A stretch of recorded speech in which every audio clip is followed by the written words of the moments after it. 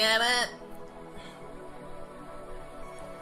It only hurts when you're saying things I know you don't mean. And I can make something work if you ain't working with me. I can't believe you would believe your own was not, baby, please. It only hurts. It only hurts. Beep. You play with my mind, then you think it's fine. You cross the line. Woo hoo hoo hoo. What? W.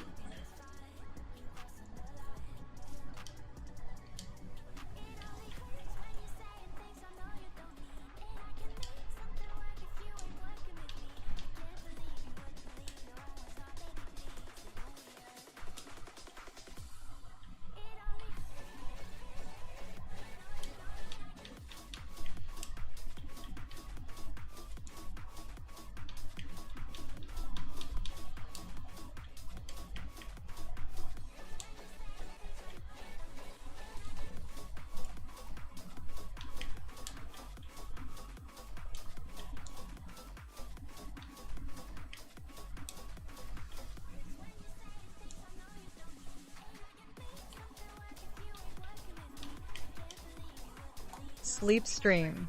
Eat. Again. What's up, brother?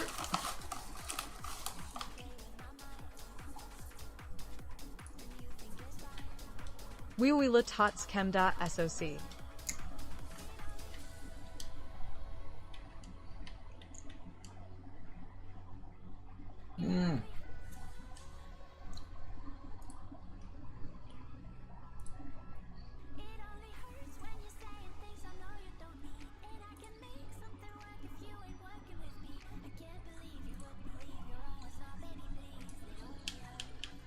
No objectives.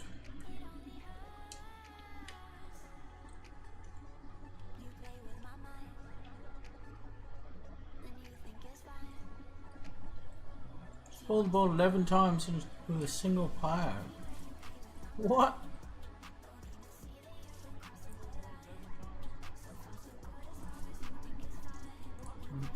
Me and myself. 51 hits.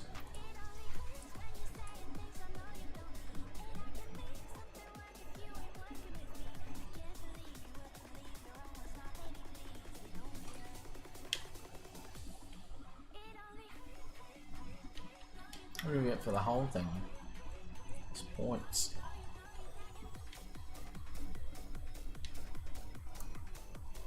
Five set shots in a match.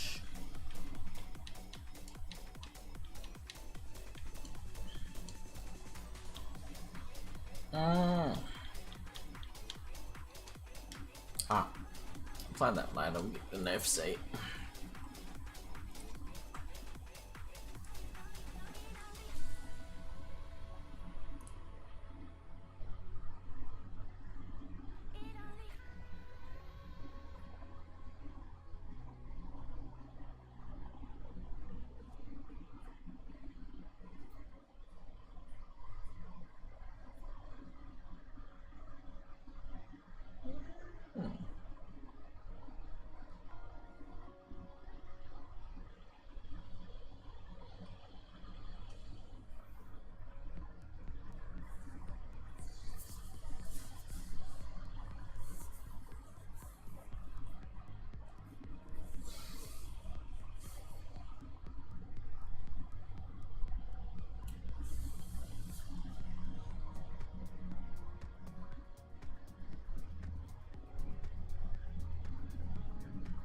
Wee wow. Wee wah. Again.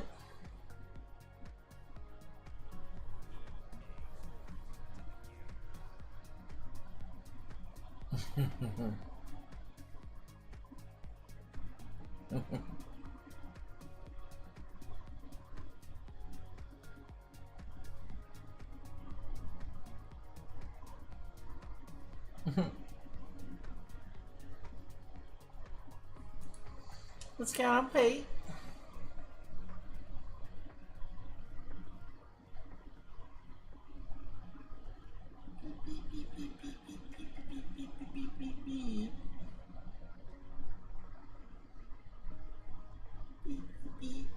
Beep, beep.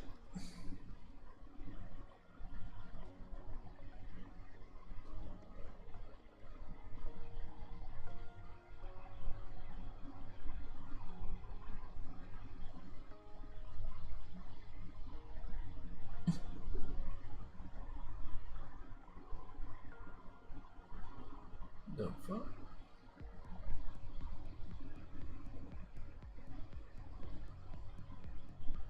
We're a beast.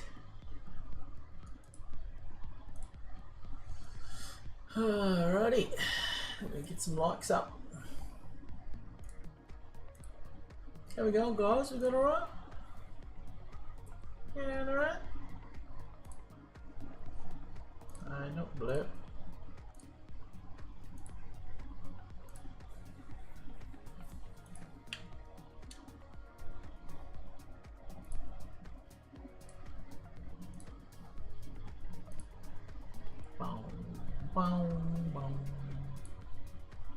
Wake, you can't hear me. Nah, I can't hear you. Can't hear you, mate. Why? Must be my sound. Hang on.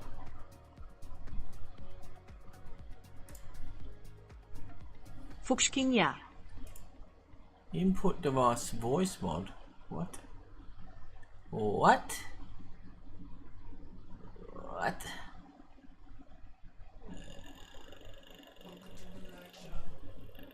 Input.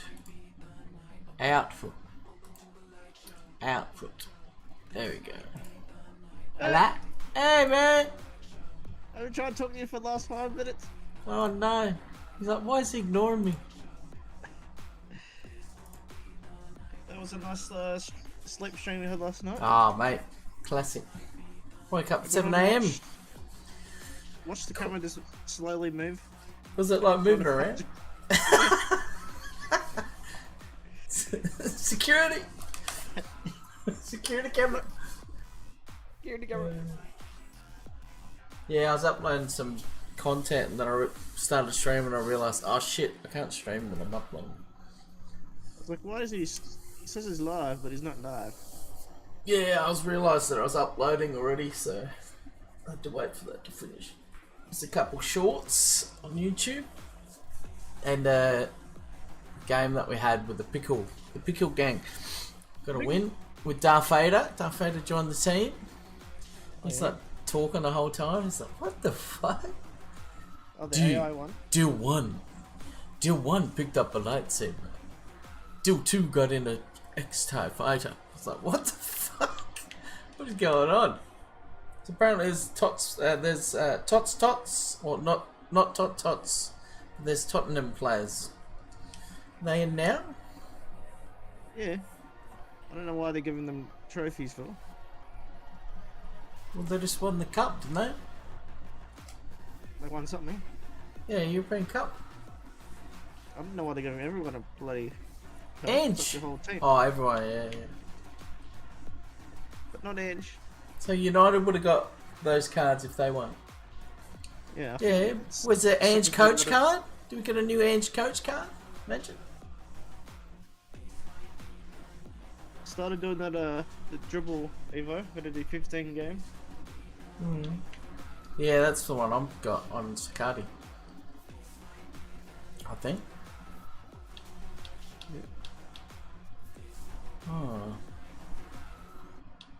Yeah. That's right. Soon you'll have Yamal and Mbappe.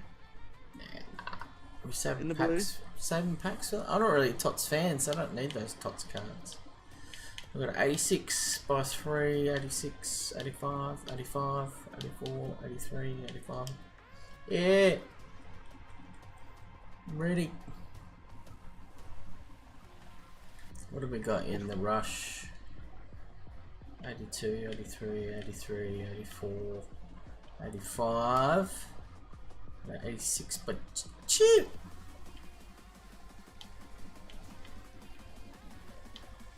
Soxy just wants the Anthony card that's coming. All the Liga Tots.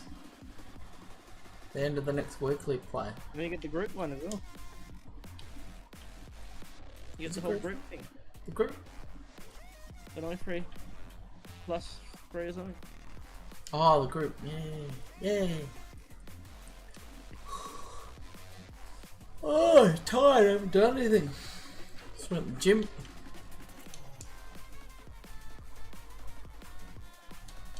You blame EA for that I couldn't hear. EA. Why not? You blame them for everybody, I don't think. Get blamed for everything. Yeah.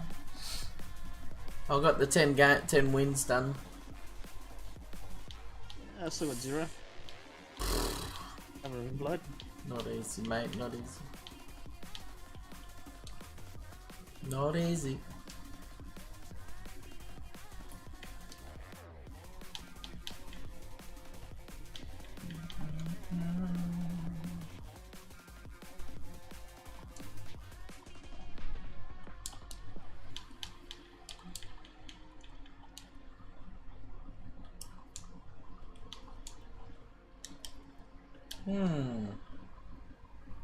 Just pack shit on you. You would have had all this done by now. Nah. Day off, you would have had a run. Well, we've done everything else. I haven't got on Thunder Scout yet. Is Funko back yet? It's back Friday, today. didn't he? Yeah. It's back. He'll be back for Dunno. La Ligas in the morning. Don't know what time he gets back. Probably doesn't want to play FC, just wants to go to bed.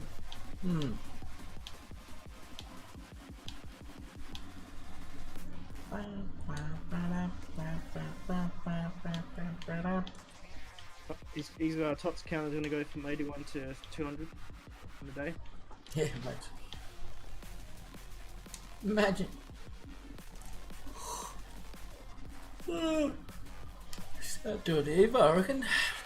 All those friendlies had Sakadi in the team, but friendlies didn't count. All this time. Probably close to 40 games, I reckon.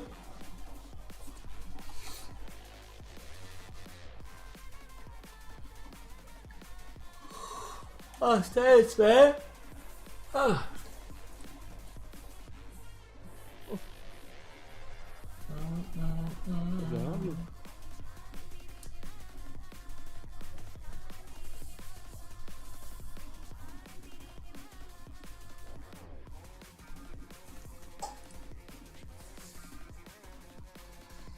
You mean offside?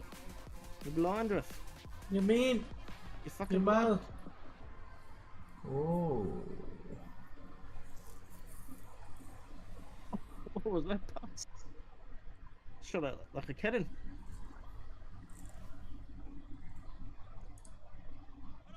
Soxy's in the rush. He's in the rush. Rush. I'll put King in that one of the Evos. He's a king. The free one. That's right, I gotta put someone in that one that expires today. As well, it's a free one. Some photo cards for the SPCs.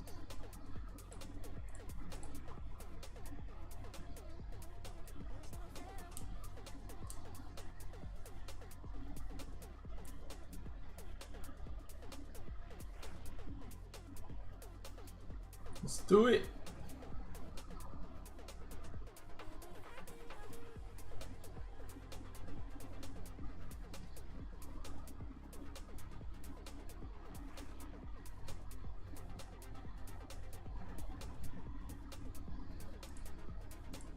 What the fuck? Don't give me. Oh, no. Dude. Oh, dude, this is the same guy. He's getting his. And then. Been a while. Robert, what's going on, Robert? How are you, mate? Hey, Robert. I know a Robert. Or two. And now he's 3. I know Robert from a while back.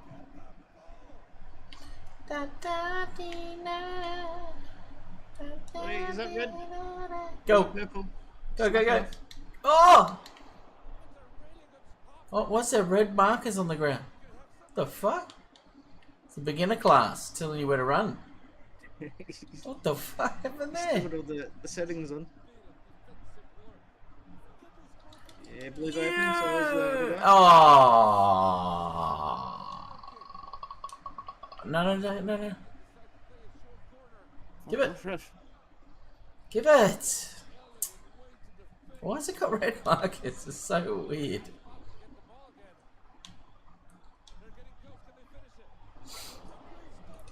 I didn't turn those on.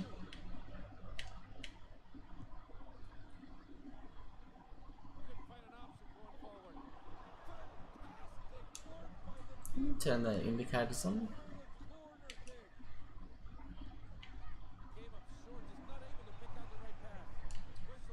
That's why. Ah.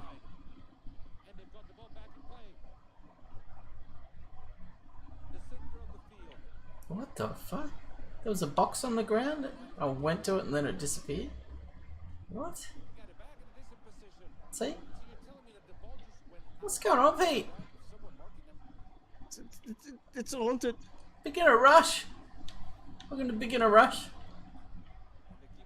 The game's haunted.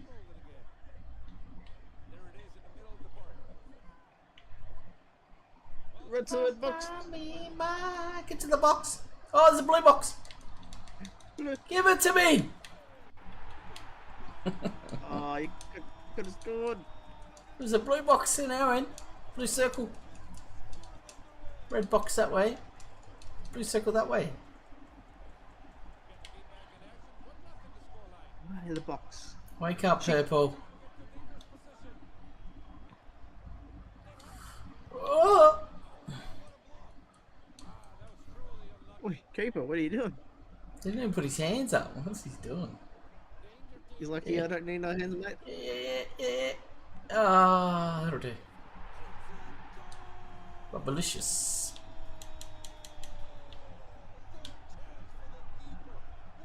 Delicious. Ah, keeper. Keeper, mate. Wake up. No. All the way. All the way to Nice. Mexico. Nice. You brought me to Mexico. Yeah, boy. Super Troopers. Great movie. Leader of Kohler. Leader of Kohler. Ah. Snozberries taste like snozberries.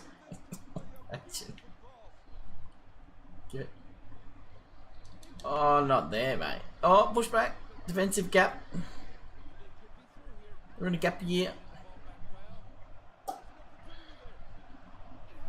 Kick it. Yes. Nice.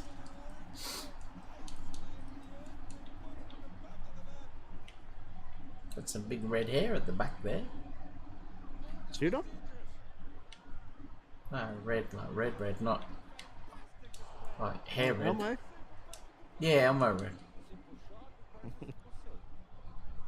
Yeah, it's Elmo's world. Oh, Nabia. How's that not a foul? Oh my god.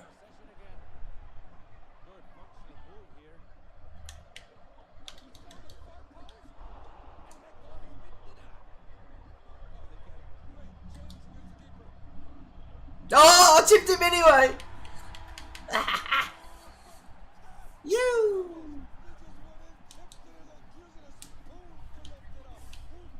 Woo.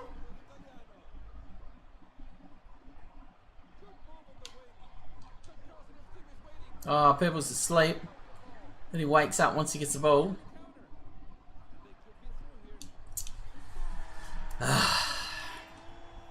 Bruh.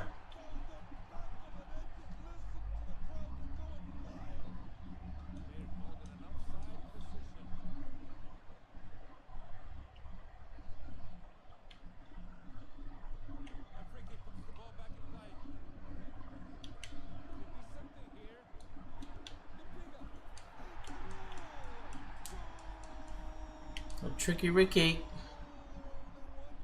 Tricky Ricky. Oh my god, people. You've done nothing, mate.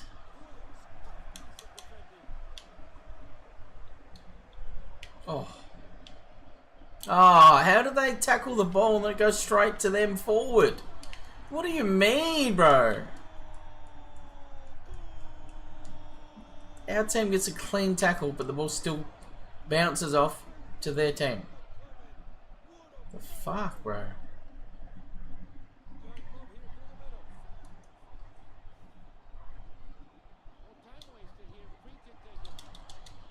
Oh, I jumped it! Oh, I jumped it!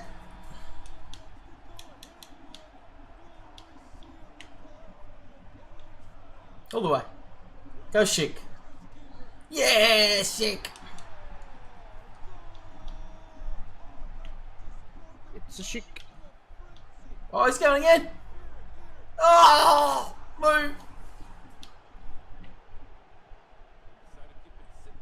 Give it. Over here, mate. Oh, that's a foul. How can you hip and shoulder someone? Bullshit.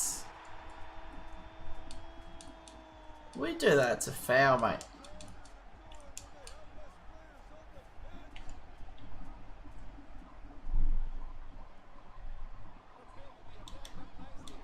Oh.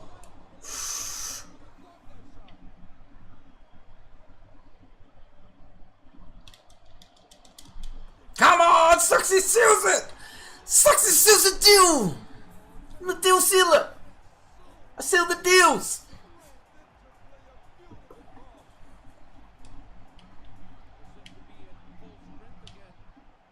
Oh yeah, Redskin in the party. Kick him! Kick him while they're there! Kick him! Oh no, it's down. Kick him! Kick it, brother. Kick him!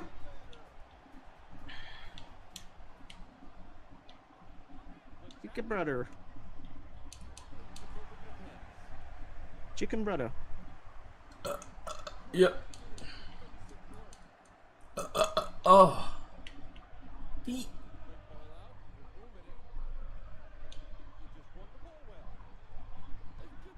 Oh, Chic. Doing chic. Oh. Doing Blue. the chic there. What are you doing? You don't need to do that. 25 seconds left to get a blue card. You're gonna ruin their bloody. His night's done. Oh.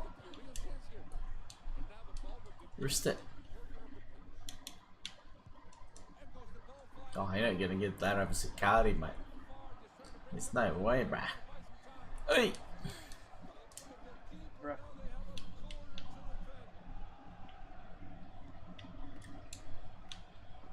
Ah.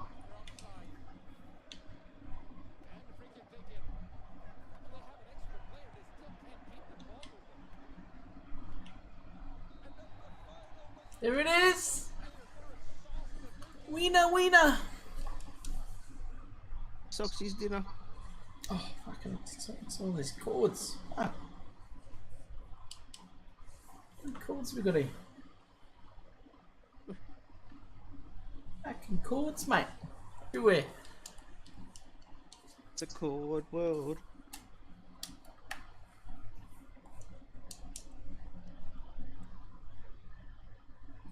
There's a win.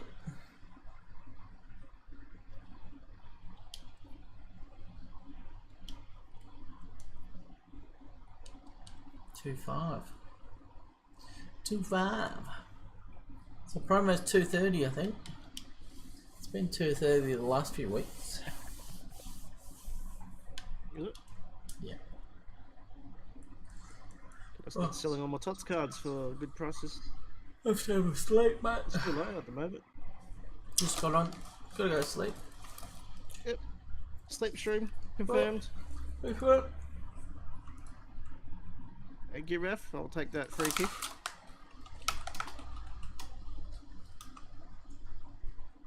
Hullet's gonna smash somebody. This kick. Oh, he's just gonna smash the net.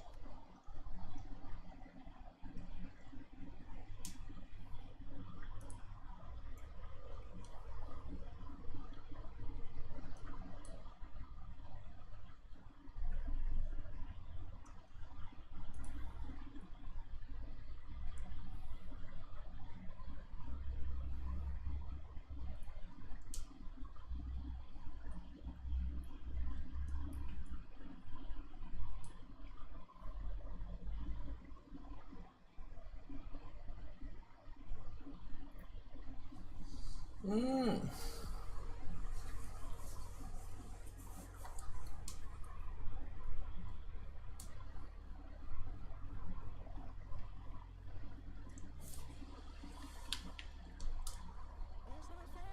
Oh, I went for storage. Oops.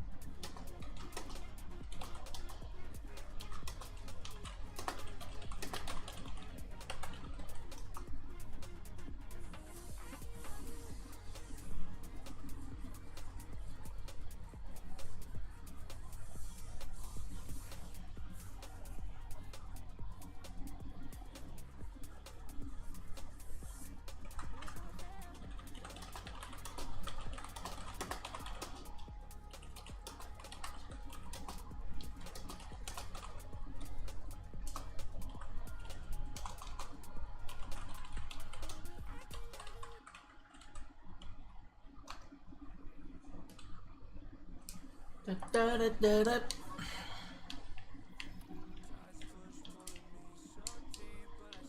Got no 85s. Oh yeah, might as well go buy some then. Are you waiting until tomorrow? What's going on? Just get him a good old Thumpers account. 3 rares. Oh, what am I doing?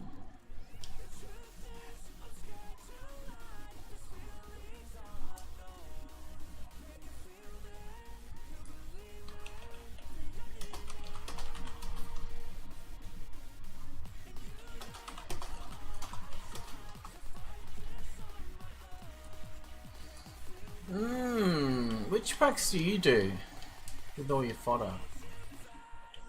You do the premium ones? Team of the week. Oh, you just keep doing those? And the, what was it, the upgrade one there. It's 85 combo. Oh, yeah. But just for the small fodder, do you do like Tots grinding upgrade or Tots crafting upgrade? Crafting and... You do the grinding and then into the Yeah. craft. Yeah. I normally put them into the premiums, but I'm saving all the Oh, yeah. gold for next week. That's only 1 pack per thing, isn't it? No, wait. Oh, this one, Premium SAN. It's pretty much whatever league it's current, isn't it? I'm not doing this week, I'm just going to do low leaguers. It's very rare. Wait, mate, what are you doing? Missing.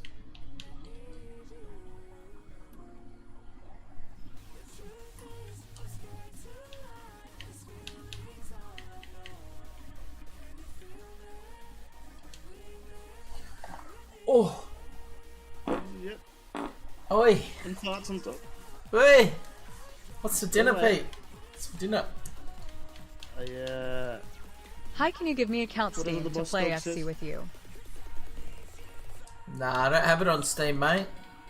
And no, I wouldn't give my Steam to randoms just so they can play the game. Just grab the game, mate. Just grab the game.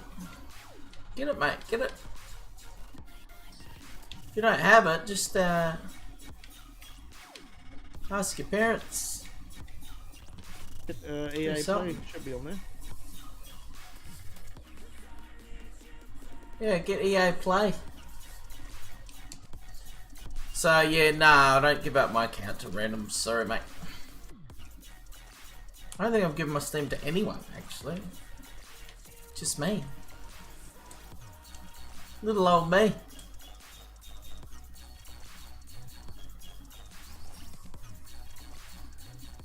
Oh yeah, I've got that flashback, Ronaldo. We're getting close. We're getting close. 92 evos. Be 93 soon.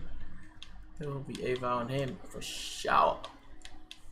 Can you reskin him? Put a recolor on him and then get him to a 94? Anyone Please, tried man. Ronaldo. Anyone tried that? No, I'm not giving you my account, mate. Oh, it's too I don't- sharp, Sox. I don't have FC on Steam, mate. I've got it on EA Play. Give me the word, Sox. Please don't ask again, otherwise you're gonna get banned, mate. Heat security. Just enjoy the show, mate. Security. Just enjoy the show, mate. Just enjoy the show. Yeah, well, he was on last night. Saw his To be pics. fair, I Got don't some like, tots. I don't like seeing the menus. It haunts me. No, not your account, any account. What do you mean? It's the third time, Sox. You want me to hit the button?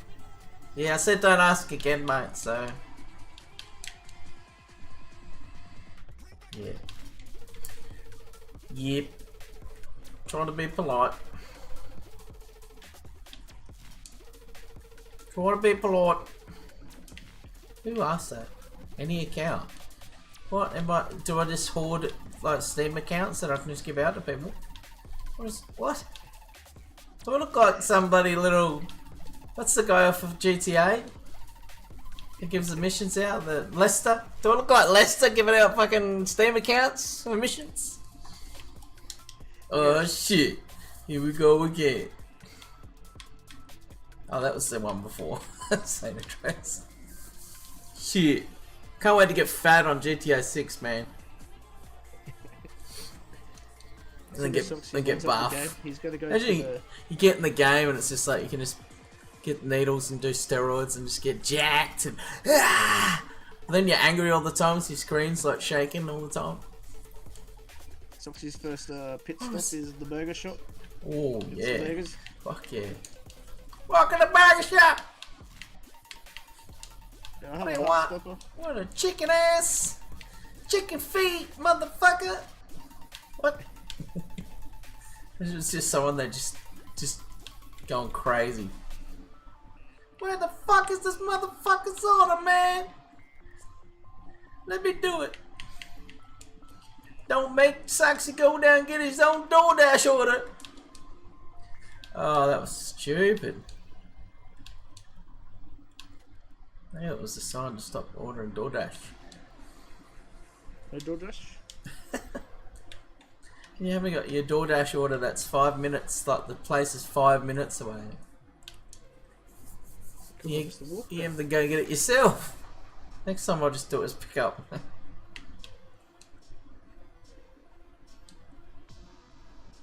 It was a lot afterpay, so because I didn't have money. I found a way how to get junk food still, but I'll pay for it later.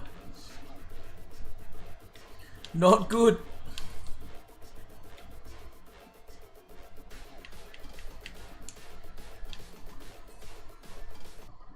Let's put it on.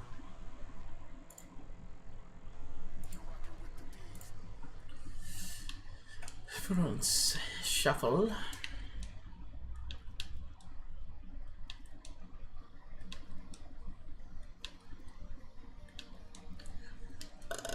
Apparently, Arc Raiders might be coming out in June. That game that I was playing before. Extraction shooter. June comes out June 10th. June in June.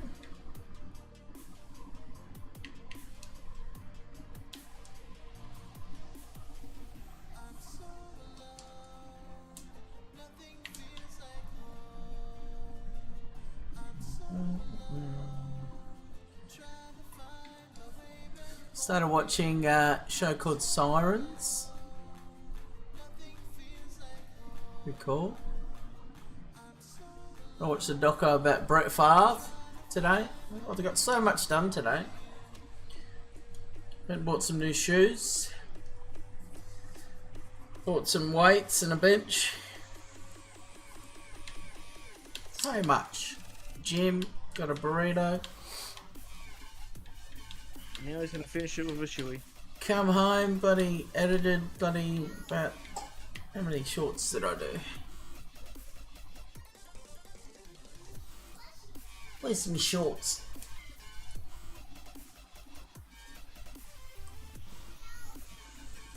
I put Dear EA, exclude nation on SBC. Nice little short. Shit, Evo's EA, jackpot. What's up, get on kick, why EA?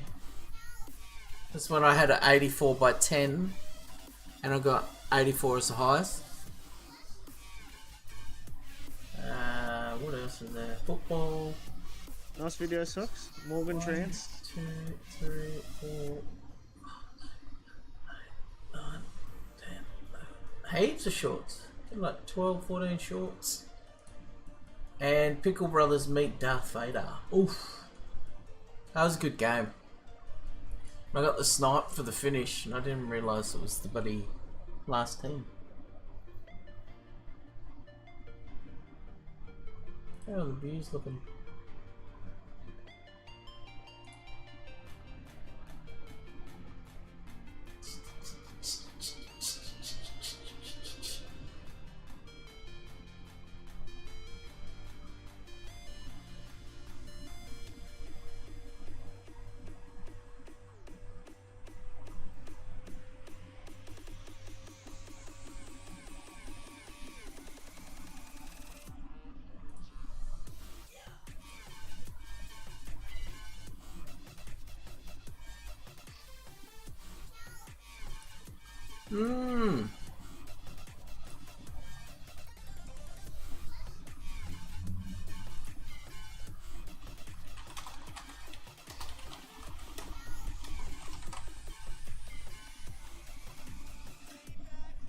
Deal Brothers.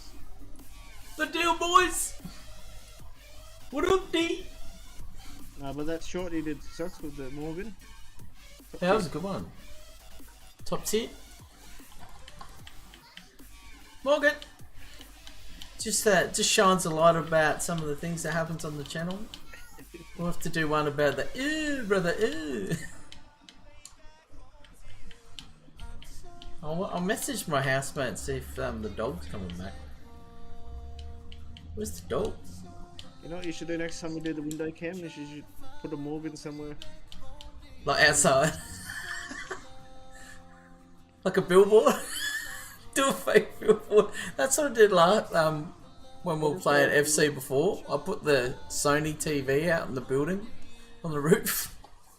That's a big screen. I'll just find a random window and Morgan's just dancing. It's in there. That dancer girl. It's just the dancer girl just out in the street. People walking past her. To charge my phone. Window cam. Put cam out there.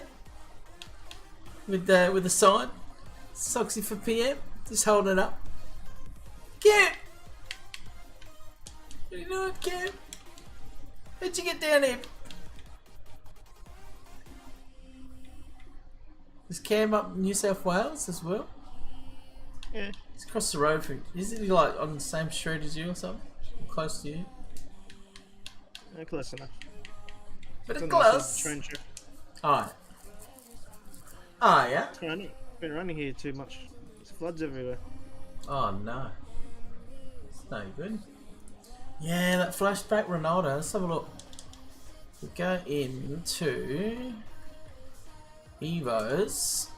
Oh, you can't put it on a 93, can you? It's a recut. It's this one, isn't it? Recolor? Yeah. Give your favourite tots honorable mention hearts. It needs to be a TOTS card first. Oh. But Put a wasn't fourth it? place or plus on him. Or second, third. Whatever it is. and you can put them in. But how do we make Ronaldo a tots first? Do you have any of the playstyle pluses? Oh, no. Yeah, use them all. What, you put them all on Mbappe? Yep.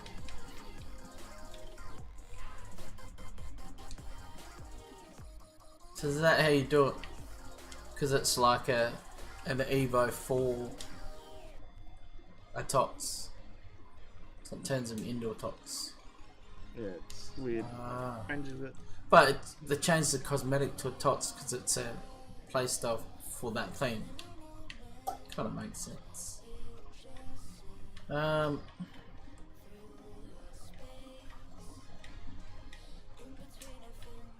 do we get another one? Can't get another one. This is why you wait, Sox. You don't put everything on at once. Well, we're not doing So let's Ronaldo go. anyway, so probably not going to do it anyway. But it would have been cool. I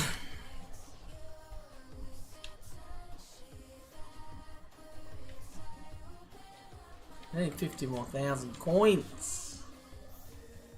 How many days? For your dog, 17. little dog.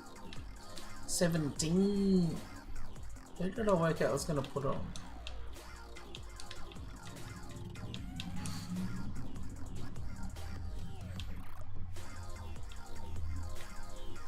Oh, I think I was going to put it on... Not him. Oh, Irukanda. Gunda.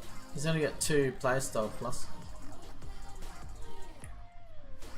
So he gets finesse. He gets technical. Then he gets finesse shot plus, which is pretty handy for him. And then he gets deadbolt. So that's pretty handy card. Finesse shot plus with 94 finishing and 99 shot power. Ow!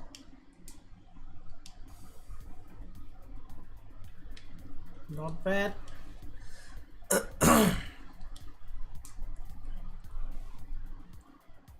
50,000. 50,000. Now don't look at my cards that I can sell.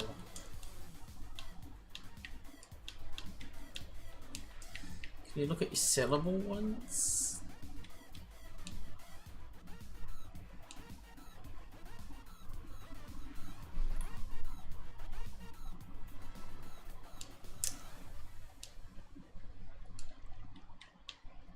Do I want to look at lines here?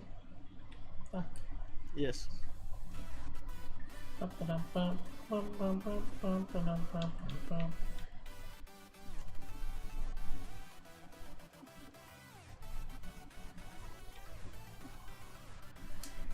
gotta be a way to search for just sellable cards, right?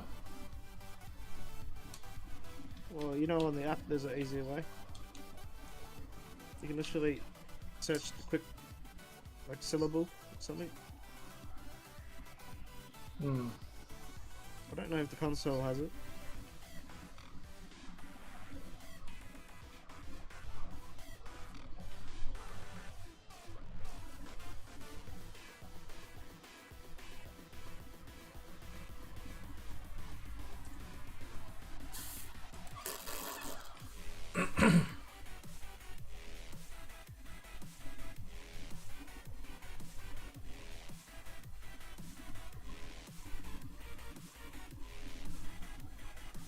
How many?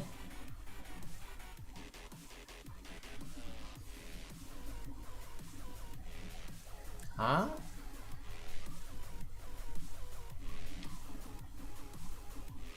There's been some that I've. Oh, it must be. There must be normal set of golds.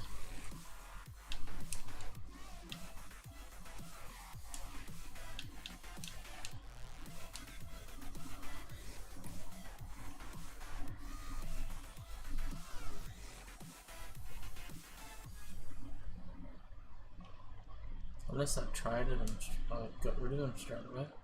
Sometimes when I get the tradable packs, I send them to the club instead of selling them. And then I go, oh, they're tradable. Oh, they're gone. To the club. Oh, there's one. Betty.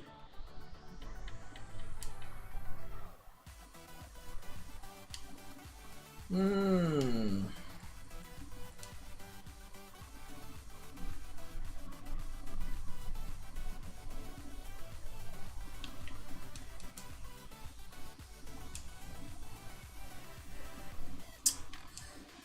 Oh, 600. Shit. I thought I was doing that from the bloody storage. Storage, eh? Thought I was doing the bronzes from the storage, but I guess I wasn't. That's right. You don't nearly need the bronzes. Only the Aussies, apparently. Hmm. Oops. Sunnies! I saw Sunnies there. Sunnies! Is it a little bit?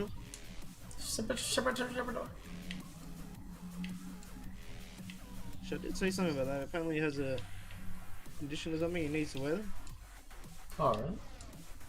But he doesn't have them in the game?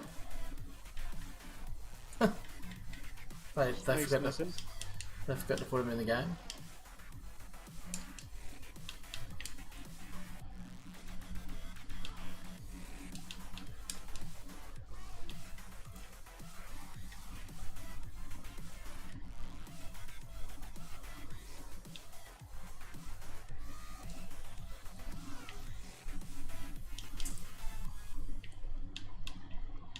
Yeah, 64 probably doesn't help.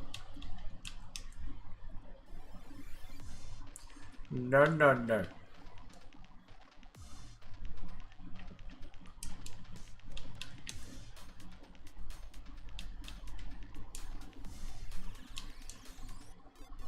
Ooh. There we go. A big Virgil. Shoot, Virgil, yep. Ah, should be able Let's to put clear in the that. one Virgil. His twin brother. Yeah, twin.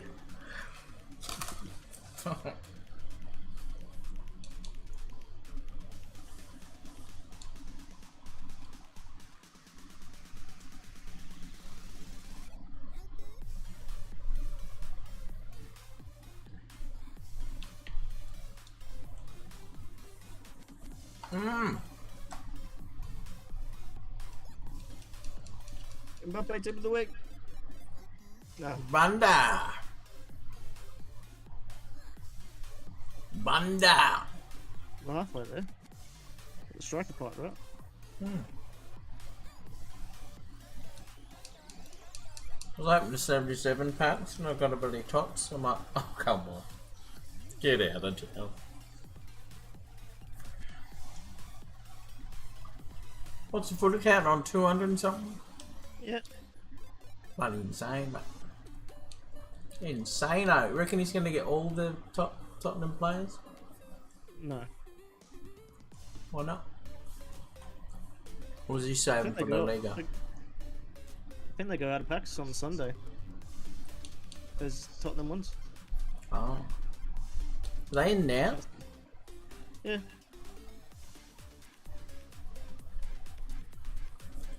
Crazy. Socks him up, like, what's this orange colour coming out of the tunnel? Could sell. Next minute he gets Sunny. 96. Should do a blind icon pick like Ozio? Yeah, if you want. Not the bloody big one, the 90 one. Can't afford the big one. Mate, you'll get bloody 20k card with it. Yeah, they'll all be like $80. You'll get like 30 or They'll something. be 90s. We'll get angrier at 95. Best card in the game.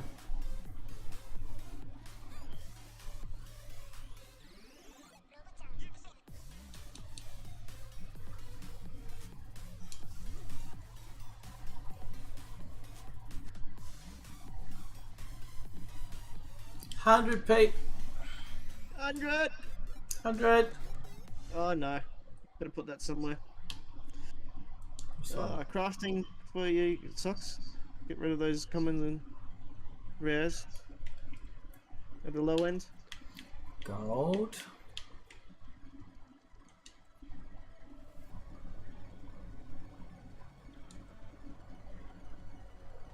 Us. 2 rares.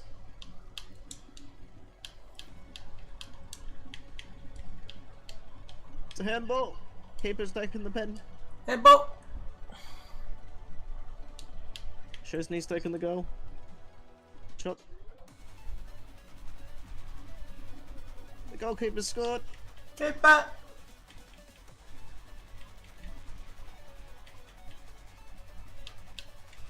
So I got a sub on Catley. So we can get the Evo in for her.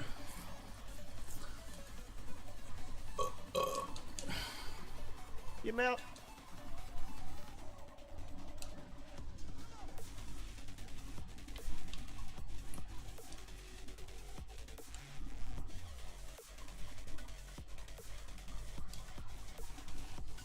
I bought a bottle of rum. Got like 2 glasses and I'm like, nah. So mate, you'll be back. So excited to have a drink of rum. I had like 2 glasses. I'm like, yeah, not really interested. The fuck? You seen that, buddy? Oh, you wouldn't have seen it. You don't have TikTok. I don't know if it's on Instagram. Where someone's talking normal and at the end they say, the fuck? And like, they do it with like their parents. Just get the parents' reaction. And they're like, what the fuck? What are they saying? That dinner was nice, the fuck? Then the dad's like, what? What'd you say? What? The fuck did you say? What did you say to me? What are you doing the 78 saying? They're good? No, I would stay away from those. Wouldn't Not even the put a s- premiums? Huh? It just says premiums on them. Oh, the wrong one. Oops. Doing the wrong ones.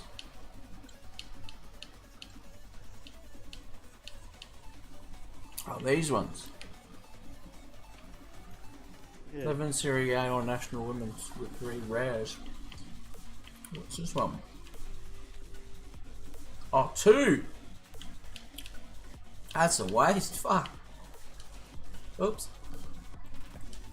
2 rares! Is that it? Yeah. Give me a whole fucking team. Oh, this is 9 rares done. 9, mate.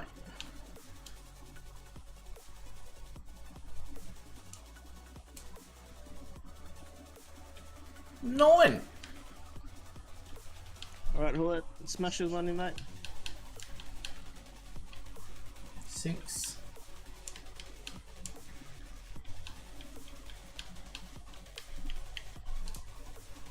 One more.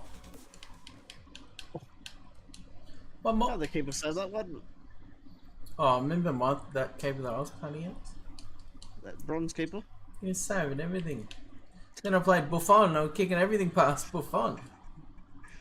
Just bronze keeper was just like, just put his icon on. The bronze icon. Bronze keeper Evo. Where is it? Oh! Take a Korean goalkeeper to become icon. Number 1.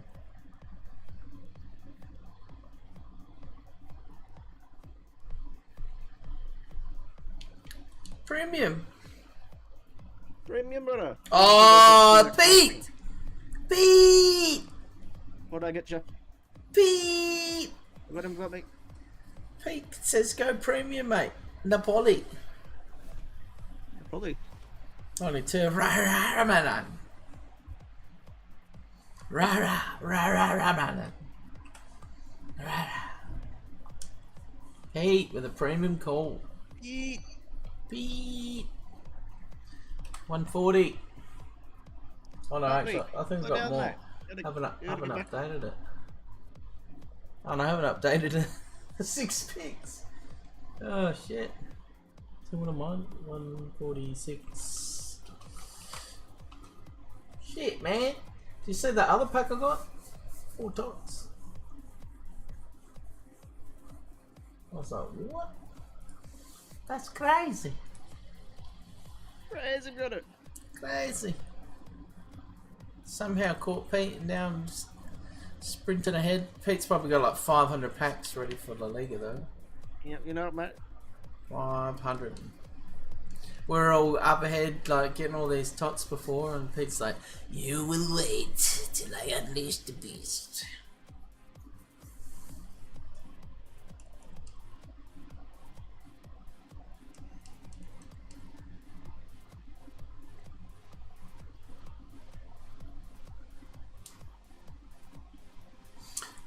Did I do a go live? I don't think I did a go live. Whoops.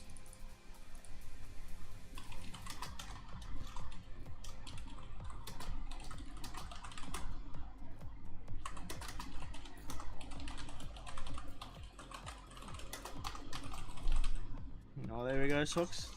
I can do the Evo play on the Tots upgrade. Nice. Oh, 90 in every single stat. What's this? Play I was going to upgrade. 90 foot pace, 90 shooting. 91 pass and dribble, 93 defense. Oh! Oh, 91 physical. Hey!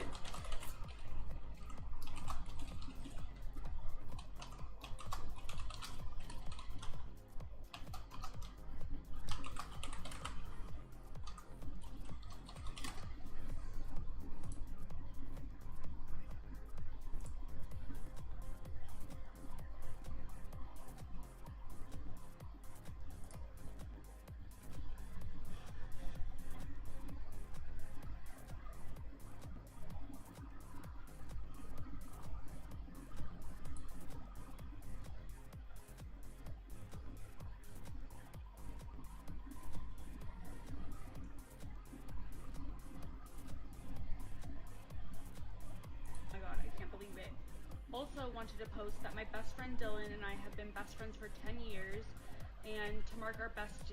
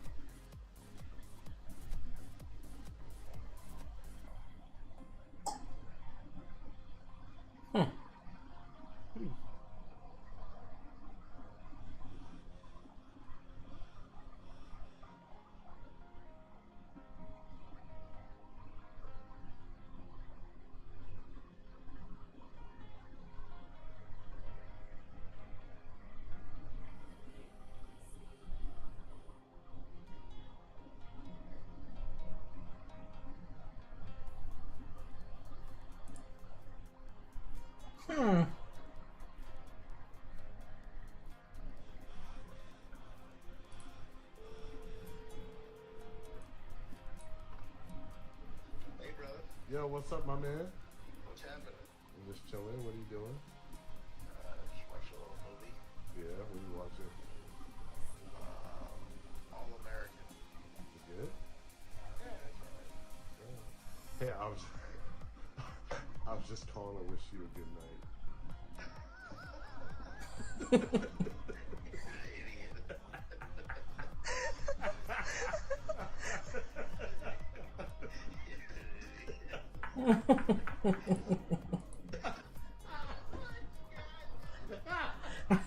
This guy's just lost it.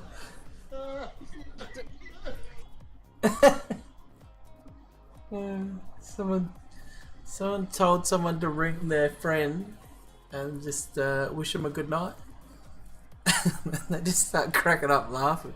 I just want to ring you up and wish you a good night, and then they're just like, what? What the fuck? You're cool. What are you doing? You're cooked and they're just like laughing their ass off. This page. Oh, top scorer? That can't be right. God, no. Oh my god. You good? Yeah, I was just calling to wish you a good night.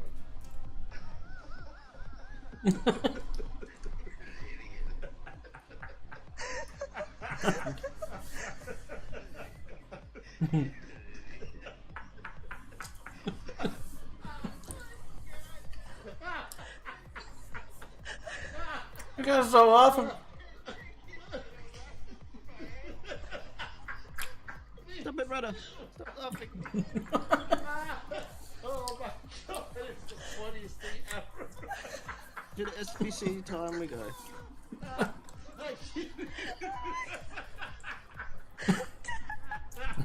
Please, can't stop laughing.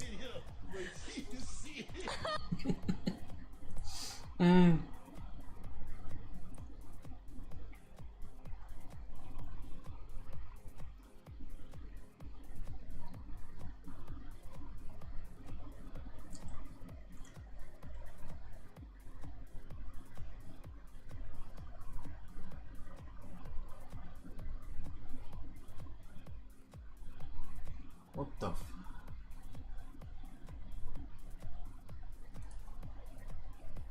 Can't do that.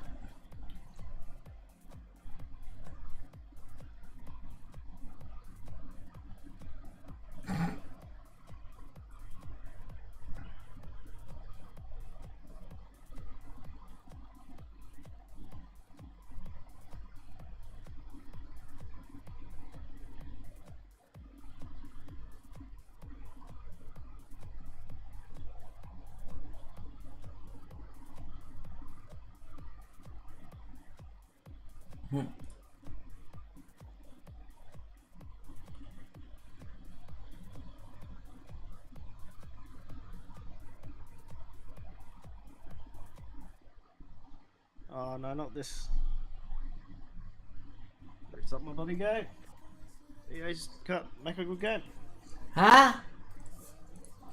What the fucking start my game again? Oh, Yeah, of course you... Yep. All the time. How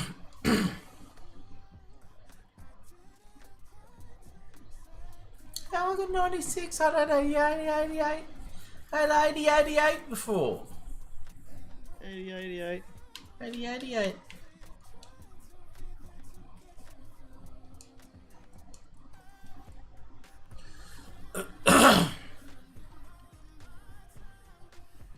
Oh, I'm gonna eat. Snacks! Oh, snacks.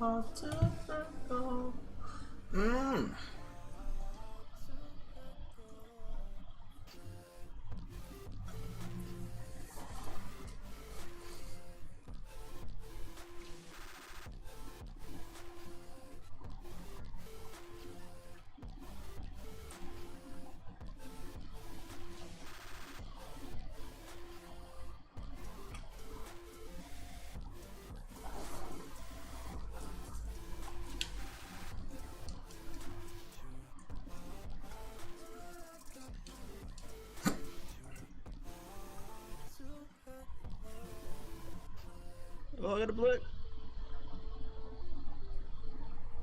Oh, Who is it?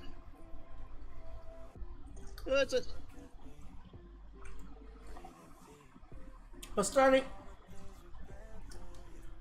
Oh, of course, it's him. Who else but him? Indica. I don't even need to say his name. Soxy already knows. Indica. Fuck off. Indica.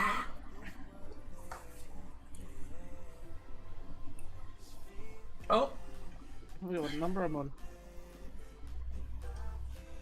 Scroll up. Where am I? 30. Ooh.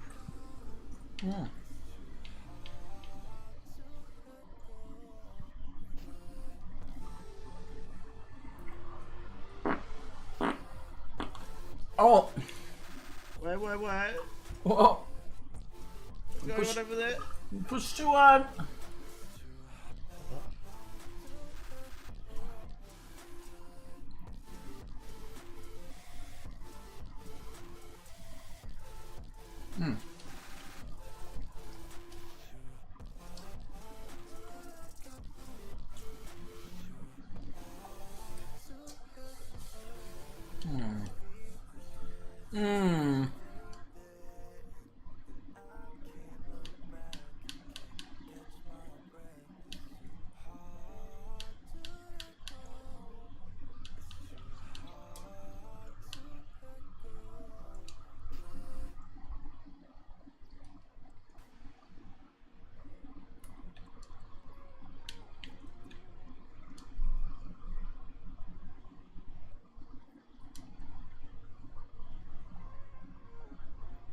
Nine rares.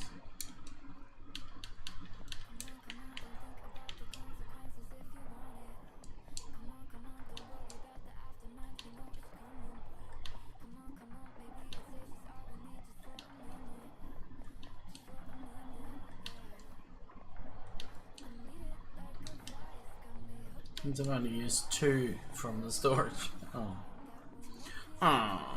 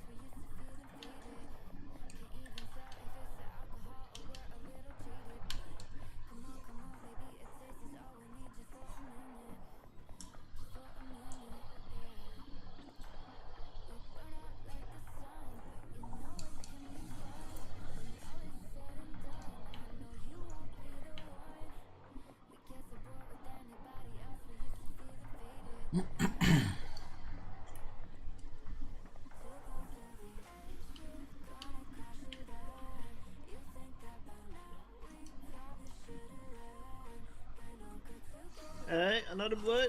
Blue. Who is it? Got the same bloody walkout before the blue. Alright. Is it Indica or not, Sox? Nah, like a chili. Well, you're lucky. It's not Indica. Somebody else. Like a chili? Italian? Yeah, pretty much. Is it? 92. Is it like a jelly? It's coming. Not like a jelly. Coming. Psychic socks. Indica? Hey, look at Billy! Suck psychic! Come to the channel. Let me read your palm. Let me tell you. The next How one. many backs until Mbappe? Hmm? Okay, Sox can't. You won't be Yeah. awake. You won't be awake. You'll be No awake. Mbappe in my picture. You won't get Mbappe until 7:43 a.m. Okay, can I get Mbappe? I see. I don't speak what is in the future. I speak it into the future. Oh, He didn't say what year. This is a bit concerning. gold Mbappe. Fuck. Yeah, his tots is out, but I'll get the gold version. Fuck.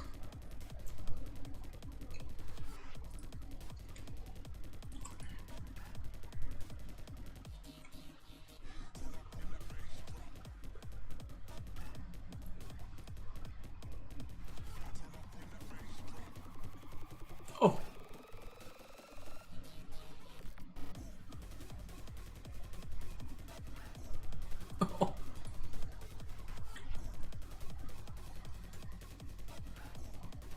Oh.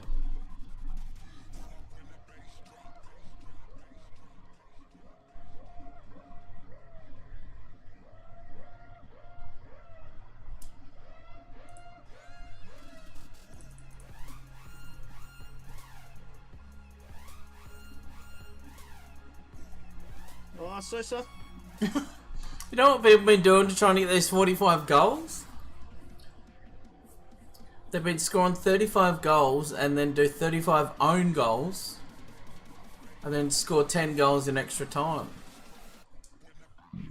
That's a lot of effort just to get extra time. Just use quick players with finesse.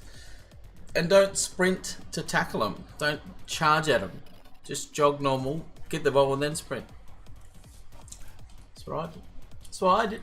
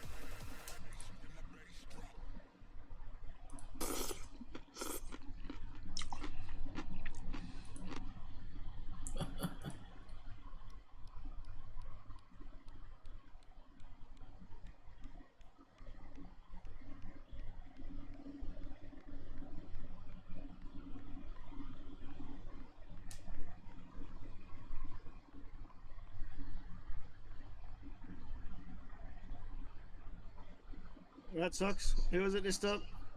Got a blue. I can already tell who it is by walking out. Indica. Yeah, I can tell.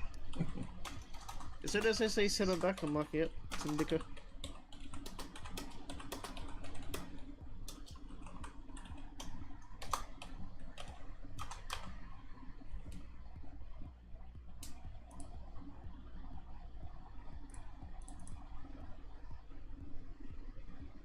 Yep. Yep, yep, yep, yep. 9. Oh, he's dingy. Someone ding?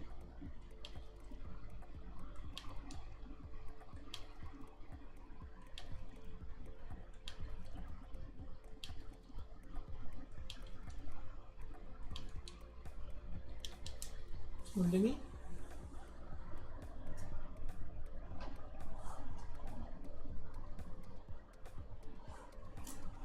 Ding ding.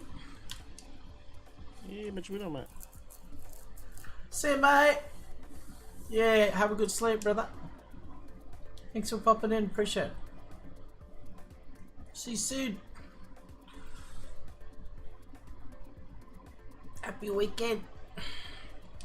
Alright, premiums. Oh, 98.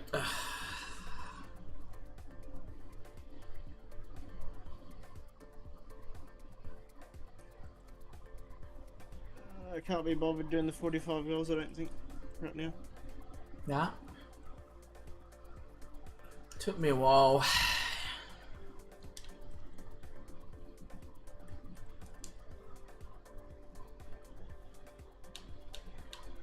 Can I use my Evos though on that?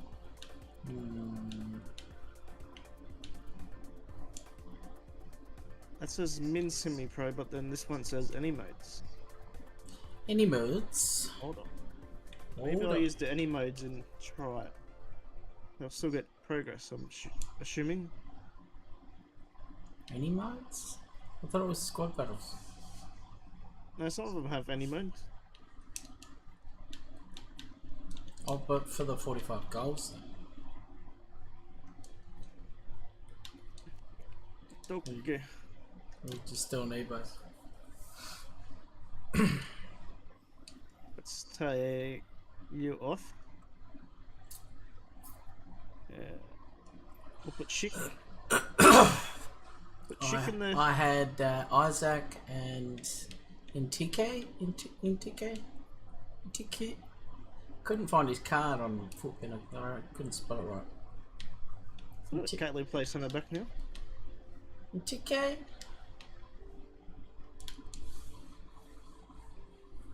He's Here's French. another one. Adagule, where are you? La Liga, Madrid. There he is. Get in there, mate. Here, mate. Involved. Get involved.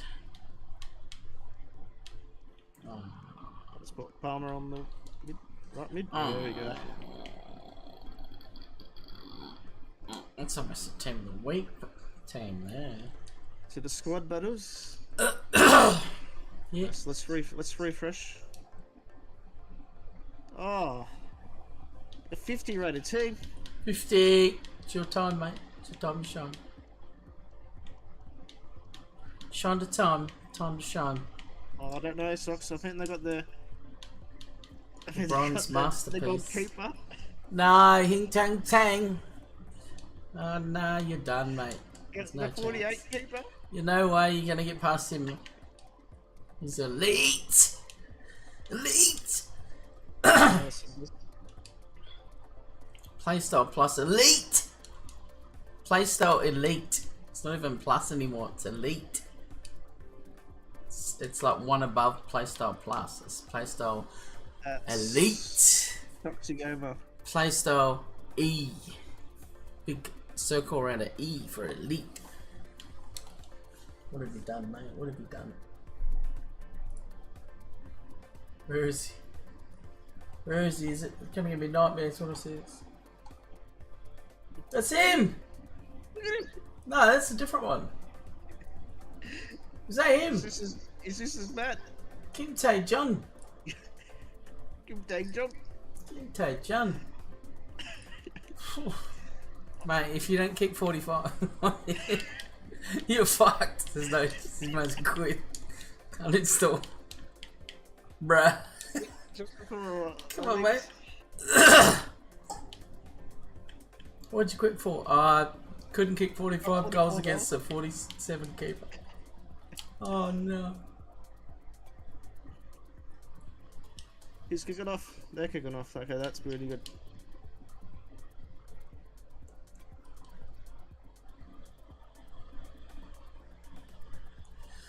How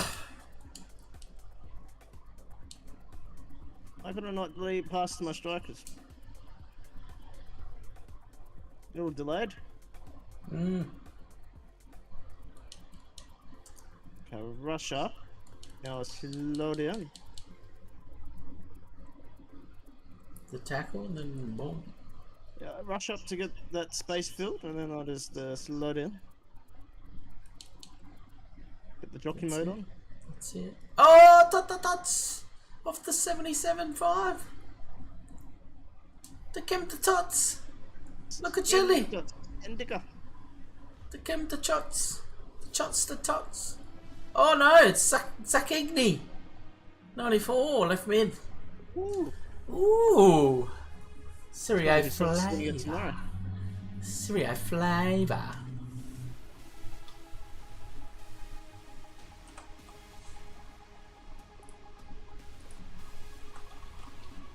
How are they winning the ball back so easy? Serie A.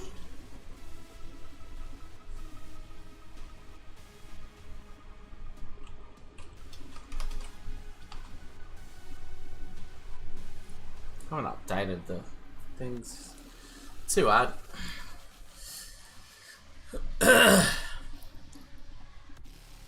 If the Peter will do it in previous seconds. 99, 99. Nah. Can't Nah. go over 100 no more. Forbidden. Man, I don't know, 7 goals in 16 minutes. Maybe I should have scored own goals. I said to get to 35 and then score own goal. That's more work than you have to do. It will work. Yeah, but it's... I suppose if you get it done, you get it done. It's a way. It is a way. It's a bit easier to score own goals when you get the ball straight away. Hmm.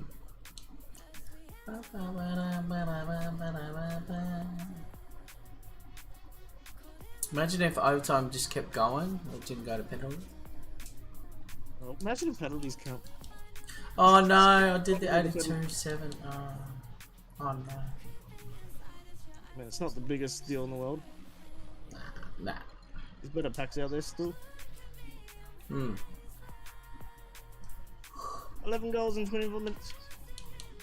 Whee! Alright, well, we'll go down. Should probably put someone with jockey in the midfield so I get the ball back easier. Hmm. Yeah, if I missed the first tackle, I just charged in with my centre mid. And got it. No, and no then slow got it. tackles, mate. Nah, You no, get the no. ball. Yeah, done. Not today. No suitor today.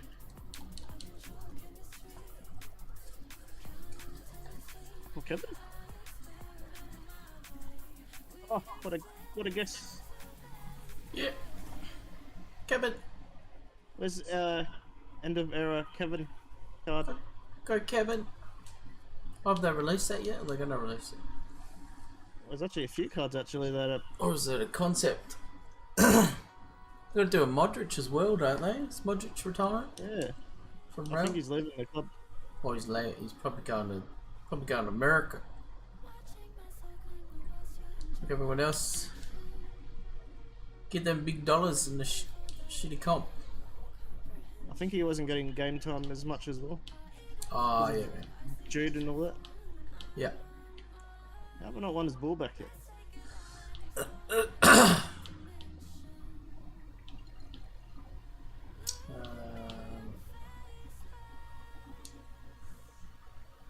Oh yeah, I don't want to see this guy being subbed on the entire match.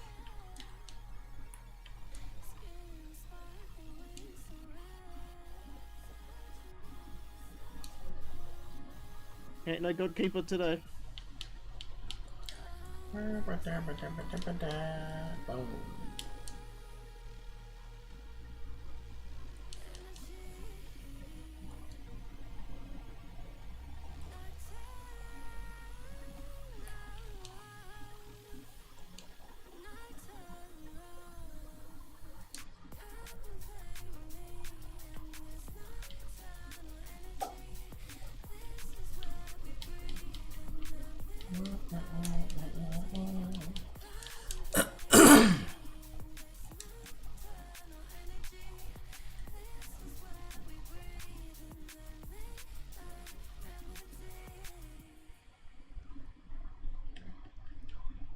Oh, Why would you he stopped, Mbappe?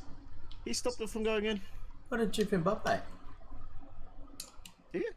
Yeah. I think.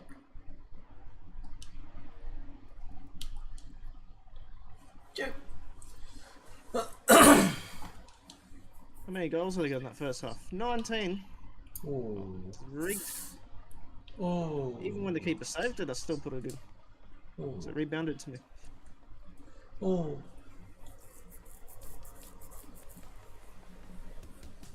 Bang. Got the Spotify playing. It's all going my way.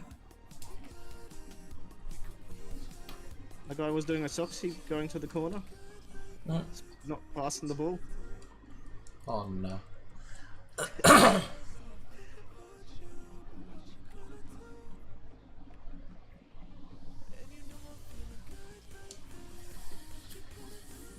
So I thought you could put pressure on them with the triggers as well, or the bumpers as well.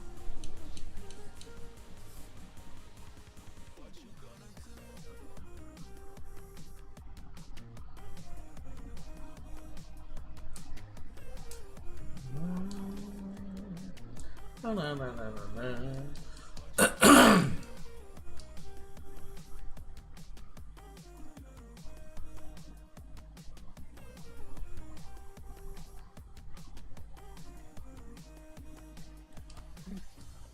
What are you doing, people? Don't save it.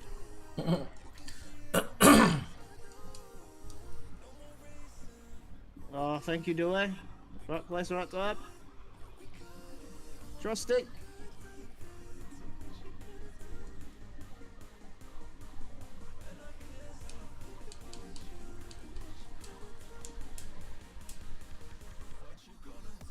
Yep. 25:58 minutes. Ah, let me have that.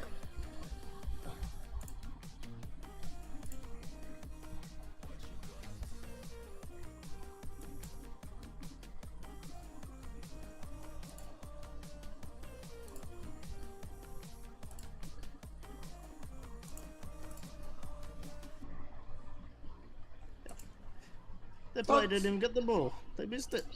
Tots. That's getting the socks. Let's pick up.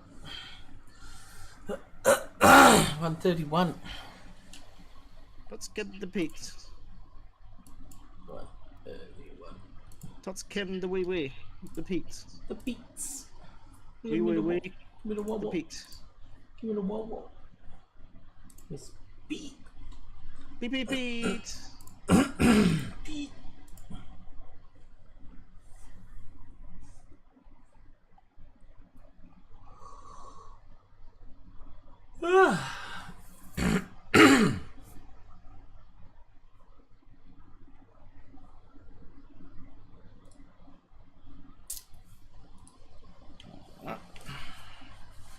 Saving him.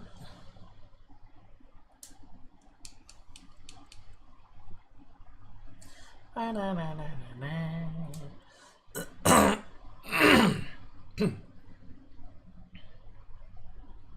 don't know, you think I can get 45 or do I need to get the own goals? Might have to get the owns, mate.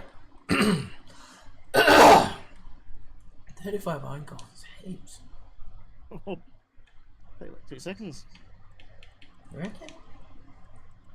Take like a second, another second to kick. Ugh.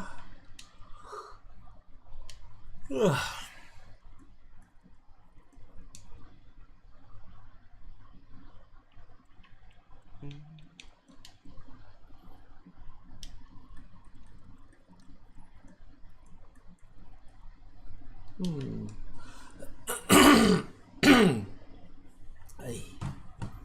Hey.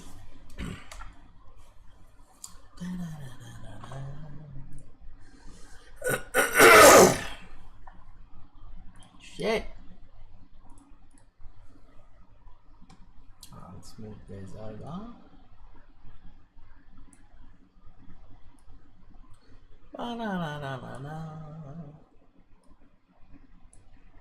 Oh, that's gonna take a long time. It was it.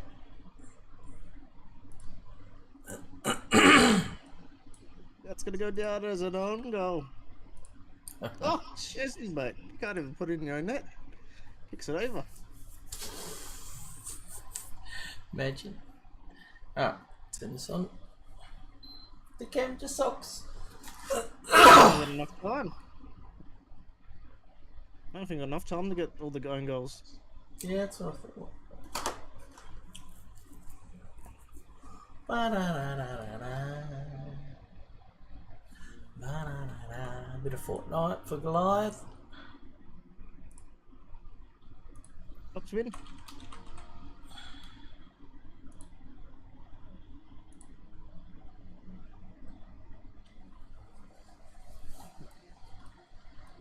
Oh, do I have Fortnite installed? I don't think I'm gonna have enough time. Eat. Get it done. Oh, we don't It's have it 89th installed. minute and I've only done 12 own goals. Nah, I haven't installed it. How big is it? A bit big.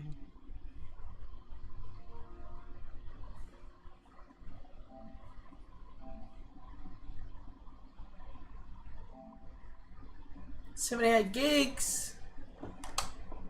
Oh, Be look, running now in my the morning. stream's gonna be fucked now. I'll just pause it, mate. Need to play. Said I'll play for Goliath. How you gonna play, mate? Gotta install it.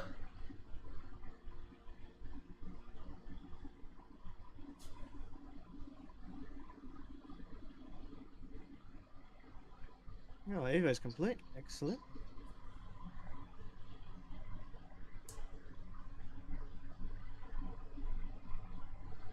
How's the battery dead? I've been charging it. What the fuck, mate? Lean Evo. What the fuck? What do you mean?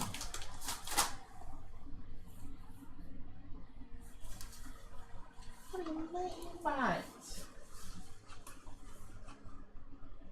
Ugh.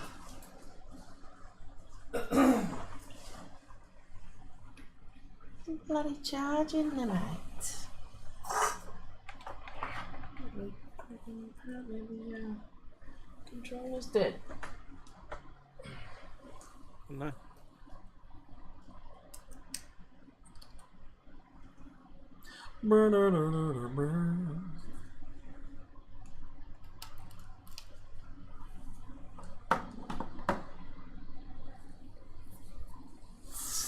Two hours.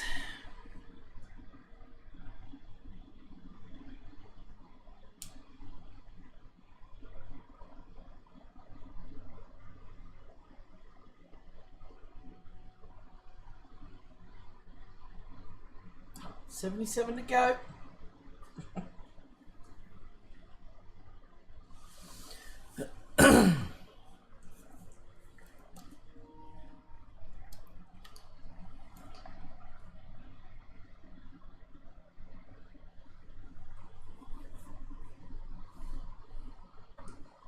Alright, I'll switch it back.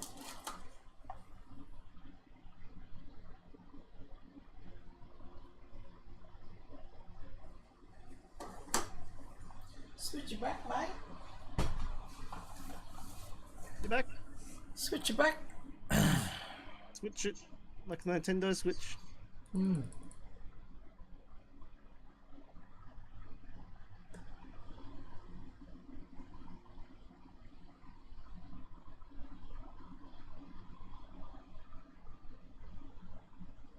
Oh yes, it's a go.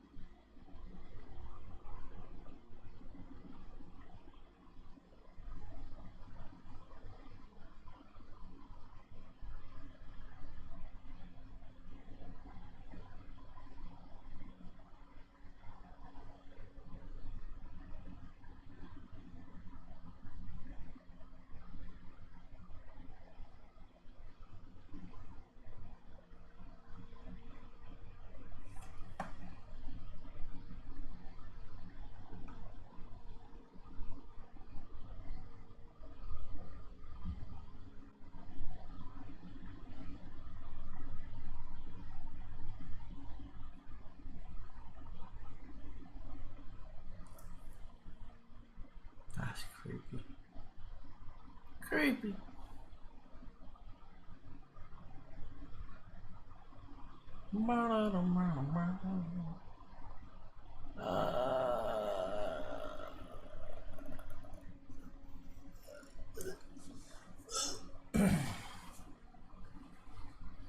Right, switch it.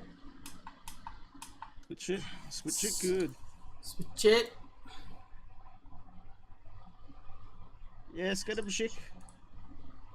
Switch it.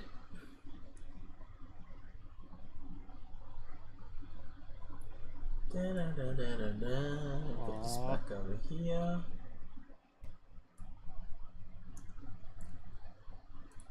We got Ruffles video to watch. On the Panthers, watching the Panthers. We're going to look at what The EA Panthers. Sports have got for us for the final 20. Hello guys, welcome to another FC 25 video. Normally, I've been, well, not normally, but recently, Whoa. I've been starting The Panthers. Yeah. some packs, some fun packs. But today and for tomorrow as well, we're going to save this content for the La Liga team of the season, which is looking to be quite good, guys. And yeah, that's what. Oh, only 84s and 83s. Yeah, stop cheating, it's looking mate. quite good, and we're going to cover that Let it off go in. today at some stage. There's been a lot of leaks, but I want to start today, guys, actually, with something that EA are doing that I find to be absolutely incredible. And yesterday, I spoke on the fact that it feels like EA are turning a corner, and I was a little bit surprised. Get out of video. At the negative comments in the comment section about it being a clickbait title and this and that, because I genuinely believe that. I've actually enjoyed 25 playing the game the last couple of weeks. I'm currently playing actively now on 2 accounts. I've got my Evos up to date. I've got Rivals wins in already. What's up, guys? Nepenthes has his visions, would you believe? Like, I've gone from Division 4 to Division 2 in just 2 days on 2 different accounts because I'm enjoying playing that much. I did a champs run last weekend where it was stress-free for me. I got 10 wins in the rank 4 in there as well, and I'm genuinely enjoying the game. And the thing that they did yesterday or the day before, was it yesterday? Needing to score the 45 goals for the squad battles thing. I thought that was fun. I thought that was genuinely fun. And what they're doing with like SBCs and the way that they're creating them for us to actually complete them and things, I think is very fun. And so I was a bit surprised to see people like accused of clickbait and whatnot, because I genuinely am having fun on the game. I'm genuinely enjoying it. Yeah, that 45 goal challenge was fun. And yeah, there was a few comments about, oh, but Nep, come on, it's May, who cares? It's like, at the end of the day, if we get a few months of fun out of this game from now onwards, I'm going to remember that fondly. I'm going to remember that positively. I want to enjoy myself whilst I'm playing this game. I don't want to just log on constantly to give grief, to hate, to be like, oh, everything's terrible. When things are going good, let's celebrate that. Let's enjoy that. Let's engage with that. And let's actually have a bit of fun on this game. And I feel like that's what EA are doing here again with these Europa League winners. I don't know if they're in store right now. I don't know when EA are going to officially announce these, but these are confirmed players and stats. Of course, Ober, he's not on there, is he? Oderbert already has his upgraded 96 rated card. But remember when EA released Leicester City special cards for them winning the league? Well, they've released a full team of 96 rated 5-star, 5-star road to the final cards with one Romero as a 97, I guess, to like signify he was the captain. And for the most part, these cards look insane. And I really hope they do it with the winner of the Conference League. I really hope they do it with the winner of the Champions League, because this sort of content is fun. It's brilliant for EA. I think if you're running a Spurs RPG, yeah, that's why I was going to get on Fortnite, but then time over the course of the next few months. Goliath's got a lot of overnight, so he said, can you help me out? I'm like, yeah, bro. Footies, Evos, or backup's coming. Footies cards that might come, when we get the transfer cards coming, it's going to be a lot more fun. So what we've got is this unbelievable Europa League winners team. If you want to use the best players in FC 25, there's only one sure way to get them. U7buy.com gives some of the best prices around for you to buy Ultimate Team coins. It's fast, safe, and reliable. And if you use code NEP at checkout, you will get code Soxygamer. Prices. Check the link in Sorry, the Nep. description. And so to take a look, Oh no, I'm not on that we've site. got Christian Romero here with I'm on MMO. 97 defending, 95 physical. Is His that you passing and 7 dribbling buy, not is the it? best, but he has got Bruiser Aerial and Anticipate Plus. But Van der Ven looks unreal. With MMO 95 EXP. 96 physical, quick step, Use code Soxygamer Love with plus, discount. and then really tidy dribbling and passing. It's a really good card. We've got Or Ruben use Son, Nepenthes. also everyone Go on, can be 5-star, 5-star. it's a link in the bio. Quick step, low driven, and finesse shot plus with brilliant stats in there. We've got Papsar with Oh, there it intercept, is. incisive, and tech plus with Save 8 unbelievable cents. stats. Ow. Richarlison looks crazy. 95 physical, 96 dribbling, 94 shooting on him. Unbelievable. Low driven plus as well as rapid and first touch. You've got Jed Spence, and if you're wondering why these players, I believe these are the players that were actually on the field. So the final. We've got Jed Spence, those cards are the ones on the field. and Relentless plus. Brazil One of the best waiting. playstyle pluses for him. Oh, we're getting into the Dominic SBC, Solanke sucks. looks genuinely broken. What? Tech plus, aerial SBC, plus, it's coming. low driven plus. Hey. Brazil. With 99 physical, Anthony. 96 dribbling, Hey. 97 shooting, and Some call him the 93 goat. pace. Crazy. We've No. got Pedro Porro 96 rated card, a Basuma card that looks very good with that Can't high forget my dribbling, high season defending combination on him, pass here. and nice Got playstyle some pluses. We've packs got on you. Vicario coming in with a cracked out card. We've got Danso with free, isn't it? brilliant defending and physical and very good pace. Not the best play styles, you know, slide tackle plus is a bit stinky. We've got an Archie Gray 96 with Jockey, Tiki, and Anticipate plus, and of course he has centre back and right back as an option. Oh, as well. tradable pack. Brilliant Imagine stats. getting Mbappe on flat. Johnson with 99 pace, a Destiny Udogi with 99 pace, and he looks pretty good. Albeit the playstyle pluses are a bit stinky again, but Johnson looks brilliant with rapid, finesse shot and low driven plus. And then Bentancur with press proven, tiki taka, and anticipate plus, 97 dribbling, 94 passing, That sucks 95 a buff. pace, good defending. Oh man, see This bro. is really, I'll see when I don't get good Mbappe. for EA. Yeah, mate, you'll get him. Good. It's just a big win. It's just a 734. and I'm glad they're doing that sort PM. of thing, and I hope they do more See, of mate. it. Now, as we lead into the See, last mate. few moments of the Serie A team of the season, we obviously have today new weekly objectives. I would be shocked if you haven't already completed the season pass. If you're playing this game regularly, I've got an account where I only started playing on it recently, and actually it's this account, and we're already up to 7,000, and all I'm doing is a daily play, and it's like, damn, once I actually go and get the other objectives I need to get, I'll hit that 30,000 that I need really easy. So the weekly objectives are back again, which is nice. And then in terms of live content for today, we've got a brand new daily login upgrade completionist. It's an 87 by 2 for the group set. One completion is for an 81 by 2, then an 81 by 3, then an 81 by 5, then an 83 by 3, then an 85 plus, then an 87 plus, and of course the group reward being the 87 by 2. And outside of that, we have got FC Pro, nothing bro, nothing in Masterclass. Doesn't look like there's anything in Milestones. No, there is not. And then in Foundations, nothing there either. And I don't think we're going to get an evolution today. I'd be very surprised if we do. And I do think obviously today's content will be generally poor, typically speaking. It will be expected almost. Take a step backwards from yesterday. Cooper's Ladder, Heavy Metal, Dream Crusher. We have got a new Evo.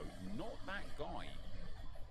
It's a left back, overall max 91, pace max 88, playstyles max 10, playstyle pluses max 3. Must not be centre back, CDM, or centre mid, which omits about everyone that I've got that's an Evo. Gives 20 pace to 97, 2-star weak foot up to a maximum of 4, 10 shooting, long throw, and wing back. It gives Bruiser Plus, which is an absolute must-have for fullbacks these days. Anticipate 2-star skill moves, 10 passing, 10 shooting, and 10 dribbling. It gives 10 defending and physical up to a maximum of 90 and 5 more pace to that 97 with slide tackle and rapid plus. It then gives whipped pass plus as well, which this Gunter that is showcasing there already had. 10 more defending and physical and 5 pace. I think this might be one where we struggle to look at cards that will be good for it. I think we're going to have to find the right cards.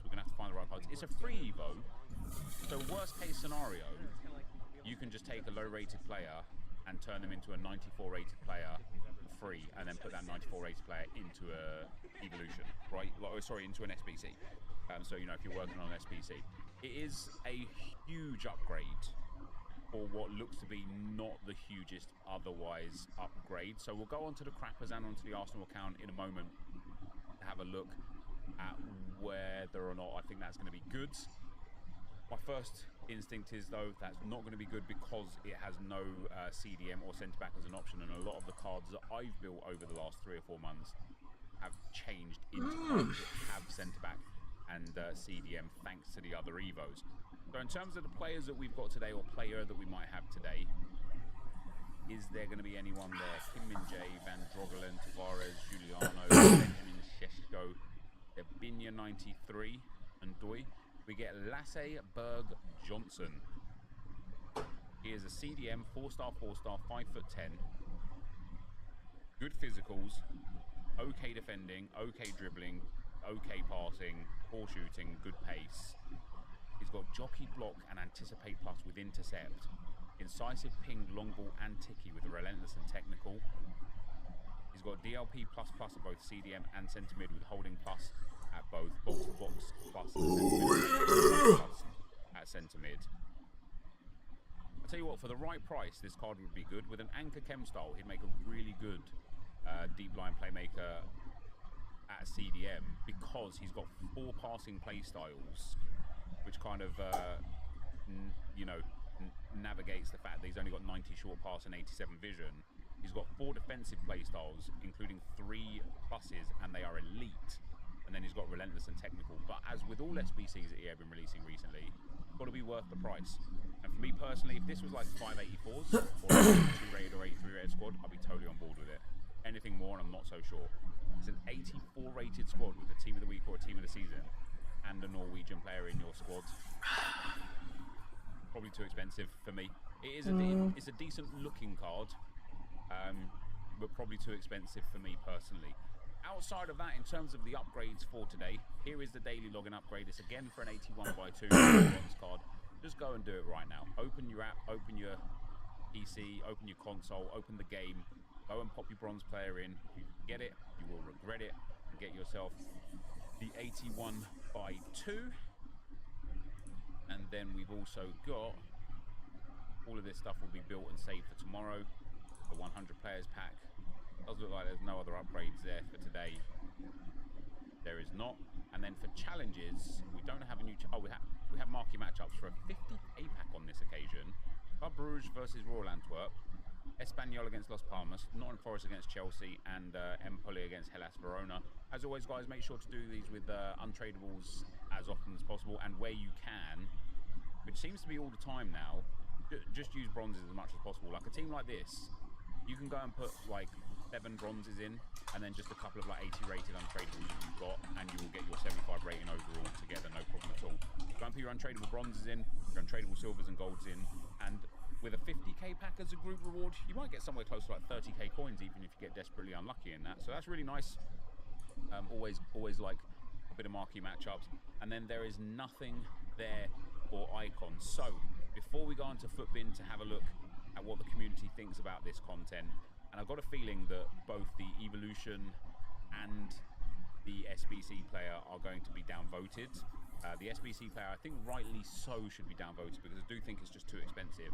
The Evolution, I think, is going to be really like dependent on, have you got a specific player that fits? You know, have you got someone that you can put into this where it's like, oh my god, that makes a crazy player.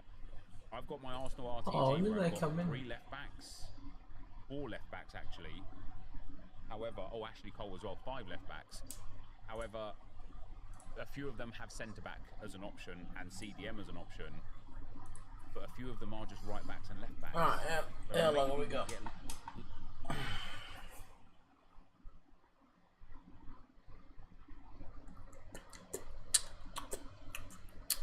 Oh, where's the first page?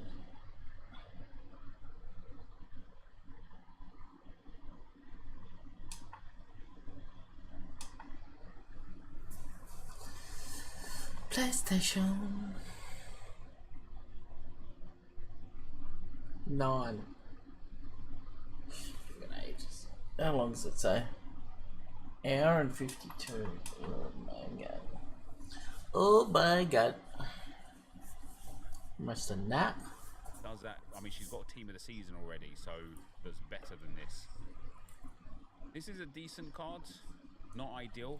Let's jump onto the crappers because we've got about 4 left backs there. Some of them extremely low rated that might end up getting a whopping of a boost off of this Evo. You know, this could be one of those ones where I've got that player where I'm lucky with the chain and I'm looking at an elite level fullback that's super low rated and can go into more evolutions.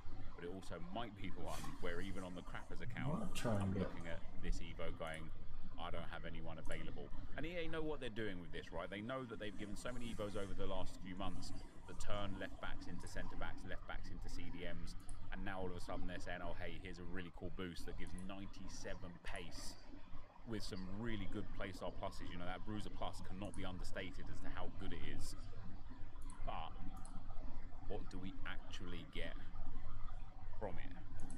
Let's take a look. We've got not that guy on the crappers. Do I even have... The fact that nobody shows up straight away is really disappointing. Do I have a single eligible player on an account that is built solely for low-rated Evos? I don't want to play it though. That is unbelievably disappointing. This might genuinely be one of the single most restrictive Evos we have ever had. The fact that I do not have a single eligible player on 3 different accounts that are already Evos is mind-blowing. Genuinely mind-blowing. So that, for me, guys, is going to be a hard L for the Evo. Like I guess I was going to say anyway, and I can tell straight away, I guess Teo Hernandez fits in. But even for him, I don't even know if it's going to be so great. So we are going to look at this Odebert card, guys. His upgrade was absolutely fantastic. He got given low driven plus. He went 5-star, 5-star with these absolutely phenomenal stats. If you did this objective, what was he? Last season, wasn't he? Yeah, 2 months ago.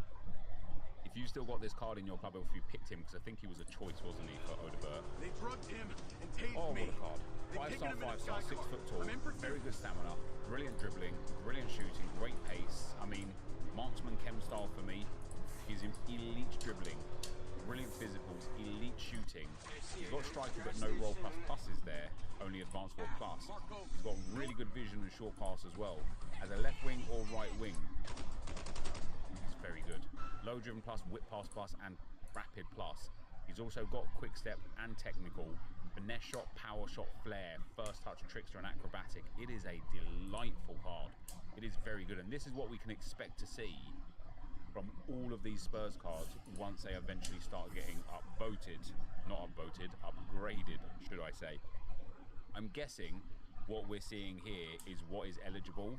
I'm guessing then, therefore, maybe that Gareth Bale is eligible. Now, this is mostly downvoted. I'm going to downvote it because it doesn't suit me personally. The players that are eligible, Guson's 90, DeMarco, Rolfo, D'Ambrotta, Zanetti. Is that Bale not fit then? This is a poor one, man. This is a poor one. I guess Teo Hernandez will be eligible. He's not. Wait, what? Why is Hernandez here? Let's have a look at Mendy. And I want to see this Bale.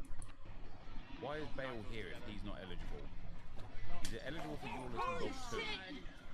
Berlin Mendy. I bet even if he is eligible, he's not. That's insane. And then Teo Hernandez Are you dumb? How are you laughing at this? is also not eligible. Wait, how? I just need to have a little check again on what the limits are for this. Max overall 90. Anthony. Max pace 88. Wow. Oh dear. Wow. Oh dear. If we look at all left backs in the game that are maximum 91 and maximum pace of 88. Amavinga has CDM. Eder Militao has centre back. Emmanuel Petit is not eligible, nor is Gomez. Goossens is the first eligible card, but who even has this card? He was so hard to get because it was part of the mode mastery, which by the way was brilliant. I really enjoyed the mode mastery. Oh my god! What does this give him? 12 pace, 3 shooting, 6 passing, 5 dribbling, no defending, 3 physical. Oh my god! And anticipate and long throw. Even then, I mean, that is a garbage card for a 94. Guys, this is a terrible, terrible evo. A terrible evolution. We look at the popular players. Rolfo is like the favourite one, but even then, That's for a lit. 94 rated card, this is terrible. I don't care if she's got Bruiser, Interception, Jockey Plus. Yes, they're brilliant playstyles. She misses out on Whip Pass Plus, which is brilliant. She gains Anticipate, which is very good. This card is still just meh. There are so many better cards out there. And as I say, yeah, okay, it's a free evolution. But unless I'm missing something completely, this is one of the worst evos we've had in a long, long time, which is a real shame. As for the SBCs, 100 players upgrade is back. I presume this is back. So we've got marquee matchups. I don't know why that gets downvoted. I like it. Daily login we love. 100 players upgrade. Try and get some of these. Team of the week, team of the season. Yeah, okay. So squad rating, 1 team of the week or team of the season. 86 rated, 1 team of the week or team of the season. The one that was 96s. required a team of the week. Now it requires team of the week or team of the season. And then finally, I knew he would get downvoted. On this occasion, I do agree. I think it's a nice card. I do think it's a nice card. And with an Anchor Chem style, he's got great pace, great physicals, great defending, good passing, really nice dribbling, with brilliant play styles and play style pluses, as we well know. But yeah, I do just think that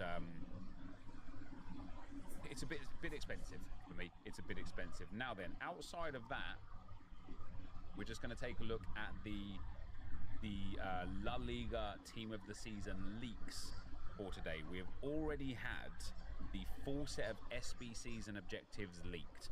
It's going to be Anthony, Nico Williams, Patrick Guajaro, Giovanni Quenda, Babajide, Barry, Luki Bacchio, Bruma, and Brune. And when we look at that Anthony card, for an SBC or objective, he looks cracked.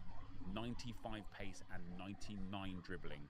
Rapid, finesse shot and incisive plus with 92 shooting, 91 passing. Give him a Deadeye Chem style or a marksman and boom, you are killing it. Nico Williams 95, 99 pace, 95 dribbling with good shooting and passing, finesse shot, tiki-taka and rapid plus. We've got Patrick Guajaro. I really like the look of this card.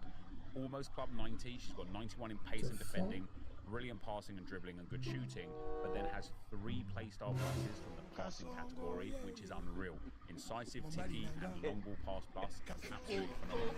Giovanni Quenda, he's got tech, finesse shot, and incisive plus, with again, brilliant stats for a 94 rated. He actually looks better in a degree than Nico Williams and Anthony. He's got 97 pace, 95 dribbling, but then he's got 94 passing and 93 shooting. That's really good. We've got Babajide there. She's already got a couple of good cards this year, and another good card there with 5 stats over 90 and low driven. We've got Barry at striker with 95 pace, 94 shooting, 90 physical, and 92 dribbling. With press proven plus, aerial plus not so great for a striker. Luca Bacchio, another winger. Wow. What's actually mad? It's all wingers and midfielders and strikers. There's no defenders for objectives and SBCs. Fair enough.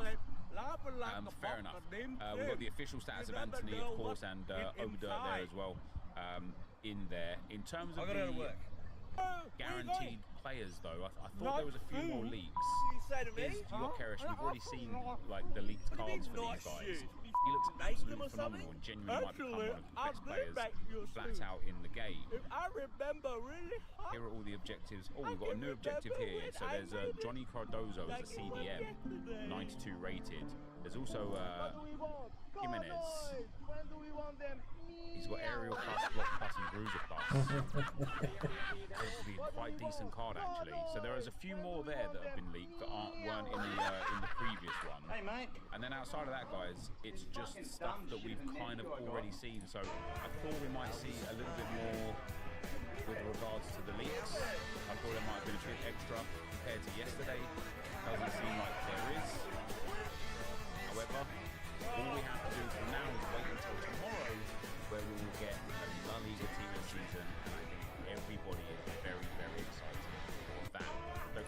guys, that is going to be the end of the video. If you did enjoy it, be sure to like, rate, and comment, subscribe to the channel if you haven't already. For now, guys.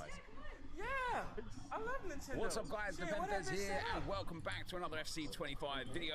Today, we're going to be taking a look at the actual Road to the Final Spurs cards. Their in-game stats, their play styles, their best play styles, their general prices. I could not believe that EA already dropped these. Obviously, they got leaked this morning. EA done a fantastic job of getting them out real quick. And an interesting note, guys, as well, is that they're only available for 48 hours. So if you're saving packs for tomorrow, 6 p.m., that might be a wise thing to do still anyway. But just keep in mind that if you want any of these cards, you are going to have to get them within, like, literally within 48 hours. Otherwise, it's going to be on the market. Now, quite a few of these cards are extremely expensive. But we're going to go through every single one of them right here, right now. And we're going to start with the goalkeeper. Guys, wow, Vicario is extinct. If you guys are enjoying the content on the channel, feel free to drop a thumbs up and subscribe if you haven't already. And yeah, guys, I'm a little bit like, I really like this, right? I really like this. I think I expressed that earlier on before as well on a previous video. I think EA have done a great job with this. I'm not going to say this a lot, but I want more. I want more of this kind of thing, man. If they only do this, like, you know, they did the squad battles thing yesterday or the day before. They've done a few other cool things this week. Like, this is cool, EA. This is fun. This gives me excitement for being on the game. Now, I was going to look at all the stats in-game, but it does seem like the market, some of them are extinct. Goalkeeper that's extinct. But we're going to get onto footbin.com straight away. Yeah. Have a look at all of these players and their price, their average price. You know, some of them look quite affordable, you know, in the like sort of like hundreds of thousands of range. I'm going to be really interested to see what, for example, Foot Accountant has to say about these cards tomorrow in terms of their prices, because I can imagine they might go up after they go out of packs, right? So to start with, guys, we've got Vicario. Now, this is a crazy goalkeeper, right? He has got 99 reflexes with otherwise insane stats. He's got 82 reactions, which is very good. 99 dribbling for a goalkeeper, which is absolutely banging. He's 6'4" with a 5-star as well. This is just a crazy, crazy card. With the goalkeeper basic chem style, he has 99 diving, handling, positioning, and reflexes, 97 kicking, and 67 speed. But the thing that's really good about this goalkeeper, he's got the footwork, guys. He can save those low drivens, and that really helps. It really helps. So Vicario there, he's extinct at 200,000 coins. I don't actually think he'll be like crazy expensive, generally speaking, because so many goalkeepers. I think if we look at even like other than like some really exclusive icon goalkeepers that are really hard to get hold of, I just don't think goalkeepers in general maintain like an outrageous price. Alright, so we'll try and get one. Stuff it. In the game, you've got Edwin van der Sar 93 at 630, Lev Yashin at 330, and then like I mean, there's only 5 goalkeepers in the game above like 100,000 coins basically. So I can absolutely see. Try and get one, boys. Probably settling around that sort of like 300 to 400,000 mark. So probably will be more expensive than what he is on the market right now. But we've also got Yves Bissouma, guys. He is coming in at the moment 286,000 coins. What's really fun about this card is a common base gold. So if you do your daily upgrades and the daily gold upgrade, and then the upgrade, where it gives you common gold cards, he can come out as a common gold, and you can still get his special card. This card is very, very good, guys. Obviously, they're all 5-star, right? So we're not going to keep going over that. He is 6 foot tall. He's got nice dribbling, nice defending, really good physical, really good passing. Long ball, intercept, and slide tackle plus. And I think that slide tackle plus is one of the reasons why he's probably a bit cheaper. He's got power shot, dead ball, ping pass, anticipate, flare, and press proven. I mean, it's a good card, right? With an anchor chem style, great card. Let's be real. That is an extremely good card. 286,000 as well. Jed Spence coming in at 250,000. And I think, again, this is a little bit due to his playstyle pluses. Relentless, tiki-taka, and rapid for a right back is terrible. He's got ping pass, intercept, slide tackle, technical press proven, and quick step. But he doesn't have anticipate, jockey, block, or bruiser. And so for that reason, and his passing's pretty poor. Like, I actually think this card, in spite of the 98 pace, I think this card is pretty poor, to be fair. For a 96 rated card, this one stinks quite a bit, to be fair. A little bit unfortunate there. We've got Brennan Johnson coming at 1.3 million coins. He's obviously got the 5-5 with the finesse shot, plus the low driven, plus the rapid. He's got technical and quick step. Revella, press proven, whip pass, ping pass, and relentless. Other than maybe not having like tiki taka, that is an excellent card. Maybe trickster as well. He's got maxed out pace, brilliant dribbling. I think we're looking at like maybe a marksman. Oh, that is a very good card. Maybe I'm giving him a maestro. Like maybe I just want to boost that passing as well. Oh, that is a very good card, guys. That is a very good card coming in there at 1.3 million coins. That is a very good card. We've got Dan Stone in at 270k, and I would dare say that once again that is predicated off of the poor playstyle pluses. Slide tackle is awful. Lock's very good. Ping pass for a centre back is passable if the other two were elite, but because slide tackle isn't, that's a bit disappointing. He's 6'3" tall, which is nice. He does have anticipate, jockey, bruiser, long ball as well in this. It's not a bad card. You know, not having intercept is a bit tough. His passing's nice. His dribbling for a centre back is nice, and with the anchor chem style, he's mostly lengthy.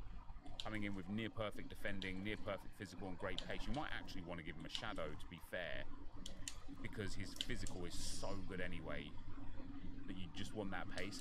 I actually think that might be a card worth trying. For that price, for 270, he might be one of those players that really plays well in spite of the like relatively poor play style pluses in there. We got Saucy Pedro. He's coming in with whip pass, jockey, and rapid plus. He's also got incisive, pinged, intercept, anticipate, and bruiser with relentless as well. This is a much better card for a fullback. How much is he? That's why it's 2 million coins, right? He's got brilliant pace, brilliant passing, brilliant dribbling, good defending and physical, and generally speaking, brilliant play styles. You know, there's no block there, but he's got pinged and incisive, which is great. He's got accept, anticipate, bruiser, and jockey plus, which is great. He's got rapid, and so with the anchor, maxed out pace, near max physical, near max defending. That is a great card for Saucy Pedro. And I do appreciate as well, guys, that this is frustrating for any Man United fan that might be sitting there thinking, damn, we could have had that team. But it's also frustrating for me as an Arsenal fan to see all these insane Spurs players, and then there's only like a handful of good Arsenal players. So we've got Romero in as well, guys. Christian Romero is the El Capitan. He's the only one that is 97 rated compared to the rest. Now, he's got Anticipate, Bruiser, and Aerial Plus. It's fair to say that Aerial Plus isn't overly incredible. He's got Ping, Jockey, Block, Intercept, Slide, and Relentless. Yeah, this card's actually a lot better than I thought it was going to be. It says his dribbling's 83, but I don't know how they've arrived at that, because the actual dribbling stat is the most, like, is the most weighted. But the fact that that's 83, agility and balance are 85, reactions 98, composure 95, and then ball control 81. That looks more like about an 86 or an 87 overall dribbling. His passing is decent, even though his vision's poor, but he has got ping pass as well. So with the anchor at mostly lengthy, I mean, near max pace, basically max physical, basically max defending, brilliant dribbling, good passing. That is a very, very, very strong card, and that's why it's up at 3 million coins right now as well. We've got Destiny U Doggy at 2 million coins. Oh, he's got a lot of play styles. He's got Slide Tackle Plus again, which really stinks.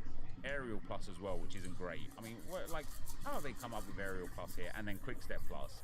He's got Ping, Whip, Jockey, Intercept, Bruiser, Technical, Rapid, Relentless. So no block, no anticipate. But he's got good stats for a fullback, to be fair. And he's got all the roll pluses in there as well. He's got very good dribbling in general, balance a bit low, passing's good. Shooting's actually really good for him as well, and he's got that max pace. So you could go for a Sentinel on him, keeps him controlled lengthy, makes him really good. You could go for a backbone on him. Get that passing boost up, vision up there, long pass and short pass, both very good. I think that's quite good for you Doggy. A really, really nice card in there for him as well, guys. We've got Archie Gray.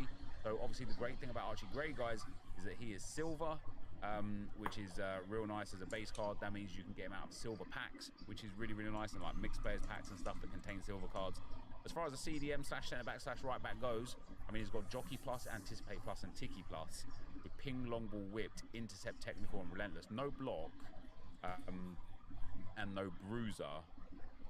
But what a card this is. 6'2" on Archie Gray as well. Give him that Anchor Chem style. He's got brilliant passing stats, near max defending, physical, and pace. I mean, I would use him as a CDM there, guys. Tiki Taka, Jockey, and Anticipate with Ping, Long Ball, Whipped as well.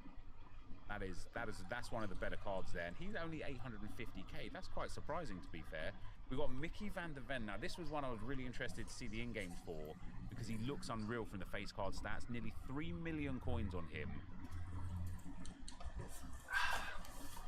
Yeah, I mean, the dribbling stats aren't like too much better than Romero's. He's got insane pace, brilliant passing, vision's a little low, insane physical, insane defending, good dribbling, block and intercept plus with Anticipate, Slide Tackle, and Bruiser. So no, what's the one he doesn't have? Jockey. I don't think he needs Jockey though. His dribbling's quite good. I mean, obviously you want it, but it's not a necessity. He's got Pinged Long Ball, Rapid, Acrobatic, Bruiser, and Slide Tackle. And again, with an Anchor Chem style, he is lengthy, with basically max pace, basically max defending, and near max physical. That might be the best centre back in the game. With his height at 6'4", that pace being lengthy, I mean, that is a crazy, crazy card. We've got Bentancur coming in at 400k. Tiki, Anticipate, and Press Proven Plus. With Incisive, Jockey, Intercept, Technical, First Touch, Relentless. That's a fair. Oh, why is this card so cheap? How tall is he? 6'2". Press Proven Plus is banging. He's got Incisive and Tiki Plus for the passing. He doesn't have Jockey or block. Oh, he does have Jockey, sorry. He doesn't have block. He's got First Touch. I mean, this is a really good card. With an anchor, he's got perfect pace, perfect physicals, brilliant defending, brilliant passing stats, and brilliant dribbling stats. That is an unreal card. We might actually be looking at a basic on him because he's controlled no matter what. I really like a basic on him. I think that is an unbelievable boost right there for Bentancur. We've got Papsar coming in at 300k. So he's got Incisive, Intercept, and Technical Plus. He's got Ping, Long Ball, Block, Anticipate, Press Proven, and Relentless. Brilliant passing stats, brilliant dribbling stats, good physical, very nice defending. Who cares about shooting for a CDM? And again, control lengthy with that anchor. I don't understand why he's 340k. I genuinely don't. How tall is he? 6 foot tall as well. I don't understand why he's so cheap. That's a really, really good card for that cheap. Technical Plus maybe is a bit stinky. I think that's a really good card. Then we've got the big three up front, guys. Richarlison, 1.6 million with Rapid, First Touch, and Low Driven Plus. Also has Finesse, Power Header, a bit meh. Ping Pass, Technical, Flair, Revella, and Acrobatic. He's got good pace, very nice shooting stats, insane physical, and very good dribbling. I don't do this often for strikers. Damn, look at all those rolls, man. I don't do this often for strikers, but an Engine Chem style for him might be the one, man. Gives him insane passing, insane pace, insane dribbling. His shooting, other than long shots, is already very good. And then his physical is crazy. That is a ridiculous... How much expensive is he? 1.6 million for Richarlison. That's so good. Dominic Solanke. I can't believe this price, guys. He's under 700,000 coins. Now, don't get me wrong. 700k, it's a lot of coins, right? But under 700,000 coins. And also Aerial Plus is a bit stinky. He's 6'2", though. 99 physical with 99 heading. Look at those dribbling stats. His dribbling is crazy. His shooting is crazy. His pace is very good. With an Engine Chem style, he is a 98.2 rated striker. Like, that card is just crazy. Acrobatic, Flair, Rapid, Ping Pass, Power Header, Power Shot, Chip Shot, Low Driven Plus, Aerial Plus, Technical Plus. Okay, doesn't have Quick Step, which is a bit of a pain. And probably the reason why maybe people aren't so interested in this card.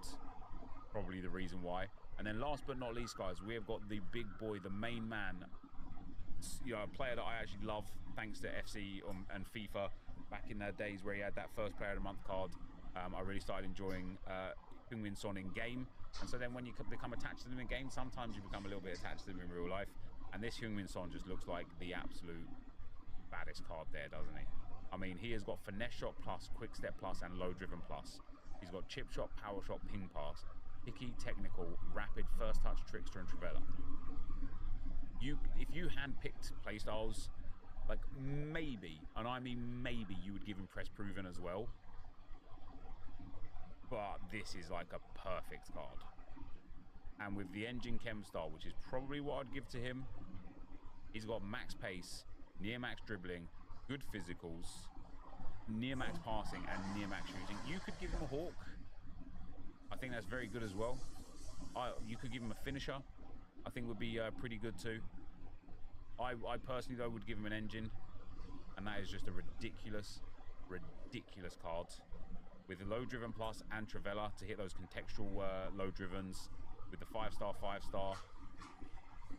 Oh, it's just a brilliant card, guys. It is a brilliant card, and that's where we're at with it, guys. Right? Like, I genuinely look at that. Solanke's down to in the 600s now. That's mad. I can't believe this from EA. I really like it. I think they've done a great job. Let me know if you like any of these down below. As always, thank you guys very much for watching. Hopefully you enjoyed it, and I will see you next time. I'm out. What's next, YouTube? Let's check what we're on with the PlayStation.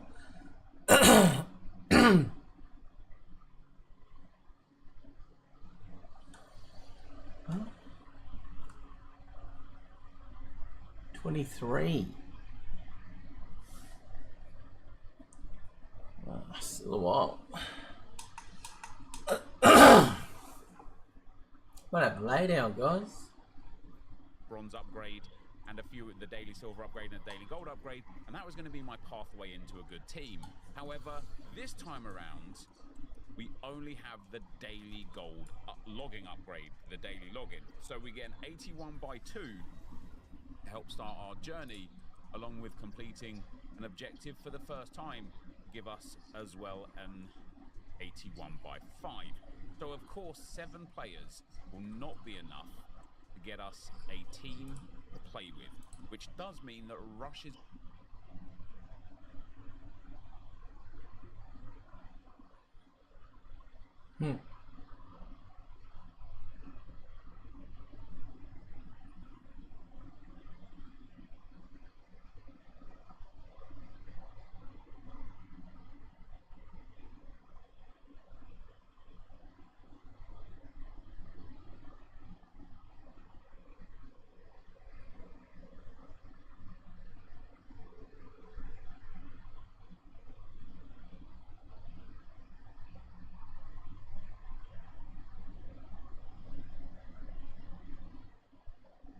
Oh, true crime. Tomorrow marks 1 week since 18-year-old Natalie Holloway. You killed Natalie Holloway? No. Did you harm Natalie Holloway? Rubin is releasing prime suspect Jorn Vandersloot from jail. Pictures of the missing American teen started making news. So there's about an hour left.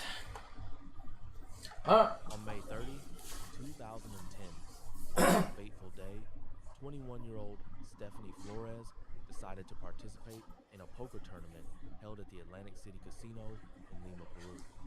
This decision became the beginning of a tragic story that soon shocked everyone. She was a genuine gambling enthusiast, and just a couple of days before this, she had managed to win 10-0. In her eyes, the chances of winning looked very promising. Before we begin, write in the comments what city you're from. Perhaps the next episode will be about a crime in your region. Before heading to this mysterious place, she quietly informed her father that she would spend just a couple of days there before returning home. But at that moment, no one could predict that her words would be the last he would hear. After this trip, she disappeared, and no one saw her again. Stephanie Flores shared her life with her father. This family was widely known in society. Their names were on everyone's lips. Her father, Ricardo Flores, was not just a race car driver, but also a candidate for the presidency of Peru, which added intrigue to his life and the fate of his family. In this family, where an atmosphere of children's laughter and mischief reigned, 5 children grew up, 4 boys full of energy and mischief, and 1 girl named Stephanie, who seemed to be the only light amid the stormy sea of boyish pranks. Love prevailed in the family, but their only daughter, the youngest of all, stood out especially. Parents and older siblings surrounded her with care as if she were their most valuable treasure, which ultimately led to unexpected consequences. Despite their high status and impressive wealth, each family member remained a simple and kind person, enjoying the ordinariness of their life. But behind this idol lurked secrets that could shock even the most steadfast observers. The four sons, each with their secret plans, immersed themselves in the world of event organization. Stephanie was in her 3rd year at the University of Lima, immersed in studying business administration, and at the same time working, earning a living alongside her brothers. Stephanie, a true thrill seeker, immersed herself in the world of gambling, where she managed to earn impressive sums. But behind this brilliant side lurked dark secrets and risks that could turn into catastrophe. When the girl didn't return home after the poker tournament, anxiety gripped her father, Ricardo.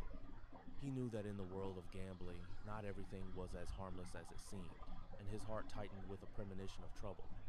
It was strange because Stephanie was always responsible and never disappeared without a trace. Her behavior caused alarm, like a harbinger of something ominous. The man, overcome with anxiety, dialed his son's numbers, begging them for help in this critical moment.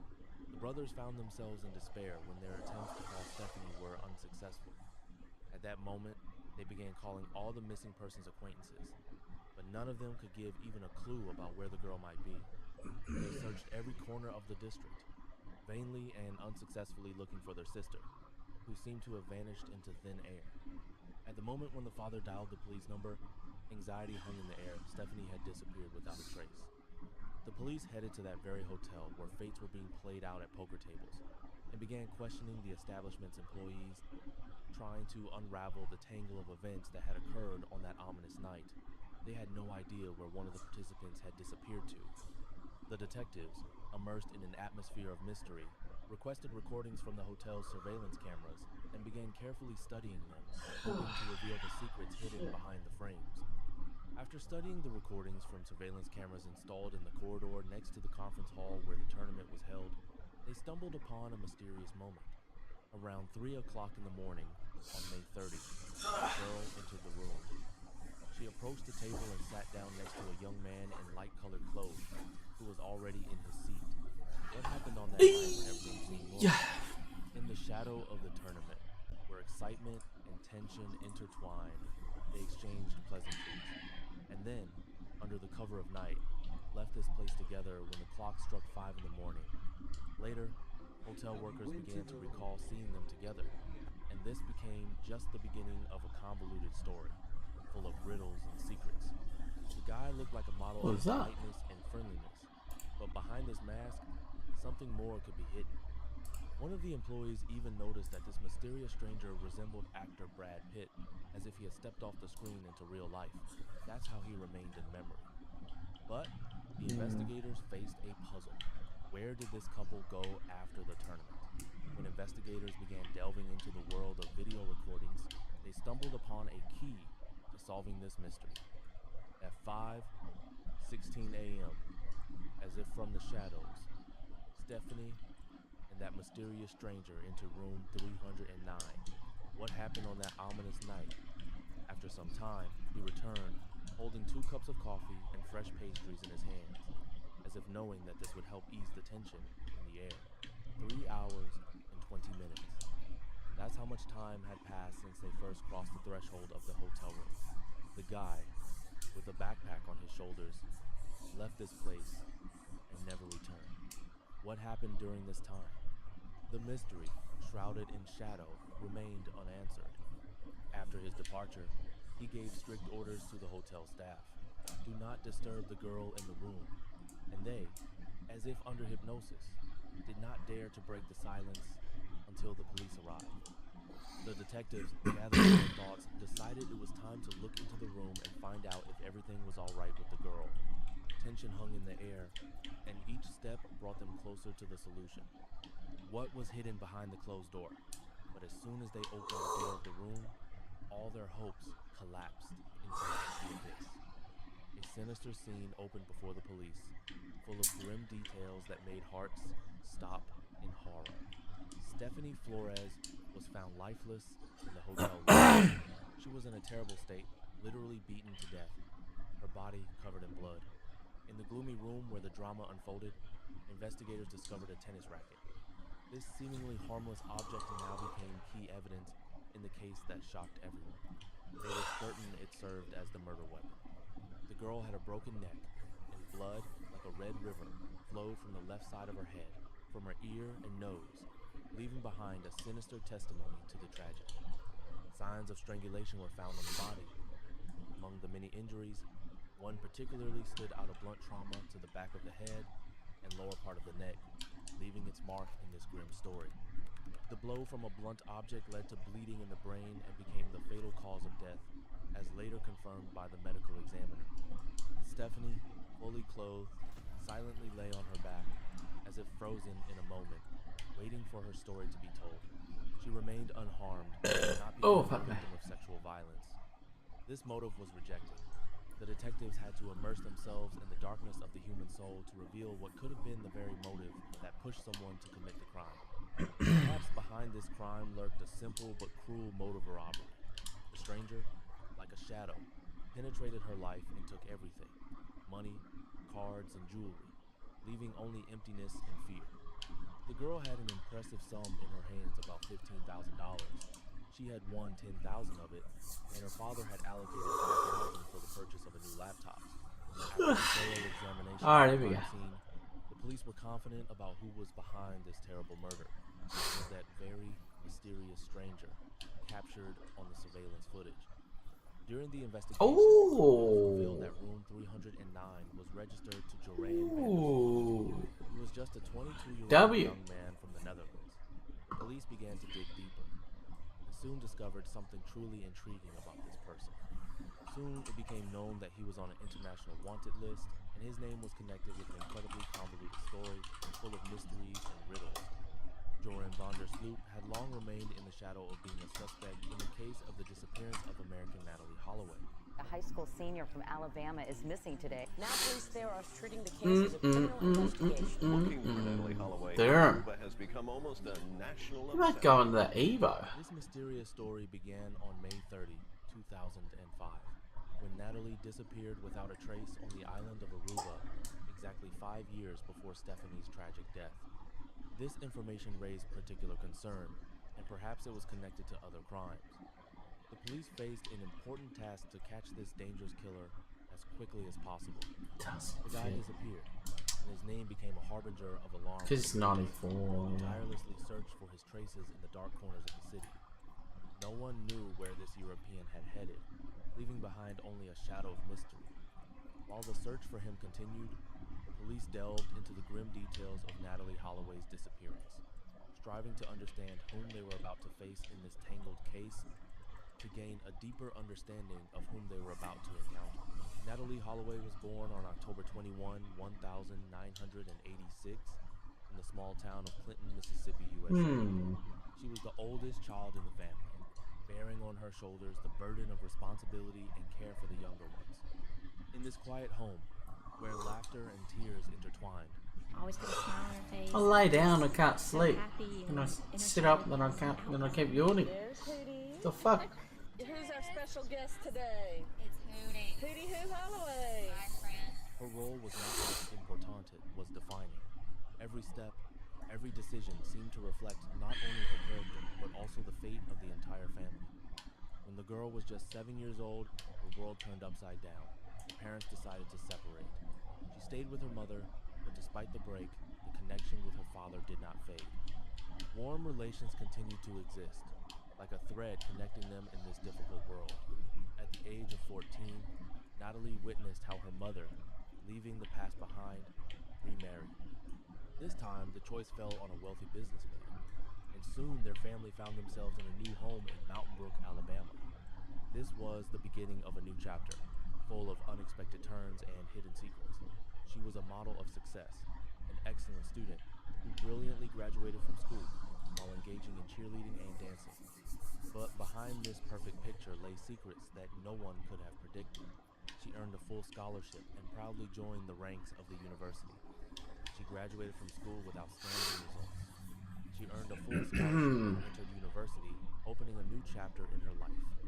The girl had her whole life ahead of her, full of hopes and dreams, but one trip, seemingly promising to become a dream come true, turned into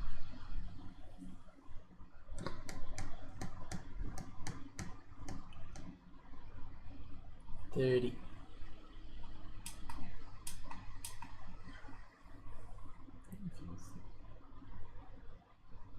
soon turned into a real tragedy.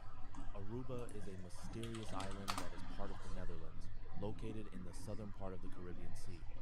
Along with other islands, it forms the mysterious Dutch Caribbean Basin, where every corner holds its secrets and stories.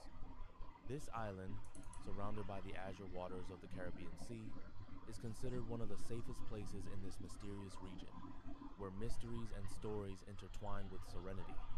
In this place, crime practically doesn't exist. In the dream vacation organized by the school for high school students who were preparing to celebrate their graduation, not only joy was hidden, but also many secrets waiting for their moment.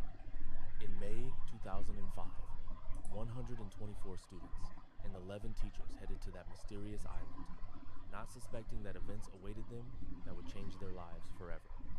The vacation turned out to be a real adventure, full of unexpected turns and bright moments. They chose the cozy Holiday Inn Hotel, where everything was included, as if in a trap luring them into a world of comfort and carefree living. In Aruba, in this tropical paradise, alcohol can only be consumed from the age of 18. This rule, like many others, protects the young generation from temptations that can turn into tragedy. Every day when they were on vacation, their daily routine followed the same ominous scheme. The vacationers would get up whenever they pleased and spend their days blissfully, as if unaware that outside their carefree world, secrets and dangers lurked. They enjoyed the moment, talking and laughing, lying on the beach where crystal clear blue waters beckoned, as if hiding their secrets beneath the surface. Sometimes, in the quiet of the afternoon, they could allow themselves a little rest, immersing themselves in the world of half-sleep. That evening, they headed to dinner, and then, like hunters for luck, entered the casino and bar.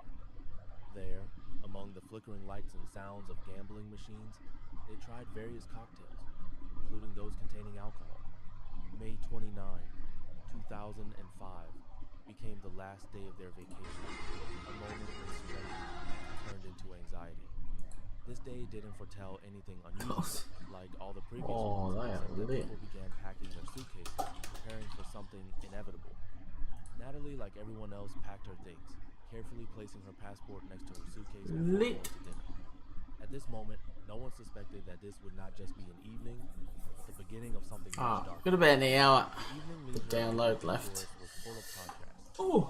Some of them, immersed in fun, continued to enjoy the atmosphere, while others, tired of adventures, went to their rooms, seeking to rest before tomorrow's departure. Each of them, like characters in a captivating plot, chose their path on this mysterious evening. At dawn the next day, students and teachers gathered in the lobby of their Holiday Inn hotel. There was slight tension in the air as they prepared to leave this place and head to the airport, leaving behind shadows of memories of the past days. The teachers noticed that one person was missing. When everyone was checked, it became clear that Natalie Holloway had disappeared without a trace. No one in the group had the slightest idea where she might be. The teachers, full of concern, decided to call her room, believing that she had simply overslept the early rise. But something in their intuition suggested that the matter might not be so simple, for she remained silent, like a shadow hiding its secrets. At that moment, they headed to her room, accompanied by a hotel employee, and opened the door. To their great surprise, there was no one inside.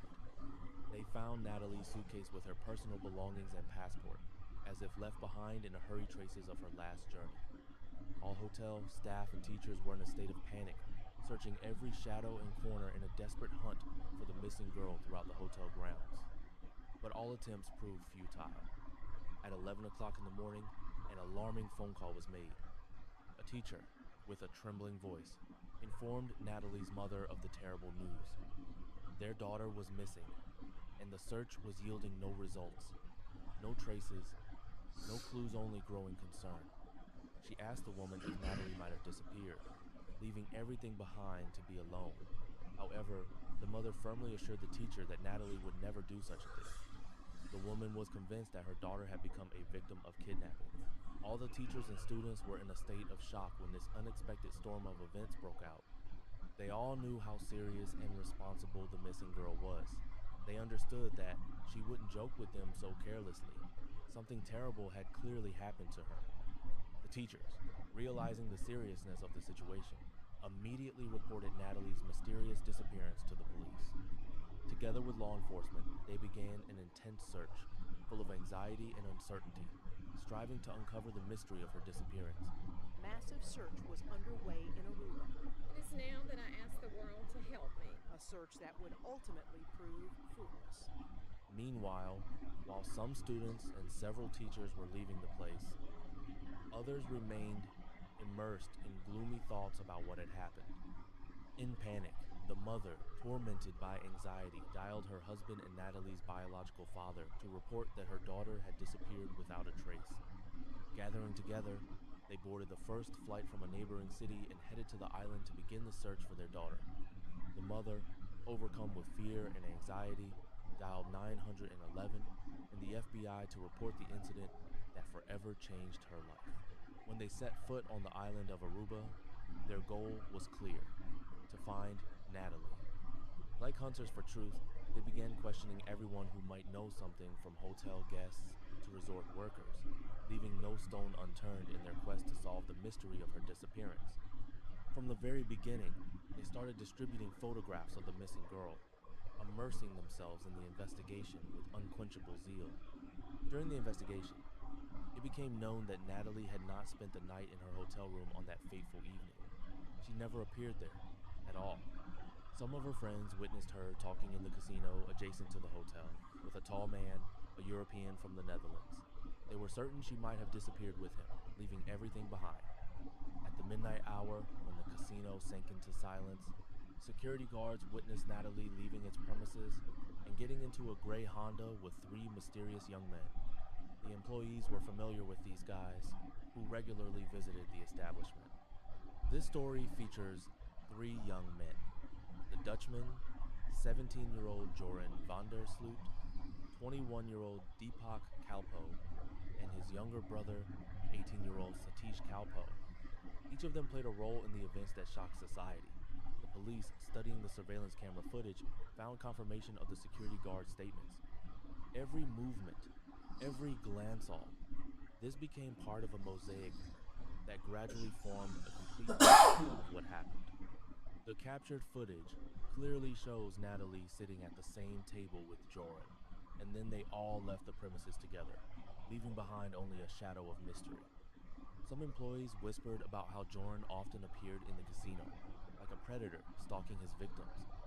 He looked like a real professional hunting young, wealthy female tourists whom he cleverly swindled out of money. At that fateful moment, Joran was only 17 years old, and he lived on the island with his parents, immersed in a world that would soon change forever. The young man was born into a family with a good reputation. His father, a man with an impeccable reputation, was a lawyer, and his ambitions knew no bounds. He dreamed of becoming a judge. Joran was a young athlete, the pride of his school, always at the peak of success. He was predicted to have a brilliant career on the football field, as if it were written in his destiny beforehand. However, in his teenage years, serious behavioral problems began. He immersed himself in the world of bars and casinos, where alcohol became his faithful companion and partish's usual shelter. All the evidence pointed to this young Dutch man. Parents desperately searching for their missing children, together with the police, headed to him, hoping to get answers to their agonizing questions. The gray Honda, last seen with Natalie, stood silently parked outside, as if waiting for its driver who never returned. The young man's father slowly opened the door, as if sensing that behind it lay something more than just a visit. When the police began the investigation and raised suspicions against Joran, he calmly stated that his son had supposedly gone to another hotel's casino. In this statement already lurked a shadow of doubt that made one wonder what was really happening behind closed doors. The police arrived at the scene to question the young man, but to their surprise, he had already disappeared. While everyone was absorbed in the search for Joran, his father, overcome with anxiety, decided to call the police. He reported that his son, along with his friend Deepak, had returned home. Soon after, the police arrived at the scene, ready to find out what had happened. The friends were separated, and each of them found themselves under the close scrutiny of investigators, forced to answer questions alone. Their stories were not only unique, but also constantly changed, like living creatures that leave no traces in their path. At first, they both insisted they had never met the missing girl, but when police showed them surveillance camera footage capturing their interaction with her, Joran suddenly remembered that he had met her on that fateful evening. After the casino game ended, she approached him with a request to go to a club where nightlife promised to be full of surprises. He made a decision and invited two companions, Deepak and his brother Satish. The four of them set off in the car, ready for what lay ahead.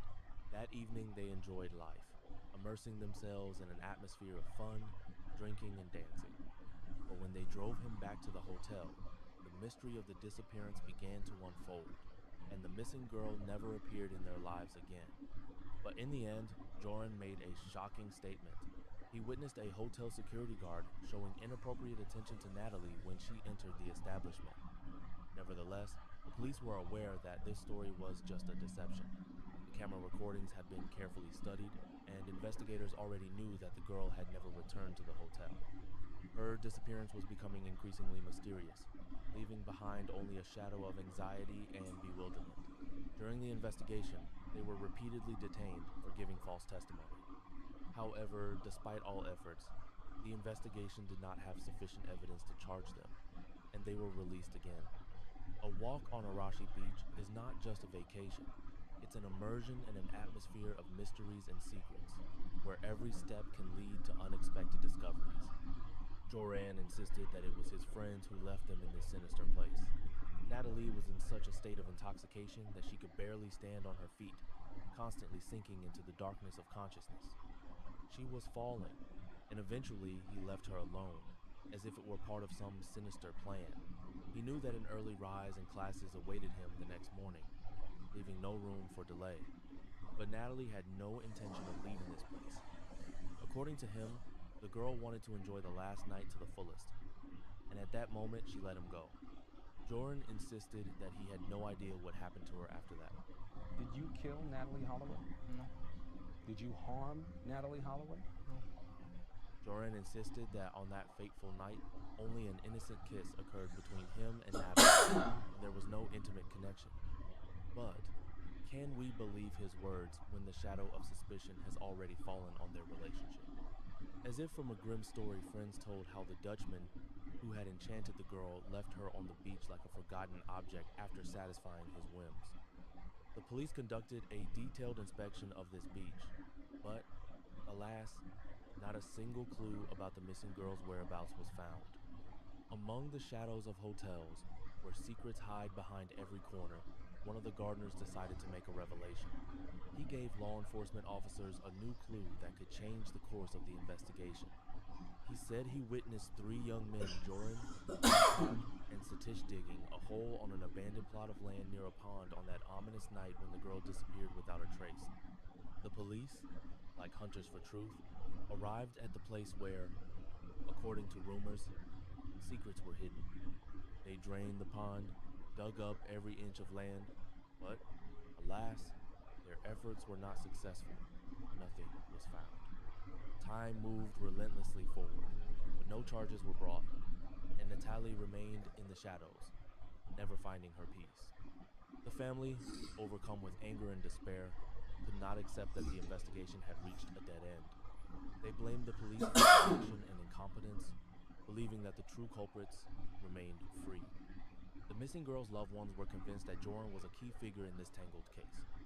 They believed that pressure on him could force him to confess everything, but the police, unfortunately, did not take the necessary steps. Natalie's family, desperate in their search for their beloved, announced a generous reward of 100 0 for any information that could lead to her whereabouts. But that's not all.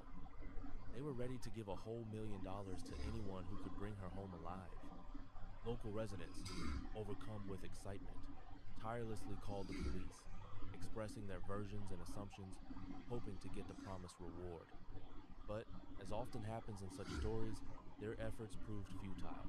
Parents found themselves at the center of a scandal when police brought charges against them for misconduct related to receiving a reward. This story continues to grow with new details, making one wonder what really happened behind closed doors.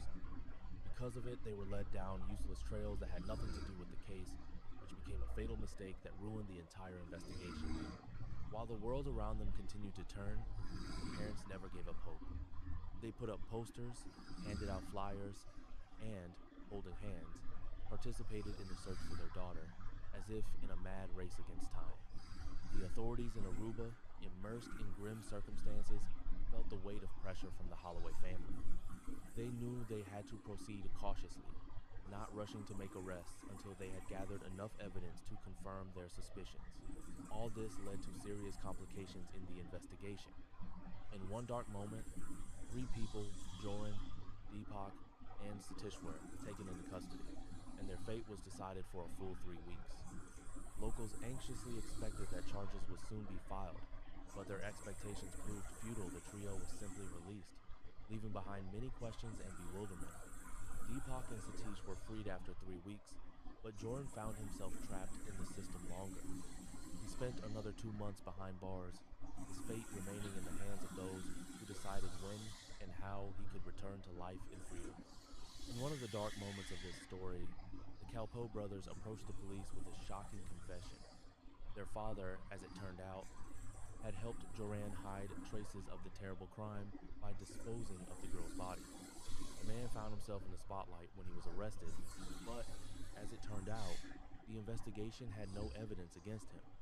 After 3 days, he was released, leaving behind only a shadow of mystery. Joran's father, a lawyer by profession, took a bold step, sued the Aruban police for wrongful detention. His fight for justice was successful. He won the case and received 40-0 in compensation. This case ended in triumph when the sum of 40-0 was awarded.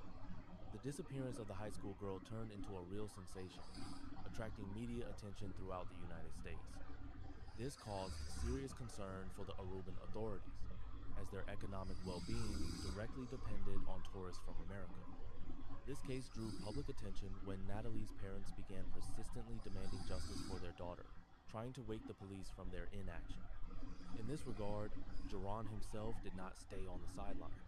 He eagerly participated in interviews on American TV channels, earning money, and enthusiastically shared details about how he met Natalie and about that fateful night.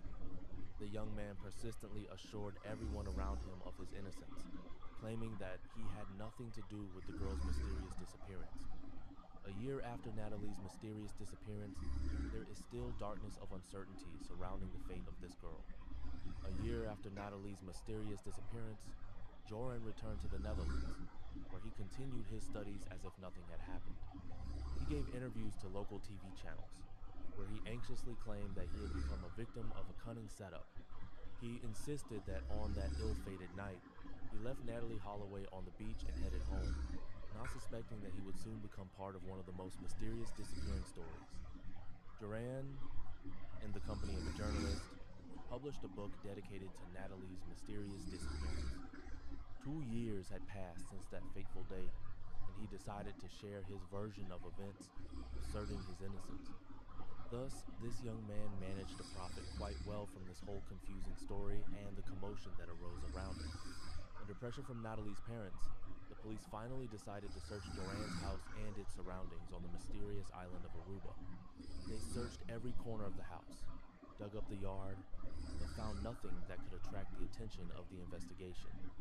This case attracted the attention of investigators and viewers around the world, especially in the USA, Aruba, and the Netherlands, where every step of the investigation aroused unquenchable interest. Joran, like a star in the dark sky, attracted public attention, and viewers were divided into two opposing camps. Some whispered about his involvement in Natalie's mysterious disappearance, while others sincerely trusted him, not suspecting the dark secrets hiding behind his smile. Meanwhile, Jordan did not abandon his habits and continued to appear on TV shows, as if seeking something more than just viewer attention. In the midst of the tense situation, desde el primer momento siempre has dado una confesión sincera y the young man, unable to cope with the pressure and persistent questions, suddenly threw a glass of drink toward a journalist, as if at that moment all his anger and hopelessness found an outlet in this impulsive gesture. 3 years after Natalie's mysterious disappearance, new information loomed on the horizon. 3 years after Natalie's mysterious disappearance, new information stirred in the air again. On that ominous night when Natalie disappeared, one of the witnesses, as if from a dark story, claimed to have witnessed the presence of Jerron and his father. Their shadows crossed with a mystery that still remains unsolved. In the darkness of early morning when the clock struck 4, the young man, gripped by panic, rushed from the pond to the fast food restaurant. Just a few minutes after his escape, 2 men, like shadows, disappeared into the night in a red Jeep, leaving behind only questions and guesses. In this tangled case, a second lead appeared, and it turned out to be connected to Jerron's ex-girlfriend. She approached the police with a disturbing story about how one night the Dutchman uttered an ominous phrase. Who knows? Maybe now you're on the beach with someone who can dispose of a corpse. These words instilled fear in her, and she was sure that an innocent person would not say such a thing. Despite numerous leads, mysterious clues, and constantly changing versions of suspects, the island's police remained confident, but still did not have sufficient evidence to press charges. The cases against Jerron, Deepak, and Satish were closed, leaving behind only a shadow of unsolved mysteries and untold stories. Investigators state that the investigation will reopen only when new, significant evidence appears. Charges were never brought against those who might have been involved in Natalie Holloway's mysterious disappearance. Jerron seemed to enjoy his impunity and suddenly acquired fame, as if knowing that his actions would not go unnoticed.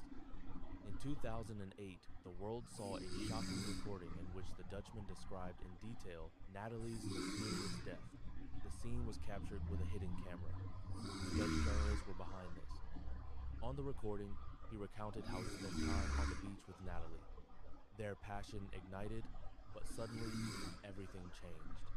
She shook and lost consciousness, leaving him completely bewildered. At that ominous moment, he turned to his friends with a request to dispose of her body. They, like performers of a dark ritual, took her out on a boat and without hesitation, dropped her into the abyss of the sea. Then another recording appeared, in which he openly rejoiced that Natalie's body was never found. Otherwise, according to him, he would have been fried. He also hinted that someone had helped him in this dark matter.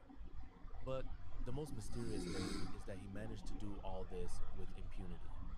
The confession he made on camera did not make the proper impression on the accused. They confidently stated that this was not enough for court, leaving behind a shadow of doubt and distrust in his words. To bring him to justice, it was first necessary to find the body and gather evidence that could shed light on this dark case, but they didn't have it. Some believe that Joran was merely seeking fame and profit, using any means to achieve his goal. That's why he created all these amazing stories. For some time, Joran was in a psychiatric clinic, which he entered voluntarily. After that, he went to Bangkok, Thailand, where, with the money earned through interviews and books, he acquired a small restaurant and immersed himself in the world of business. In this very year, another journalist decided to risk an interview with Joran while he was hiding in Thailand. The young man recounted how he sold Natalie into sexual slavery, receiving money for it, and then shared with the Kalpo brothers who had helped him in this horrible affair. He also said that he sent Thai women into slavery in the Netherlands, earning 30 for each of them. After completing the interview, he called her back, his voice sounding tense. He said, "It was just a joke." Joran's behavior caused deep bewilderment and anxiety. as if something sinister was hiding behind it. It turned out to be just a joke. Joran's behavior caused deep bewilderment and was alarming. It was absolutely inadequate, as if hiding something dark and mysterious behind it. After the interview, he faced serious problems that attracted the attention of local authorities. The police began their investigation, paying attention to shocking information about the trafficking of Thai women. In the end, he found himself in a situation where the only way out was to flee the country, leaving behind not only his business, but also all his savings. But soon he managed, finally, to be part of the restaurant, which had become a real burden for him. Shortly after this tragic event, his father passed away, becoming a victim of a heart attack. The young man could not get rid of the feeling of guilt, considering himself responsible for his death. He again found himself within the walls of a psychiatric hospital, consumed by the dark shadows of a nervous breakdown. After leaving the hospital, Joran faced real difficulties. Now he urgently needed money, and he was hatching an ingenious plan on how to get it. In 2019, the Holloway family's lawyer received a mysterious message from a Dutchman who, hiding behind an anonymous name, had revealed and changed the course of the case.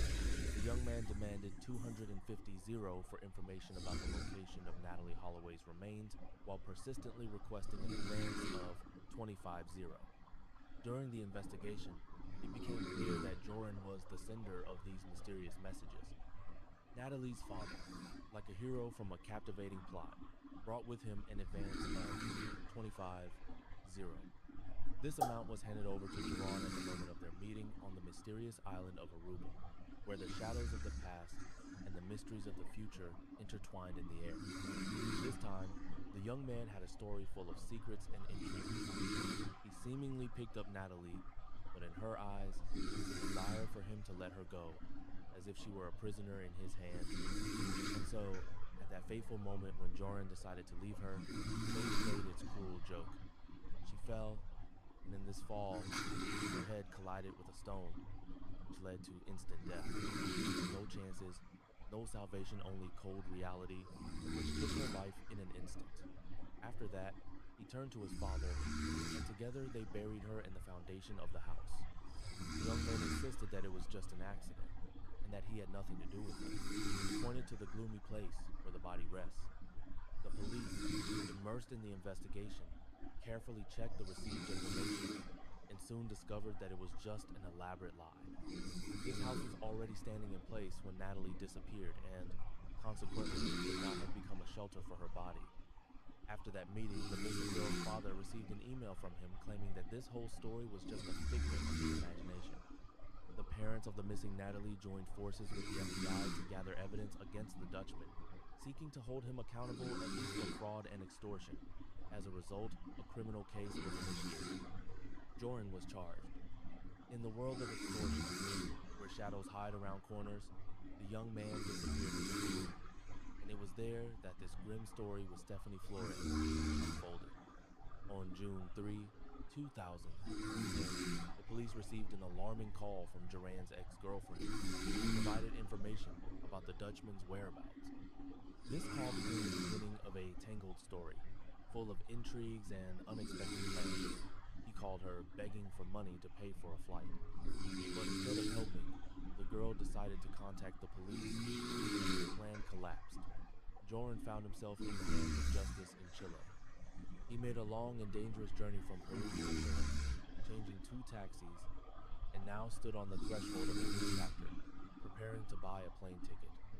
During the arrest, the police noticed that the young man's clothes were soaked with blood, which immediately aroused their suspicions and alertness. He seemed to be in such horror that he didn't find time to change clothes before leaving the crime scene. Plus, additional time for drug trafficking, and the clock will run on his U.S. sentence at the same time. Joran found himself in Peru, where charges of murdering Stephanie Flores awaited him. The fate of this man was decided in the shadow of grim events that shook the country. At the first police interrogation, he persistently claimed that he was not involved in the crime. The young man told how armed robbers burst into the hotel room. They took all valuables and, without hesitation, shot the girl. He managed to break free, leaving behind the horror he had experienced. The blood of the murdered woman colored his clothes, leaving traces of the tragedy that occurred at that ominous moment of shooting. But, as expected, the police didn't fall for this hook. The hotel's surveillance camera recordings did not show any armed robbers. In the silence of the night, when the world sank into sleep, no one noticed how a shot rang out. The main heroine seemed to be out of danger, but something sinister hung in the air. 4 days after his arrest, he finally revealed the terrible truth confessed to the murder. Duran said that when they crossed the threshold of the room, everything looked harmless and calm. They were having a casual conversation, but soon his attention was drawn to Stephanie Flores, who had sneakily made her way to his laptop. She began reading information about the Natalie Holloway case and his possible connection to her mysterious disappearance. The young man began telling Stephanie that it was just a misunderstanding, as if trying to dispel the shadow of suspicion hanging over him. He has nothing to do with Natalie's case and is completely innocent. But the girl was overwhelmed with fear and couldn't believe his words. She struck him in the face, and at that moment, consumed by fear, sought to escape from the room, which only fueled his anger to the limit. The young man, as if from a dark corner of the night, suddenly attacked her. An elbow strike to the nose, and now she is trapped in his hands, which squeeze her throat, leaving only a shadow of hope for salvation. Blood was everywhere, flooding the floor and enveloping his shirt. In a panic, he took it off and, without thinking, put it on the girl's face, trying to cover her mouth, to stop the horror that had already happened. Jordan froze when her breathing finally stopped, and silence enveloped him like an ominous veil. The young man, immersed in the shadows of his thoughts, could not get rid of the feeling of guilt. He sought the culprit in what happened, and, as often happens, pointed to alcohol and the girl's impulsive actions, as if they were the main actors in this tragic story. He expressed his fear that she might go to the police. This act, certainly, was spontaneous, like a gust of wind that caught him and carried him into the unknown. He found himself on the verge of madness, unable to cope with the growing pressure, and thoughts of police pursuit became unbearable for him. However, investigators were sure that the case was much simpler than it seemed at first glance. Among the many versions that were discussed, one of the most sinister was that the murder could have been committed for the sake of robbery, as money and valuables disappeared from the house. Joran realized that a long term in a Peruvian prison awaited him, and in desperation, decided to try to make a deal with the prosecution. He approached the police with a shocking offer to indicate the place where Natalie Holloway's remains rest, for dropping all charges against him. In this grim exchange lurked secrets that could change everything, but no one dared to agree with such a deal. The trial entered its decisive phase. All the evidence inexorably pointed to him, and therefore the judicial process developed rapidly, as in a thrilling detective story. The prosecutor laid all the evidence on the table, as if assembling a puzzle that should reveal the truth. The young man was caught on camera with Stephanie, and then left it alone, leaving behind only a shadow of mystery. The victim's blood adorned his wrist, and on the body of the murdered woman and the murder weapon, they found his DNA. The defense found itself in a hopeless situation, and Joran, following his lawyer's advice, admitted his guilt. She assured him that for this he would face a maximum of 15 years.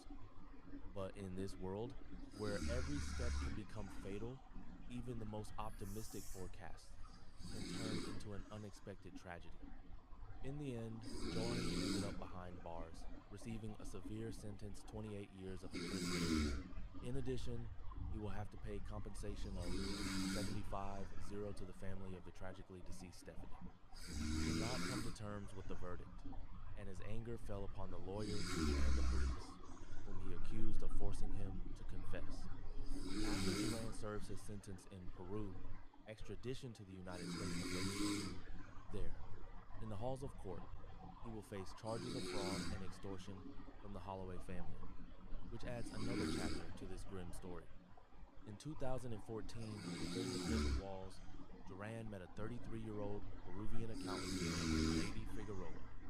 She came there to sell sweets and cigarettes, and it was in this gloomy place that their story began.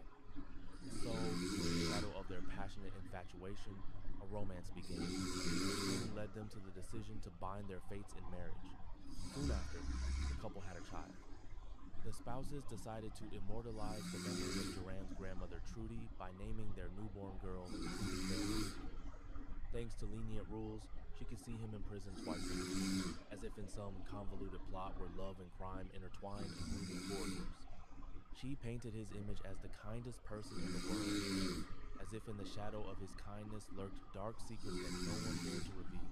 In 2020, Joran made a fateful decision to break his ties with her. The reason for this was another, more attractive young woman, 24-year-old Eva, with whom he conducted dangerous business, smuggling prohibited substances into prison. When the truth came to light, Joran was given an additional 7 years from his participation in the distribution of prohibited substances. After that, he was transferred to a prison with a stricter regime, where visits became unavailable. Joran corresponds with Eva and other girls who find interest in him and write to him. Each letter is a step into the unknown, where secrets and intrigues lurk, awaiting their hour.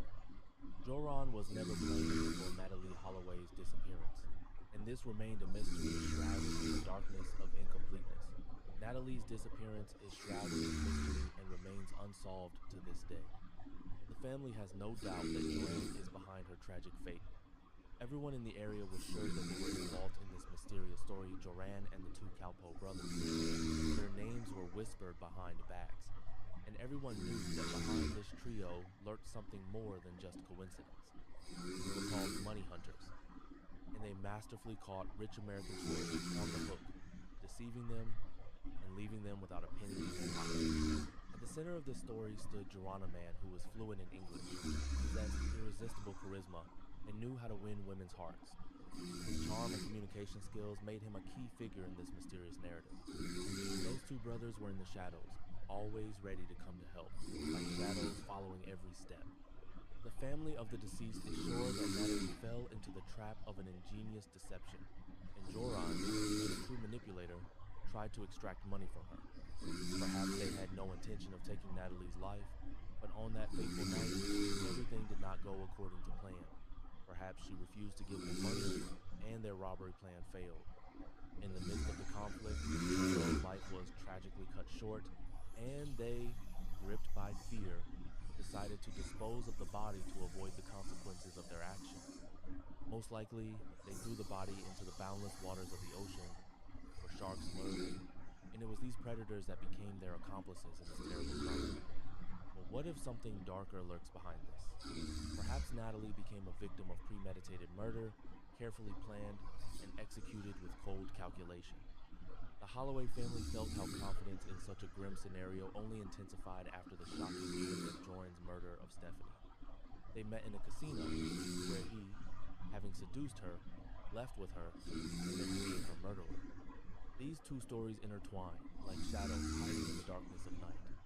Initially, the Peruvian authorities agreed to extradite Joran van der Sloot to the United States, but only after he served his sentence for the murder of Stephanie Flores. In May, the country's authorities, as if at a turning point of fate, changed their course. They agreed to temporarily hand him over to face charges in the U.S., but with the condition that he would return to Peru afterward. The reason for this decision was simple and alarming. The prosecution witnesses are already elderly, and time does not wait. Not allowing them to wait many more years, this process may become the very moment that brings long-awaited peace to the Holloway family, who are experiencing loss, just as the Flores family, immersed in their grief. Joran himself, caught in the trap of the judicial system, opposed extradition. He tried through his lawyer to receive the cancellation of this decision, claiming that he had not been notified in advance of the upcoming actions. However, his attempt to complete the legal petition was rejected, and his fate was already decided. At the end of May 2023, real drama erupted in the Peruvian prison. He was severely beaten, leaving traces of violence and fear. In early June, FBI agents, like shadows from a grim story, arrived in Peru to carry out the extradition, using one of their planes. On June 8, 2023, on that ominous day when the plane with Joran van der Sloot landed on American soil, a story full of mysteries and intrigues began. He found himself behind bars in Berkeley, not far from where Natalie Holloway once lived. At the moment, there is no information about the start of the trial, This story is a reminder of how easy it is to fall into a trap when you trust the wrong people. Danger can hide behind an attractive appearance and beautiful words. Please be careful. Listen to your intuition. Don't ignore internal alarm signals. Too often, tragedies happen not because someone did something bad, but because someone didn't leave in time. This story is a lesson. And, perhaps, the most important goal is to protect someone else. Take care of yourself and your loved ones.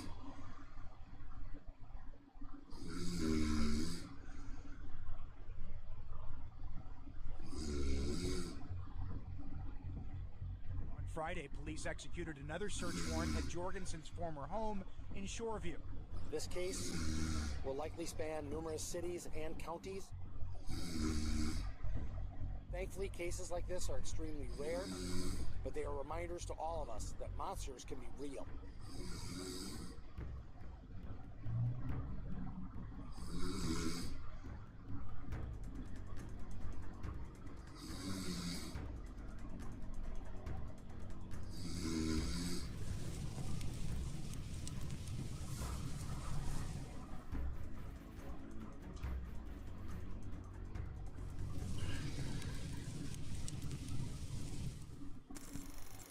St. Paul, one of Minnesota's oldest cities, is a place better known for its historic charm, snowy winters, and Minnesota nice reputation than for sinister crimes.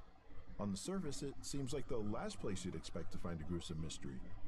But in the spring of 2023, behind the calm exterior of a quiet suburb, something dark was brewing. It started small, just a faint, unpleasant odor wafting through an unassuming apartment complex. Neighbors noticed, complaints trickled in, and what seemed like a minor annoyance would soon unravel into something far more sinister. At the center of it all was the accused, a person who, like so many before him, thought bleach, duct tape, and a bit of elbow grease could erase the evidence. On that subject, isn't it odd how some folks think they can outsmart everyone with nothing more than a trip to Home Depot and a few poorly worded internet searches? They buy what's essentially a murder kit and then Google such gems as, how do I clean up a murder scene, or how do I dispose of a body without getting caught? We see this time and time again. This story, though, didn't start with Google searches or receipts. It started with a smell, an unmistakable stench, and a property manager who had his suspicions. Let's dive in.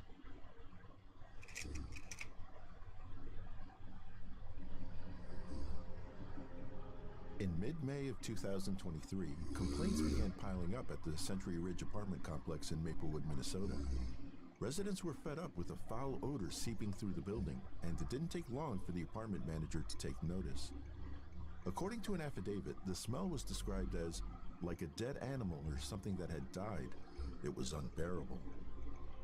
The manager confronted one of the tenants, a man named Joseph Jorgensen, better known as Joe, about the stench coming from his unit. But Joe wasn't very cooperative. He flat out refused to let the manager inside to investigate. Determined to get to the bottom of it, the manager returned 3 days later with a maintenance worker to inspect the unit. This time, they got inside, but Joe was verbally combative and physically blocked their access to one of the bedrooms, the same room where the smell seemed to be strongest. Frustrated, the manager gave Joe and his roommate an ultimatum. They had 1 week to clean the apartment, and they complied. Not long after, the manager and maintenance workers saw Joe carrying large black duffel bags out of the apartment. Something about the way he moved them, slow and deliberate, immediately raised suspicion. One of them even commented, it looked like he was carrying a dead body. The circumstances were certainly suspicious, but without solid proof of a crime, they hesitated to call the police. It was a choice they would come to regret.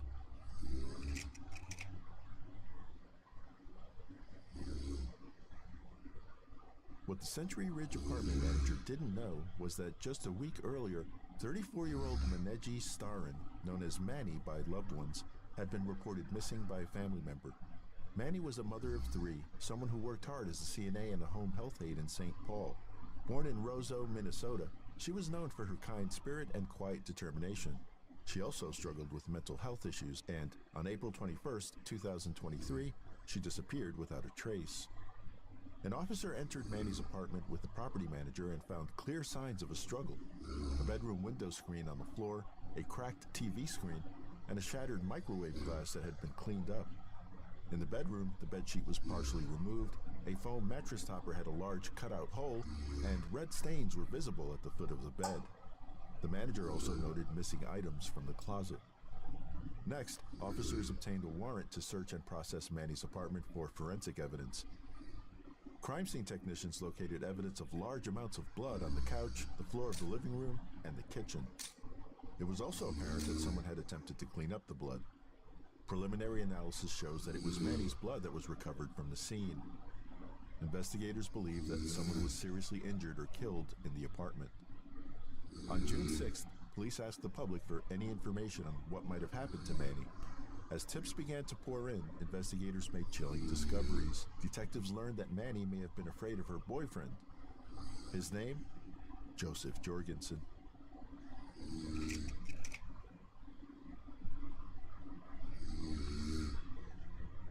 Joseph Stephen Jorgensen was born in June 1983 and spent most of his life in St. Paul. Most recently, he shared an apartment with a male roommate he'd known for many years. Before that, he owned a home valued at $200,000 in the 5,000 block of Fernwood Street in St. Paul, where he resided until September 2022. Details about his education are scarce, but Joe worked in finance, holding a managerial role at Ameriprise Financial. Beneath this professional exterior, however, was a darker side. His criminal record, dating back to 2012, was extensive and included multiple DWIs, domestic assault charges, theft, and drug-related offenses. As investigators dug deeper into his relationship with Manny, a disturbing pattern of violence began to emerge. Family members recounted harrowing incidents of domestic abuse. On one occasion, Joe allegedly wrapped a rope around Manny's neck. One neighbor recalled seeing her with a black eye and red marks around her neck. When asked if she wanted to call the police, she responded, "That'll just make things worse." While detectives had plenty of speculation and suspicion, there was no hard evidence to implicate Joe. That would soon change, however, as the investigation would yield shocking findings.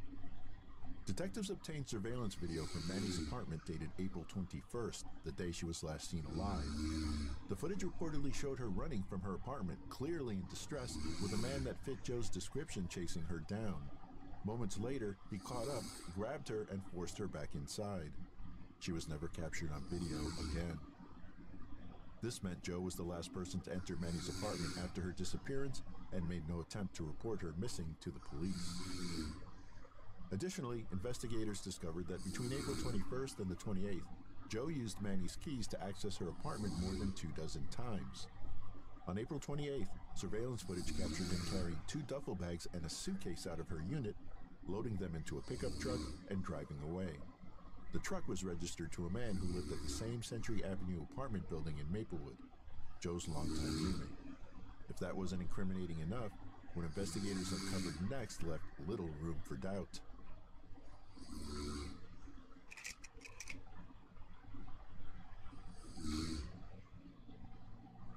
With terms and phrases like jugular, what do police do with a missing persons report, and lime for soil, Joe's Google searches raised eyebrows. Incidentally, lime can speed up decomposition and mask odors. He also Googled how to clear browser cookies and remove GPS trackers. And it didn't stop there. Joe used Manny's payment card to purchase saran wrap, gloves, cleaning supplies, and disinfectant wipes from a local Dollar Tree store. Then there were the text messages. Just 2 weeks before Manny disappeared, Joe sent her a series of threats that were as cruel as they were ominous. One read, "Now you owe me 2 because you called the cops on me 2 times. Very clear I was of that being punishable by hanging. I'm giving you this plea bargain opportunity, so you're welcome." Another said, "Hope you die of a kidney infection, you blankety blank." With this evidence in hand, police determined they had sufficient probable cause that a crime had occurred. They secured a search warrant for Joe's apartment in connection with Manny's disappearance. However, what was meant to be a routine search quickly spiraled into chaos. Good afternoon, my name is Sergeant Mike Ernster. That's spelled E-R-N-S-T-E-R. I'm the Public Information Officer for the St. Paul Police Department. Our investigators focused on an apartment earlier this week, on Monday, in relation to a search warrant in Maplewood. at an address on Century Avenue. Our SWAT team executed the search warrant on behalf of our investigators. They encountered Jorgensen in the apartment where he started a fire, fought with officers, and attempted to disarm them. 2 officers were injured in this incident. Jorgensen was arrested on unrelated charges and booked into the Ramsey County Jail. A search of the apartment did reveal additional blood evidence that we believe is related to this case. As the investigation went on, a connection was made to a storage unit in Woodbury, Minnesota. It was located on the 800 block of Weir Drive. On Wednesday, June 28th, investigators executed a warrant at this storage unit and did discover human remains inside the unit. Our forensic services unit, as well as the Ramsey County Medical Examiner, did respond to the storage unit, and they processed it as if it was a crime scene. The remains in question were brought to the Ramsey County Medical Examiner's office for further examination. On Thursday, June 29th, yesterday, the Ramsey County Medical Examiner did identify those remains as Manny Starin of St. Paul. They also ruled that the cause of her death was homicide. Jorgensen still remains in the Ramsey County Jail, and the investigators forwarded their investigation to the Ramsey County Attorney's Office for review. This afternoon, the Ramsey County Attorney's Office have charged Joseph Jorgensen with the murder of Manny Starin. On Monday, June 26th, just before 10 a.m., the St. Paul Police SWAT team executed a search warrant at Joe's apartment. The situation quickly escalated when Joe barricaded himself in his bedroom and started a fire. After forcing entry into the room, SWAT officers faced additional resistance as Joe fought with them and attempted to grab an AR-15 from one of the officers. He was eventually subdued, taken into custody, and transported to Regents Hospital for evaluation. Joe's roommate, who was also home at the time, locked himself in his bedroom during the raid but surrendered without incident. He was transported to the St. Paul Police Department for questioning. During his interview, the roommate, who claimed to have a traumatic brain injury that impaired his sense of smell, explained that he had known Joe for 30 years. He described limited interaction with Joe and little awareness of what was happening in the apartment, stating he worked weekdays and rarely engaged with the various women Joe brought home. But those were not the only individuals in the apartment. Perhaps most disturbingly, during the search, police encountered a woman in the apartment who had visible bruises, scratches, and redness around her neck. She told officers Joe had strangled and threatened to kill her, stating he had said, "The neighbors won't hear you scream." She was treated for minor injuries and released. Meanwhile, a review of Joe's phone records revealed that his cell phone had pinged near a storage facility in Woodbury on May 18, 2023. Armed with this information, police secured a search warrant for the storage unit. Shortly after, they discovered the remains of Manny Starin. But chillingly, that's not all they found, as information obtained from the search led investigators to a second storage unit in Coon Rapids. Good afternoon. I'm here to provide an update in the missing person case involving Fanta Sayavong. Unfortunately, for the second time in a week, I'm here to report that we found a missing person deceased. Fanta's case began at the end of May when a tip came in to the Minnesota Bureau of Criminal Apprehension's human trafficking tip line. That tip was from a concerned citizen, somebody who knew Fanta and was concerned for her welfare. They reported to us that Fanta was in an abusive relationship. They stated that Fanta was in a relationship with Joseph Jorgensen. And they had lost contact with her, and they were concerned for her safety. Our investigators received this tip, and they were in the middle of another investigation where Joseph Jorgensen was a person of interest. So they immediately became concerned for her safety and opened a missing persons case.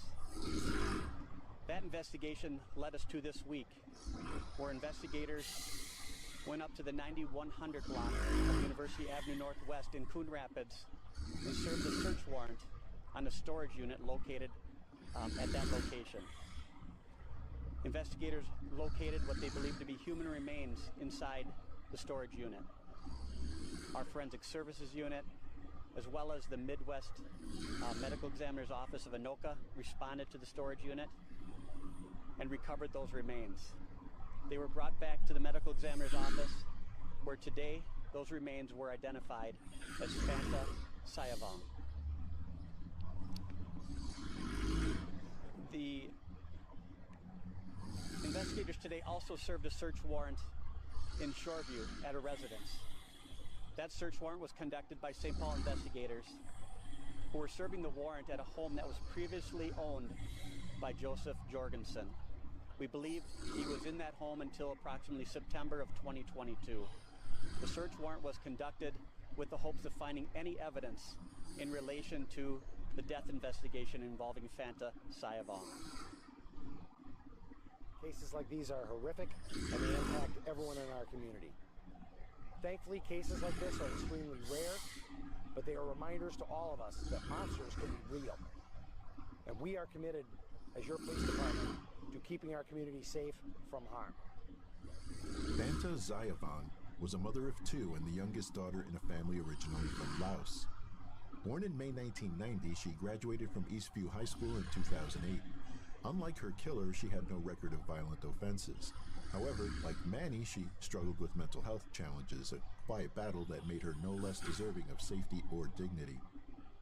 On January 2nd, 2024, at the Ramsey County Courthouse, Joseph Jorgensen pled guilty to 2 counts of second-degree intentional murder. In exchange for his plea, prosecutors agreed to drop charges of arson, threats of violence, and attempting to disarm an officer stemming from his chaotic arrest at the Century Ridge apartment. In court, Joe admitted to being in relationships with Manny and Fanta at different times. He confessed to killing Manny in her St. Paul apartment in April 2023. According to a statement, an argument turned deadly when she demanded he leave. In a rage, he placed her in a chokehold and said he choked her out until she was no longer breathing. He then admitted to dismembering her body with a long razor blade and transporting her remains to a storage unit in Woodbury, where they were later discovered by police. Joe also confessed to killing Fanta 2 years earlier in 2021. He described a verbal argument at their shared townhome in Shoreview that escalated into violence. He admitted to beating her until he realized she was no longer alive. I felt bad about it immediately afterward, he told the court, but it was my intent at the time to kill her.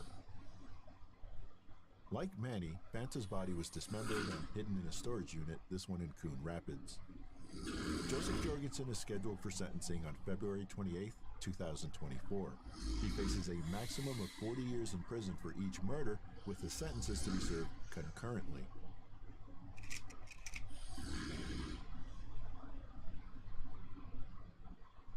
Intimate partner violence is a devastating reality, and in the cases of Manny Starrin and Fanta Sayavong, its ultimate cost was their lives. It's important to be clear, the responsibility for their deaths lies solely with Joseph Jorgensen.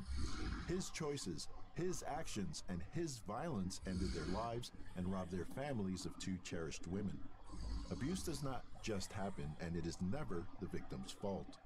It is the deliberate decision of the abuser to harm, control, and, in this case, kill. Manny and Fanta were more than victims. They were mothers, daughters, and individuals worthy of safety and respect. And while Joseph Jorgensen will spend decades in prison, it doesn't erase the pain and loss he caused. That said, awareness is a powerful tool. By recognizing the signs of abuse and holding perpetrators accountable, we can work to prevent additional tragedies like this. Organizations, communities, and individuals all play a role in creating a future where everyone feels safe in their relationships. By talking openly about intimate partner violence and advocating for those who feel powerless, we take steps towards hope, a world where abusers are stopped before they choose to take another life.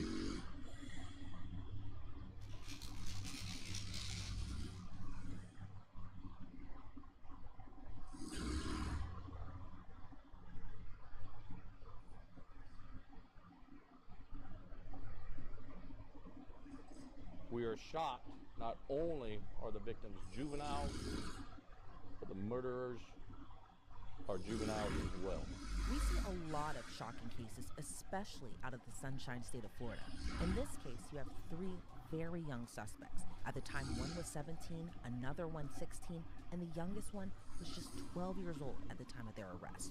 All were arrested and charged with first-degree murder in connection to the murders of 3 other teens. But there's still so much more to this story. Each and every one of them, in some shape or form, is associated with a gang. Basically, simple terms, there is no honor among thieves.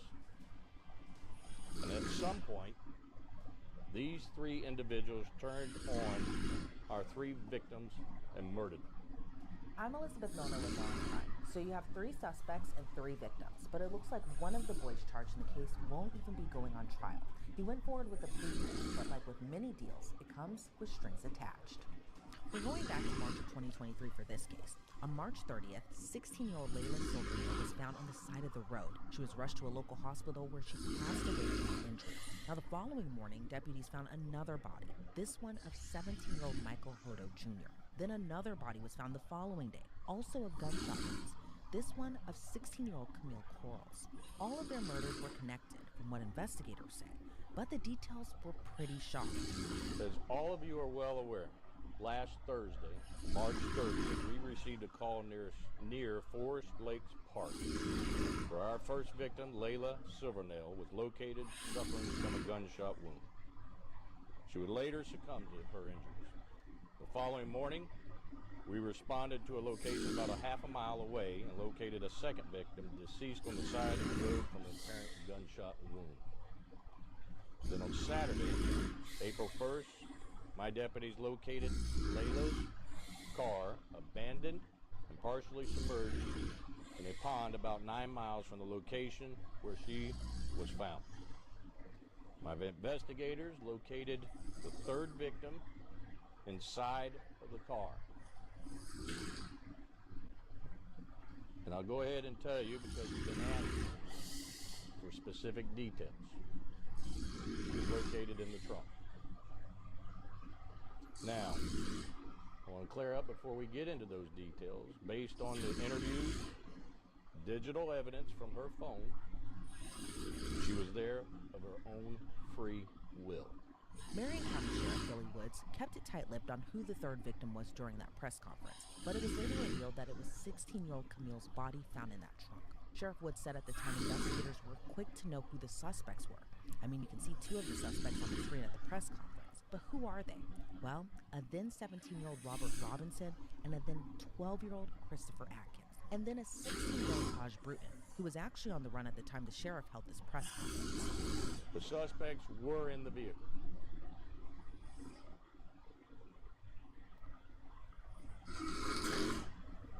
This individual, who is a juvenile officer, is who we're looking for. Now, I'm talking to the viewers. Some of you know him, you know where he is, and you need to turn him in. Now, I will get him. I will find him, and justice will be completed. But the sheriff dropped a huge bombshell that all 3 teens, the victims included, were involved with robberies and burglaries, and that's not all. Now, the investigators were able to determine that this group of juveniles were involved in committing burglaries and robberies, which they were referred to as the lick. Now, although we had out there that was gang related, we have nothing specific to say that it was any rivalry or anything to such that cause. But however, each and every one of them, in some shape or form, is associated with a gang. Basically, simple terms, there is no honor among thieves. And at some point, these 3 individuals turned on our 3 victims and murdered them. 2 of them right there. They fled the scenes, but left a lot of evidence in their wake. Through the cooperation of the agencies that I've previously mentioned, in my office, we were able to begin compiling all of the evidence and finding these killers. Now, we were shocked and saddened by the violence, as all of my citizens, because we are shocked not only are the victims juveniles, but the murderers are juveniles as well. So Todd Bruton was arrested by U.S. Marshals 2 days after that press conference. Then in May of that same year, all three were indicted by a grand jury. But let's get into what investigators revealed in the arrest affidavit, specifically Christopher Atkins. According to the document, a witness reported to deputies that a car struck his garage dumpster. As he walked to the dumpster, he saw Layla bleeding from her head. She was still breathing when she was discovered. Another witness, whose name was redacted from the report, also recalled hearing the sounds of 4 or 5 loud pops, which she believed to be gunshots. This witness said after hearing the pops, she looked out of her window and saw a 4-door sedan drive off, but slowly. And that's when the car collided into the dumpster. She said she saw someone run out of the front passenger seat, only noting whoever it was skinny and wearing a baseball cap.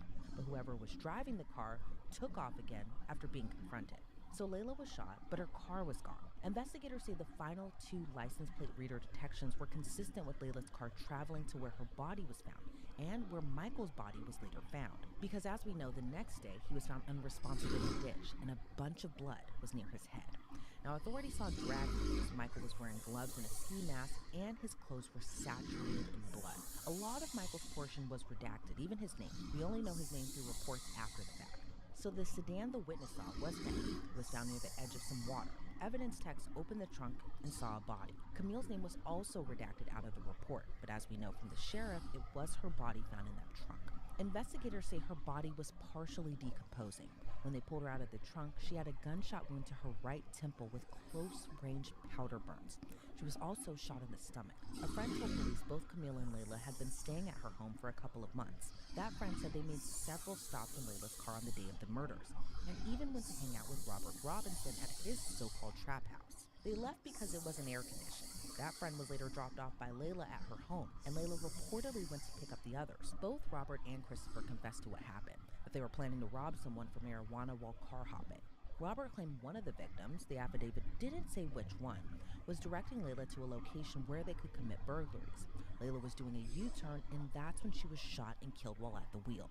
So who shot who? Well, according to the arrest affidavit, Taj Bruton shot and killed Layla and Michael. When that happened, Christopher Atkins took off running when her car hit the dumpster. When he returned to the car, Taj allegedly then told the 12-year-old there was someone.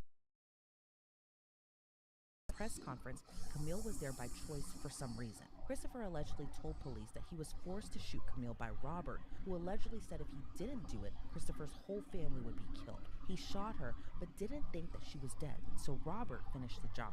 According to the report, Christopher didn't even know Layla, Michael, or even Taj prior to that day. But the 3 of them took Layla's car to the pond.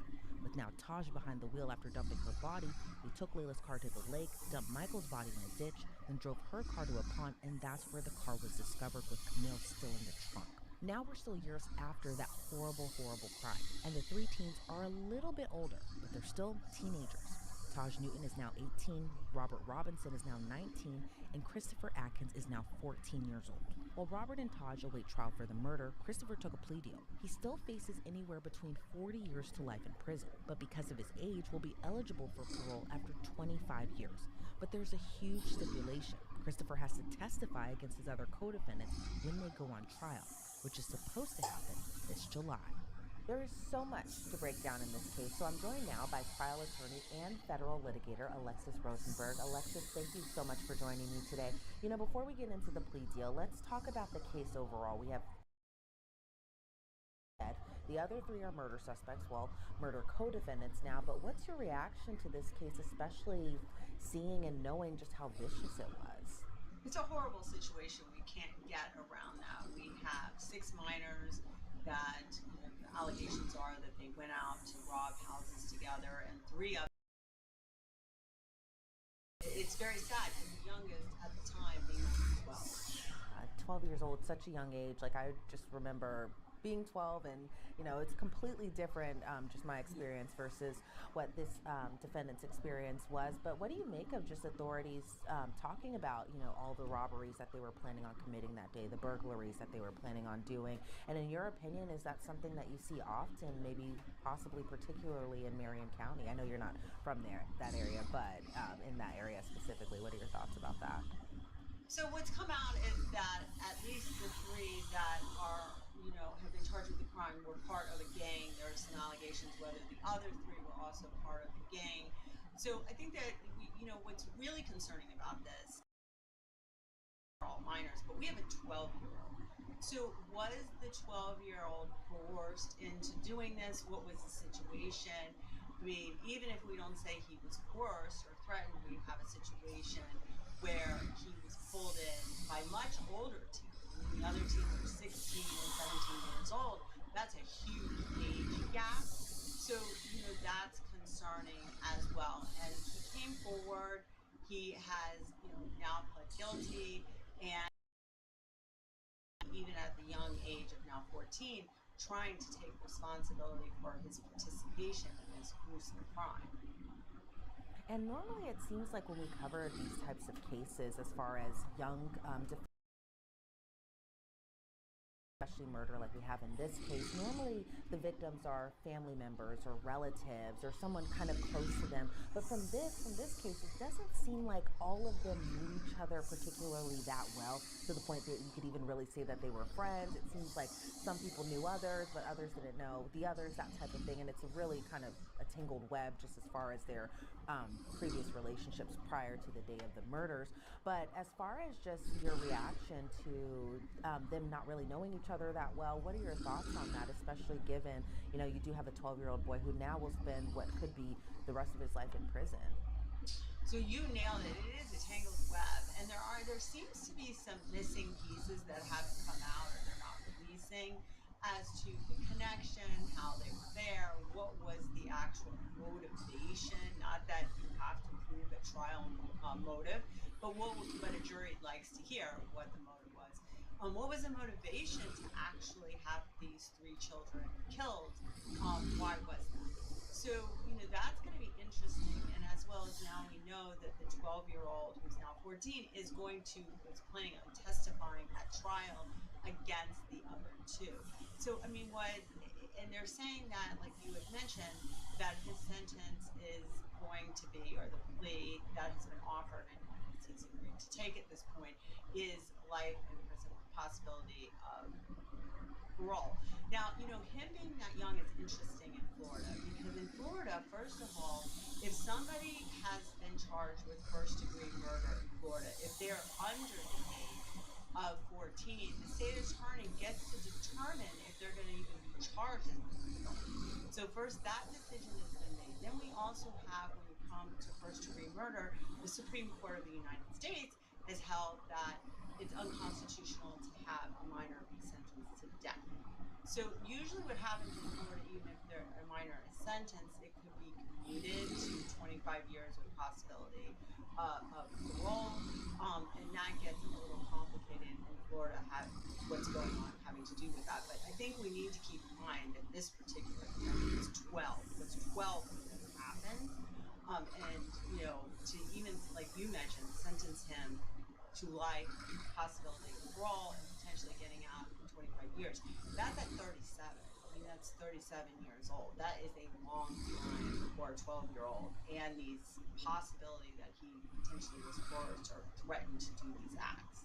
I want to go back to one point you had mentioned about the motive in this case, and it seems like from reports I've been reading, it was just about they were planning to buy this gun on social media. Then one of the suspects thought that someone was going to snitch on them, and then they shot just pretty much all the victims here. But what are your thoughts just on this alleged motive behind the crime? Because it seems like if they thought snitching was going to be the reason for carrying out these acts, which is still horrible in itself to talk about, to say that. But what are your thoughts just about that particular motive, that they thought that they were going to be snitched on? So, a trial, once again, the prosecutor doesn't have to prove, but a jury always wants to hear some sort of motive.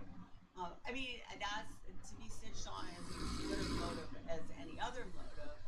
you know, it just sounds like back to, you know, Unravel that you got a group of kids, it's not really organized, it's not really put together. I don't think there was a plan. Maybe it was a reaction that they thought somebody was going to snitch. But the bottom line is those other kids were part of this. So let's just say if they didn't snitch, they were part of what was going on based on what the allegations that occurred.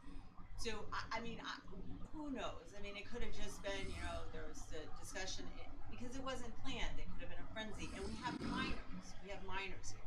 So, you know, who knows? I guess more facts are going to come out as we have this 12-year-old that's planning on testifying to that. Yeah, and with that plea deal, he again, you know, we were just talking about how he faces that significant amount of time. What are your thoughts just about the deal overall, especially that he'll have to testify against his other co-defendants? Do you think he's, you know, again, he's just 14 years old now, but do you think he understands just the gravity of all that he has to do in order to even get this deal? I don't think at 12 he understood the gravity of what was going on, and I don't necessarily think at 14 that he understands the gravity. My personal opinion is I don't think this was such, whoever was representing him, I don't think, based on what we heard, this is such a great deal. I mean, to me, that really under the allegations that we have that he was coerced, or he believes he was coerced, you know, and he's testifying against the two other defendants who are significantly older. You know, I would have thought that maybe they would have given a better deal than that, than 25, you know, possibly a quarter. Yeah, because to your point earlier, it's still a significant amount of time because he'll be nearly 40 years old, and what, that's like a third of his life or most of his life at that point, just spent behind bars. And I was kind of digging around to see like where all of them are housed, and all of them are still in the Marion County Jail all together, all three co-defendants. Are you surprised that they are all housed in the same jail together, especially given it's been about 2 years now since the crime? Maybe there were conversations had, maybe there were flights or kites that were sent through, you know, and I just know this from watching jail TV shows, but maybe that they've devised a plan possibly while they were all in jail together to be like, let's get our stories straight, again, not knowing, you know, the full extent of all of their relationships together. But what are your thoughts on them all just still being housed in the same jail together and how complicated that could possibly be? Well, it's not surprising, but we have to remember they haven't been convicted. So that they're going to keep them there for the trial. So that's not surprising. However, I don't think that's a concern about them trying to put their story together, because even in the same jail, they can pretty much keep them separated or put in things to prevent that from happening. What is kind of should be surprising to listeners, though, is remember, we now have at the time, 12-year-old, now 14-year-old, it's in an adult jail. So, I mean, just to put that in perspective, to me, that how are you keeping that 12-year-old safe in jail, and how are you going to keep a 14-year-old safe in prison?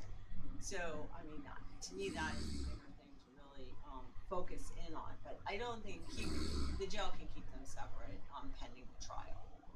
And how often are you seeing minors who are housed in adult facilities in Florida? Are you seeing that pretty often, especially, you know, it seems like obviously from our end that we cover a lot of cases involving a lot of teens who commit types of different crimes and that sort, but it seems like for the most part we see them go into juvenile detention. But here we have a case where, to your point, that they're in adult detention right now, but do you see that pretty often now? Well, I mean, it's going to have to be a crime like first-degree murder, because in Florida, so if they are under the age, I mean, over the age of 14, then it's mandated, 14 to 17, if they commit first-degree murder, that they have to be tried as an adult. And that's going to put them potentially right away at that time, when that decision's made, into an adult jail, and then ultimately convicted in an adult prison. But if they're under that 14 breakpoint in Florida, then it's the decision of the attorney as to, and they're going to look at various factors related to that. As in this case, it was three murders. It wasn't one. So whatever, they looked at that factors and made that decision. Once they decide that that individual or that child is going to be tried as an adult, then generally they are pretty quickly moved out of the juvenile system because they're now being tried in the adult system, and they therefore would be placed in an adult jail. They do, like I mentioned before, they have to have safety measures because you still have a child in with adults, but it's not a good situation for them. It's not a good situation anyways, but to be a 12-year-old trying to navigate that, it's really bad. And, as the other co-defendants are approaching trial, which is supposed to start in July, what do you think a trial like that could really look like? And at this point, do you think that the other co-defendants will try to get a plea deal too? Well, generally, as a defense attorney, you're always looking to see what the plea deal is on the table. And in Florida, it's ultimately, we have state attorneys instead of district attorneys, they're the same thing. It's ultimately the state attorney's decision as to what the deal is going to be offered. So there could be a deal that is offered that they decide to take right before trial happens. We don't know. Also, we don't know what is being offered. There may not be a deal on the table, especially considering that they have the 12-year-old that's going to be willing to testify. So, and another thing, the state attorney is going to also, and even district attorneys, they also look towards, what the victims are saying, the victims' families are saying, and how they feel. They take that into consideration as well. So there may not be a deal, because remember, the deal that minor, that 12-year-old took, I said, in my opinion, I don't think it's that great of a deal. They weren't really giving that much to him. So, they may be not offering a deal at all. Yeah, especially since the maximum end is still life in prison, which he might have already gotten had he just been convicted by a jury, if he would have been convicted by a jury. And even in terms of, defense strategies for the other two teens who are still going to be facing trial, what do you think that could even look like? Is it just the seating arrangement in the car because they have to kind of put together who? Is it them kind of pointing the finger at one another? Because to me, just kind of looking at it, and obviously I'm not a lawyer or anything like that, but I'm wondering, did they offer the youngest co-defendant a plea deal in order to kind of piece everything together, because maybe he would have been the easiest one to kind of get that information out of, as opposed to the older teens? So Florida has what's called felony murder, which means that if somebody dies during the commission of a felony, which robbery would count as that, then you don't really have to prove who pulled the trigger. So from a defense strategy, was this done during the commission of the robbery? It's really going to be the focus. Or was it the conspiracy or plan or the actual robbery had ended in time, and now we have a situation where these three were murdered, and then you were correct. Who pulled the trigger? What was going on? All of that. But because there's three of them, we also, you have your conspiracy to commit murder. Because this is first degree, so remember that requires premeditation. This wasn't that we had reckless, so there was premeditation. So there was a conspiracy for all of them to commit this first degree murder. So it's going to be interesting what the lessers and what they go and what's on the jury verdict form. That it will really depend on that actual, ultimately, defense and strategy. And it seems like, again, with just a couple months away from that trial, it's just a sad situation all around, just a horrible case. And we cover a lot of horrible stories, but this one really just kind of resonates here. Alexis Rosenberg, I want to thank you so much for your time. Before we sign you off, though, what do you think will happen next with the entire case? I think it's going to go to trial. I think it is. I think it's because based on the offer that was made to the 12-year-old, and probably the victims, since you have three different families, are going to want a trial. And I do think probably ultimately they're going to be convicted.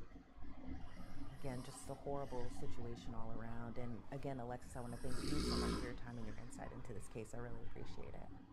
Thank you for having me. And again, the triple murder trial is set to begin in July.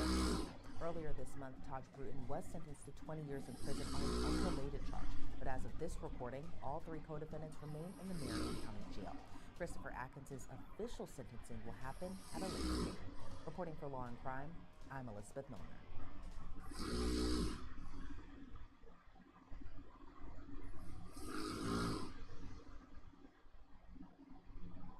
And it was numerous searches about dismembering a body, how to embalm a body, how to get rid of a body, numerous searches related to that. Someone's internet search history has once again landed them in serious hot water, with a Massachusetts father standing accused of killing his wife. But the defense wants the judge to keep those incriminating searches away from a jury. We were in court for Brian Walsh's latest hearing. Welcome to Sidebar, presented by Law and Crime. I'm Jesse Weber. Hey, real quick, I want to thank OneSkin for sponsoring today's episode of Sidebar, because let's be honest, being on camera as much as I am, having the right skincare products matters, and our skin, it changes as we get older. It's dry, wrinkles, but there is a game changer out there. It's called OneSkin. Now, OneSkin was founded by an all-woman team of scientists who developed the proprietary OS01 peptide. So this peptide targets cellular senescence, a key hallmark of aging. It's scientifically proven to decrease lines and wrinkles, boost hydration, and help with thinning skin. They have over 4,000 five-star reviews for their full line of face, body, sun, travel-sized products. And one of the things that I like most about OneSkin is how easy it is to integrate into my daily routine. Just a few simple steps, good to go. So for a limited time, you can try OneSkin for 15% off using the code SIDEBAR when you check out at oneskin.co.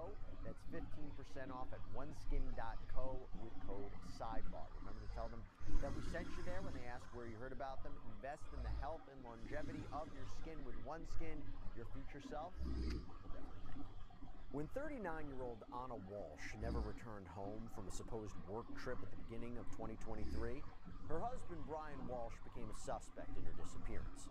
Within days, he would be under arrest, accused of not only killing Anna, but of dismembering her. And law enforcement in Cohasset, Massachusetts says Walsh's own internet search history could put him behind bars for a very long time. But now, Walsh's defense team is trying to have that evidence tossed out before Walsh goes to trial in front of a jury. And I got to give you a little bit of backstory here to understand why this is so big. So, Anna, who's originally from Serbia, lived in Cohasset, Massachusetts with her husband Brian and their 3 children. She worked in Washington, D.C., commuted back and forth. The family had reportedly celebrated New Year's Eve with a family friend when she was allegedly called to a work emergency on New Year's Day, and she was never seen again. When she stopped showing up for work, her employer was the one who actually first reported her missing.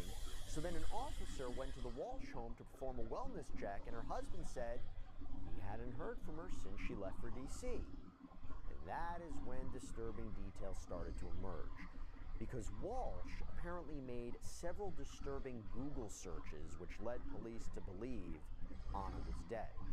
Law enforcement also discovered that Walsh had lied to them about where he'd been in the days between January 1st, when Anna was reportedly last seen, and January 4th, when Cohasset police performed that wellness check. Walsh was arrested on January 18th, and despite Anna's body never being found, he was indicted on charges of murder, misleading a police investigation, and improper conveyance of a human body, meaning police believe that Walsh somehow disposed of Anna once she was dead. And during an early court hearing back in 2023, the prosecutor read some of those internet searches that Walsh had apparently made after Anna's disappearance, read them aloud for the court. A doozy, to say the least. What I'd like to do now is just describe his actions in the days from January 1st. The defendant indicated on January 1st that 3 p.m. he did some errands and went to his mother's house in Swampscott, but was lost because he didn't have his phone. He said he knew he was lost when he saw a tired chip on the lawn. The defendant stayed 15 minutes and then went to Whole Foods and CVS. Surveillance was checked and did not enter either of those stores. On January 1st, the defendant Googled using his son's iPad, and some of the searches are as follows. Keep in mind that the defendant said he left at 6 a.m. At 4:55 a.m. on January 1st, he searched how long before a body starts to smell. At 4:58 a.m., how to stop a body from decomposing. At 5:20 a.m., he searched how to impound a body. At 5:47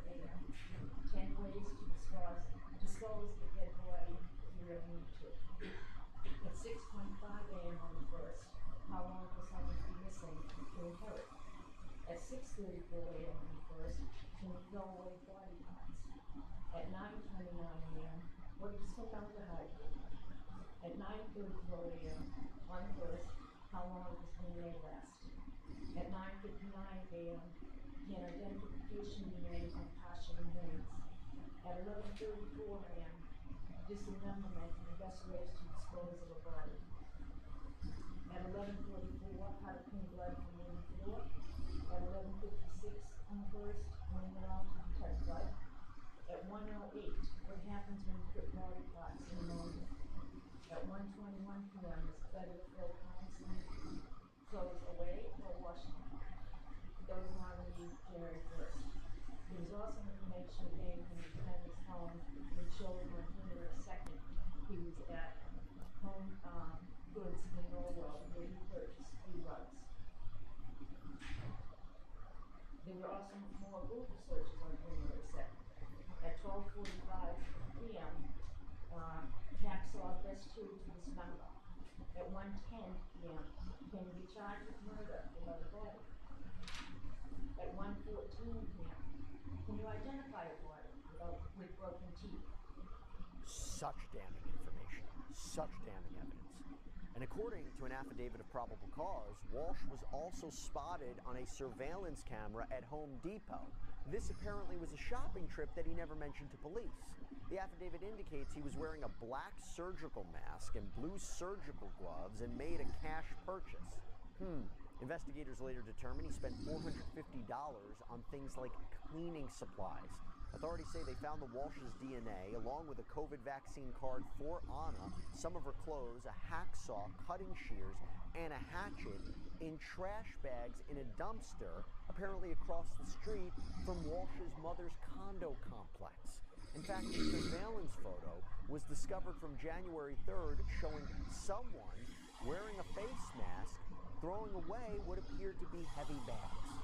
And then a bloody, damaged knife was also reportedly found in the basement of the Walsh home. Now, despite all this apparent evidence, Walsh has entered a not guilty plea. He's been behind bars with no bail ever since. He faces life in prison if he's convicted. But now we got to talk about what's happening. Okay, so with Walsh's trial that's expected to start in October, his defense team, and arguably one of their best moves that they should be doing, is to make sure as little of this evidence comes into trial and the jury doesn't see it, right? So his defense team is trying to get some of the evidence in this case thrown out, including the electronic device extraction that uncovered those chilling, eerie Google searches. So you had a 2-day evidentiary hearing that was held this week with the prosecution and the defense making arguments in front of a judge. So several investigators who worked on Anna Walsh's missing person case and subsequently her murder investigation, they were called to testify. And according to Cohasset Police, Anna was last seen at work on December 29th, then last seen by the family friend at the New Year's Eve get-together. Walsh had apparently told police that Anna had got up early to travel to D.C. for this apparent work emergency, saying she took an Uber or a Lyft to the airport like usual. But despite that being Walsh's story, an officer testified that her cell phone last pinged the following day, January 2nd, 2023, around 3 in the morning, a quarter mile from the Walsh home. Investigators also discovered that the airline that Anna supposedly used, no record of her flying to or from D.C. Officer Gregory Lawrence was the first to interact with Walsh and updated the court on how the investigation even got started. Who did you meet there at that residence? Brian Walsh. Can you explain to me what happened when you got to the house that day? I exited my cruiser and he met me at the doorway and said that he wanted to report his wife missing and file a police report with the Cohasset Police. And what was his demeanor like when you saw him at the doorway? Very calm. Now, this initial interaction with Mr. Walsh, was it recorded? No, it was not. Why wasn't it recorded? Cohasset Police did not have body-worn cameras at that time. And so, what did he told you he had done to try and locate his wife at this point in time? He told me that he had tried texting her, and he did contact his employer, her employer. And what did he tell you as far as the last time he had seen his wife? It would be Sunday morning, January 1st, 2023, between the hours of 6 a.m. and 7 a.m. Did he say where she was going after that point? She had a work emergency and had to go back to Washington, D.C. Did he say how she was going to leave the home that day? She was going to take either an Uber or a Lyft. And head to where, sir? Logan Airport. Sergeant Harrison Schmidt was next to take the stand, and he explained that he was involved in coordinating a search for Anna and went to the Walsh home on the evening of January 4th to do an interview with Brian Walsh. And at this point, this is still a missing persons case, okay? So Sergeant Schmidt told the court that he and another officer walked around the home with Walsh looking for anything that might point to how or why Anna had gone missing. And Sergeant Schmidt testified that while they didn't search the attic at the time, they did do a search of the backyard pool, which the sergeant said was uncovered and full of water despite it being January. The fire department even helped shine spotlights into the pool. They even drained it, thinking maybe Anna had, fallen in somehow, but they didn't find anything. So back to Sergeant Schmidt. He also noted something odd about a Volvo at the home. What car did you look at? There's a Volvo XC90. And did you get any permission to look at that car? Yes. And who'd you get the permission from? Mr. Walsh. And what did you notice about the Volvo? In the trunk, the trunk was lined with like plastic sheeting. And so were you able to open it at this point in time? Yes. Now, sir, fast forwarding to January 5th, which is a Thursday, what did you do to try and locate Miss Walsh that day? I did a lot that day. Let me just go back for a second. I apologize. There was and I'll do this from time to time. There was a plastic sheet, you said, lining the rear area? Yes. Is that a trunk or is it more like an open area in the rear of an SUV? The trunk area is a SUV with a hatch. So the trunk area, not the seating area. Okay, thanks. So, not like a sedan one, which would have a separate, distinct trunk. It has access to the seats. Correct. If the seats would fold down, you could go from the trunk into the back row. Okay. So I'll call it a traditional SUV configuration. Yes, sir. And we learned that during a later visit to the home, police searched the attic, but they didn't find anything suspicious. Investigators also said that the plastic liner that was originally noted as being in the rear of the SUV, that was now gone. Sergeant Schmidt told the court that investigators questioned Brian Walsh about whether Anna might have taken her own life or abandoned the family. During that interview, what did he say that his normal contact would be with his wife, Anna Walsh, when she was working in Washington? A daily contact. During the interview, did you have the opportunity to ask him whether or not Anna was contemplating suicide? Yes. And what was his response to that? She wouldn't do that. What, if anything, did you say she was unhappy about? Stress from work and distance. And was he asked about extramarital affairs on either side? Yes. What did he say? Neither of them had extramarital affairs. Did you ask, or was he asked on whether or not, if they had had an argument the morning she left January 1? Yes. What was his response? There wouldn't have been enough time that morning. What do you say the biggest argument they had recently was? She had a 2-week vacation scheduled, and instead of coming home, she was in Belgrade visiting her mother. Now, did he say what was causing stress in their relationship at this point in time? Yes. What was causing stress? The distance, being away from the children. And in addition to the distance, were there any other stressors in their relationship? Prior legal issues. So he told you that he had another criminal matter going on? Yes. That's right. Walsh was already up to his neck in legal issues, this time in federal court.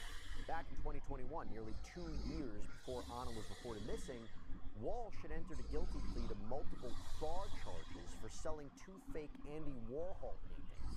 According to the U.S. Attorney's Office for the District of Massachusetts, a buyer found a listing on eBay for 2 abstract Warhol paintings that were part of his Shadow series, and there was a photo of an invoice for the paintings with Warhol Foundation numbers and a purchase price of $240,000. The paintings were listed on eBay for $100,000. The buyer managed to get them $80,000. That's a steal. But when he got the paintings, the buyer quickly figured out they were fakes. These are the real ones. These are the fakes. He tried to contact Walsh, who at first wouldn't respond, and then made excuses for why he couldn't refund the buyer's money. So after Walsh pleaded guilty as he awaited sentencing, he was on house arrest. He was only allowed to leave the house during certain times, had to notify federal authorities if he did so, and authorities were then able to track his phone if need be to make sure he was where he was supposed to be. But Walsh claimed in the early days after his wife's disappearance, his son had hidden his phone, that he couldn't find it. So the authorities would just have to trust that he went where he said that he did, okay? And they didn't, uncovering evidence that Walsh allegedly lied about his whereabouts using things like store security video. But for the fraud case, Walsh was sentenced in 2024 to 37 months in prison for each count, ordered to pay $475,000 in restitution. But back to this evidentiary hearing, okay? I want to talk about this. So Sergeant Schmidt testified about this strange email that investigators received that was a purported ransom demand. During this interview, did anyone ask him about the name Richard Walker? Yes. Who asked about Richard Walker? Trooper DeChico. And did he know Richard Walker? No. What was the significance to you at this point in time of the name Richard Walker? I had received an email with a ransom request from an email address with the name Richard Walker. And when had you received this email in relation to the interview that you were conducting with the defendant at this point in time on January 7th? Before.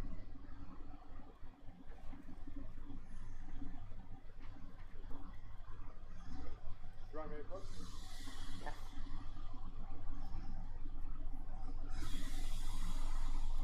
Sergeant, I'm showing you a copy of the document you recognize. Yes. Is that the email you received from the witness with the name Richard Walker attached to it?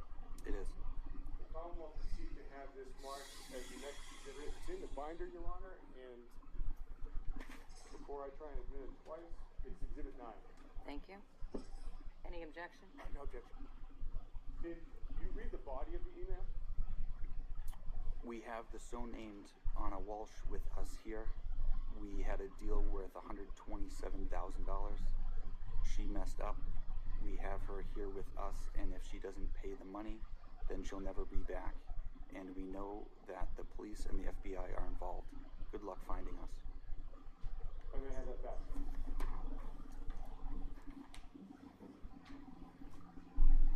Besides Trooper DeChico mentioning that name once, was there any further discussion of Richard Walker or the substance, or even the substance of the email? No. According to police, they were suspicious of this ransom demand because it didn't mention anything about where to send the money or even a deadline to do it. Massachusetts State Police, they were also involved in the Walsh investigation. And you had Sergeant Yuri Buchanek testified that he spoke with Walsh's mother, Diana, who said her son had looked into hiring a private investigator to find Anna. And the trooper also spoke with the eldest child, who was 6 at the time, about the last time he saw his mother. What did the oldest child tell you about about what he remembers as the last time he saw his mother, Anna Walsh? What the child stated was that the last time he saw his mother was surrounded around the events of him hearing a noise, waking up, coming downstairs, and seeing her on the couch underneath his blanket, which he left in the room overnight. She was dressed in a set of pink pajamas with red hearts, and as he was walking by the kitchen island, he saw his iPad. He picked up the iPad, recognized that it was malfunctioning or broken, not working properly, and he requested that his mom, Anna, fix the iPad for him. Once she fixed the iPad, he indicated that Anna went upstairs and changed into her real clothes, returning back downstairs, holding a brown duffel bag approximately 2 feet in length, and a purse which he gestured to her wearing on her shoulder. He then stated that her taxi was here. He told her, "I love you." She responded, "I love you more," and she walked out the door. to her ride. When asked if he saw the vehicle, saw the headlights for the vehicle, or saw her get into the vehicle, he stated he did not. Those are strictly his speculations. Obviously, he didn't use the word speculation, but. And how did the conversation end with the oldest child? I had a question for him asking, does he know where his mom? Before I was able to finish that question, Diana became animated with her arms as he was sitting on her lap, flailing her arms in the air. I stopped abruptly, being interrupted by her gesture. She finished the question for me, stating cell phone. The child never answered my intended question, which was if he knew where his mom was, nor the question that Diana finished. He strictly said that mom wanted him to move to DC to be with her. He abruptly got up off of Diana's lap and ran into a different portion of the home. And did you have any further conversation with the oldest child? Yes, I did. And what was that, sir? At one point, a little bit later on, he returned to the area where myself and Detective Lopes was standing. He opened the door slightly, just wide enough to the basement that he could fit through. He took a step onto the first step going down into the basement, looked back at me, extended his arm, and I told him that he shouldn't go into the basement on his own, realizing there were child locks on the door. Then Diana also opened the door all the way and grabbed his hand and told him not to go down there. That is so chilling, given that police said they later discovered blood and a damaged knife down in the basement. And when the state called Lieutenant John Fanning to the stand, he testified about what a forensic examiner found in the internet search history on one of Walsh's devices. He said, I found something in the search history, and that's interesting. I said, well, what was it? And it was numerous searches about dismembering a body, how to embalm a body, how to get rid of a body, numerous searches related to that, another search related to divorce. And so, after he said he notified you of that, did he communicate to you and other troopers what he had found? Yes, actually. He sent an email. And as far as analyzing the iPad Mini, what was your understanding as further analyzation of the iPad Mini at this point in time? We were going to stop. And what was going to be done as far as the iPad Mini after stopping? We were going to data we're talking about. Yes, we had stopped, and we were going to obtain a search warrant to seize that device. So after that, investigators got warrants for Walsh's home and had Walsh and the children go to Walsh's attorney's home while they searched. On Sunday, January 8th of this year? I did. When was that? When we went to arrest Brian Walsh. And where was that? At her residence. And what was the contact you had with Attorney Minor at this point? She met us right out front. She actually came out before we got to the door. And I asked where Brian was. She said in the house. I said we need to go talk to Brian right now. And she said, well, he's not going to say anything. I said, that's fine, but we need to find him right away. We walked right in. Dining room was right off to the left. Brian Walsh was standing there, and we placed him under arrest. So the defense is arguing that this incriminating search history was discovered without a warrant, right? There's a constitutional violation. And investigators took 8 devices from the Walsh home, including iPhones, iPads. According to the warrant, the forensic searches of those devices had to be limited to communications between December 25th, 2022 and January 6th, 2023, key time period. And communication, not searches for other online activity. That's the key here. And the defense, they questioned the lieutenant about the issue of consent to search. You are familiar with Massachusetts State Police consent to search warrants, correct? And you didn't use one or try to use one or attempt to fill one out before you took the items, the devices, from Mr. Walsh that day at Jordan's No, we were working together cooperatively to find Anna Walsh. I was happy that we were working together.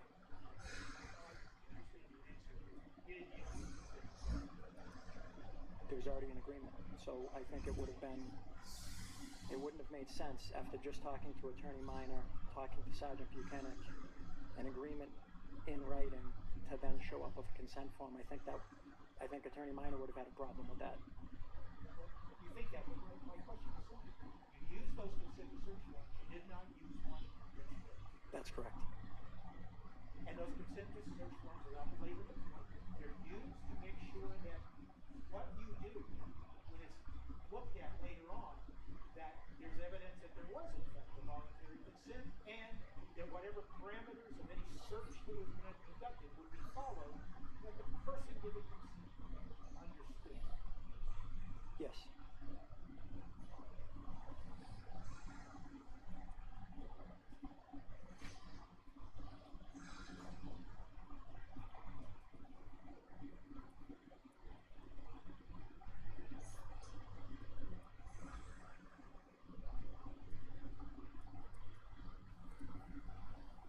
That's all I have. Thank you. Redirect. Thank you, Your Honor.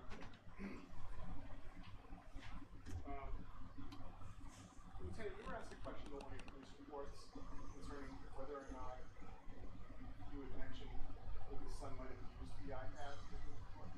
Yes.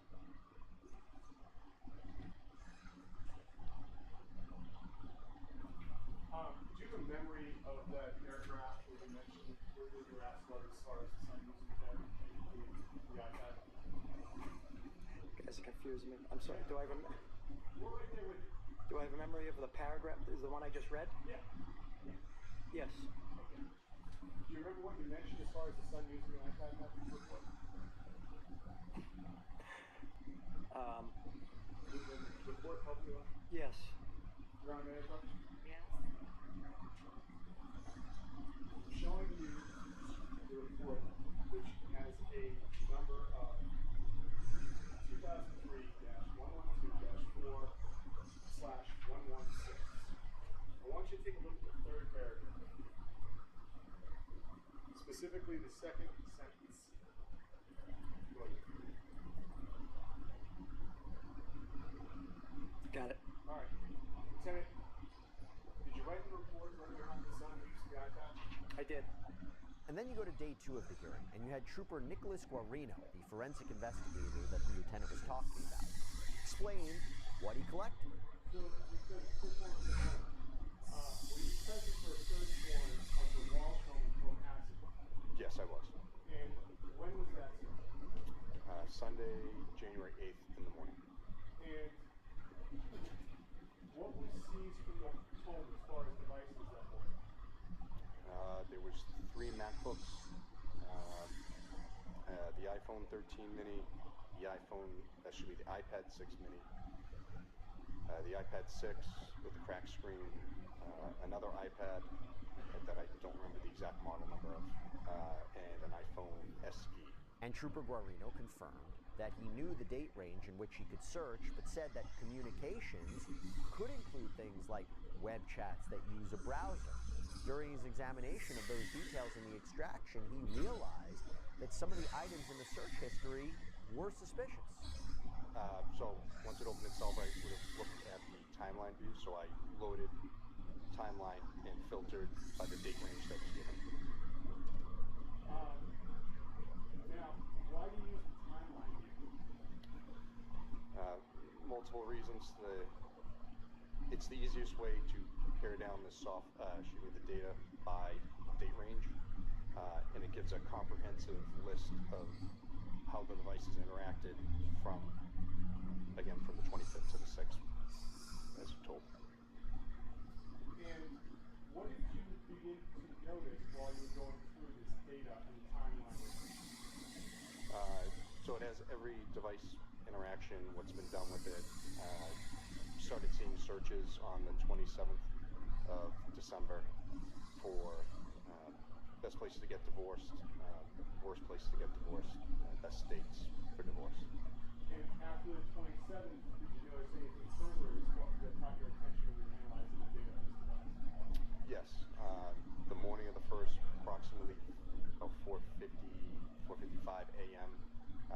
began seeing searches about how to dispose of a body. And how, after starting to see these searches, what did you do?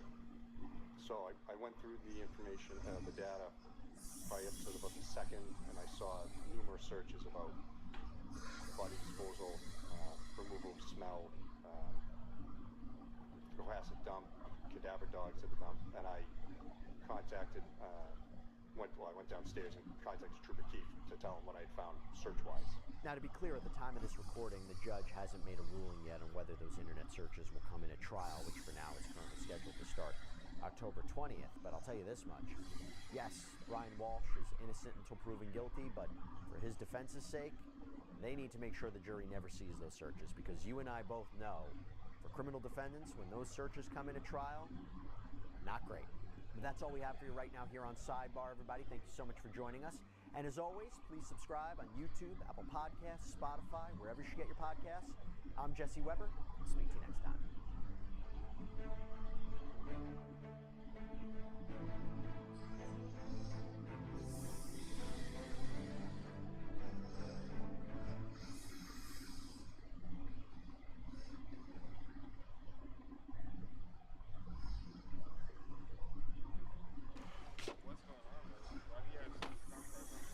We have a major police response in Kentucky when a father called 911 to report there was a naked man in his 13-year-old daughter's bedroom. The suspect, partially clothed, took off into the night, acted confused about why officers were surrounding him near a highway. We're going to dig into the details of this case, what we know about the suspect, and how police were able to locate him. Welcome to Sidebar, presented by Law and Crime. I'm Jesse Weber. Hey everybody, this is another Law and Crime legal alert. So lawsuits allege that antacid use has been linked to increases in stomach cancer and gastric cancer. If you or a loved one were diagnosed with stomach cancer or gastric cancer after using an antacid, you may qualify for compensation. One of our legal sponsors is partnering with the Driscoll firm, a national firm, helping those injured to ensure their claims are thoroughly presented. Visit antacidclaims.com/sidebar or scan the QR code on screen to answer less than 10 questions and check your eligibility to file a claim. Well, a father in Florence, Kentucky sure got a shock last week when he heard noises from his 13-year-old daughter's bedroom. Opens the door, and what does he find? A naked man lying on the floor. Yeah, this happened on April 28th at around 12:30 in the morning. According to a press release from the Boone County Sheriff's Office, officers were originally dispatched for a shots fired call. You might be saying, how did this escalate into this? Well, the press release says that, quote, the victim's father stated that he awoke in the night and heard noises coming from his 13-year-old daughter's room. When he entered the room, he found an adult male lying naked on her bedroom floor. After telling the suspect that he was calling the police, the father went downstairs and retrieved a handgun. The suspect then pushed past the father and ran out the front door. The father ran out after the suspect as he fled on foot and fired 3 shots into the ground near the front porch of the residence. Okay, so before we go into the manhunt for the suspect, and we have some really good footage to show you as well, I want to bring in trial attorney Dante Pointer to talk more about this. Dante, so good to see you. First of all, this has to be every dad's worst nightmare. Whether or not, as we'll talk about, it's a guy who allegedly lied about his age, his romantic interest with a 13-year-old, or, I don't know, just a random stranger coming into your daughter's bedroom in the middle of the night. This has to be every dad's worst nightmare. It certainly is every dad's worst nightmare. Me being a dad, raising a daughter, a girl dad, certainly was on high alert during the teenage years. And one of the things that you just never want to be the person to walk in on, which is a grown man who has somehow snuck into your home, your sanctity, your sanctuary, and is in your daughter's bedroom. All you can see is red, and like him, you're going to get your handgun. Legally speaking, let's take it from the beginning. Legally, would he have been justified to take out a weapon and use it at that point, to actually fire at this guy, allegedly? Is that legally justified? Well, not just because the person's present in the home. There'd have to be, I think, some other aggravating factor. Person's threatening, doing something to his daughter, and or making moves that the dad perceived as a threat. think that would then justify the use of some sort of force. Because we talked about this in law school. Yeah. The example of you take out the gun, there's a burglar in your residence. You can't automatically shoot them, right? You would think, oh, well, they're committing a crime. Not necessarily. There has to be some threat of imminent force, deadly force, threat of imminent harm. Exactly. In order for you to be able to use deadly force in self-defense, there must be defense of self or others. So the person who's in your home must be threatening, must be presenting some sort of act that's going to be, physically injurious. Essentially, they're going to hurt somebody. Is what you'd have to see, and you'd be responding to that. What about, just hypothetically speaking, it just got me thinking, if he sees the guy, or you see somebody in your home who's a burglar, and you take out a gun and you just point it at them, right? You point at them, leave my house right now. Would they be within their rights to do that? I think that any homeowner is well within their rights. You come upon a stranger in your house in the middle of the night, you have a gun, you have a firearm, you certainly can point that firearm at that stranger, the person who's burglarized your home, broke into your home, and tell them to leave and warn them that if they continue or pose some type of threat, you're going to use deadly force. So I think you're well within your right as a homeowner. Okay, got it. So now what happens? So the suspect takes off into the night and an investigation begins. Deputies from the Boone County Sheriff's Office, as well as officers from Florence Police, they started doing a canvass of the area, and they found this unoccupied car that was close to the girl's home. So what do? They look up at the registration, and that led them to a driver's license for 20-year-old Parker Dean Kramer. And officers showed this photo to the dad, who confirmed that was the naked man in his house. So law enforcement, they fanned out around the neighborhood. They launched a drone, actually, to help with the search. And they provided us with aerial shots of what the drone saw as they took Kramer into custody a couple hours later. The arrest, by the way, was also captured on officer body cam. Let's take a look. Question at any time by repeating your answer further or by requesting consult with your attorney.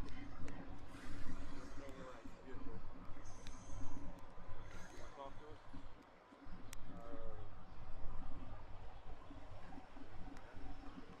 Where are you coming from?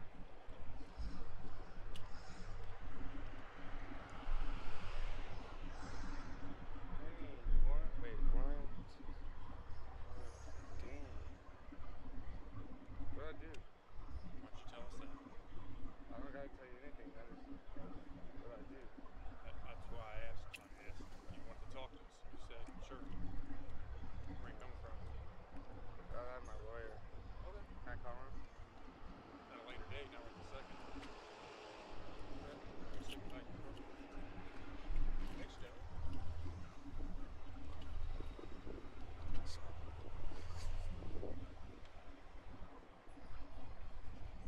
I can tell you right here. Hold him real quick. Why can I run? I got no fucking. Alright. I mean, I know people can run, but. Right, I got you.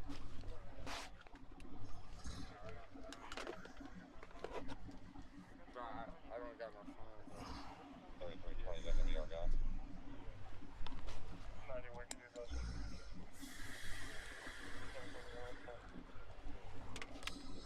Pretty good sort of stuff.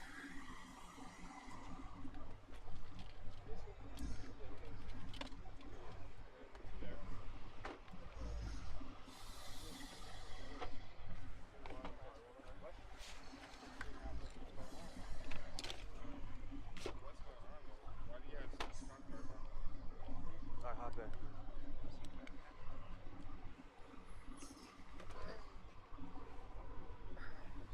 Can I get it in the front of my hand? Are you completely naked on my seats, I guess? Yeah. Alright. Nah. I can't put it in the front? No, you good? I can fit. Hold on. I got a scar on my left. Which one? Alright, get out now.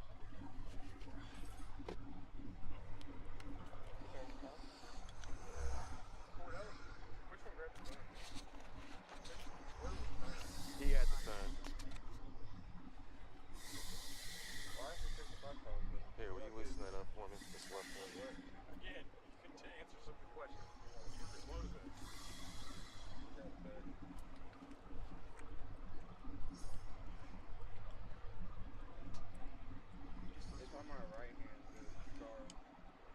Your right hand's good. We're not. You can loosen the left up a little bit.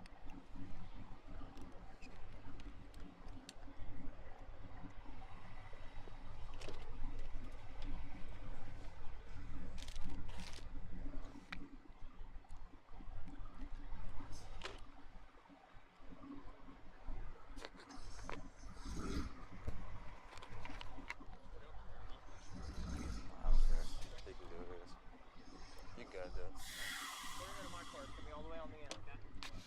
I'll get those later from you.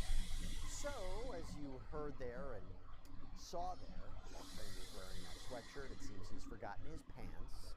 Adante, what'd you take away from that police body cam video? I'm sure that young man, or that man, was cold to be out there on the side of the highway on the interstate, middle of the night, surrounded, and he looked bewildered, almost surprised, although we know he knew, he had an idea what was coming, given the fact that he fled so far from the house. To be surrounded by so many officers who were intrigued and questioning him about where he just came from, knowing darn well that he had just ran from that man's house from this young girl that he was trying to hook up with. Let me ask you this, as a defense attorney, is there a way to make sure that video doesn't come into evidence at a future trial? What would be some of the ways that you might be able to exclude it? Well, some of the things that you would hope to try to use to exclude or to prevent that video from being played at a trial is through your pretrial motions in limine. You would say, hey, this is not relevant, or perhaps it's too inflammatory. The video in and of itself has low relevancy or probability to prove anything of a crime, and instead, if a juror were to see it, they might just convict him simply because they could see him sitting there naked on the side of the highway, being put into a cop car, or the fact that he invokes his Fifth Amendment right to a lawyer. Those are all things that a jury doesn't necessarily need to know or to see a video to be told. So those would be the things that I would do if I was his attorney in terms of attacking the evidence and trying to prevent it from being played in front of the jury. The lack of pants, I think, is relevant to suggest where he just come from. And by the way, I might have misheard it, but I think he said he might have a scar. So in terms of identification, right, that could come up in testimony later on from, let's say, this alleged victim, has to take the stand as well, right? This, young girl, she can talk about, did you see a scar on his body, right? I think that might be relevant as well. Absolutely. I mean, look, just because you're making an argument doesn't mean it's a winning argument. Sure. So the defense is going to argue, but I think the tape is coming in for a lot of those reasons that you've already mentioned. Identifying him, putting him at the place and the location, any other admissions that he may have made. Those are things, or the fact that he has no pants on. And the dad is going to say, hey, I saw a guy fleeing my house in the middle of the night with no pants on. And what do you know? We found someone in relatively close proximity with no pants on. That's the guy. Yeah, it's a little different than my cousin Vinny with the same kind of car. It's not like, oh, there was another guy with no pants on. Just happened to be there at the same time. Here's the thing. So Kramer, you could argue, seemed kind of cagey during his arrest, asking why he didn't stop, why there's so many officers. But according to the Boone County Sheriff's Office, when a detective interviewed him, he allegedly started to come clean. Kramer reportedly told the detective he drove from Louisville to Florence to meet this underage girl at her house. We checked, it's about an hour and a half drive or more. And Boone County Sheriff's Major Philip Ridgel told the Cincinnati Enquirer that Kramer told them he planned to, quote, wait them out in the tree line near I-75. By the way, real quick, Adante, the way they were able to apprehend him, so using a drone, going to finding the car, the license, the registration, really good police work. Yeah, this is the state of affairs and state of technology, if you will, that policing is going into. Many departments are using drones. Many departments are using license plate readers. They're incorporating more technology into their police investigations in order to identify, detain, arrest, and convict people at a higher rate. And by the way, quicker in time that you apprehend somebody, the stronger cases for the prosecution. I was like, oh, we found this guy 5 days later. Well, are you sure it was the right person? What have they been up to? Close in time, close in proximity is important. Now, apparently, this investigator also says that Kramer allegedly admitted that he exchanged numbers with this 13-year-old girl, knowing full well her age. And he allegedly told her he was 15 and went to a nearby high school, which we know is not true. The detective who interviewed Kramer said that the 20-year-old, quote, made admissions which led to additional rape and sodomy charges. So yeah, Kramer was charged with 1 count of burglary in the second degree, 2 counts of rape in the second degree, and 1 count of sodomy in the second degree. He was booked into the Boone County Jail on a $250,000 bond. According to the Boone County Jail website, he's still locked up. The case has been bound over to the grand jury. Dante, let's talk about this. Before we even get into the charges for a second, that bond, do you think that bond is appropriate in a case like this? Well, you know, the bond is supposed to be to secure somebody's appearance and or to make sure that someone who's a threat to society is not going to be offending society or committing more crimes while they're out on a current pending charge. So, you know, given what's alleged here, that he actually knew her age, that he, you know, lied to her, told him that he was about her age, and then drove an hour in the middle of the night, broke into the home, and did whatever those allegations are that they're saying he engaged in. You know, this is someone who I'm sure the judge is sitting there thinking to themselves, hey, am I going to be the person that's going to be at the top of that headline if this young man reoffends or does something? No, we're going to keep him right here in custody where we know he's at, the community is safe, and we're going to let the criminal justice system play itself out. And that's the part of that I don't understand. If he allegedly admitted to a lot of this after saying he wanted a lawyer, there's a disconnect there. I mean, this is what the reporting indicates, but why would he have admitted this stuff or allegedly admitted this stuff? Yeah, there's a lot of case studies and research that's been done. And frankly, for me, anecdotally, as in my experience as a criminal defense attorney and a trial attorney, there are a lot of people who initially invoked their rights to the Fifth Amendment against self-incrimination and said they want a lawyer. And that's out in the field typically. But then that growing sense of caught, they know what I did, maybe I can work a deal, maybe I can try to explain myself out of this position or predicament that I find myself, or better yet, maybe if I just, you know, can talk about what happened in such a way, they might have some mercy on me or cut me some leniency. And so I tell you this, there's nothing more, I would think, terrifying than when you're brought into the police station or you're brought into the interrogation room or you're brought to the police cell and you hear the doors clang behind you. You know there's no way to get out other than if the police let you out. And the only way to get out at that point, some folks think, is by trying to kind of play themselves up to the police by admitting to what they did or explaining away their conduct. Well, let's talk about that conduct, and let's see if he's going to be actually be sent to prison. Because according to Kentucky's criminal statute, what are these charges? 1, person's guilty of burglary in the second degree when with the intent to commit a crime, he or she knowingly enters or remains unlawfully in a dwelling. It's a Class C felony. Person is guilty of rape in the second degree when being 18 years old or more, he or she engages in sexual intercourse with another person less than 14 years old. Kramer faces 2 counts of second degree rape there. And then there is second-degree sodomy, which is when being 18 years old or more, he or she engages in deviant sexual intercourse with another person less than 14 years old. Okay, so Dante, a few things here. 1, does it seem to you this is all stemming from one episode, not multiple episodes, one episode? And 2, how would the prosecution prove all this? You know, it's a little, without seeing the dates that they're attaching to each of these particular crimes, you're not quite sure, just by the charges alone, whether or not this is one episode or one incident, or maybe this happened over the course of 2 different meetups that they may have had. However, we do know that he's charged with 2 counts of rape.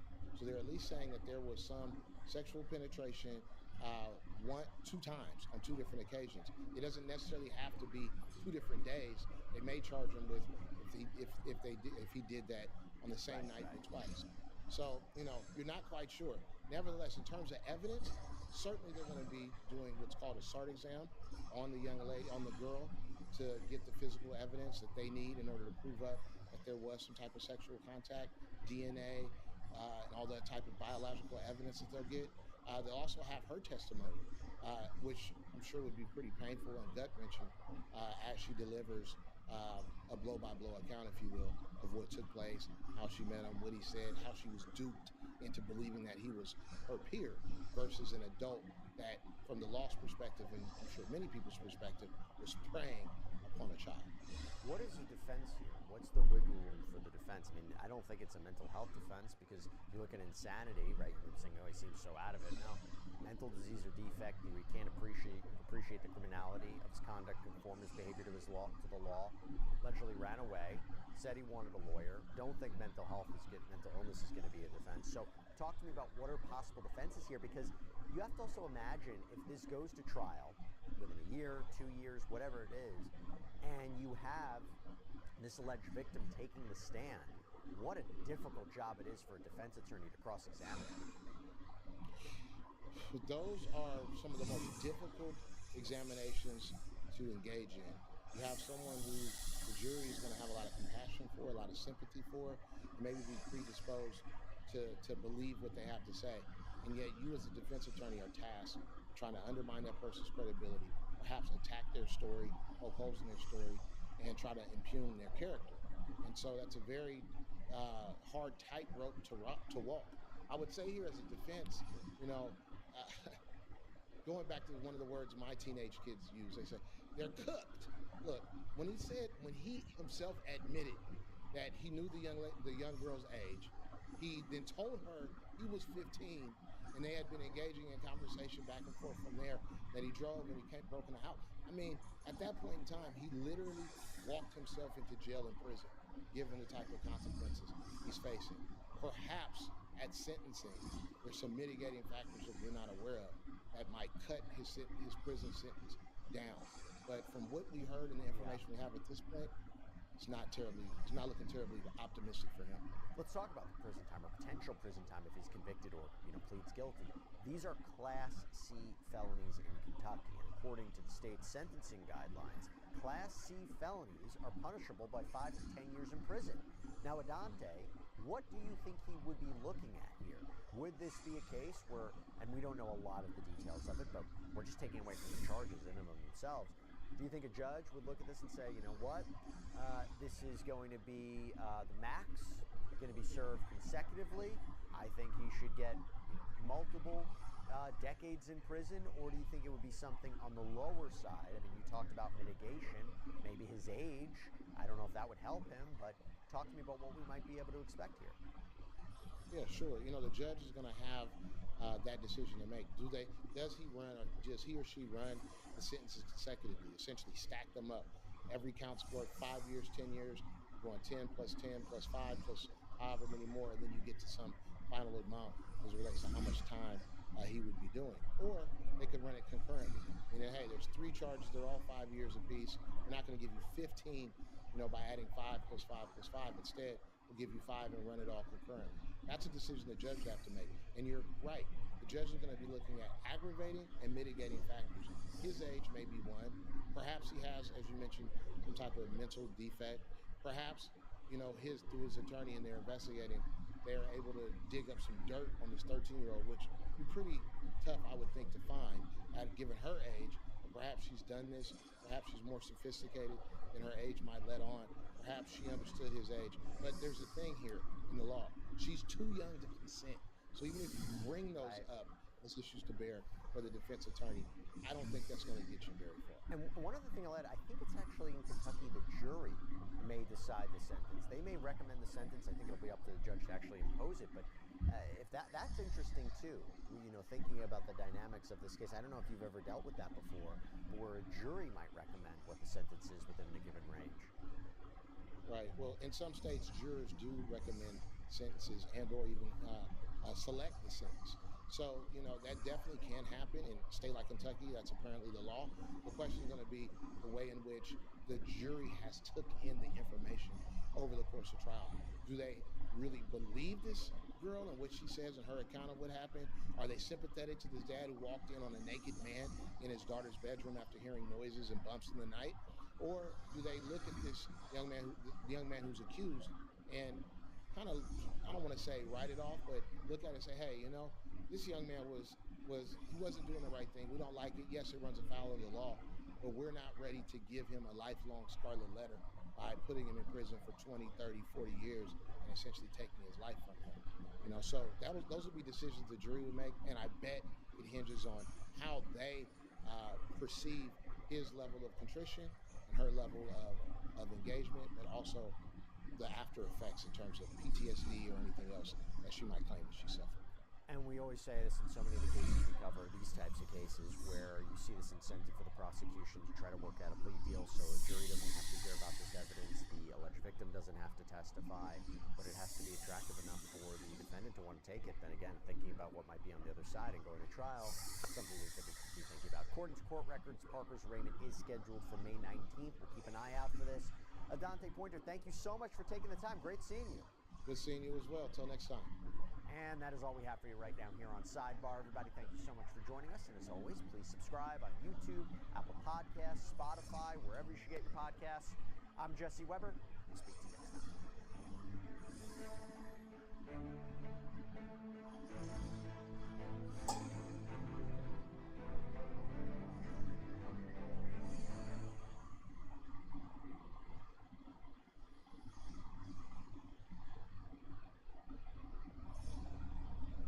It was a prank that went terribly wrong. A high school lacrosse star is dead after what police say started as a late-night game of ding-dong ditch, the familiar prank where teens ring a doorbell and run away. According to investigators, the group of teenagers had been recording the stunt for TikTok when the homeowner mistook their game for a break-in. What was supposed to be a joke quickly turned deadly. Authorities say one teen is dead, another injured, and now the homeowner is behind bars, charged with murder. I'm Kennedy Walker, and I'll walk you through the details.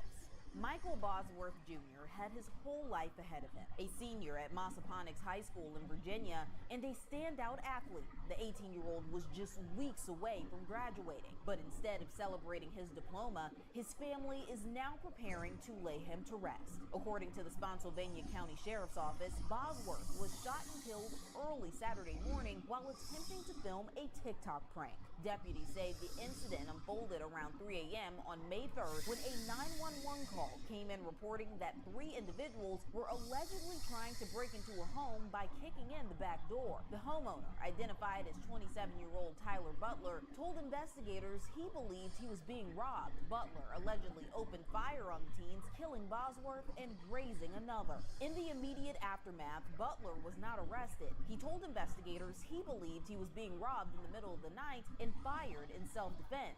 Under Virginia law, homeowners are not required to retreat if they believe they are facing an imminent threat, a legal protection more commonly known as stand your ground or no retreat law. The statute can give individuals the right to use force, including deadly force, if they reasonably fear for their safety. But that changed when police spoke with the 2 surviving teens. According to court documents obtained by 7 News, the teenagers told authorities they weren't attempting to break in or steal anything. Instead, they said they were taking part in a prank, Ding Dong Ditch, where they would ring doorbells and run away in hopes of the resident answering the door with no one there. The teens reportedly admitted to police that they had already filmed themselves pulling the prank at several homes that night and were planning to post the footage on TikTok as part of a social media trend. But when they knocked on Tyler Butler's door, the prank took a deadly turn. According to their statements, after ringing the bell, they ran to hide and were struck by bullets and met with gunfire. Both Michael Bosworth Jr. and one of his friends were shot. The third teen wasn't harmed. Bosworth was rushed to Mary Washington Hospital, but later died. The second teen was hospitalized with non-life-threatening injuries. Tyler Butler was arrested and charged with second-degree murder, malicious wounding, and 2 counts of use of a firearm in the commission of a felony. And joining me to talk more about this is criminal defense attorney Diane Toscano. Diane, thank you so much for coming on today. Let's get right to it. At first, Tyler Butler was not arrested, and then he was. How can police justify this if he thought he was being robbed? And that's a great question. This case is going to turn on whether or not a judge or a jury will find that the defendant felt that he was in reasonable imminent fear of bodily injury or death. So in Virginia, in order to justify deadly force, you have to believe that at that time in the present situation that you or your family are in imminent harm of death or serious bodily injury to justify that use of force. So I understand based on some of the reports that have come out that the police, I believe, have reviewed cell phone video footage from 2 of the individuals that were involved in this. So there must be something that the prosecution felt did not justify the force that was used in this case. Why wasn't he arrested right away then? Because I know it took some time. Because it is true, in Virginia, you do not have to leave your residence. If someone is breaking into your home, you do not have a duty to leave your home. However, you have a duty to only defend yourself to the extent necessary. So that force has to be in proportion to whatever harm you think at the time is coming your way. So initially, what he did is not illegal to shoot somebody if they are in fact breaking into your home and you fear that they are going to kill you. But I guess, does it get a little, murky here when, what he thought was happening, especially because, according to reports, this happened around 3 o'clock in the morning. So most people are sleeping, they don't know what's going on, and they hear this noise. So can he say that, he thought it was force because he used that force because he thought he was scared since it was so late at night? Most definitely, and I'm sure his defense attorney is going to present a defense that he woke up 3 a.m. in the morning, he hears what he thinks somebody is banging or coming through a door in his home, he doesn't know what's happening, so it's going to come down to those details. What transpired? What did he believe was happening when he grabbed his firearm? Where was the victim located when the victim was shot and killed? Were these boys running away from the home and they were shot and killed? That's going to be an important detail, in fact, that is going to have to come out, and the judge and jury is going to have to consider that. Or was the individual, when he was shot and killed, at the back door about to come into the home, or the garage door, or the front door? So the location of where the victim is going to be important, and what exactly the defendant thought was happening. Because in Virginia, just being afraid is not enough to justify shooting and killing somebody. There has to be that real fear that something is about to happen to your life or your family's life. Why did prosecutors charge Tyler Butler with second-degree murder instead of manslaughter, since this is, not so cut and dry? That's a great question. I'm sure they are going through the evidence they have right now.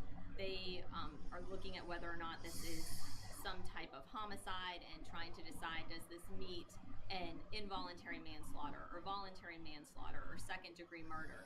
So right now, whatever the Commonwealth in Virginia has, the evidence, they feel there's enough probable cause. Doesn't mean 100% they can show this happened, but they feel there's enough that lends to the charge of a second degree. It doesn't mean that that's going to stay that way. I think certainly as the case develops, there could be other charges brought, or they could reduce it down, or things could happen. You just never know. Once people start coming forward, if there were any witnesses, in this day and age, most people have ring cameras or cameras on their garage doors or backyards. So I'm sure the prosecution and defense are trying to execute subpoenas, get that footage, be able to come up with exactly what happened at this house specifically. What role does intent play in determining whether this is self-defense or murder? So here, because it's second degree, he does not have to have the intent to commit. When you think about first degree, you're planning to kill someone. That's something where you have the thought to do so. In this case, it's a self-defense claim is what the defendant's saying. He only got his gun. He only shot his gun because he felt like he had to defend himself. So that's why he doesn't have to have the intent to kill somebody. I don't think anyone's saying this defendant intended to kill someone at 3 a.m. that night. He didn't wake up thinking, I'm going to go shoot somebody. It sounds like he woke up, thought his house was robbed, and then he ended up getting his firearm. And unfortunately, he's now facing second-degree murder, and there's now a young man that's dead. How long could Butler face in prison if convicted on all counts? So I have right now, is he charged with just second-degree murder? It looks like he has, I think, a malicious wounding as well. Yes, he does. So he's got the 40 years on the second-degree murder, and then depending on how they charge him with the other charges, he'll have more time as well. Could the teen's actions still be seen as trespassing? Yes, I think, there certainly could be seen as trespassing. But right now we have a deceased individual, so I know the police are investigating, was this force necessary? Did it have to get to this extent? But yes, certainly those individuals at 3 a.m., I'm sure could be alleged to have been trespassing. Right, because one of them did unfortunately pass away, but there are 2 surviving teens. Could they potentially face charges like trespassing or any other charges? That's something that the prosecution will have to look at, and the prosecutor's office will have to decide whether to bring charges. I will tell you, typically with my experience in Virginia, and I started out 20 years ago as a prosecutor, and then I've done criminal defense and complex civil litigation since. But the prosecutors typically, at least in this area of Virginia, do not want to charge alleged victims when they're also proceeding with another defendant.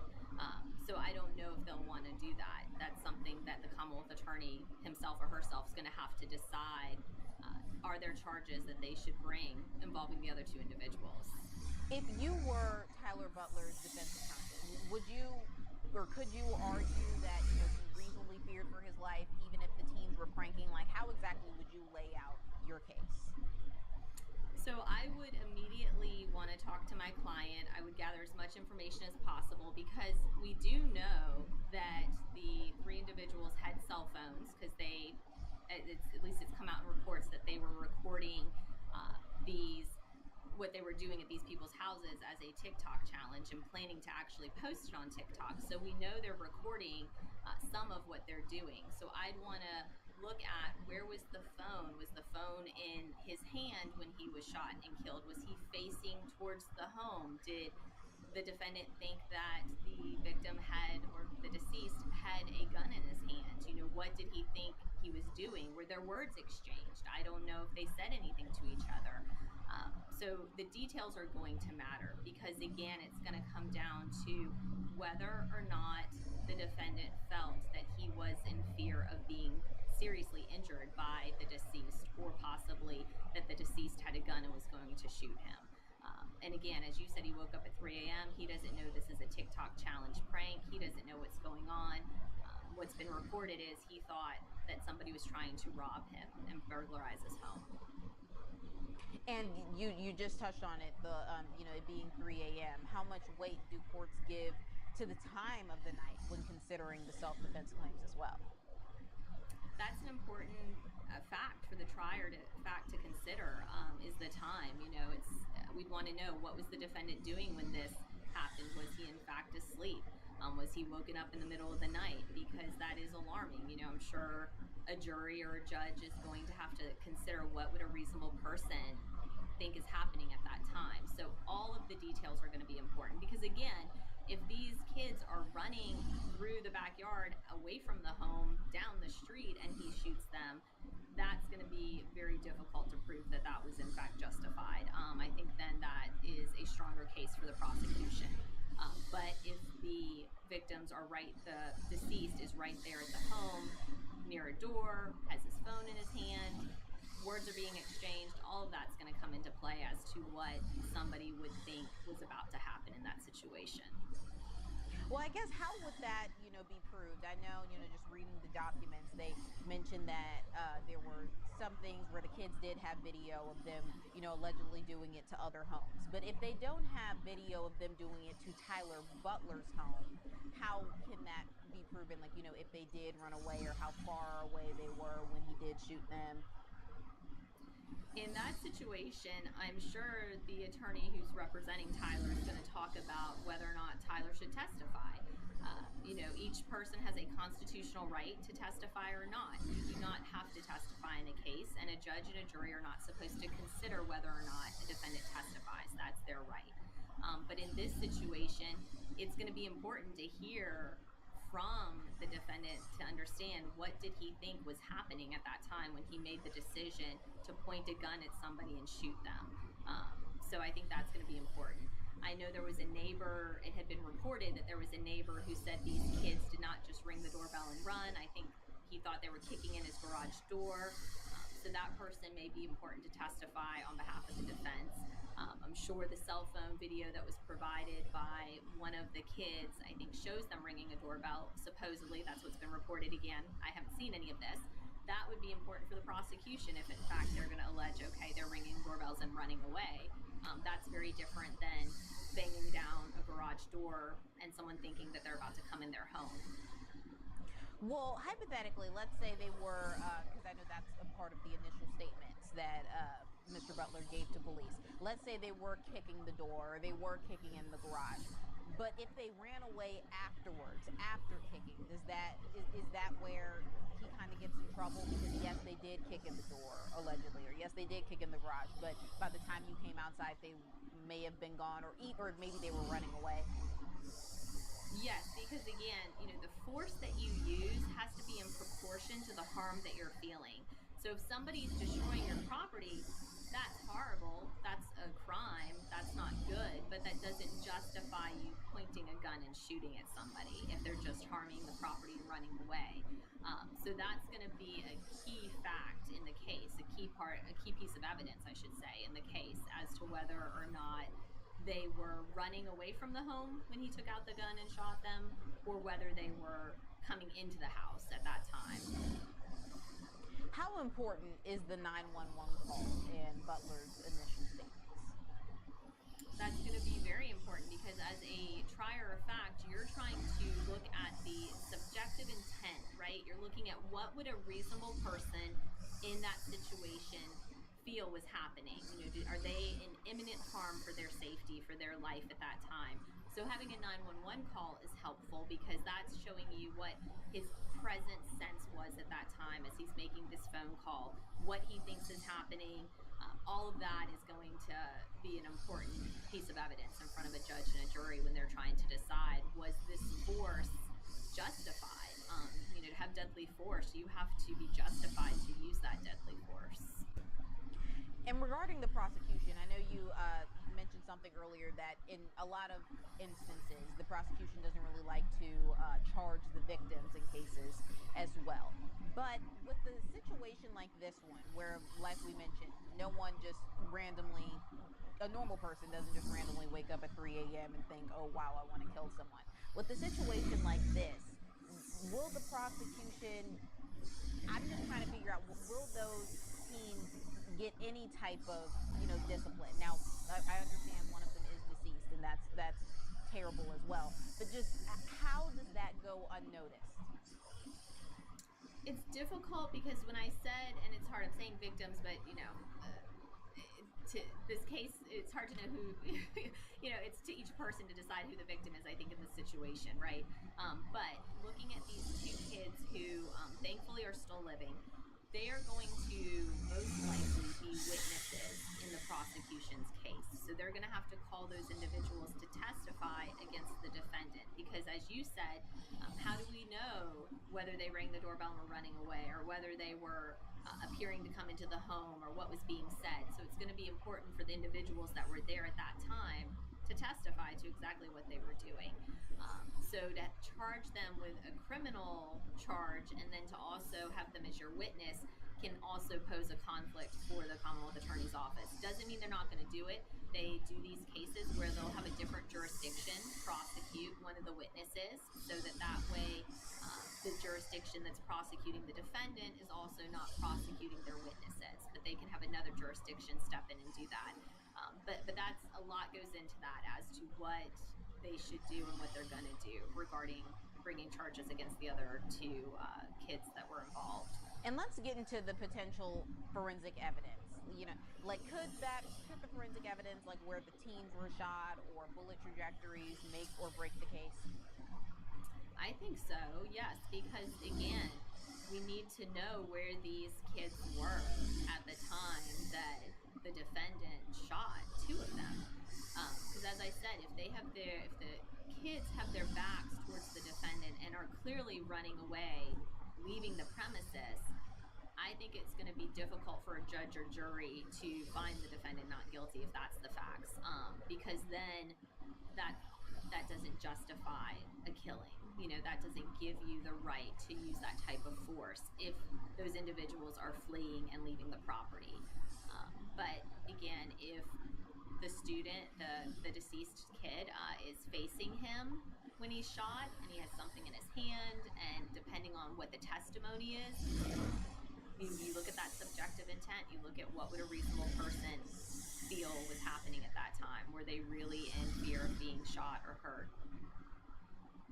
And will the fact that Butler potentially fired multiple shots come into play legally as well? We know that the deceased victim was shot. We also know that another juvenile was grazed, so it can be assumed that he potentially fired several shots. Will that matter?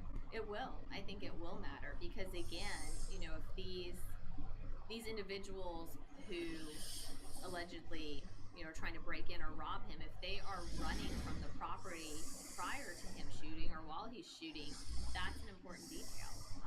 So depending on where they are and looking at why he shot that many times is going to be important. We have one person that's deceased, but we know there were two other individuals involved in this. So, you know, it's important to know where were the three individuals. You know, is the defendant going to say one or two of them were rushing at him, running towards him as he's trying to shoot them, or is the evidence going to be that they weren't even, you know, within 20 feet of him, you know, and he was safe in his home and they're outside? So it's all going to come down to what exactly was happening and what the defendant thought was happening at that time. Absolutely. And, you know, what message does this case send about prank culture and social media trends? Well, I hope that people are paying attention to this case, especially young people, especially these two individuals who thankfully are alive and went through this experience. You know, hopefully this is going to be a platform to try to share to other kids that even something that seems like it's not a big deal, it's a prank, you know, what they're alleging to do is a TikTok challenge with ringing a doorbell and running away. That doesn't seem like it's something that would ever lead to this, but you have to realize that you don't know what the person in the home has. You don't know whose doorbell you're ringing. You don't know what they're thinking. It's 3 a.m. I'm hoping that young people will realize that it's not worth it to do this TikTok challenge or something this stupid and end up in a situation where now you have a defendant, a homeowner, charged with second-degree murder, and you have another individual who is, you know, about to graduate high school, live his life, and he's now dead. Is there any legal liability for TikTok or social media platforms when trends like this go wrong? That's a great question. There's a lot of back and forth on when it rises to that level, if it's there. But certainly it's a platform where people are allowed to post, you know, different activities. It doesn't mean necessarily that TikTok's responsible for what happens with those activities, but that's a whole other area of law and something that, you know, there are hard cases that have been litigated and that continue to be litigated about how to deal with TikTok and some of the outcomes that you get, because as you know, this isn't the first time we've heard of a TikTok challenge gone wrong and someone dying. Absolutely. And before I let you go, you know, what's next in the legal process and how soon could we see a trial? So something like this could take 6 months to a year before it actually gets to a trial. Right now, the prosecution is going to continue to gather discovery that they will provide over to the defense. And when I say discovery, that's evidence, meaning statements, surveillance videos, ring cameras, anything that they can get and that they have to disclose to the other side. And I know the defense will work on trying to get as many eyewitnesses or information that they can get as well. So they'll need at least, I would say, 6 months to prepare for a trial, but it could be even longer. Well, this is something that we will be following very closely. Diane, thank you so much for coming on today. Yes, of course. Thank you for having me. As of this recording, Butler is being held in jail and was not given a bond. For Law and Crime, I'm Kennedy Walker.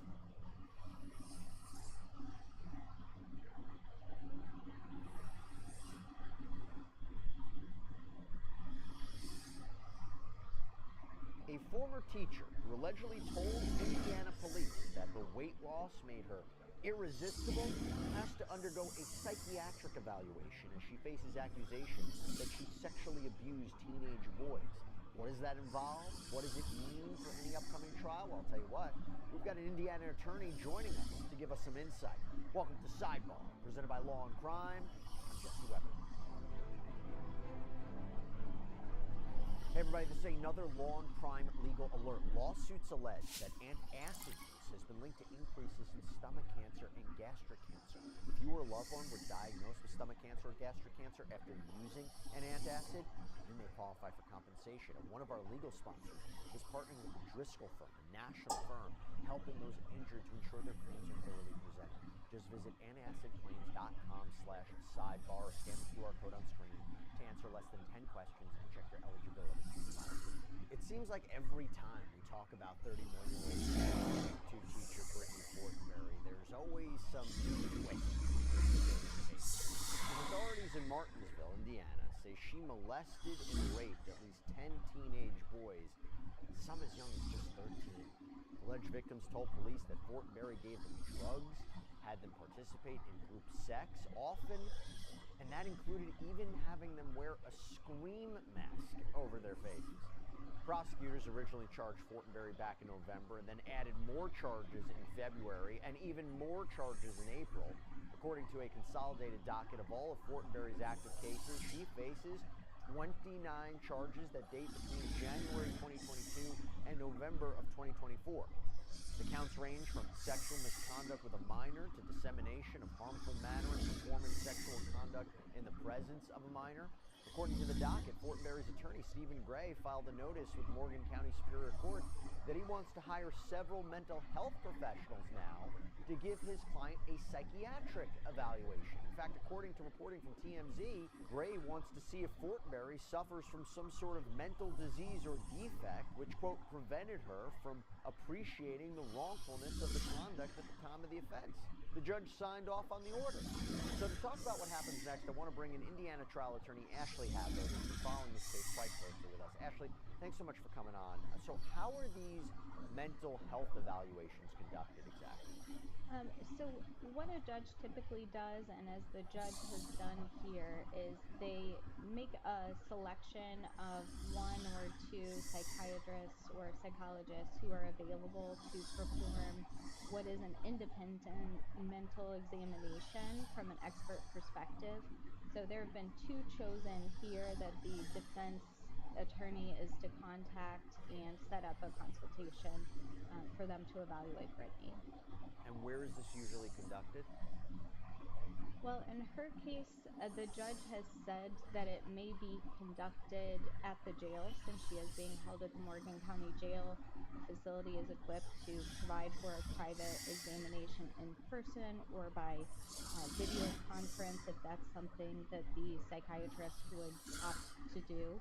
Otherwise, if she were to be out on bond, then she could travel to their office for that exam.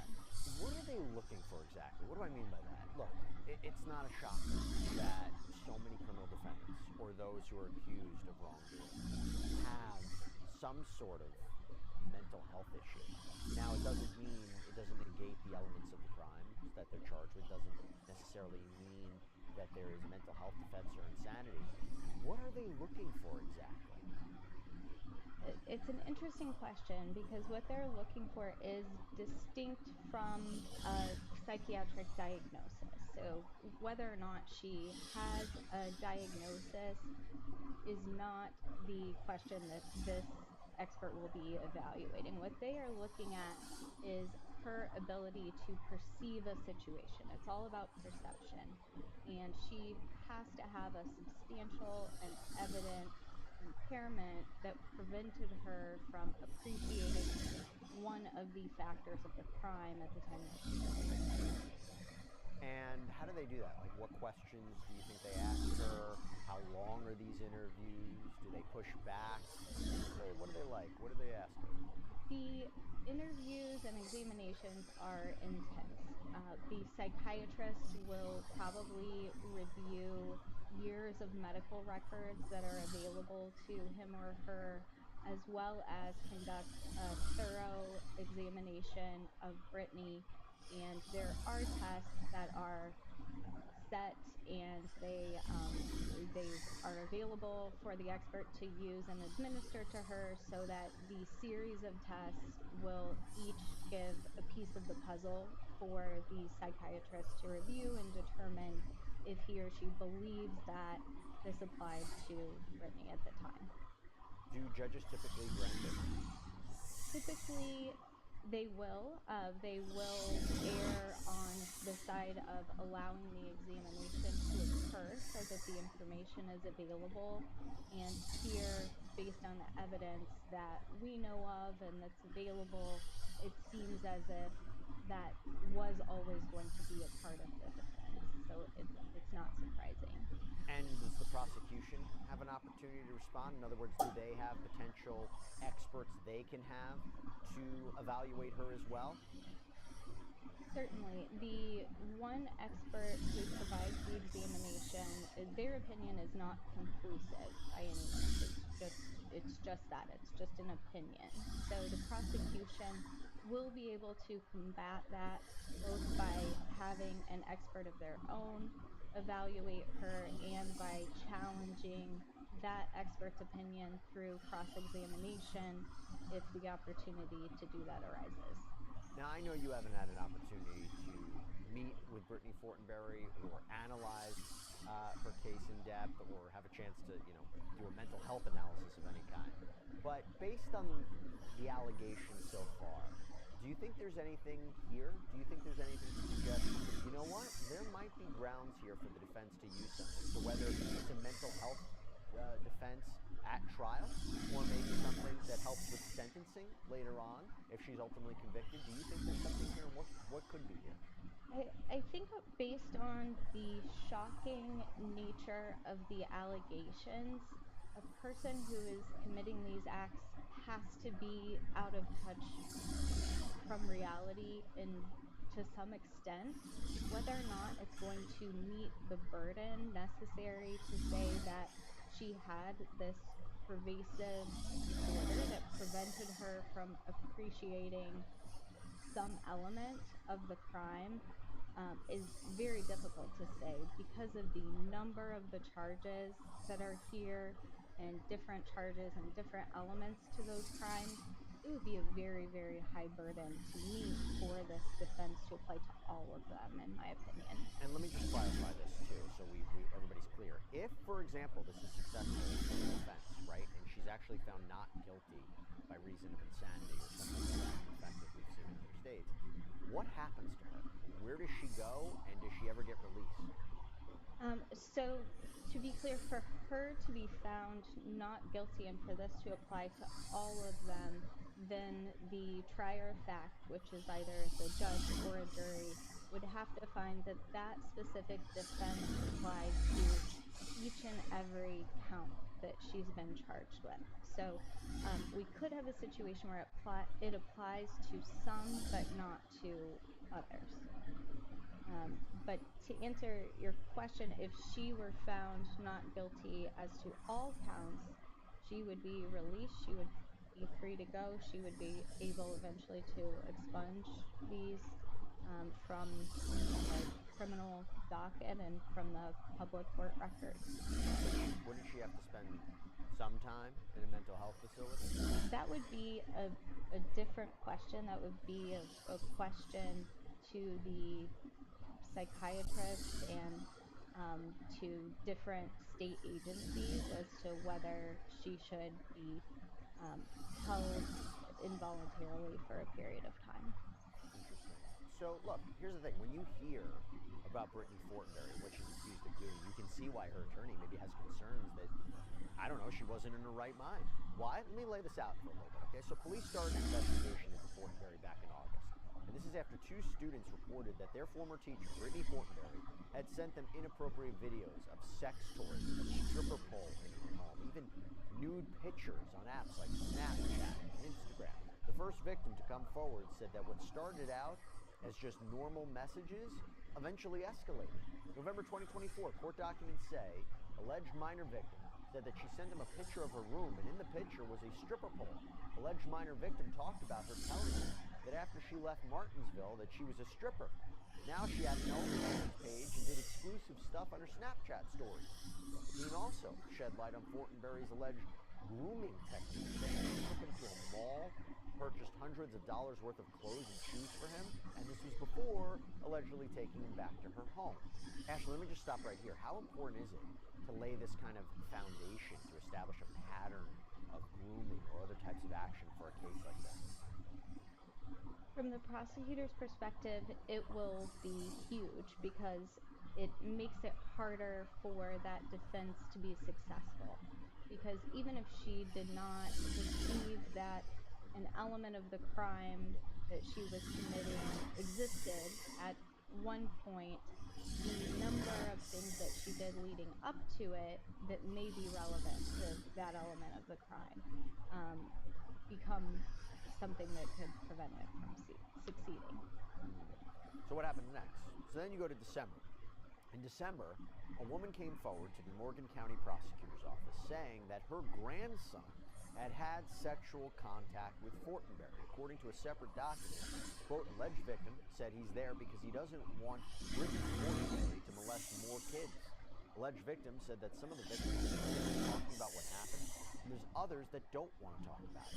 And all of those alleged victims apparently came forward in March, and what they had to say apparently to investigators was horrifying.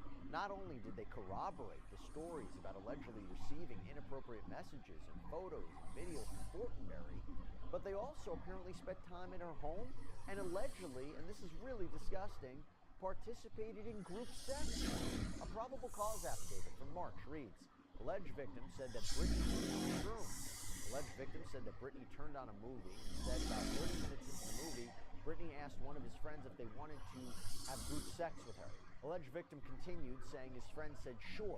Alleged victim said that Brittany had one condition for them to do this, and that was that they had to wear a scream mask.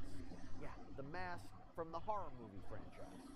The affidavit continues. The alleged victim also mentioned that Brittany had shared that if any of this came out, that she would kill herself. The alleged victim said Brittany told him that if anyone found out that Nick would slaughter him in front of his family. The alleged victim said about a couple weeks after Brittany told him this, that Nick made the threat to him. Now, Nick refers to Nicholas Fortenberry. This is Brittany's soon-to-be ex-husband. He filed for divorce in February, although it's kind of unclear whether this was in relation to these claims against her or not. But here's the thing about Nick. He's apparently also facing charges because some of these teen victims claim he knew what his wife was up to and didn't intervene. One of the first teens to report the alleged abuse to police told them about it. Alleged victim said he was pretty certain that Brittany's husband Nick knew what was going on. Alleged victim said that they weren't able to come over to the house for a while because they think Nick found out what was going on. And then in March, an officer testified in court about the investigation. And according to a transcript of his testimony, it reads, quote, Nick came up because victim number 2 disclosed that he was with Brittany and another unknown child. They went to do some grocery shopping. When they returned back to the residence, victim 2 and another unknown child, and then Brittany, Nick had arrived home from work. When he arrived home from work, he had a side conversation with Brittany, and then Nick confronted victim number 2 and told victim number 2 that if you don't stop what you're doing with my wife, then I'm going to kill you in front of your family. He then went on to say that do not continue to do what you're doing with my wife until you turn 16. That alleged child victim, by the way, was reportedly just 13 years old at the time.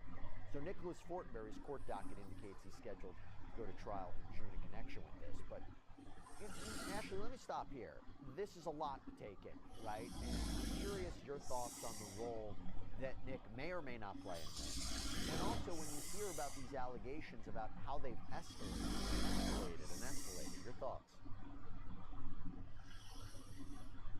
It's extremely concerning, absolutely, and I think that what's interesting about the conversations that the affidavit summarizes that you just read is that they show an element of the two of them conspiring, considering consequences, and discussing potential consequences with the victim.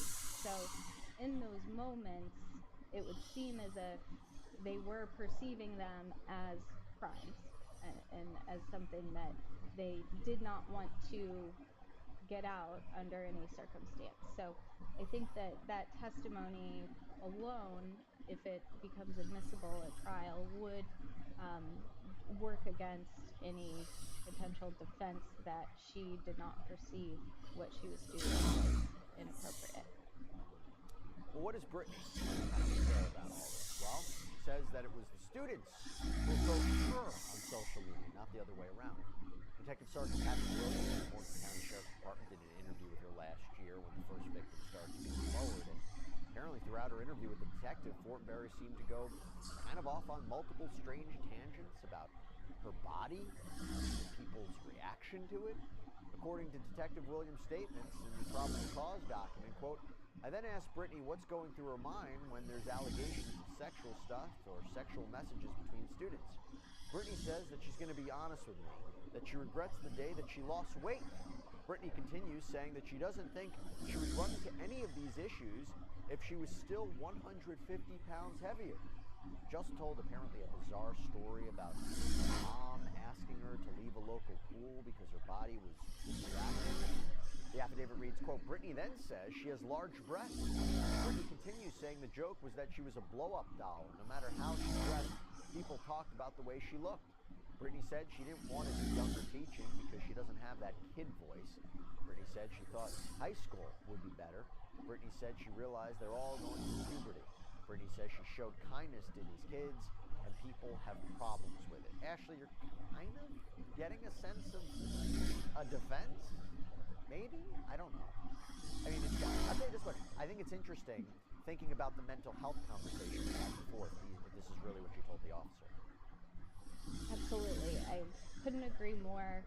Whether or not it's a defense is yet to be seen, but it's certainly defensive, right? It's trying to justify why she was a victim, that, you know, people were coming on to her and that people were inappropriate with her, and whether that is how she perceived her interactions with people, with students, is one thing, but it does not change whether or not she perceived if her actions were a crime or not in that moment. So I think it'll be interesting to see what the experts who evaluate her believe and how that testimony and those opinions come to play a role in the trial.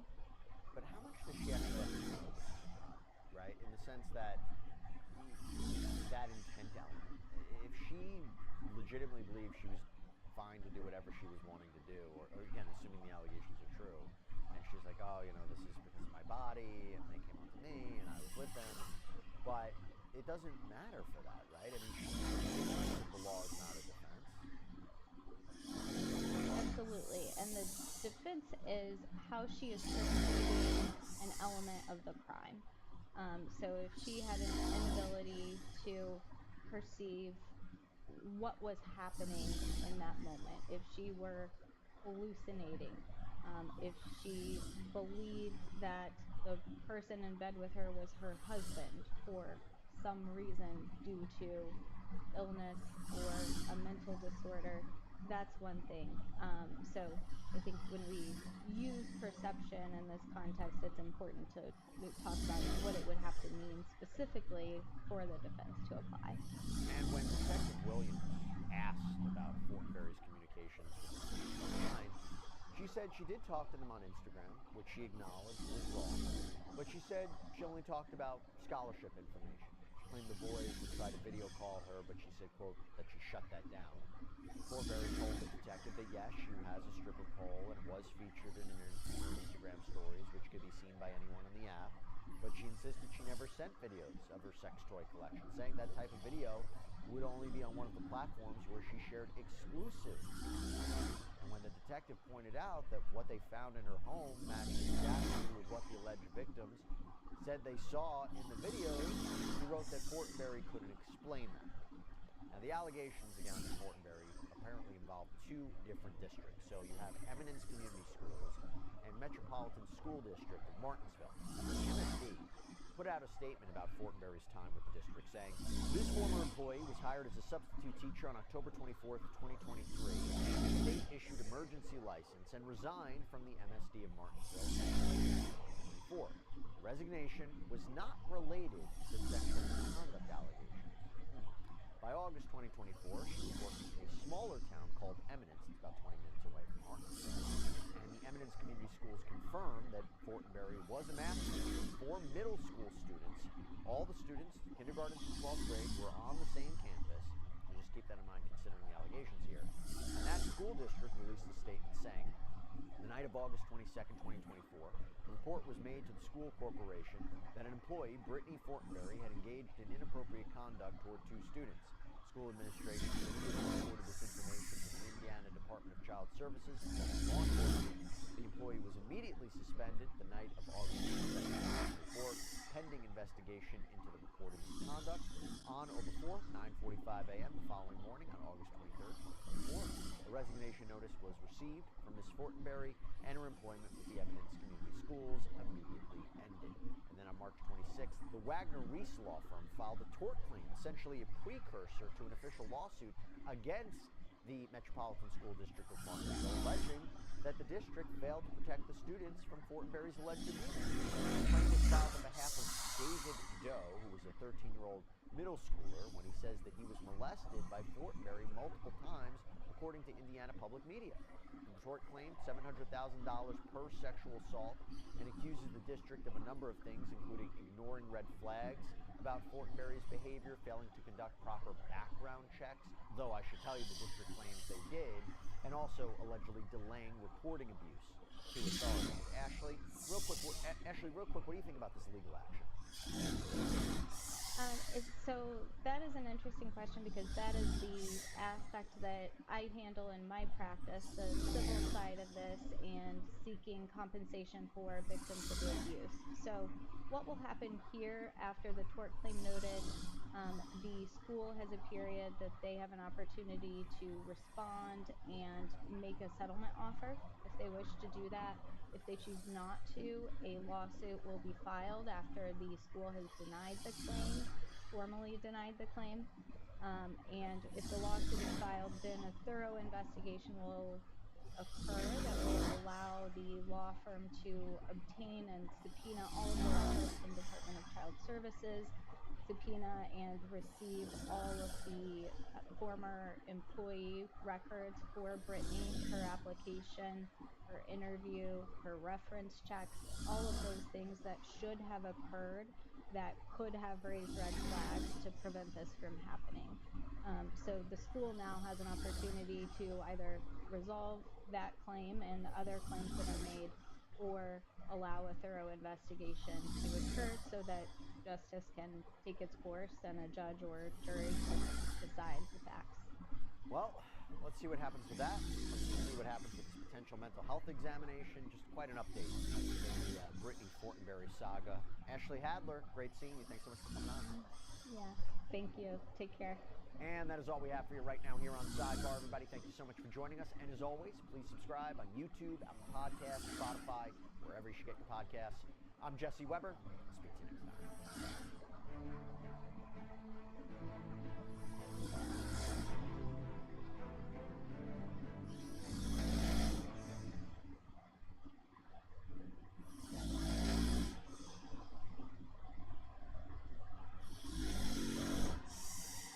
Federal prosecutors say three powerful brothers, Oren, Tal, and Alon Alexander, ran a years-long sex trafficking ring, drugging, raping dozens of women and girls, including a minor. A newly unsealed superseding indictment reveals disturbing new details and allegations of what they call a calculated high-end trafficking operation. And I'm going to break it all down right now with someone who knows a thing or two about advanced sexual abuse cases. Welcome to Sidebar, presented by Law and Crime. I'm Jesse Weber. Hey everybody, this is another Law and Crime legal alert. If you receive Depo-Provera birth control shots or were later diagnosed with a brain or spinal tumor called meningioma, you may be eligible for a lawsuit. Morgan & Morgan is investigating claims that patients weren't properly warned about this risk. It's free to check, takes just a few minutes, and you don't pay unless they win. So scan the QR code on screen, click the link below, or head over to fourthpeople.com/LCDepo to see if you qualify. For over a decade, three powerful brothers allegedly used their wealth, their connections, their carefully crafted public images to lure, drug, and sexually assault dozens of women and girls. These are the allegations from prosecutors. And now, federal prosecutors have unveiled a shocking superseding indictment against real estate moguls Oren and Tal Alexander, along with their brother Alon, revealing just disturbing new details about what they describe as a brutal and premeditated sex trafficking conspiracy. Now, these new charges, which were filed on May 8th in the Southern District of New York, they allege a pattern of drugging, raping, coercing women, including one underage girl, across state and international lines. And we're going to be talking about the allegations dating back to 2009. But this latest indictment tacks on 6 additional charges from the previous indictment that was filed in New York federal court. And these guys, once celebrated in elite social circles, these brothers saw their empire fall in December of 2024 when they were arrested during a morning FBI raid at their Miami Beach homes. The initial indictment charged them with trafficking 2 women, but prosecutors now say the scheme was far more extensive. Oren and Tal, they were star brokers at Douglas Elliman before launching their own firm called Official, where they brokered record-breaking deals, including a $240 million Manhattan penthouse sale. Alon worked in private security, but according to prosecutors, still allegedly participated in this trafficking ring. And all 3 are currently being held in Brooklyn's Metropolitan Detention Center. And now, this superseding indictment outlines a years-long alleged operation. It reads, quote, to carry out and facilitate their sex trafficking scheme, Alon Alexander, Oren Alexander, and Tal Alexander, the defendants, used deception, fraud, and coercion to cause victims to travel with them or meet them in private locations. Thereafter, the Alexander brothers used various methods, including drugging the victims and at times physical force to rape and sexually assault the victims, sometimes alone and sometimes together. Now, we have the indictment. We're going to go through all of these details and the law as well, but first I want to bring on a special guest to help me break it all down. I'm joined by sex abuse attorney and former prosecutor John Clune. John, thank you so much for coming on. And for those of you who don't know, John is recognized as one of the nation's top sexual abuse attorneys, so really, really happy to have your perspective on this. Thanks, Jeff. I'm glad to be here. Let's first start, what's a superseding indictment? For people who don't know, what is it? Why is it important? And also, this is a good question, why not just file all of these charges initially back in what, December? I mean, why wait several months? Why not just wait to charge them with everything they were planning on charging them with? Right, so, I mean, a superseding indictment is basically like an amended complaint. It's showing that they had additional information that came forward, and so they went back to the grand jury and asked the grand jury if they found a basis for these additional charges. Why they didn't do it all at once, it could just be that this is a kind of unfolding investigation and they didn't have the information that they have now at the time that they made the initial indictment. In other words, once you charge somebody, additional people may come forward, or during your investigation, particularly through obtaining evidence, you may uncover additional crimes or alleged crimes. Right, and we see it a lot in some of these more high-profile cases where there's an initial indictment and then there's a flurry of media coverage that covers that indictment, and then more victims come forward. It can end up being a pattern that takes a while before you get to the final indictment that charges all the crimes. So there's no saying that this is going to be the last of the charges that we see for the Alexander brothers. And when you're talking allegations back to 2009, we had the same conversation in the Diddy case. How does this not impact the statute of limitations? Is that because you may have older claims, but the federal charges, there are no statute of limitations? That's exactly right.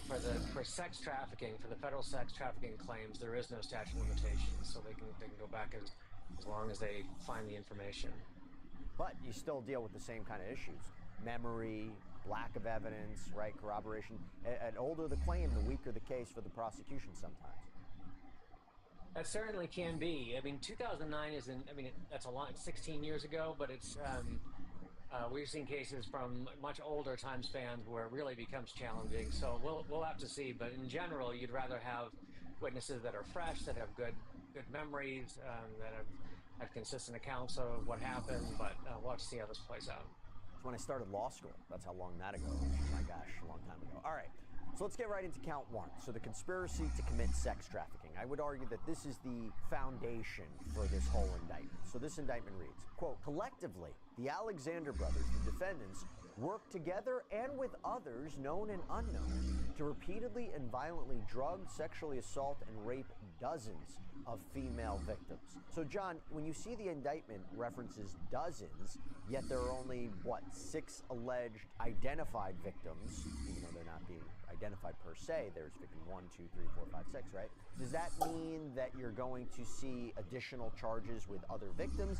Does that mean that you might have more people testify who are just not named as a alleged victim per se? How does it, when you see a case say multiple victims, including alleged victim 1 and alleged victim 2, what does that mean? It probably means the latter that you suggested, that we're going to see the possibility of a number of other women testifying in the case that are not necessarily victims of charged counts. Usually, if you're going to say that there's dozens of women who have been victimized, if their charges are going to come out, you're not going to mention them until you're actually filing the charges. So the fact that this indictment has come forward and they're mentioning dozens of victims, that's a signal to me that they're going to be admitted as witnesses to show some sort of pattern of conduct. Why not just have, I don't know how many they believe they have, but just for argument's sake, if they think they have like 20, why not just have alleged victims 1 through 20 and have them all identified and have separate charges? Why only list 6?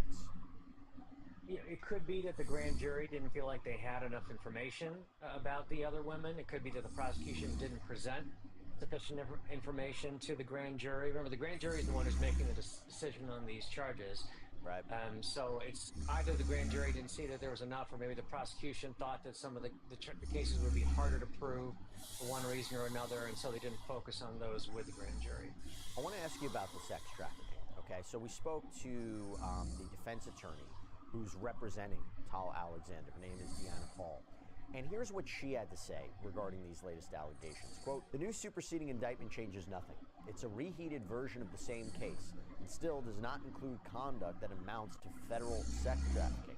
The government is trying to stretch a statute beyond recognition to fit a narrative, not a crime." So when you hear that argument, John, right, this doesn't amount to federal sex trafficking, what would you say as a former prosecutor? Because when you think about it from a defense perspective, do you think there's grounds to say, how is this a commercial sex act? How is it that force, fraud, and coercion were being used? I mean, is this a unique way to charge individual? Because I think the classic, I've always talked about this a lot with people, when people think sex trafficking, they think of this shadowy organization that kidnaps young girls from another country, sells them to other people. This is a little different. What's your response to that defense that you heard from Tal Alexander's attorney? Yeah, it's an interesting point that she makes, and I think the devil is going to be in the details on this one. I mean, it sounds like, this is somewhat reading between the lines of the complaint or the indictment.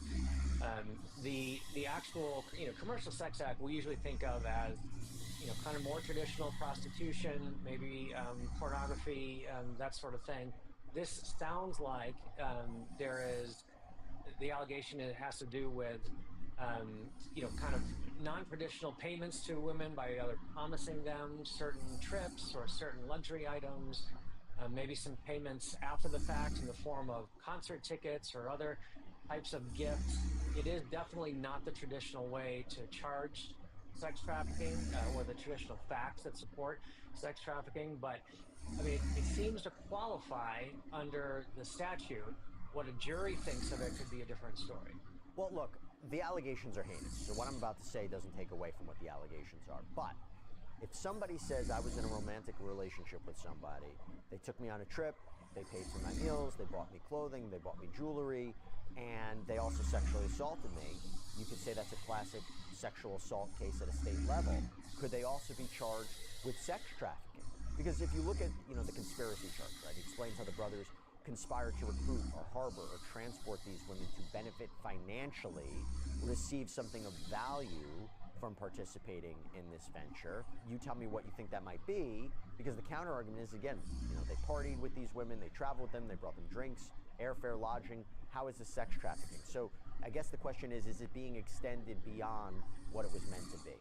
I think that what the prosecution is probably looking at is if these women are being fraudulently promised something like, these luxury trips or whatever else is being used to induce them to come to these parties or come to these events, and really the plan all along was to drug them and and rape them, that would seem to be consistent with sex trafficking.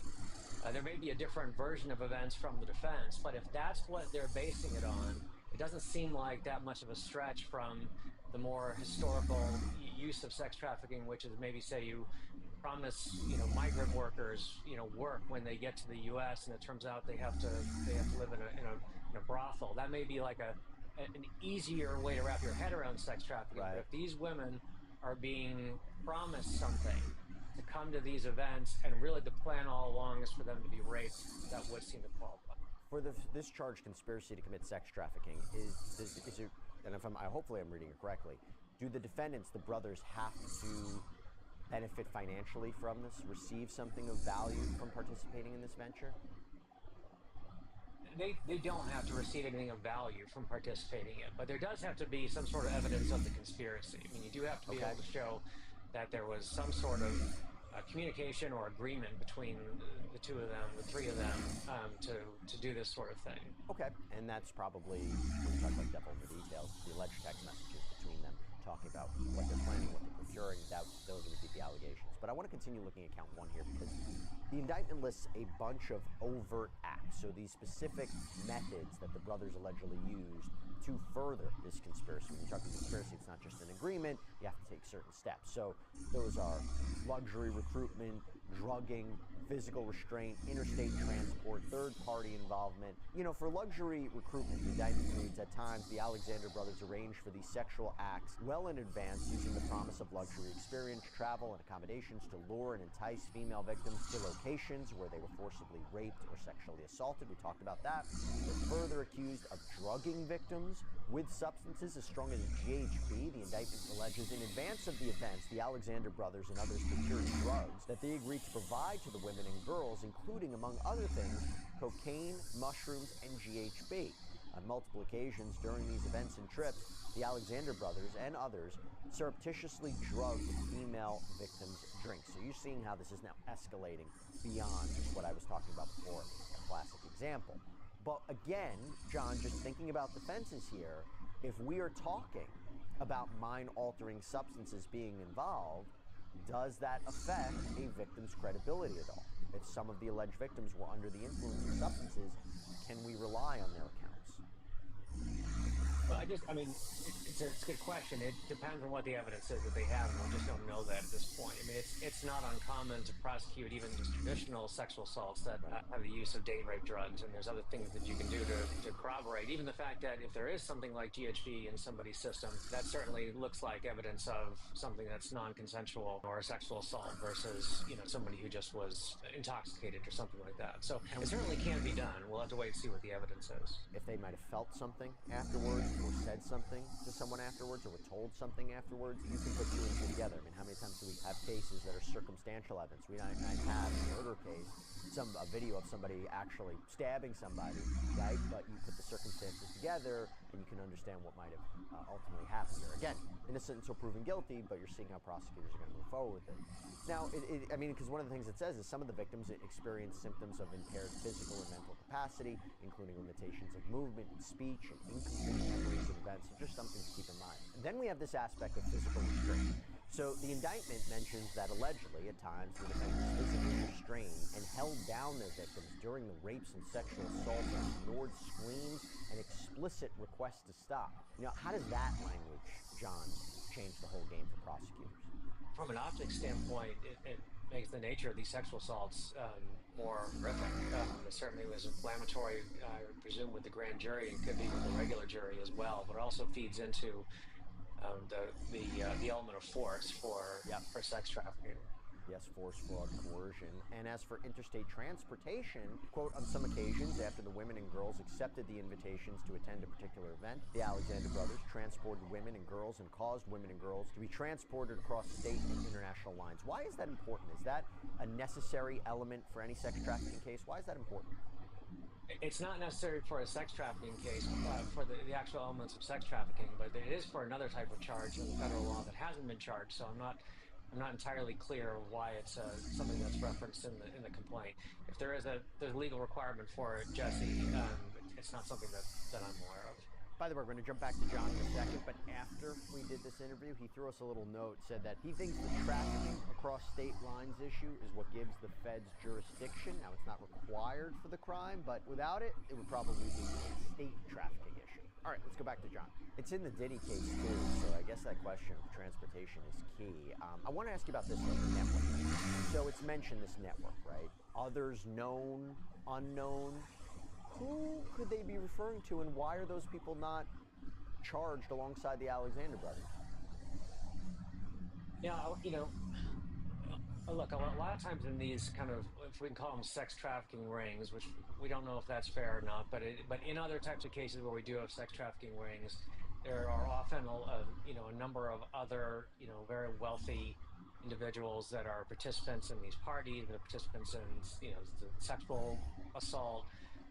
Can be friends, colleagues, that sort of thing, but we just don't have enough information to know. Yeah, it says the defendants and other men attending the trips pooled financial resources in order to pay for flights and other travel expenses for the women and girls. It makes me wonder, same question I had in the Diddy case, is do you have people who are cooperating with the government, right? And are going to make those ties and maybe help explain certain financial transactions or wire transfers or other ways of sharing money, or what it means by pooling resources and why they spent money the way that they did. I have to imagine that they need more cooperators in a case like this to really get to the bottom of it. Yeah, it wouldn't surprise me at all. That's a common thing in particularly in federal prosecution of these types of claims. There could be more charges for individuals, but sometimes with those cooperating individuals, you wait and see what their level of cooperation is, how much that cooperation helps the prosecution, and then if there are charges for those individuals, we'll see them more towards the end of the case. Yeah, it says the defendants and other men organizing the trip then contacted the women and girls, including through social media or dating applications, and induced the women and girls to attend by, among other things, offering to purchase their flights, making other travel arrangements, and or providing accommodations without charge. So now I want to move on to the other counts here. So the counts are all generally read the same here, except for count 5, which we're going to get into. But for example, you have count 2. Accuses Tal Alexander of sex trafficking a woman referred to as victim 1 around July of 2011. Counts 3 and 4 accuse all the brothers of sex trafficking a woman referred to as victim 2 and also inducing her to travel from Illinois to New York to engage in unlawful sexual activity. That's around September of 2016. Counts 6 and 7 allege that all 3 brothers trafficked women referred to as victims 4 and 5. That's around June of 2009. And counts 8 and 9 allege that Tal trafficked a woman referred to as victim 6, lured her from Nevada to New York. That's around August of 2014.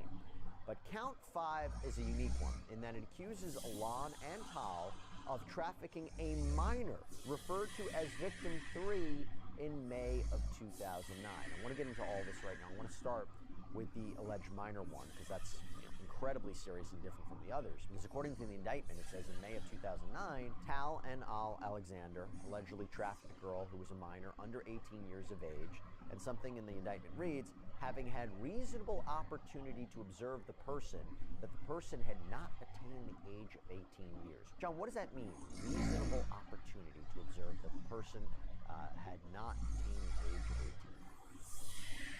So in a lot of child sex assault charges, you have a requirement of knowing that the victim is actually not of age to consent.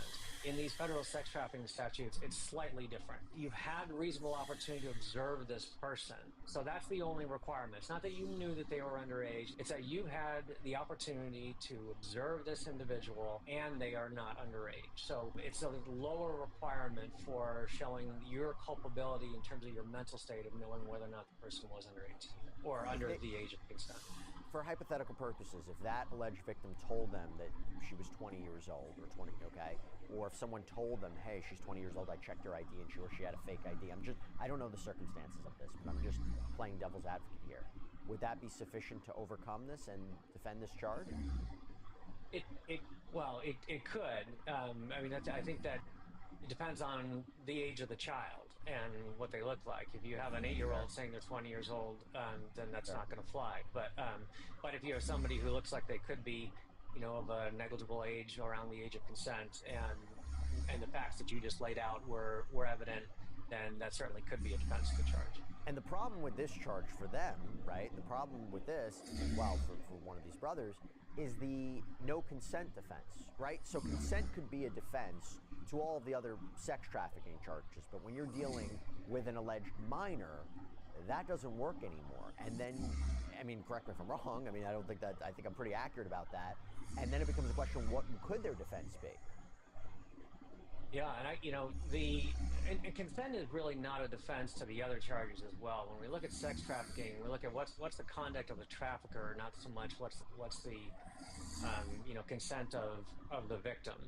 For example, you can have cases where very heavily exploited individuals are like forced or coerced into sexual activity. It may be consensual sexual activity, or I shouldn't even say it like that. Well, then it's not consensual. Then it wouldn't be consensual. I mean, that's the thing. In the end of the day, it wouldn't be consensual. I'm talking like straight up. I saw it in the Harvey Weinstein case too, right? There was a lot of questions about why were they going with him to X, Y, and Z? Why did they think coming back? The whole focus was it consensual or not? And if they're saying, look, I know what I'm being accused of, but they knowingly came on these planes. They knew what was happening. They knowingly took drugs. Now they're coming out after the fact. It could be a very tough road for them, a very tough uphill battle. But again, there's no consent when it comes to a minor. Yeah, that's right. I mean, I think, one thing that we'll probably see out of this is a defense kind of along the lines of what you just described. Like, look, these were, adult women that made their decisions. They wanted to come party with the Alexanders. They did drugs, and now this is being twisted around on them by these overzealous federal prosecutors. That's what we expect as the defense to be. It's not something that you can allege when it comes to a minor. So that's going to be a much harder allegation to defend. Do they just have to say we have no idea who she is and none of this ever happened? That's their best bet? Maybe they say she misrepresented her age. Maybe they say, that was one thing that was central in the Matt Gaetz investigation as well. Of, what was the representations made about the age of the individual? Maybe they try something like that. But it's certainly hard to paint this theme of, look, we were just partying with these girls that like to party, and now this is being, manipulated by an overzealous prosecutor. So now we have the other allegations, the other counts. So you fast forward to July of 2011. This one is specific to only Tal Alexander, accusing him of trafficking victim 1. The indictment alleges he caused victim 1 to engage in at least one commercial sex act, knowing and in reckless disregard of the fact that victim 1 was engaging in the commercial sex act as a result of force, fraud, and coercion. Then we have counts 3 and 4, along with 8 and 9. All of these pertain to victims 2 and 6. They deal not only with sex trafficking, but also with inducing or allegedly inducing these women to travel across state lines for illegal sex acts. Regarding victim 6, the indictment alleges that around August of 2014, Tal Alexander persuaded, induced, and enticed victim 6 to travel from Nevada to New York. Tal Alexander could engage and attempt to engage in unlawful sexual activity with victim 6. As for victim 2, the indictment alleges that in September of 2016, Alon Alexander, Oren Alexander, and Tal Alexander persuaded, induced, and enticed victim 2 to travel from Illinois to New York so Alon, Oren, and Tal could engage and attempt to engage in unlawful sexual activity with victim 2. When you hear that, for prosecutors, establishing that pattern is key to this case, right? It is, and it's part of the pattern they lay out in count 1. But I think that's what changes this from, a collection of sexual assaults that happen to have, related offenders into something that looks, at least on paper, more like a planned sex trafficking. If there is a weakness in the account of any of these alleged victims, does that weaken the entire case? And tell me if I'm right about that. Does it become all the more important about who you call as your first or second witness? Well, I think it's probably, yes, it certainly can. I mean, it depends on what the weakness is. If it's a lack of memory, then maybe no, it doesn't infect the others. But if it's something like, there's a number of civil lawsuits that have been filed that we know of that are related to this. If there's something that makes one of the victims look like they're really out for money more than anything, that's the kind of thing that would taint larger perception of the case. And in regards to witnesses, I would presume that the prosecution has been very selective about which indictments they've been seeking in terms of, we talked about how there's dozens of women that are potentially at issue here. I imagine the prosecution prosecution has been selective about which ones they've sought indictments for, and trying to avoid ones that they think might have problematic credibility issues. You know, when I think about the Alexander brothers, this case is just so eerily similar to what we've been seeing in other allegations. I mentioned the Combs case, right? Why haven't they been charged with RICO, racketeering? If they're talking about this conspiracy to sex traffic and this network of sex trafficking, why haven't they been charged with a RICO violation, racketeering? That's a very good question. In general, RICO statutes and prosecutions are more complex than just the trafficking. They may have wanted to keep it simple, but it's a good question for sure. Yeah, I mean, they might not have those predicate crimes like in the Combs case where they talk about alleged instances of kidnapping or forced labor or things like that. Although what's being described in this indictment, I could imagine they could have put together a racketeering case, but maybe it didn't quite fit. Maybe they weren't using their business resources to allegedly further criminal activity. It's interesting. But anyway, let me ask you this before I let you go. Oren and Alon, they face additional state charges in Florida for 3 alleged assaults. They've been charged alongside their family friend, Ohad Fisherman, who's been accused of acting as an accomplice, pleaded not guilty. Actually, according to the New York Times, Ohad Fisherman's actually going to be heading to trial next month. When you think about those state charges, how does that affect this case at all, the federal case, when you think about that interplay?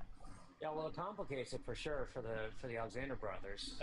In general, if you have charges pending in multiple jurisdictions, if it's all state charges, sometimes you can resolve cases collaboratively between the jurisdictions. The feds don't do that quite as much as you see in the state cases. So the only thing that'll be interesting is to see which of the two has priority. Quite often, the feds will kind of take priority over the prosecution, and the state has to wait, which can be detrimental to their case. But it could be a long process. If this reporting is accurate and Fisherman goes to trial first, I wonder whether or not, if he gets a guilty verdict and extensive prison time, or he pleads guilty, again, thinking about a potential cooperator with the government in the federal case. Yeah, well, and it certainly can be a harbinger for what the jury thinks of these cases. A lot of times, defense attorneys will look and see how companion cases resolve in front of a jury, and that gives them some insight into what a jury might think of their clients. John Clune, thank you so much for taking the time. I really appreciate it. You bet, Jesse. And that's all we have for you right now here on Sidebar. Everybody, thank you so much for joining us. And as always, please subscribe on YouTube, Apple Podcasts, Spotify, wherever you get your podcasts. I'm Jesse Weber. I'll see you next time.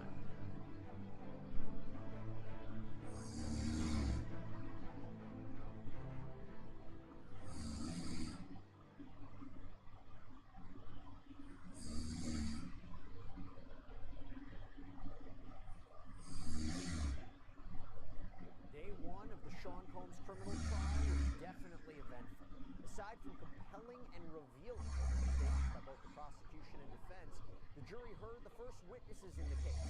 Everything from Astroglide to alleged paid sex work to explicit text messages, Diddy wearing a disguise, the rapper being pushed up against the wall.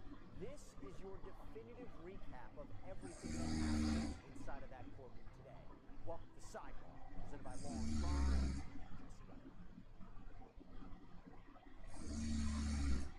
Well, it is here.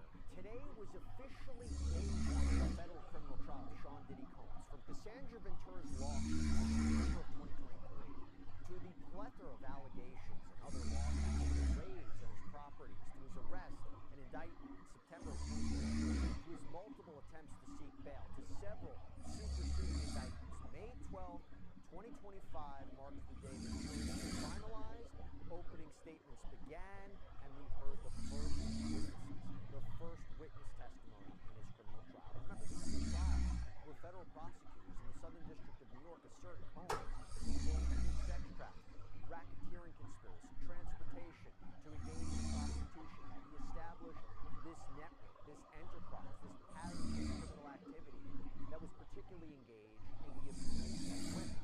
Now, we're going to plan to do daily recaps here on Sidebar every day of this trial if we can. Because as you know, courts don't allow cameras or recording devices, but we want to provide you with details, description, so it feels like you are in that moment watching it play out. This is a high-interest case. This is an important case. Still, it is only right that we try to provide you with as much information as possible. So right now, we are going to lay out day one. Jury was finalized, opening statements, the witnesses who testified. So for that, I'm going to bring in law and crimes reporter Elizabeth Milner, who is in that courthouse today. Elizabeth, so good to see you, as always. First things first, okay? And I want to let you go because you haven't even eaten today. I know there's been so much going on today. So first things first, what was it like today getting into that courtroom? I understand you had trouble getting into that courtroom. What was the scene like? Oh, well, Jesse, I got here super early, a little bit like around 7 o'clock a.m. this morning, and thankfully we had somebody kind of open up the line for us because that's how many people want to be here, want to be inside that courthouse, want to be inside that courtroom, whether it's the general public, whether it's journalists, whether it's other lawyers just wanting to get a piece of the action.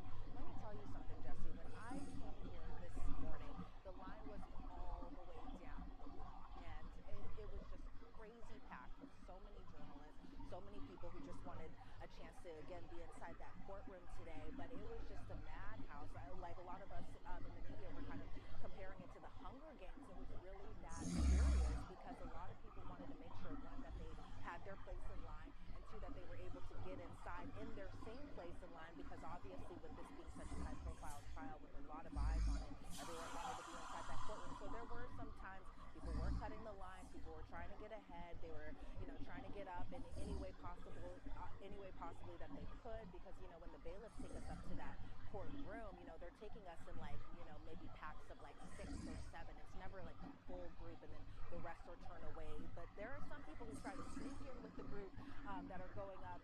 But, the bailiffs, sometimes they catch it, sometimes they don't. But then, us who have those press passes, we're able to kind of glide right through. But then there were, still a packed courtroom today, especially for day one, especially for a very high-profile day, that being opening statements. But it was crazy just to even get inside that courthouse today.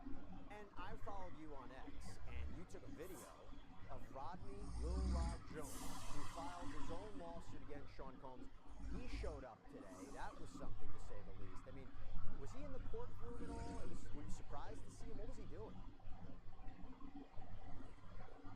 I was a little surprised to see him kind of standing in the line, just, like the rest of us. He came in probably, I would say, a little after maybe 7:30. Like, it was right before 8, because around 8:30, they started bringing us into the court house. But, I was kind of stunned to see him inside that line with all of us. He came in, he had the sunglasses on, he had 2 chains on, not to be confused with the rapper or anything like that. But, a lot of cameras were inside his face, and through his attorney, he had pretty much said that he is not going to be making any type of comments, not going to be giving any type of interview. So we didn't see any of that while we were standing outside the courthouse, because remember, for our viewers, we're not allowed to have our phones inside. As soon as we walk inside those doors, for the most part, the marshals, the bailiffs are telling us to turn our phones off. And so once we all got inside the courthouse, I saw him kind of standing in line with his attorney as well as his entourage, going up with members of the public. And so probably for the first half of the day, I did see him inside that courtroom. He was paying attention. He was following along with, the preemptive strikes of the jury selection, as well as the opening statements. And then around lunchtime, not kind of clear where he went afterwards, or maybe, had no idea where he went pretty much afterwards. So, in this afternoon, I didn't see him in the courtroom, but for this morning, we definitely did see him in the courtroom along with his attorney as well. By the way, totally off topic here, but can I talk about something very serious for a quick minute? So debt doesn't just show up. No, it builds little by little. Credit cards, car loans, medical bills. Suddenly you're juggling all these payments. You're feeling stuck. You know what I'm talking about. But here's the good news. We got American Financing as our sponsor. So they help homeowners like you every day. They use your home's equity, and they roll that high-interest debt into one affordable payment. They're saving homeowners an average of $800 a month. No judgment, there's no pressure, just real solutions to help you out. It starts with one phone call. Only takes 10 minutes to get started. And by the way, there's no upfront fee. It'll cost you nothing to find out how much you can save. And by the way, if you start today, you may be able to delay your next 2 mortgage payments. American Financing salary-based consultants are ready to listen. They're ready to help. Take back the peace of mind with American Financing. Call American Financing today at 866-891-2821. That's 866-891-2821. Or go to AmericanFinancing.com/sign. Okay, so before we even get into the opening statements, before we even get into the jury being finalized, who was in the courtroom for Sean Combs? Were there any notable faces? And how did Sean Sean Combs appear? Well, he appeared, in good spirits, considering that today is a very big day. It was day one. It was opening statements. He was brought out a little bit before 9 a.m. He was wearing a gray sweater. He had a white undershirt on. He had gray slacks. He had his glasses with him. He waved at his family, kind of gave the little heart sign as well, too. He was set up at the defense table. He was sorting through papers. But one thing I found pretty interesting today, Jesse, is that you could see him reading the Bible. And this is before the preemptive strikes were going on. And so maybe this was, to get him into the good spirits. Maybe it was because he needed, maybe some religion or that type of thing. And so, yeah, a lot of us kind of spotted him with the Bible. At first we were like, is that a Bible? And then when he got up, put it inside of his, I guess, his legal briefcase or whatever he brings inside that courtroom, then we're like, okay, yeah, that's definitely a Bible. But as far as some memorable faces inside that courtroom today, it was really stacked. We had Mark Garagos in the courtroom, Karen Agnifilo, who is the wife of Mark Agnifilo. We had Lil Rod inside that courtroom. We had Doug Whitfield inside the courtroom, and he's a notable face because he represents Captain Rivera, who's expected to testify tomorrow. We had Quincy Brown inside that courtroom, one of Diddy's, he's Diddy's adopted son. We had Justin Combs, his mother Misa was inside that courtroom. We had Christian Combs, Delilah Combs, Jesse Combs, Chance Combs, Janice Combs, that's going to be Diddy's mother. We had Dana Tran inside that courtroom. Dana is also a pretty notable figure, too, because she is the daughter of Diddy's youngest child, Love, who I think is maybe 2 years old, 3 years old at this time. So obviously, the baby wasn't in the courtroom or anything like that.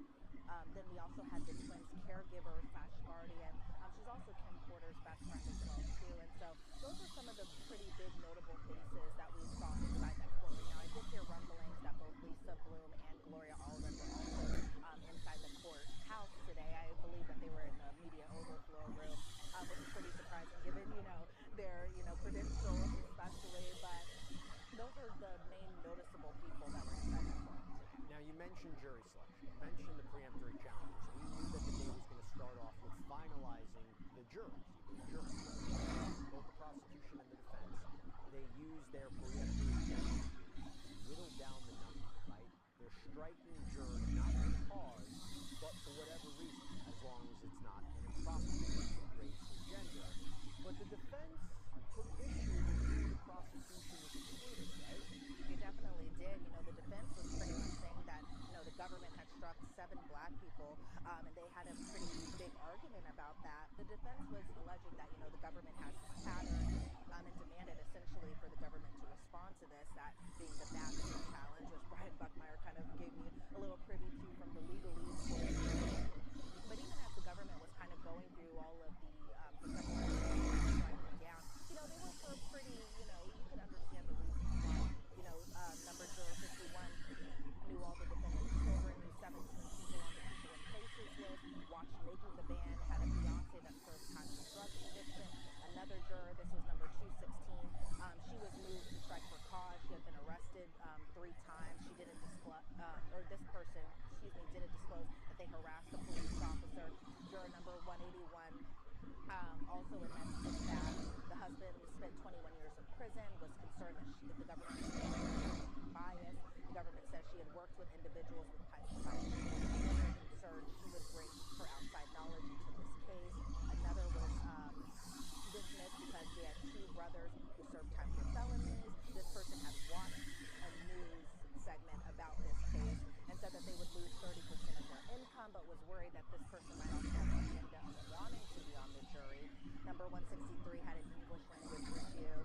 Nephew was a gang member who allegedly shot a police officer. Another one went to high school with Diddy. Another prospective juror that was struck out, gave inconsistent answers and referred to police as a-holes. Obviously, I'm not going to say the full word, but you can kind of take it from that. And then number 181 was also described as, a view of victims.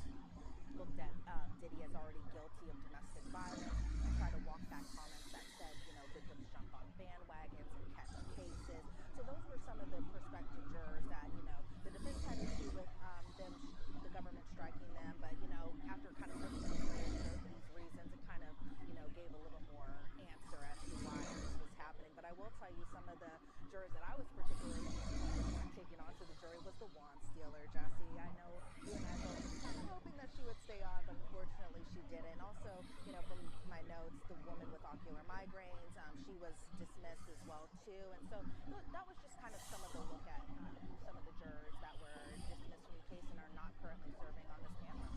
They selected a jury very quickly today. As you said, the judge rejected the defense's arguments that, as you mentioned, the bats had shown the validity of these peremptory challenges. And now we have a jury. 8 men, 4 women. There's 6 alternates, 2 women, 4 men. You have all walks of life, all different kinds of ages. By the way, talking about Brian Buckmeyer, let me call him out actually.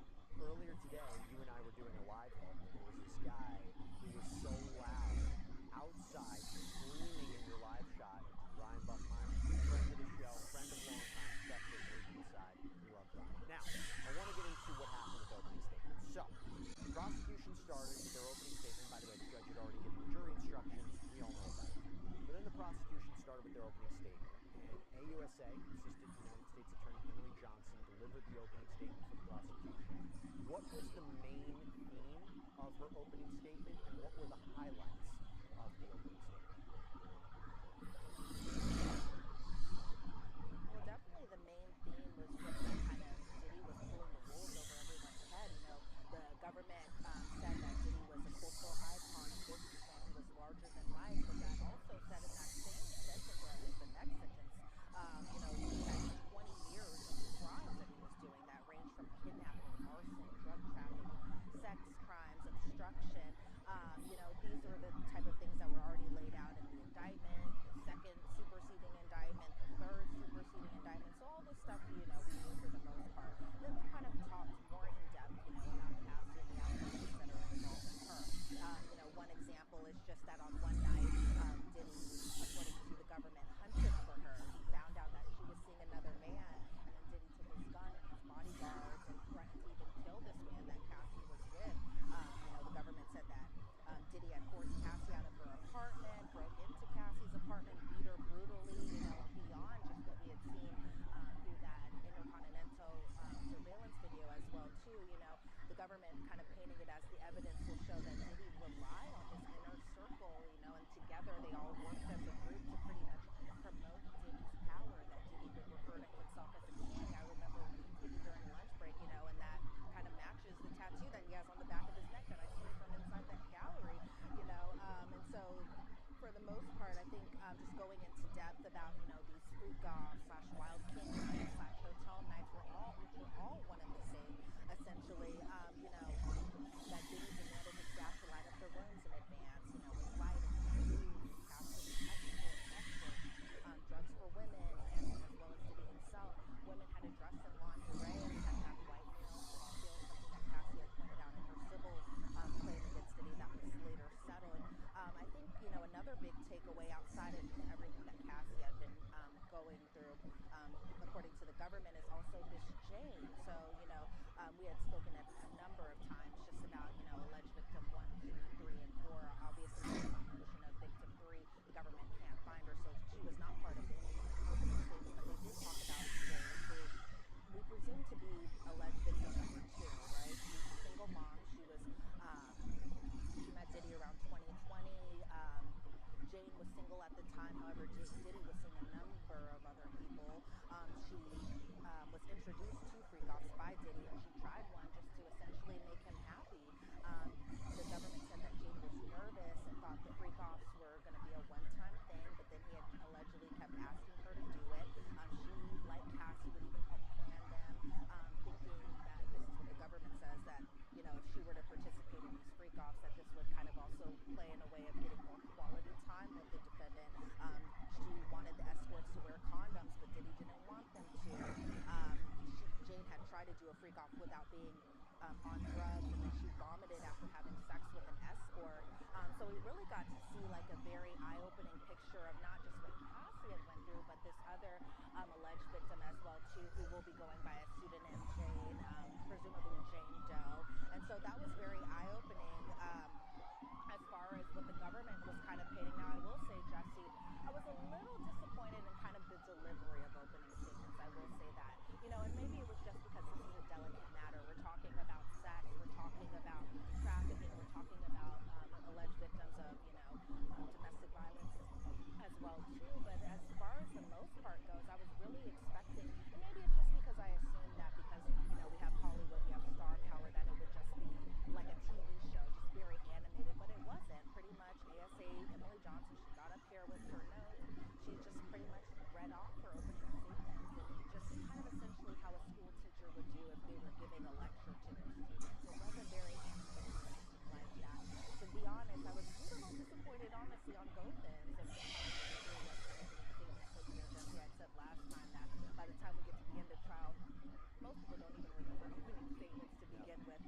it really was just an eye-opening kind of picture that was being painted by the government of what to expect for this 2-month trial.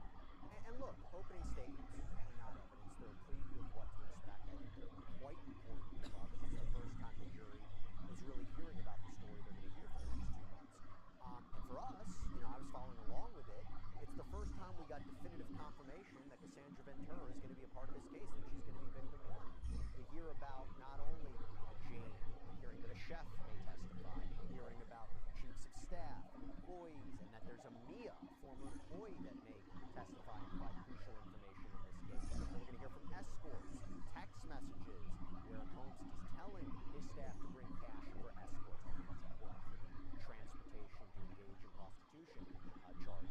For me, it felt, from a legal point of view, and I wasn't in that courtroom, but it feels to me they kept trying to explain how this was a crime, that they really have to convince this jury that this was forced, that this was coerced, that this was done against the will of these alleged victims, trying to explain why this is racketeering, why this is sex trafficking. Before we go to the defense in their opening statement, real quick, Elizabeth, anything you could glean from the jury about how they were reacting to the prosecution's opening statement?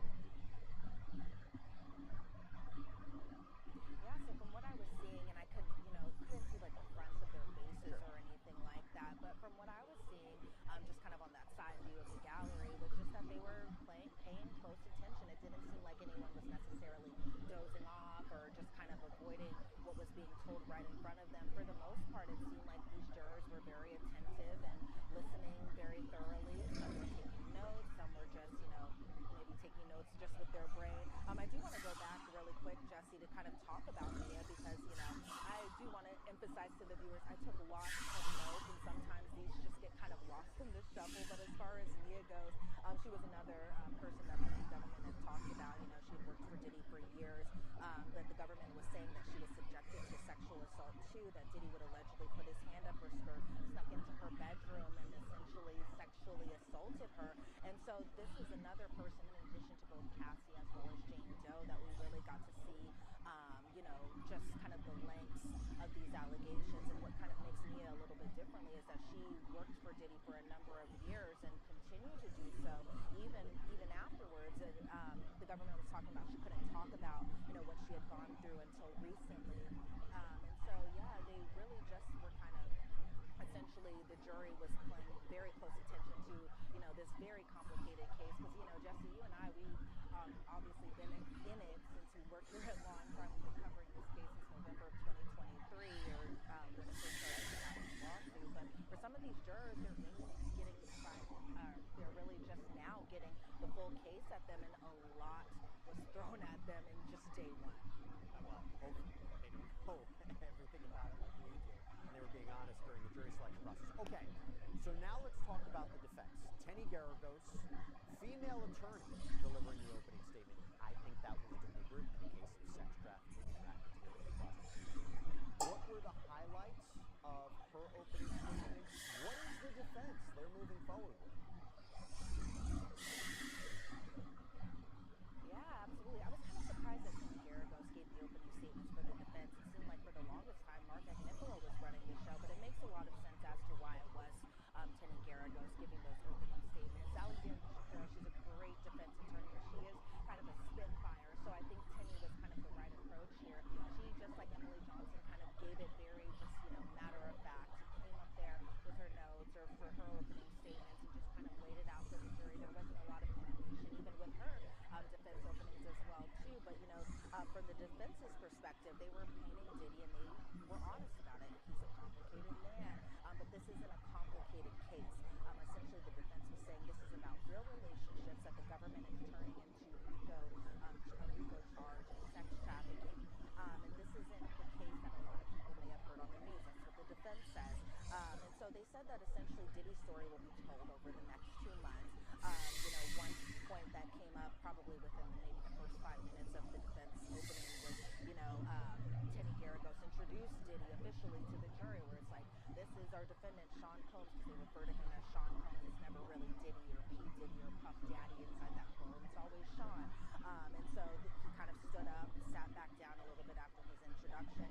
And, this was something that we were expecting, is for pretty much the government, or excuse me, the defense, to say that the government shouldn't have any type of place inside of Diddy's bedroom. That, you know, they admit that Diddy had a temper, especially when he drinks. You know, sometimes he gets so angry. They admit that Diddy lied and he was not the best boyfriend or partner. He was kind of mean to his girlfriends, but he's not charged with being mean. He's not charged with being a jerk to his girlfriends. Essentially, he's charged with criminal acts that they say isn't criminal at all. They pretty much kind of talk about that they'll see domestic violence in this trial, and while they do take it seriously, it doesn't amount to sex trafficking from their perspective at all.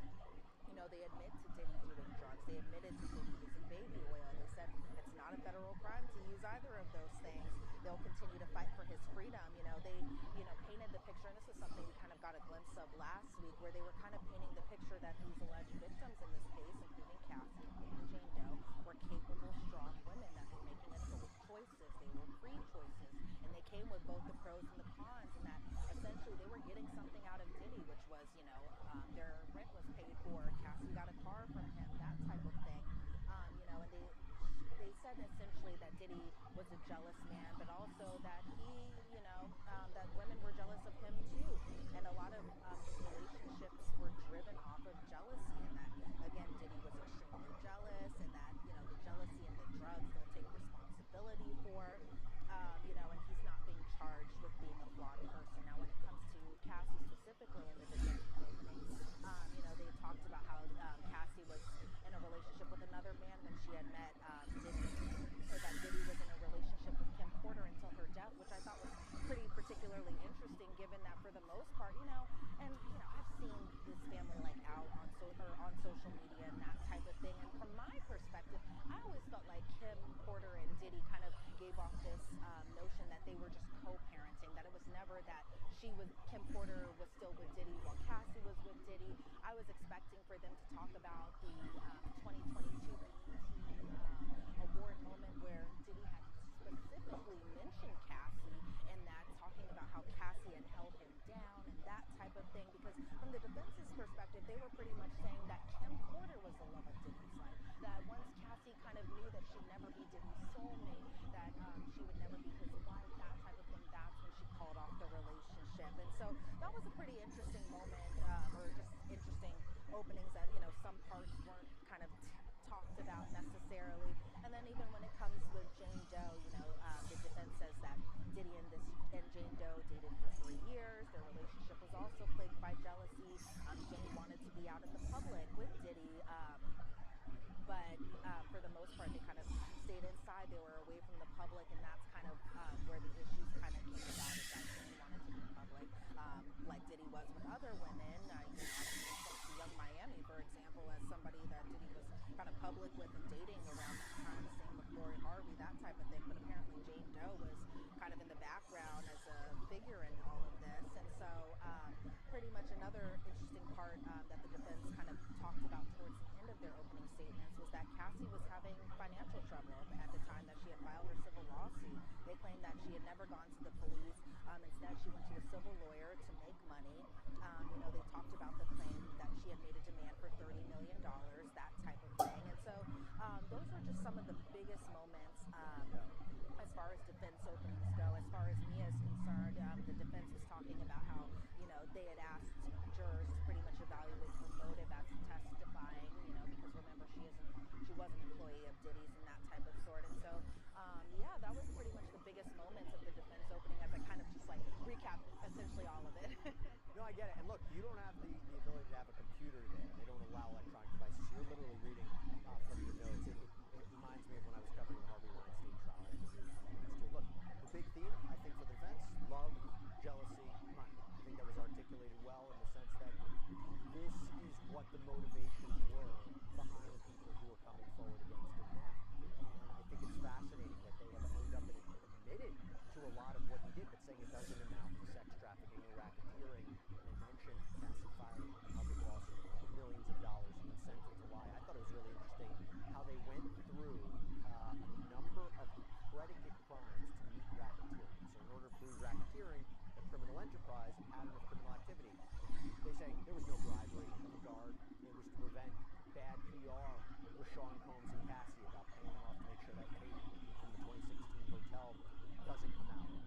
Kidnapping?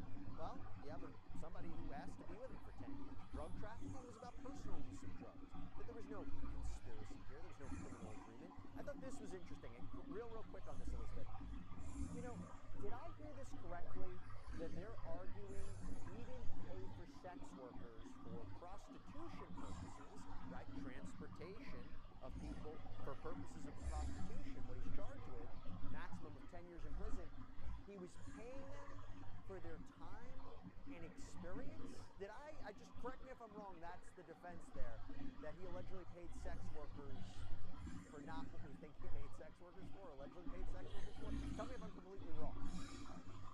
No, you're not completely wrong at all. That is essentially what they are saying, is that, you know, he didn't pay these escorts. He didn't have people pay for these escorts for sex necessarily. It was all for time, whether that time be possibly in the bedroom, whether that time be just for time spent. But you are definitely correct, Jesse, where the defense is definitely trying to paint it as, you know, this isn't transportation to engage in prostitution. And I know we'll talk about this more with one of the witnesses that took the stand today, but it's definitely something that the defense is alleging, that this was just time, this was not for prostitution, this is not payment for sex work or anything like that, but just time.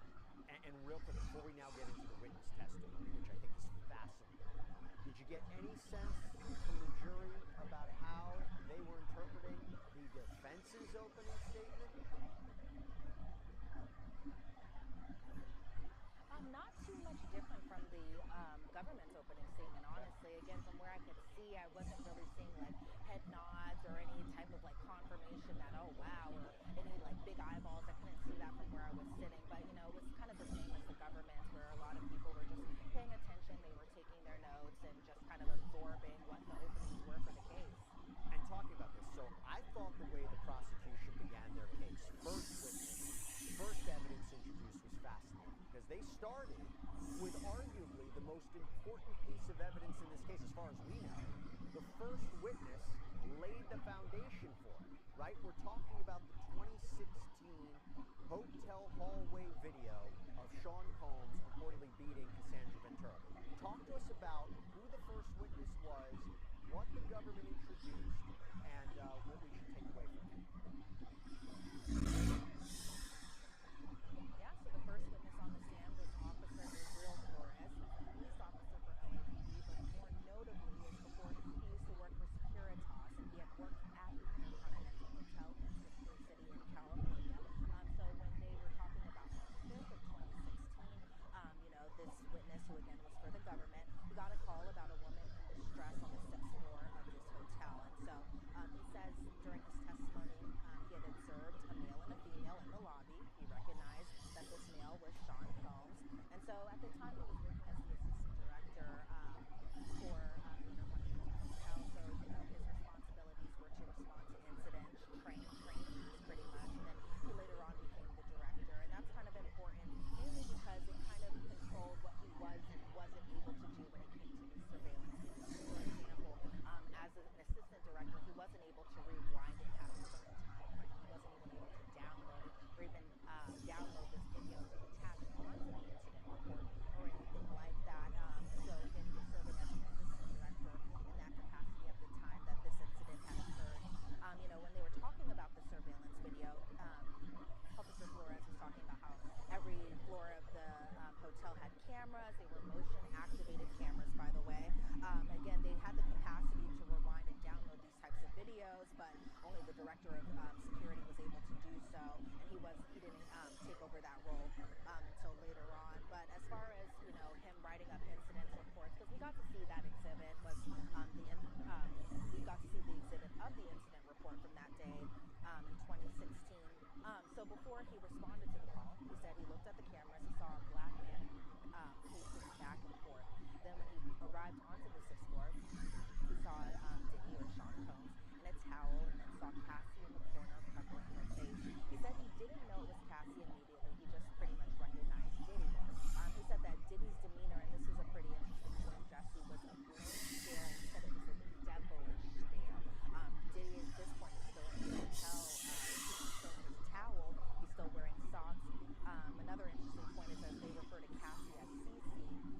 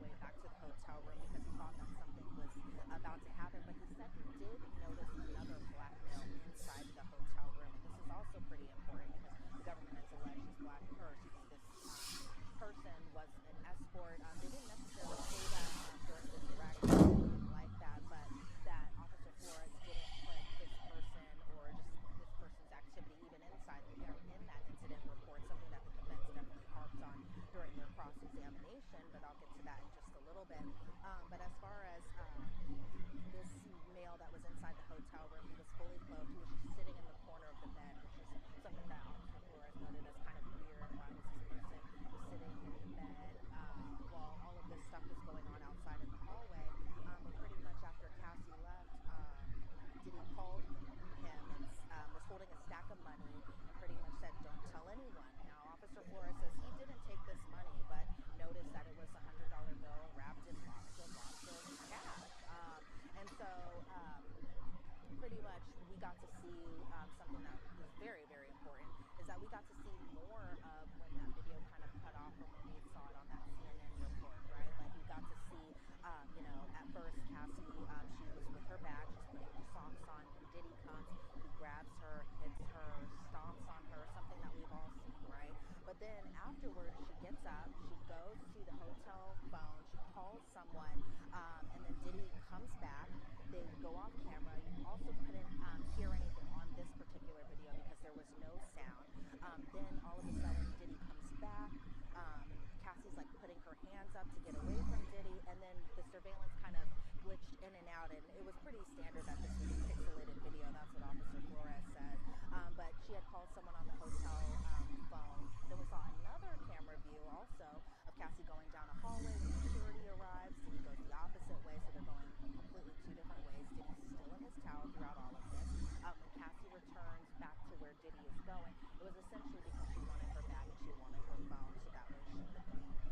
And so Officer Flores says he didn't call the police because Cassie was adamant that she just wanted to leave, whereas Diddy said, this stuff can't be made public, which is where those allegations of like him allegedly bribing Officer Flores with that $100,000 according to the indictment. But Officer Flores, because of just the capabilities of not being able to rewind and download the video, actually snapped a video on his cell phone, so that's when you could kind of see audio of this because there was just background noise in this particular video from his phone. He was making kind of like silly commentary about his tiny shoes, that type of thing. But so when the incident happened, he was gone from work the following 2 days because that was his duty. He returned to work. He said a lot of staffers were talking about this incident.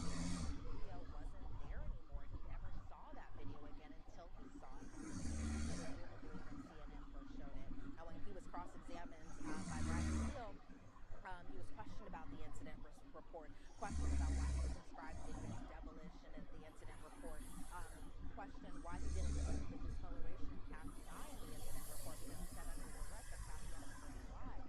He said that they admit that no one at the hotel had called law enforcement about this, but everyone was talking about what had happened and that type of sort. So those are some of the big takeaways from just witness number one, just the first one, but a lot of an eye-opening picture there, especially as we got to see more of what happened after the moments that we had saw all from that brutal assault video. We didn't get to see the apology or anything like that, but maybe that will come into evidence down the line.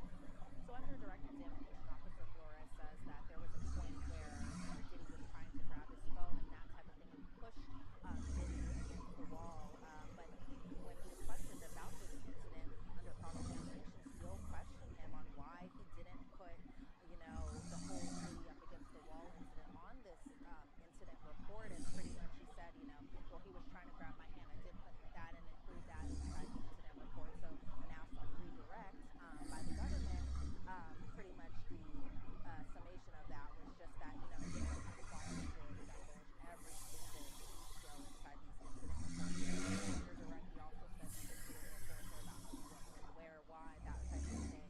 And so they, under direct, the government reminded, the jury essentially that, this was what's in the incident report. He wasn't, he didn't have to go into every single incident detail when he was summing up that report, which came a few hours after the incident. We know what the prosecution is doing, right? They are setting the foundation for Cassandra Ventura's case. I've said it before, I'm going to say it again. When she filed her lawsuit against Sean Dawes, how do we know this? When that hotel video came out, it not only corroborated that particular section of her complaint, but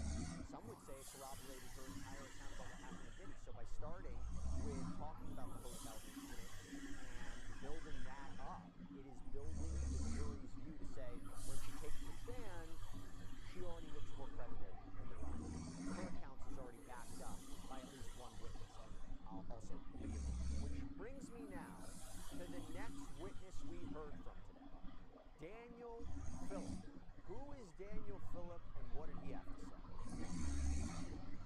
Well, let me tell you something, Jesse. When they called Daniel Phillips, at first I thought he was just another police officer. He was very muscularly built. He had on a pretty tight suit, but he essentially was a male dancer, something that I was very surprised that was introduced so early on as far as the witnesses go. But, Maureen Comey did this questioning for the government.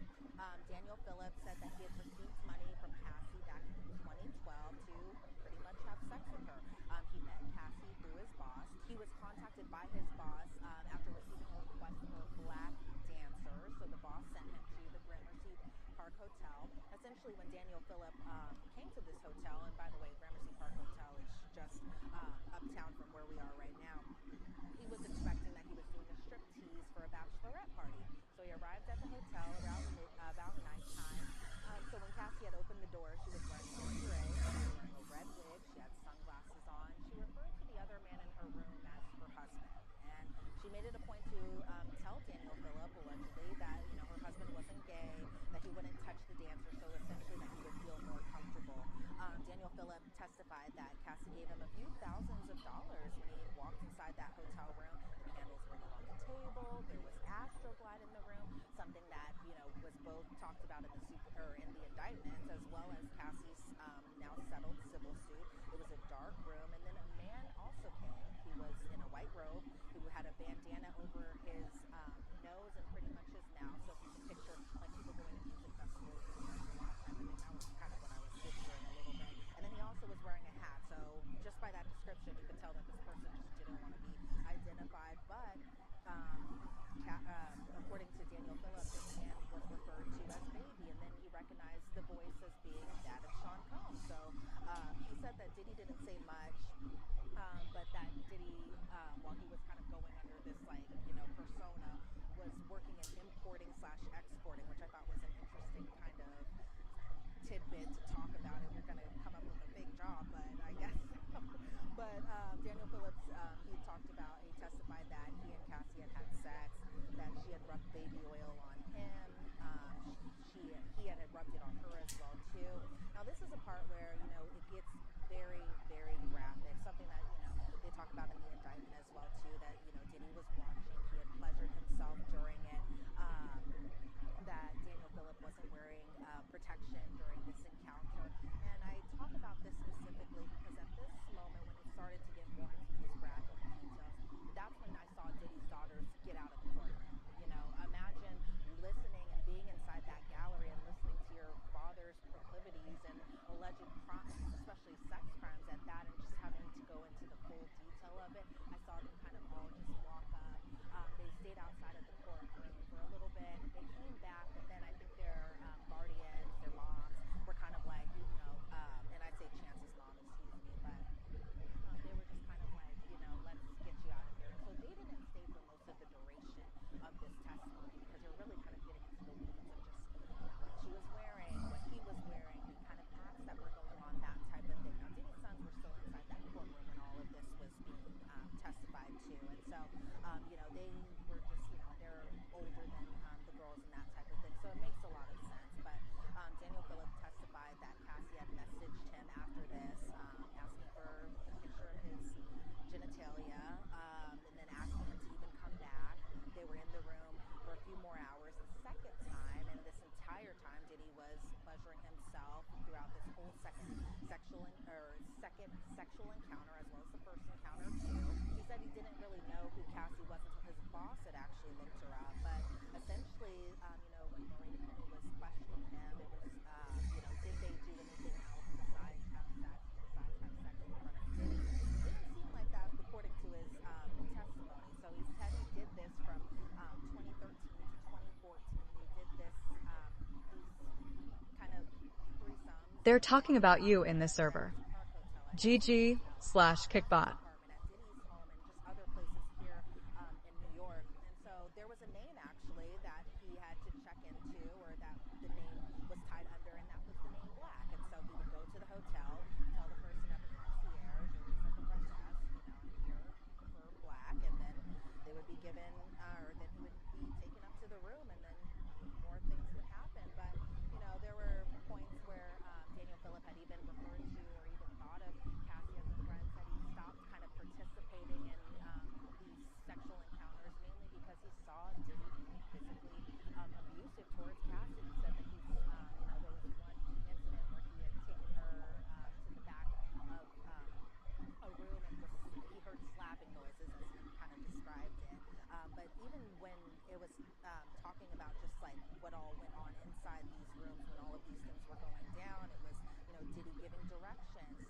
slow down, separate from each other, doing a role play like they had recently met at the airport. Don't ejaculate just yet, and if he were to do so, to do it on her stomach or inside of her, that type of thing. He even said that there was one moment where Cassie wanted him to urinate on her, and Diddy pleasured himself to that. And so there were just a lot of graphic details about it. But then there was another interesting point where Daniel Phillip thought that there would be any type of point that he could be killed allegedly by the defendant because, Diddy allegedly made him turn over his driver's license, a photo of it. He thought that, this is somebody with a lot of power, with a lot of money, who could essentially find him anywhere at any place. He has my driver's license, he knows my identification, he has my ID, that type of thing. Now, he didn't say that, but, we all know what a driver's license looks like.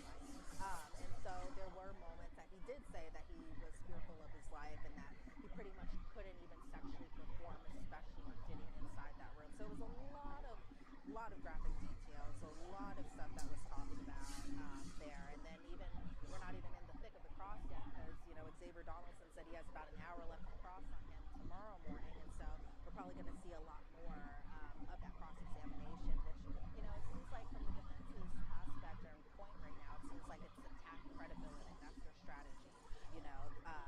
Why was Daniel Phillip doing this type of service when, his service didn't provide prostitution, it prohibited it.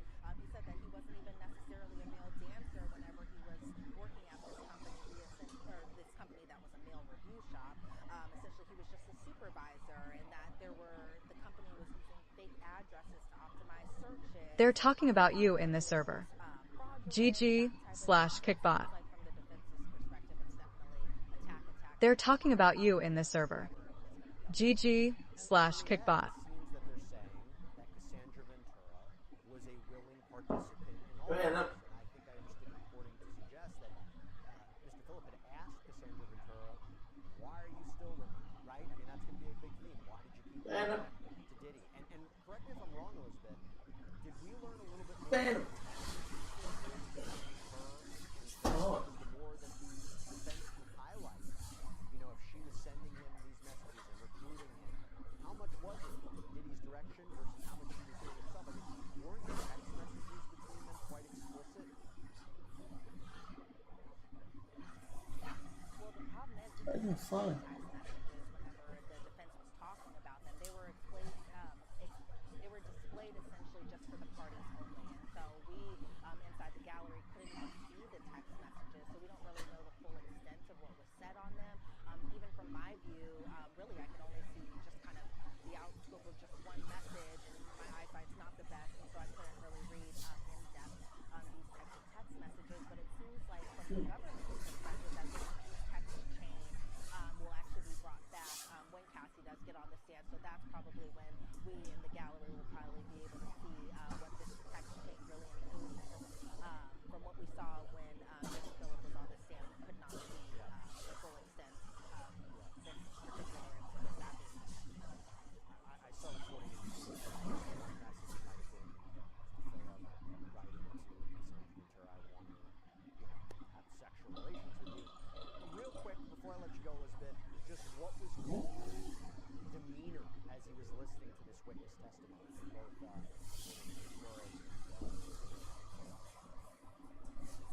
well, he definitely was paying very close attention. I would say even more so with Daniel Phillip on the stand, probably more than Officer Israel Flores. But Diddy was definitely paying attention very closely because also, just even think about it, this is somebody who, Diddy had encounters with in the sexual nature, just from what Daniel Phillip was describing while he was on the witness stand. And so he definitely was somebody that he had kept a close eye on, was probably likely passing notes to his defense to verify that 100%, because from where I was sitting after we returned from lunch, I was actually sitting on the opposite side of the court, so I didn't get the full kind of look or anything like that. But from what I could see, I definitely saw him definitely looking very intently, especially when Daniel Phillip was speaking. Elizabeth Milner, thank you so much. Great reporting. I know you're exhausted. You had an incredibly long day. Go get some dinner, and thank you so much for coming on. Really appreciate it. Thanks, Jesse. And that is all we have for you right now here on Sidebar. Everybody, thank you so much for joining us. And as always, please subscribe on YouTube, Apple Podcasts, Spotify, wherever you get your podcasts. I'm Jesse Weber.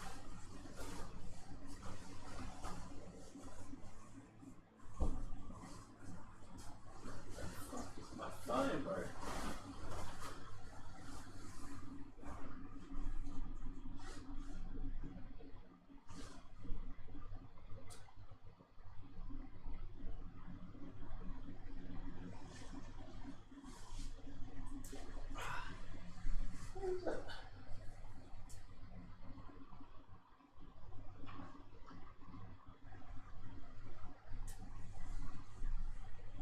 I did have him on the bed.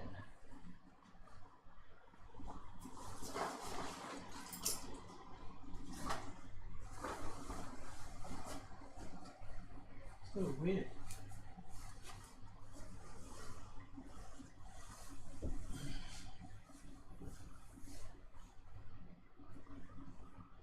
So I'm falling down here though. Oh.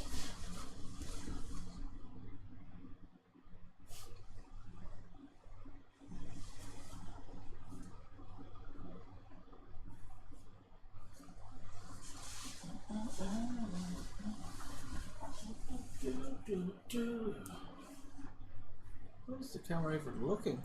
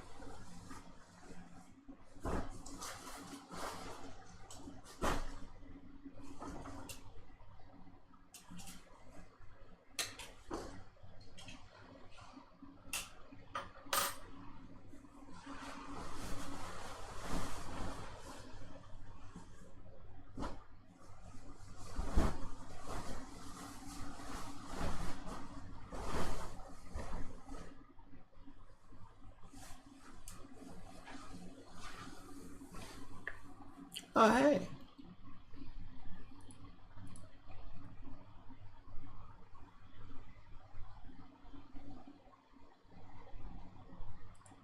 We've got a lot to get through. Michael Long to join us as we lead up to Richmond versus Essendon, and to quote the great Ted Whitten, Big Ange, he stuck it up him, Chief.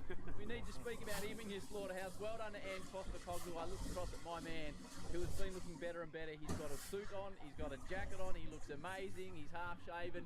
He's had some big business to do today, which will tell us about Damo. Nice to see you. I had to buy a new razor during the week. The other one packed it in. Look, it was the Bailey Smith grudge match last night. It was Mitch Duncan's 300th. Jeremy Cameron kicked 6. It's 13 in 2 weeks' time, 2 weeks period.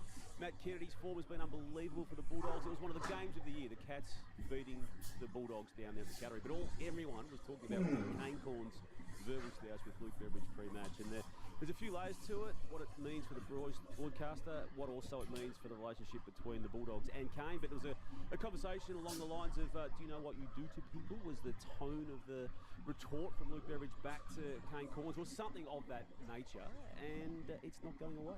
Damo's just taken up the first 4 minutes before we got to introduce our next two, but it's a nice start. Long, real long. Nathan's here though. I thought it was the forward 4, Howie. I've gone earlier. I haven't got a forward 4 now. Your teammates, Nathan Brown, who called the socks over last night on the M's.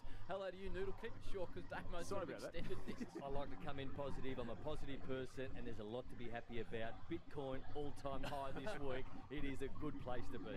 I look across at my man, the Chief. Now today he's got the white Archie thong on. He's got the King G short, and this is where the combo is nice. He's got a maroon Adidas top, offset by maroon and burnt orange LA Dodgers cap, which is a rarity. He looks amazing. Hello to you, Chiefy. Hello, Howie, and might I say that not many people could pull off a flannelette shirt tied around their waist, worn as a skirt. But I can. And you haven't. Thank you, Chief. Thank you, Chief. Hey, what a night it was.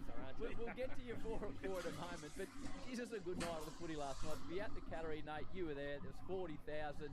It was 30-odd goals. It was just a brilliant night of the footy. Great game of footy, and 2 really good teams who are going to go deep into September.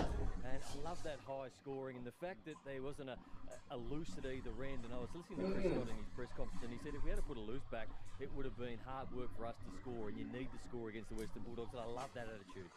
All right, it's time for... These are the Friday Huddle's favourite headlines. 2 breaking news. Returning now to this morning's top story. It's 4 at 4 from the last 24. This interests me because Damo went off real early in the whole start. We normally start with that. Have you got anything else? No, I gave it anything, Howie, and I went too early. Sorry. What happened to all your good gear? What are you going to bring to the table now? Of course, it's 4 at 4. Well, Not 4 at 3. Well, it was unfortunately, as we did touch on, the pre-match verbal between the coach of the Bulldogs and the Channel 7 mouth, Kane Corns. So that was the focus. We'll touch on it during the next 3 hours of our time together, but it did, I think, become the focus of the game, which was one of the games of the year. What did you make of it, Dave? Look, I've got myself into stoushes with a lot of people, including the man in question.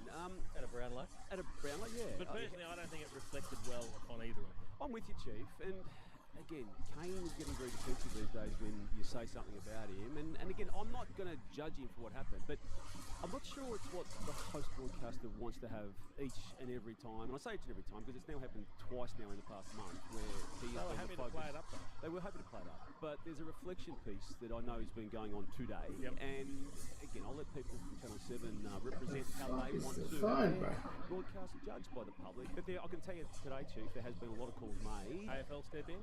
I haven't got involved in that side of it. Are you asking because you've heard that? I have heard that. Right, I haven't heard that. Okay, so what time did that? I don't know any details other than to say I think there might have been some discussions. Right. Broadcasting. Okay. Considering what happened between Ken Hinkley and James Sicily last year, they're a coach and a player. These are media people with a coach, so they'd have to talk about it, Chief, at the highest level. Are you saying more from the Bulldogs' perspective or I Kane's perspective? Yeah, okay. No, I haven't seen that part of it. But again, I think they need to work out what it is they want to do as the host broadcaster, because it is detracting from what the host broadcaster would normally attempt. I wouldn't want to fight Bevo. He's got big arms, he's nasty. I've actually fought the other guy, so I'm not sure what he's doing going after Bevo. I don't think he's nasty. Funnily enough, he was walking over to do a interview with us on Fox Live at the time when it happened. So we're aware that maybe something small had happened. So I thought, as I was telling Phil, that I'd just sort of lighten the mood a bit because we had a minute with the coach who's a very engaged What did you man. roll out Well, with? I just said, I think your arms are amazing. How much time do you spend in the gym? Just straight after the feud. And he told me that he spends a lot of time swimming in the bay. And then I asked him who would win out of an arm wrestle between him and Adam Kingsley, and he said definitely Adam Kingsley, and then he was happy as well. He was fantastic. There's too much envy in the way you cover games, like, because as soon as you see someone with any shape, the man love comes out. Oh, Chiefy, wait till my little hot tip for you today. It includes how to get ripped as well. But Nate, it is time for your now keep it short though, because Damo's taken up most of it. There's a theme with my show today, and it goes into the top 5 later on the back of Bailey Smith. People who speak their minds. Now, during the week, speaking her mind was Danielle Collins, the tennis player. Now, to take you back, I'll take you back to the Australian Open where she spoke her mind about our man, Tony Jones. But I love this old guy. Tony Jones? He's very, sorry, everybody in the room that's over, like, 70. Sorry. I just love how he called me a brat, and, like, it's just so, like, Gen Z and millennial right now with Charlie XCX. So then this week she's playing tennis, and this is the sort of thing she gets upset about. She's changing ends in France, and the cameraman got a little bit too close. I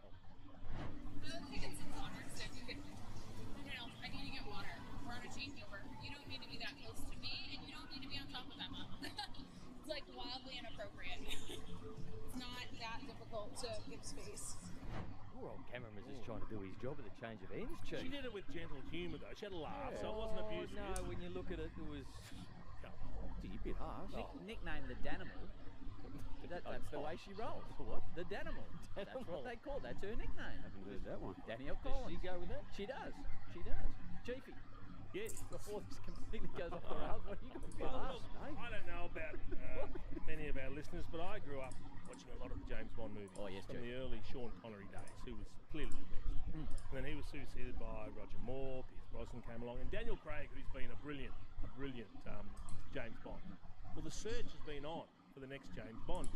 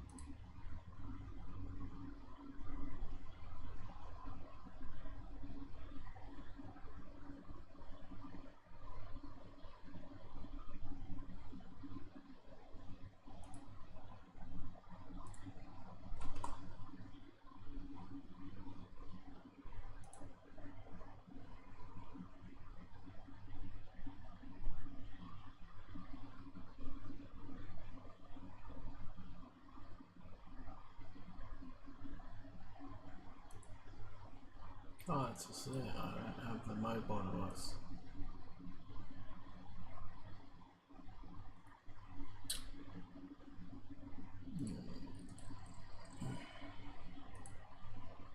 Time to pass the mat. And there'd been a big push for a female. But the powers that be have said no, it'll be another male brick. And some of the names that have been thrown up in the past were Henry Cavill, who you all know, Tom Hardy, who's a great actor, Theo James, you don't know him, he's from the Divergent series, he did one of the Underworld movies with Kate Beckinsale. Okay. But the latest one to become the front runner is a gentleman by the name of Aaron Taylor Johnson.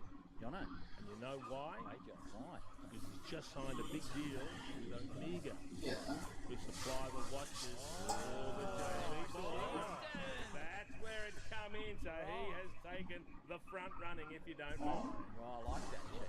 When I first met Christina, one of our first dates, she said you remind me of Daniel Craig.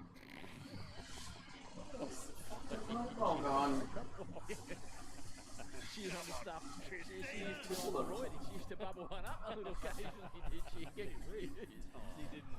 Final one. Monaco Grand Prix this weekend. It's one of the great sporting events. Not motorsport events, one of the great sporting events. It'll all be about Saturday and qualifying. Very difficult to pass. So you need to qualify on pole, and if you don't stuff up your pit stops, of which there are 2 mandatory pit stops this year, you should win the race. So it's all about qualifying. A couple of things I noticed this week, just to you, Nate. Lando Norris, the McLaren superstar, was cited in a pair of jeans called Chrome Hearts that were valued at $15,000 US. 15, your Chrome Hearts, Google it. 2.5 Aussie. However, when you're in Monaco, you can afford this type of thing because you don't pay tax. Now, Damo, here in Victoria, we have a slightly... I was wondering where you're going. A slightly different style of setup. Now, we do pay tax, which is good because the money can go to the hospitals and education and roads and looking after the Victorians. Well, I forensically examined the state budget this week, Chief, and there was a couple of numbers that stuck out to me. So when you have worked hard this week, and well done to everybody in Victoria for going and putting the nose to the grindstone, working hard, putting your money aside for tax, so you can build the hospitals and the roads, etc. However, there's a slight issue. Terry McCran. There's a slight issue because our interest bill is going to blow out to $10.6 billion a year just to pay our interest bill.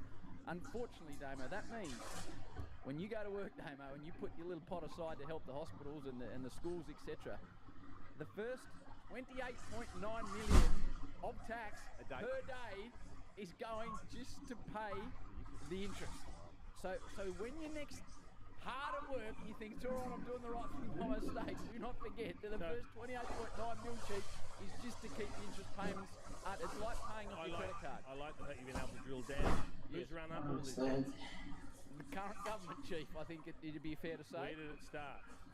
With the previous premier, Darcy's man. Obviously, there was the reason that with COVID, which was a very nasty situation, so we went into the world's biggest lockdown, and unfortunately, I don't know how, but that has somehow meant that our economy got stymied, Damo, and now we're saddled with a bill. When the budget was announced, there were, quote, no new taxes. No. They're just all increased. Do you pay tax on your offshore accounts? With the US dollars. Yes, I do. You do. Because every day you wake up, just remember the fact we're 29 million the hole just to get back to square one that day. All right, we need to talk about Ange Postecoglou. You made mention of it before, and it's worth having a chat about this because we need to understand what he's gone through. So Ange was a very, very highly rated player, and then he's had a storied career as a manager. You know, starting off in the NSL here, Brisbane Roar he had success with. Went to Japan, he's been to Celtic and just won more trophies than anyone could ever think of there. Over the last 2 seasons he's been in charge of one of the big EPL clubs, the big London club. So they had a great first year. They burst out of the blocks and he was like the second coming. Everyone loved him, which is very rare because if you're not European or South American, you get no traction over there, let me tell you.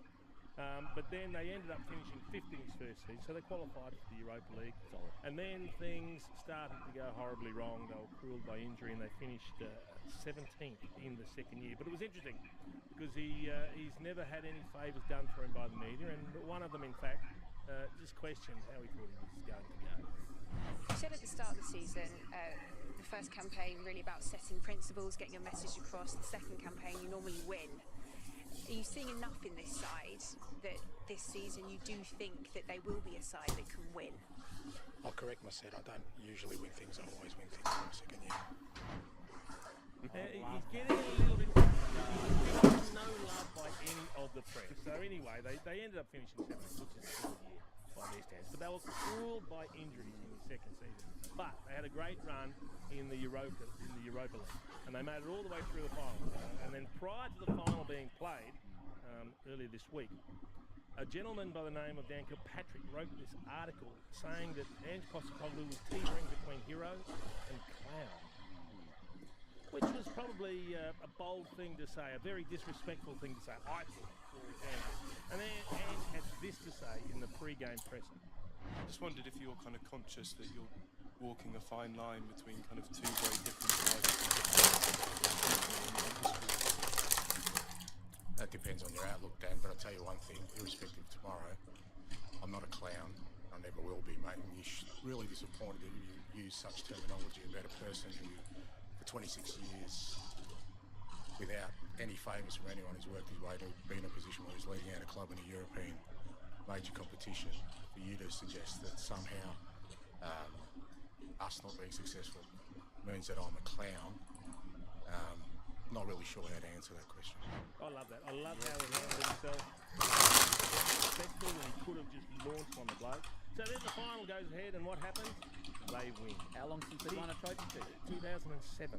So it was 17 years. He delivers silverware as promised, mind you. And by winning, it's a major European. By winning the Champions League next year. That worth a bit? You know what that delivers to the club? How much, Chief? Over $200 million. Wow. So I ask you, Dan, who's the clown now? And just when you think everything's going to get sorted, the inserter comes along, Nathan. And you know who the inserter is? I don't know who the inserter Sits is. alongside us. He decides to jump on social media and start making posts. What did I do? Who? About promoting your own podcast, saying how good that Ange won. But he's the only 3-time person on the Howie Games. How good is this? I know Ange. He's my friend. He's on the Howie Games. You hijacked a Europa League final to plug the Howie Games. Chief, let me respond. You know, about 6 weeks ago, I said that Bearsy wasn't doing his job here. I felt sorry for him. I brought him on board the Howie Games social team. He went rogue, and he's got them posted that Ange has been on the show. Without you clearing it. Right. Hey, You cleared that, I Howie. You think he can't got blame Bearsy all the time. I think he got a $4 million bonus, so cheap. But Are you keeping him? They Keep him. still haven't decided. Oh, That will keep him. probably be decided by Monday, I think. I hope they keep him. He's a ripper, and the players love him. And just, Chief, where does Europa League fit into the prestige? Because I don't follow it. The old Yeah, UEFA well, Cup. in the olden days, there used to be the European Cup and the UEFA Cup. Yep, I remember the UEFA Cup and the European Cup became the Champions League. So of all the trophies he look, had Champions access to. League above Europa League. So the top 3 or 4 teams in EPL go into the Champions League. I think 5, 6. I don't know how many now. It might even be 7 and 8 go into the Europa League. 5 going to the European Championship from the EPL because they get an extra spot with how good they are at the moment in the EPL. Okay, well, well done to Ange. Well done. Mark out, Damien Batt, Nathan Brown and Jason Dunstan. Incredible night at the footy last night. Plus 100 scores. Bailey Smith being interviewed afterwards talking about getting injections. The coach saying he knew nothing about it. There was a lot to take in. But Damo, before we get to media wars, you can tell us about Tasmania. I was working with the guy Jack Rewalt last night. And he told me a little story that just made me smile about our man Nathan. He talked about the fact Jack, as a young 18-year-old Tasmanian, very new to the bright lights of Melbourne, he came over to Melbourne and he moved in with Nathan Brown. Now, I always, as you know, like bums on season players, and that's what Nate was. I haven't heard the story. So he moves in with Nate and move in Ackland Street, and he said his strongest memory of his first year of Punt Road, Nate had a BMW X5. Did you live in Ackland Street? Have I got that part right? Ackland Street, St Kilda. Did you have a BMW X5? Yes. He said he's come from Tassie, right, from Clarence, pretty sheltered, and he gets picked up by the great Smith and Brown, and every day on the way home from training, Nate's car in 2006 had a television in it, and they would drive home from training along Punt Road, Chief, and watch Who Wants to Be a Millionaire, and Jack thought it was the greatest thing in his life. True story? True story. There was a TV in the car, and I figured out that there's a few hacks, because they're not meant to work while you drive. There's a hack where you can get them to work, Damo. This doesn't look like a I was just impressing the young man, Jack. He said it was the greatest thing he'd ever seen. He gets in with his star forward, and all of a sudden he's watching telly on the way. Hey, what else happened there at Daphne Street? He told me the other stories, probably I don't need to bring to the table. 3 months he lived with me for, and it was just part of training leading into Christmas, and he was really quiet, and he turned into someone who wasn't quiet, and he was quite opinionated in the end, but very quiet, very respectful, and it was a quick 3 months, and I take full responsibility for him being a 3-time premiership player and a star in the media now. Where did he go after the 3 months? Did you boot him out? No, I think he went in with a host family after that. So, but the mentoring you gave him in those initial stages, without doubt, set him up for life. He said it was like moving with Tom Brady. He said that level of professionalism. I was professional when I played football. I'm not saying you weren't. That's exactly what Jack said. All right, In footy, the battles aren't only fought on the field. We're free for everybody. This might be your worst take of the year in opening round. This is the Footy Media Wars. Damo, we like to be very honest on the show. We just had a 2-minute discussion amongst ourselves about whether we would talk about what we are about to talk about on this very segment. we did, and there's a number of reasons why we were going to, having already done it on the start of our show today at 4 o'clock, but we're going to go down the path again of speaking about what happened pre-match last night at the Cattery, the verbal confrontation between Kane Corns of Channel 7 and Luke Beveridge, the coach of the Western Bulldogs, and the aftermath to it and the lead up to it. For those who didn't see it, there was a quick exchange pre-match, and then the subsequent takes by both individuals. Kane Corns first. Yeah, look, there was a confrontation, there was some words spoken, but look, he's combative and they do like to protect their clubs and their players. I don't have an issue with it. It's a big game of footy, and clearly the relationship between myself and the Western Bulldogs isn't a strong one. You've been banned from the rooms. You've targeted him in the past around his tenure and whether he's the right man for the job. You feel he went out of his way there? Oh, not so much. I mean, it was an awkward situation because he was staring at me quite strongly and I didn't really know what to say, so I just said, "G'day, Bevo," and it wasn't received that well, as you can see there in the vision, and I would have liked to have gone on with the conversation and had it respectfully, but it wasn't the time or the place. So that's Kane's take. Mitch Cleary, his voice in that conversation as well, spoke to Luke Beveridge as part of the post-match media conference last night, and he didn't want to engage, but he still gave some context. Take us through the incident with Kane Corns pre-game from your perspective and how that unfolded. What incident? Oh, you shared some words with Kane. It looked like you got quite close with him. Ultimately, when we come in here, we talk about the game. That's probably all we're after, isn't it? If you're trying to drum up any controversy, I don't think there was any. So I've really got nothing to say. Just the vision, it was like you walked past each other and you shared some words. So I know you've had in the past, you've been strong against Kane, and you might have even been left out of your rooms. You've locked him out of your rooms in the past. I know what you're trying to do, Mitch. You're not going to get me to buy it.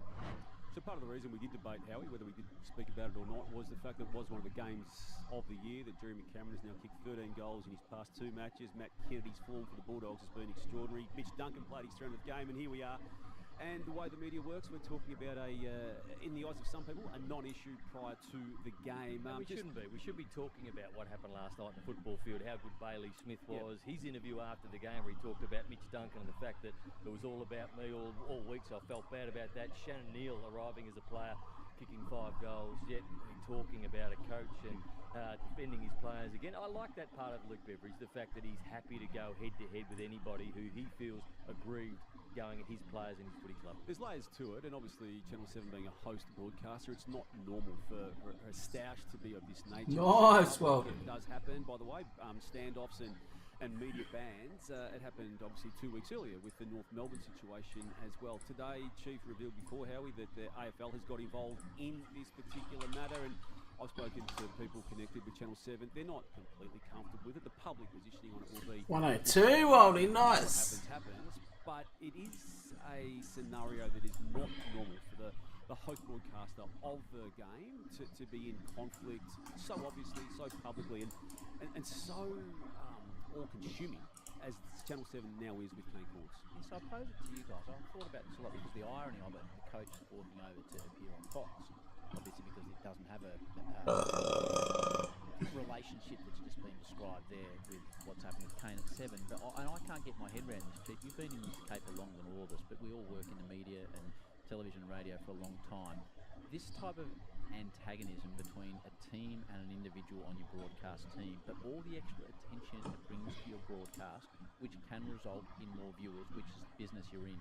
Is that the path it's going down, or is it going down the opposite path? So is it a positive or a negative for you as a broadcaster? I'm not sure in my own mind. Do you think it's a positive or negative? I think it could be getting to the stage where it's detracting from the coverage. I mean, it's now twice in the last 4 weeks where the host broadcaster is promoting a game on the fact that there's friction attached to either the ban in North Melbourne's case that was slapped on Kane for comments that he made, I felt quite demeaningly about Harry Sheasel, and that's what North Melbourne thought, and now this confrontation. Now, again, just to I suppose, delve into a little bit what happened, there was an eye contact, and I don't know what that means, but there was a conversation or a line along the lines of, do you know what you do to people? Again, I'm not claiming that to be the exact line, but that was Bevo's, I suppose, response once it did reach that sort of flash point. What about at Fox, Howie? And it didn't happen at Fox, but Channel 7 and Fox are the two host broadcasters. If something like this happened at Fox with one of your staff, what would be the take at Fox? It's a great question. Fox, I was interested to see, just sitting in the commentary box in the studio, Chief, that you guys talked about it with John Ralph. That interested me. I was thinking, I'll be interested to see whether they do talk about this or don't talk about this. Was there any discussion on that to talk about as to whether Fox would talk about the issue that had happened? No, I can't even remember. Truth be told, I can't even remember what Ralphie said. Can you remind me? I know he said it at the end of his. He just covered it, I suppose. Yeah. Is I suppose. To me, it's just a soap opera, honestly.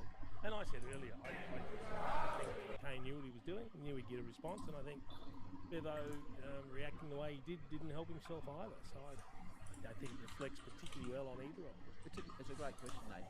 We're all different individuals, and you guys were giving me a hard time early on in the year when Kane came on the podcast, and I said I couldn't have been more impressed by someone. I found him so strong-willed and open-minded, and he's doing an amazing job in the media. So I'm a massive fan of Kane, but you can only put yourself in that shoes. In my shoes, if I had a blue with a cricketer once overseas, and it rattled me completely. Which cricketer? No, I'm not going to talk about it because that's not me. But if we had to then go and talk about that on the broadcast, I'd be horrified. But Kane wants to talk. That's what we're all different individuals. So I'm not saying it's right or wrong. But is that bringing his own network down? And I ask that because I'm not going to name names here, and they can do what they want to do publicly and privately. But it's not for everyone at Channel 7 with what's going on there. There's a lot of pushback now. But they were happy to play it up there.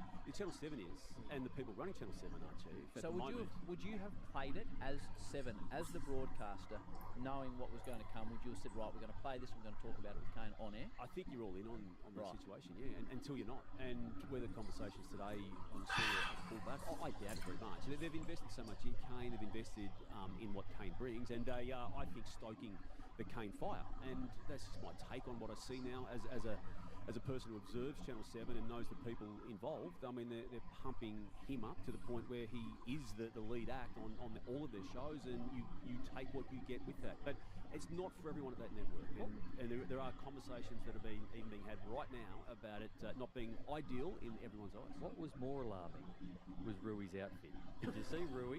He looked like he was going for world domination with a jacket and a really high black skivvy and his blonde hair slicked back. He was going for like a Gru world domination type thing. We're all told what to wear. We are all told what to wear. Rui's not told what to wear. Not a chance anybody said, here, put this skivvy on, and anyone would say, yes. Rui said, I'm bringing a skivvy in, I'm going to go for world domination tonight. Damo, we move along. Just before we do, was it an Australian cricketer? No, it wasn't. It wasn't. An Indian cricketer? No, it wasn't. Oh, that would be bad. An English cricketer? No, I'm not going to talk What about country it. did he come I'm not talking about it. Let's move What on. Because I'm country not did he- comfortable just- talking about just that give us the topic. country. Who was it? No, I'm not going to talk You'll about Was he a satisfy us left-hand if batter you or a just- right-hand batter? I'm not going You normally love talking about yourself. No, I don't. I think that's the whole point of what Just we're give us the talking about. country. Just No, the country. I'm not cheap. No, I'll tell you off air. Blow your mind. Now, Damo, you wrote this week about Tasmania. You wrote beautifully about Tasmania. I think it's public. You've caught up with Brendan Gale a couple of times. He's been in the media. To see how Tassie will go and the Devils. Yeah. What's happening down there? They're trying to keep it moving, Howie, as seamlessly as they can, knowing that the government down there in Tassie.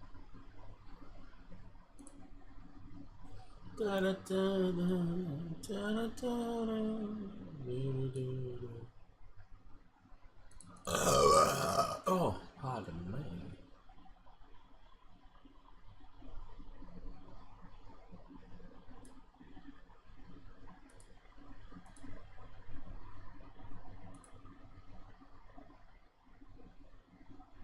Friday, baby.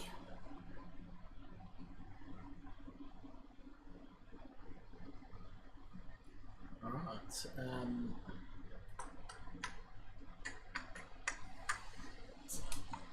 Get Fortnite, eh?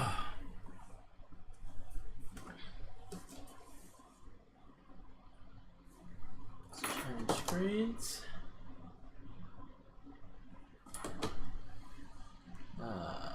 Switch of games.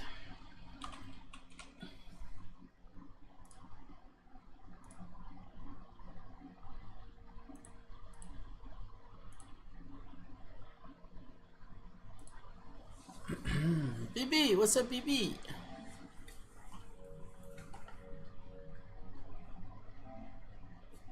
What's up, BB? That's full charge, beautiful. Beautiful.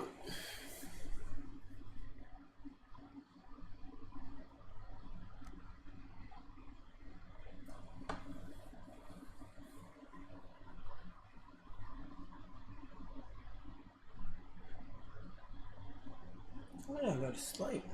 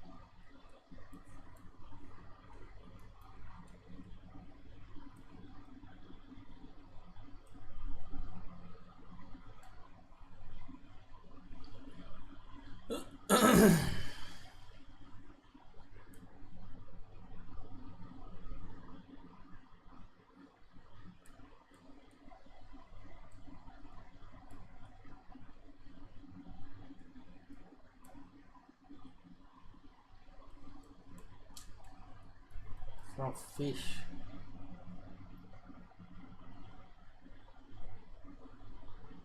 All fish while inside Republic outpost. Oh, so it's for one of the troops, isn't it? It's a general quest. Wasn't that very loud?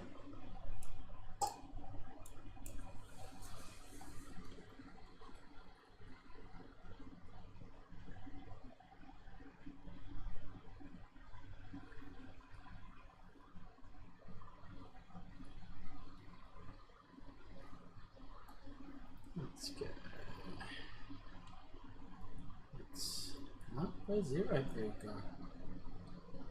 Zero Beard?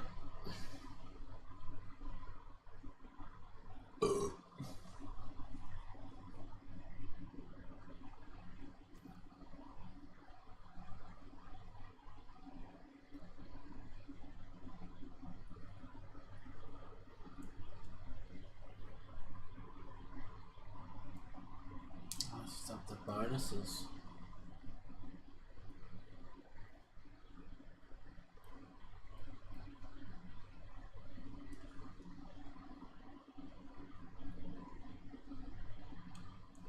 $33.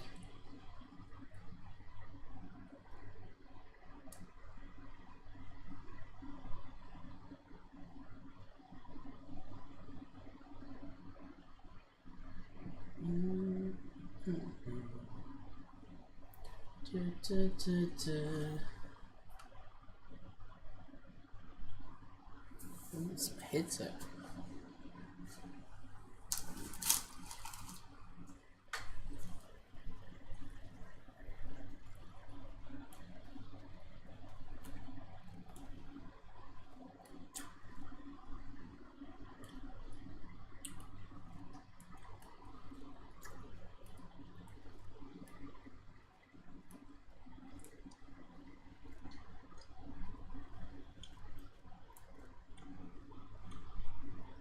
Beautiful.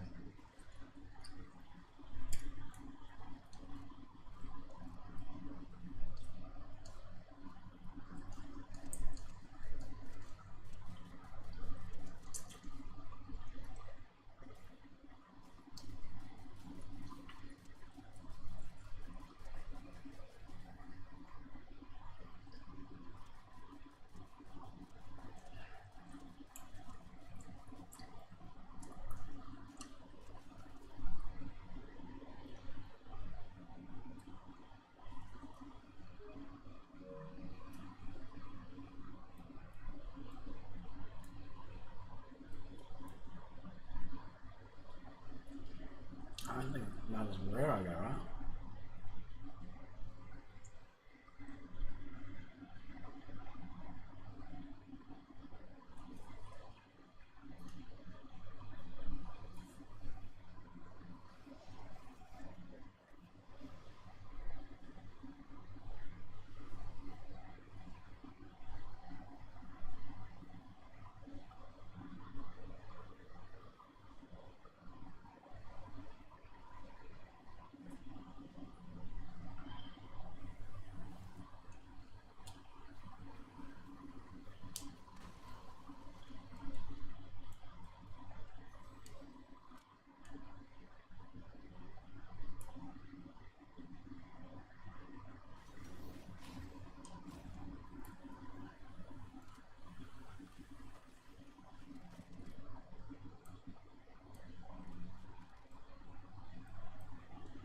Oh.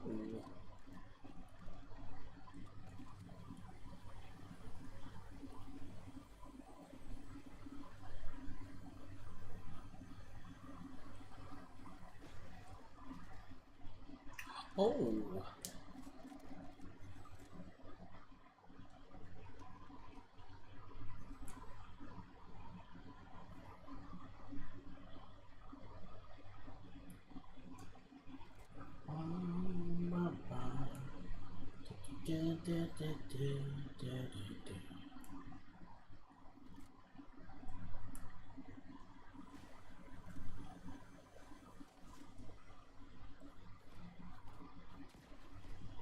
Graphics are definitely different on the 4K TV.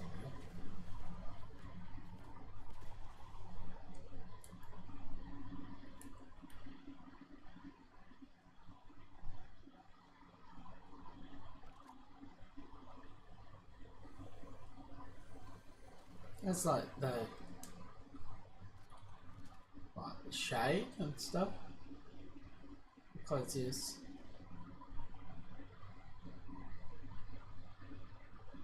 listen, am I tripping? Maybe I'm tripping.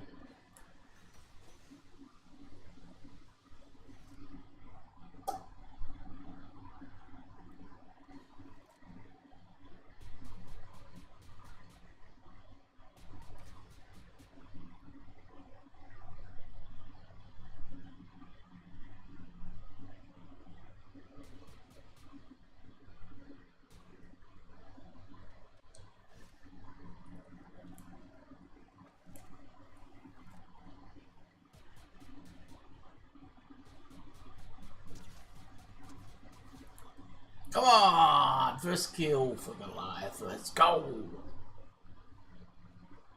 Come on! Flip it.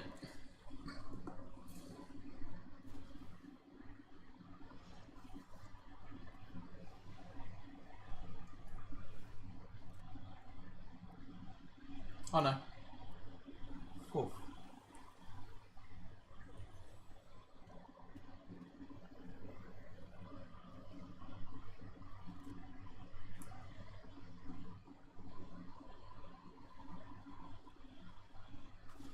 Oh!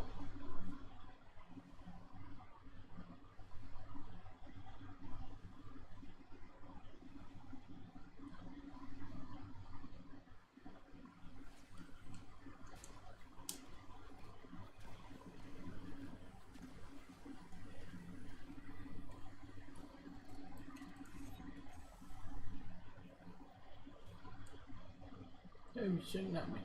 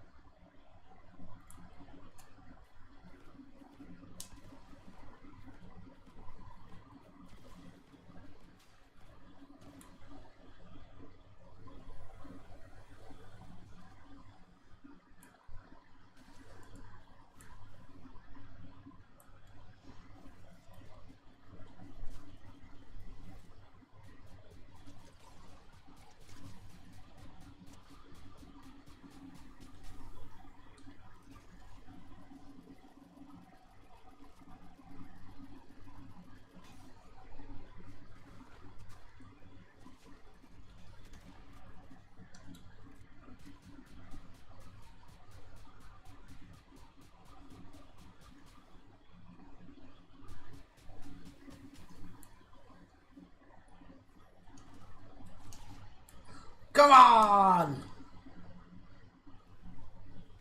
Let's go.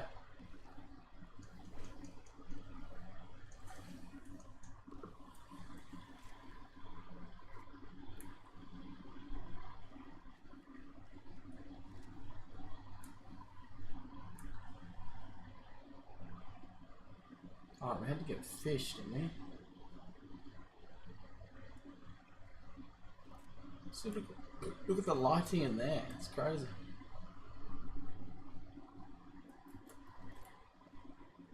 It doesn't feel loud enough.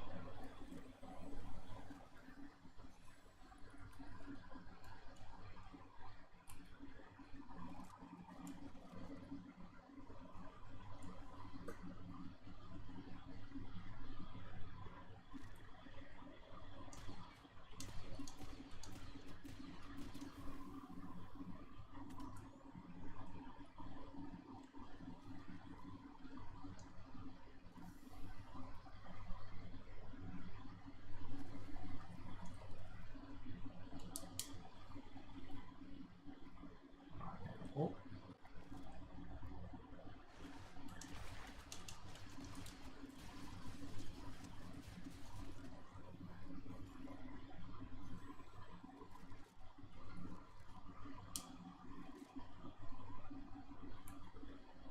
Cool.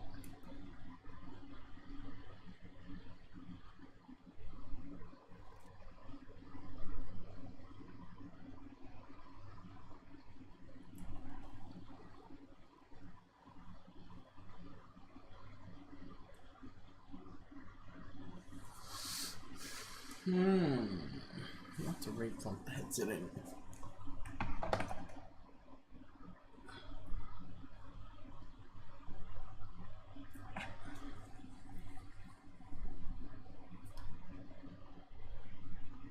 This doesn't sound.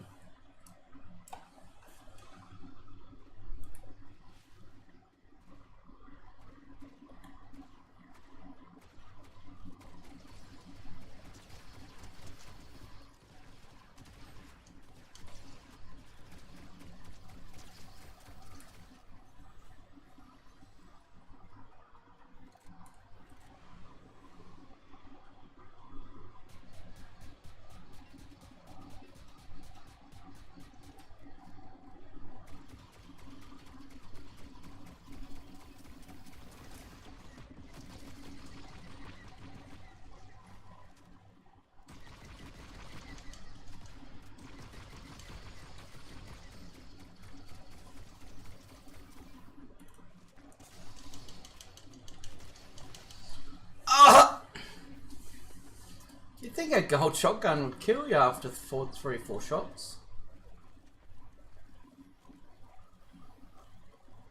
Guess not.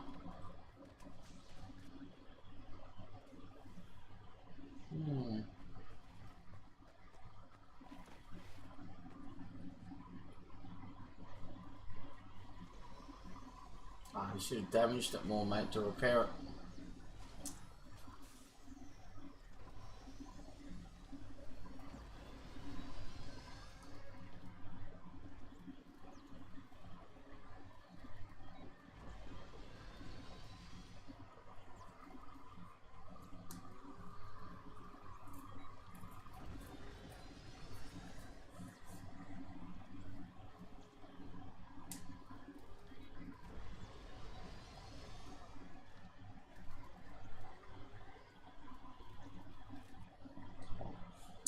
Cabot. Cabot.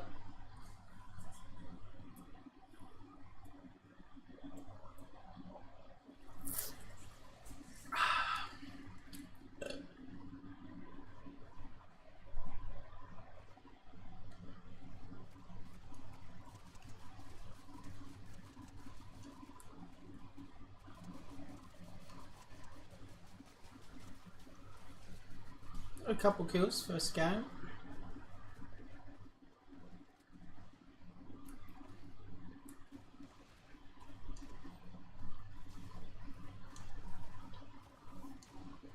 Oh, if only one of those hit his head, man.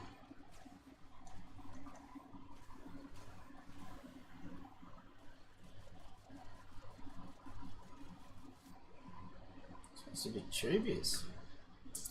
Oh, throw a fish.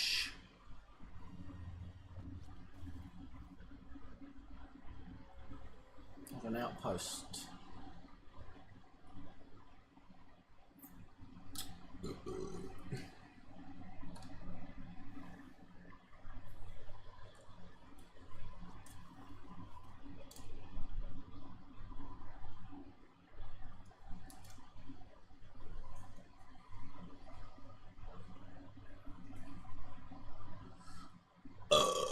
Oh, hello, mate.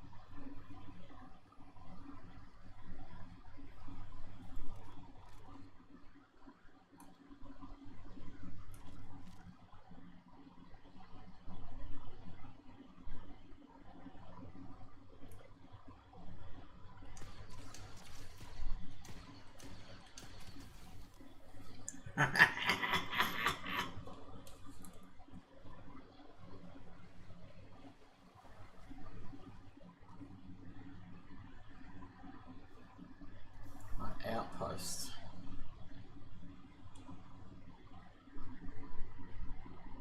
Come on.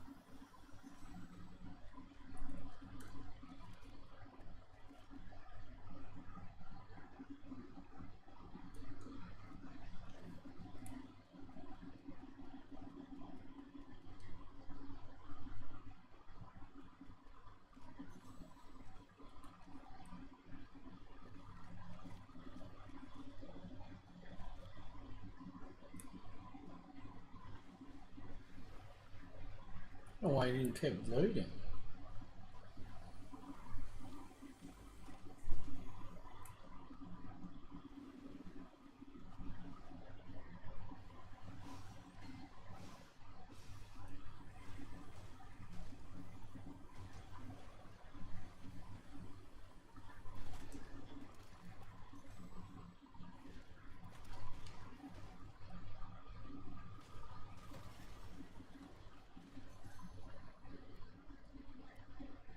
lighting is all different, eh?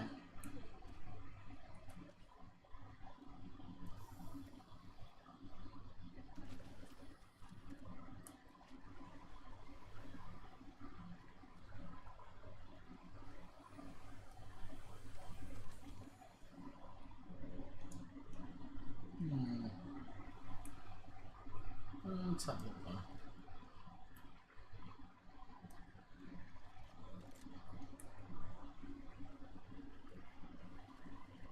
Ah, what's this?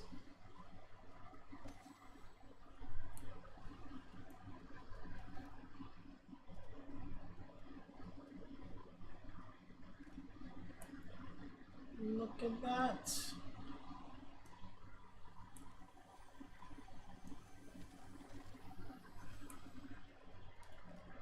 Huh? Kimbo. Oh, I can't drop people. Think we're done fishing.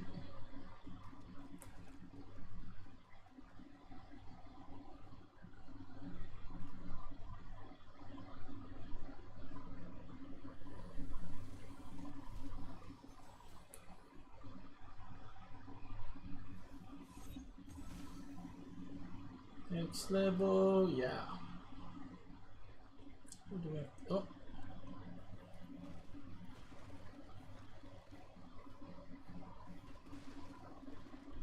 Is there a ladder to nowhere? This is weird, man.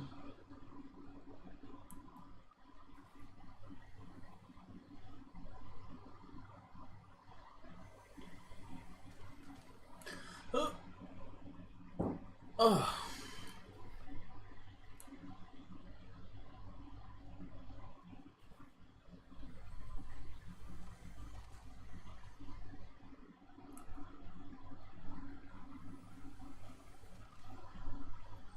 Oh.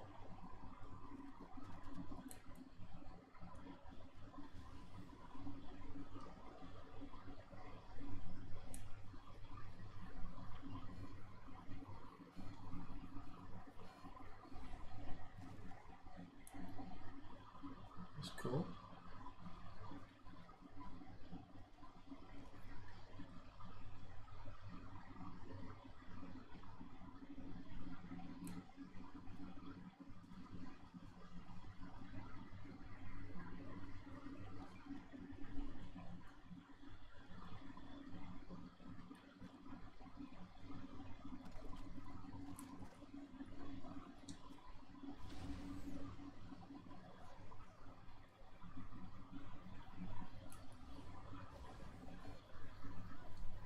Stop.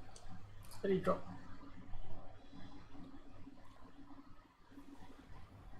Crouch is drop. Right?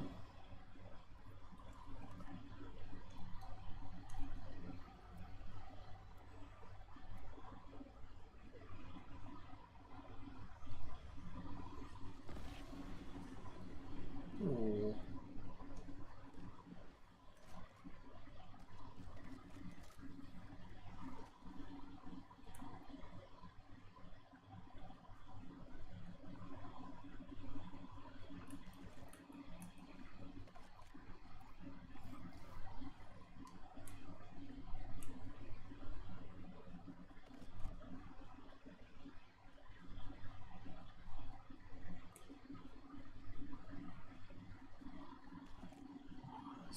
That's a amount of time. We've got a minute. 1 minute.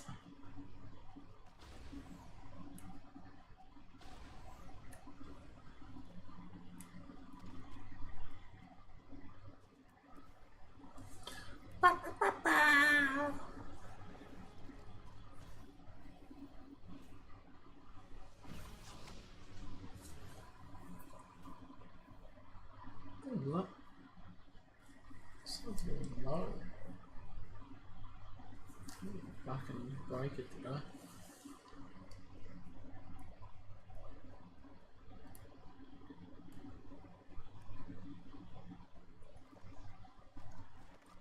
Oh.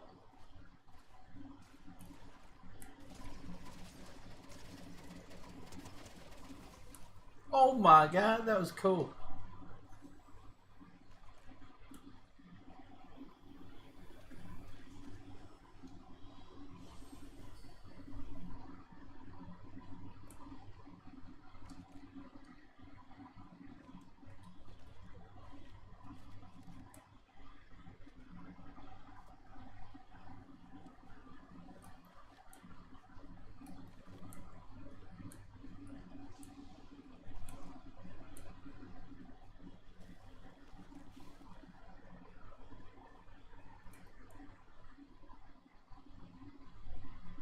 where's the treasure?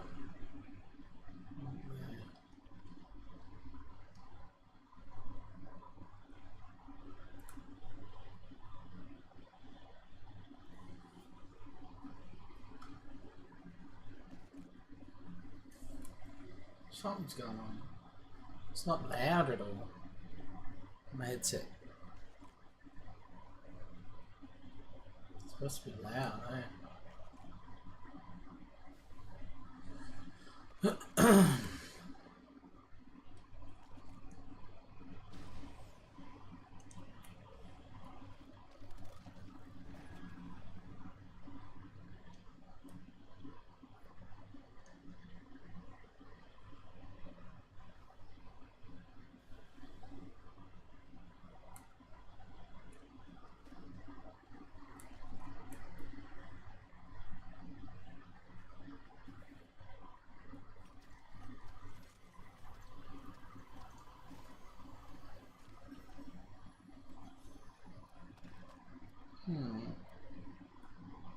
If I like that a lot.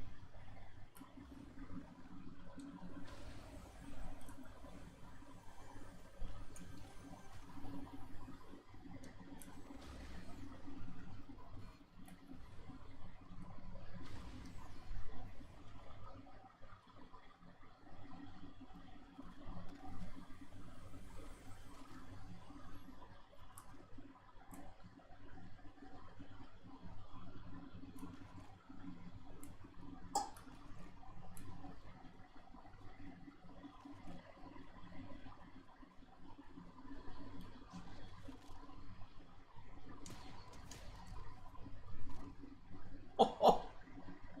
Yes.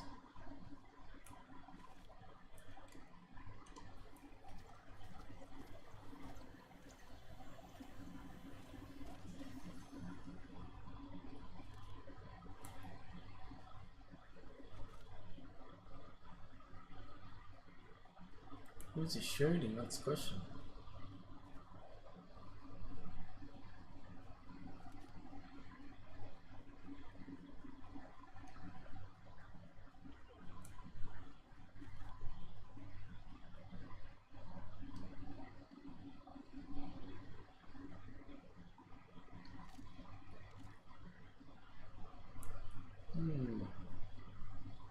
Now where's the outpost?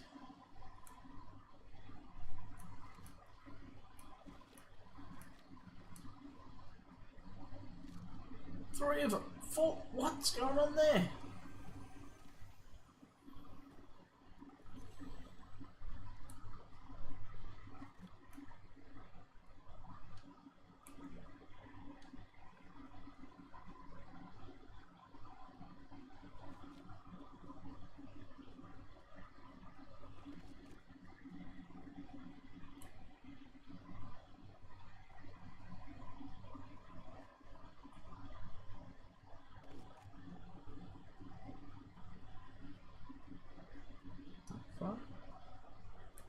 Was that? Oh!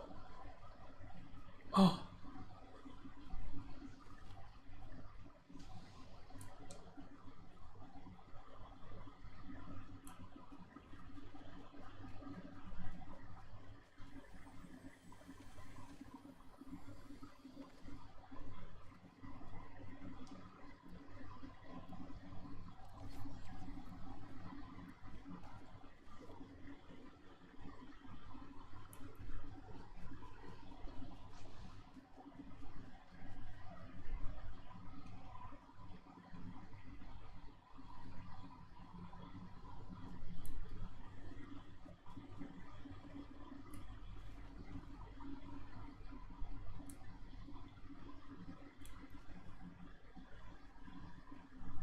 Why? I kept them on the way.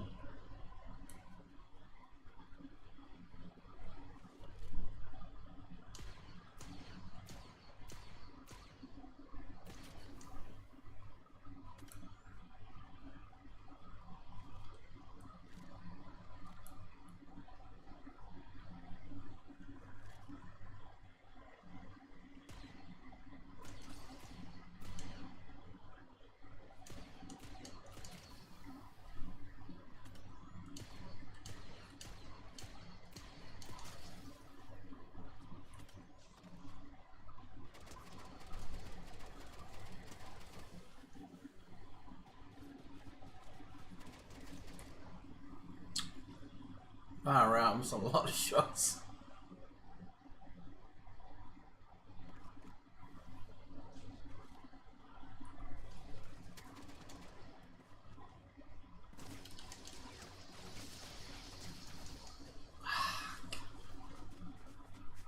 Fucking hell, 90!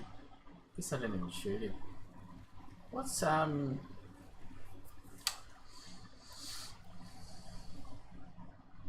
do we need to do?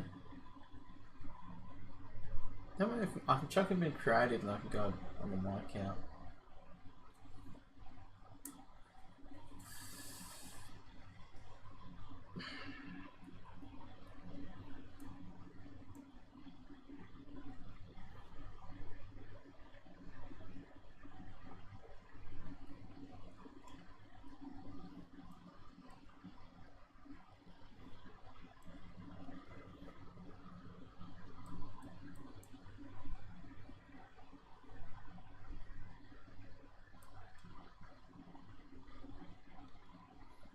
What challenges are there?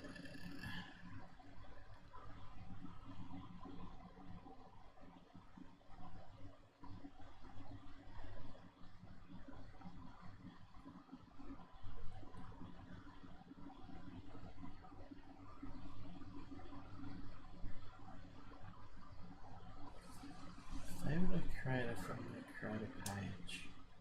Huh. Oh, that was just a gift. Story, 30k for throwing a fish. Weekly, here we go. Oh, yeah, threats.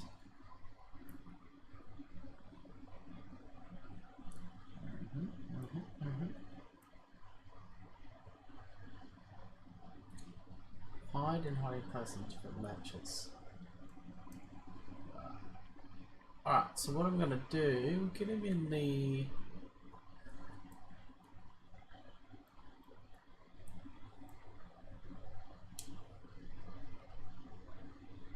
Where's the woodchop one? Get him XP one on the FC.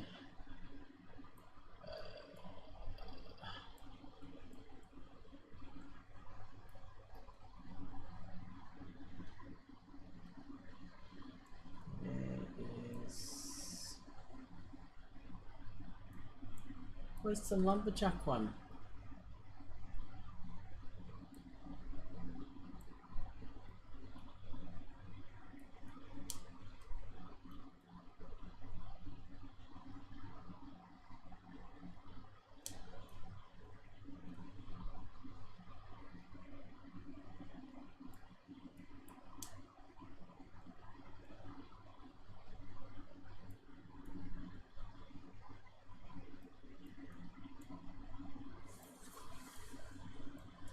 How do I look up lumberjack?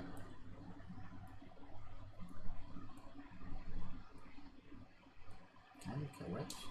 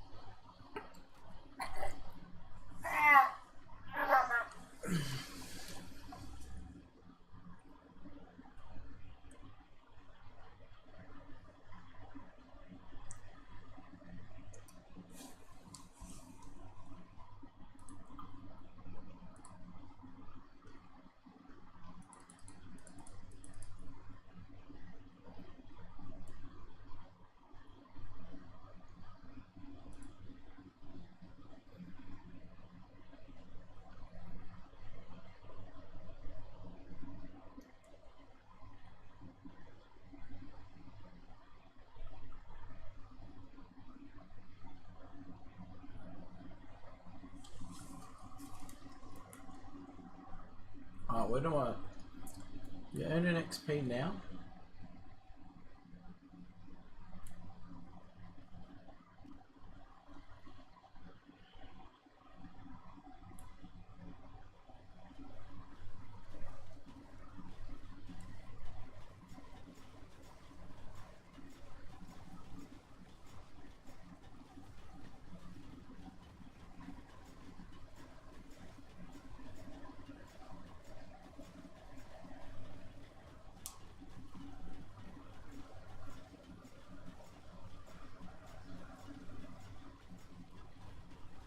Is it?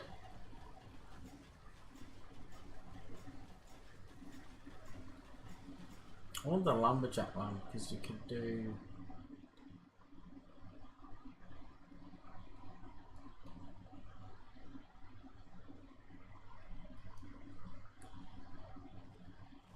Oh, here we go.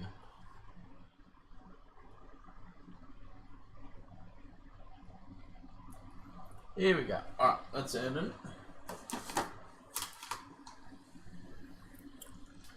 I don't know if it's earning.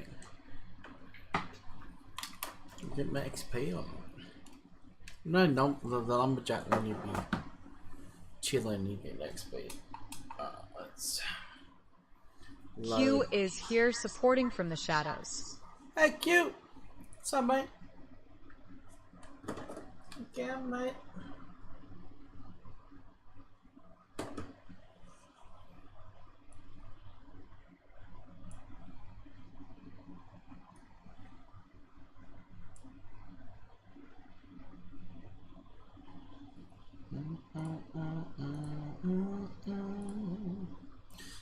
Jumper, man.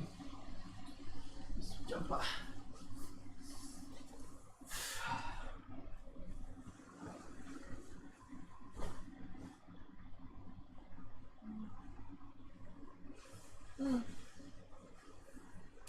Jumper, jumper, jumper. Here it is.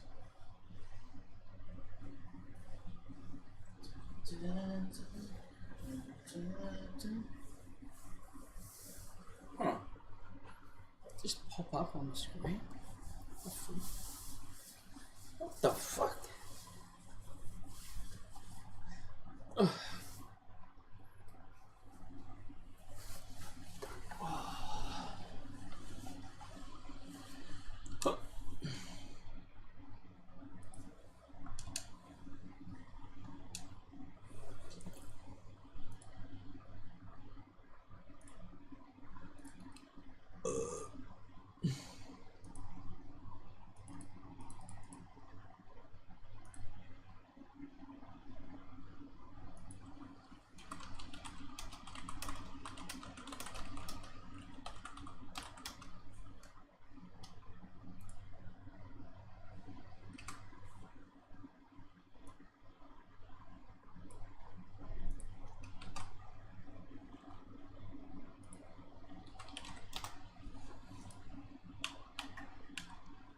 All right.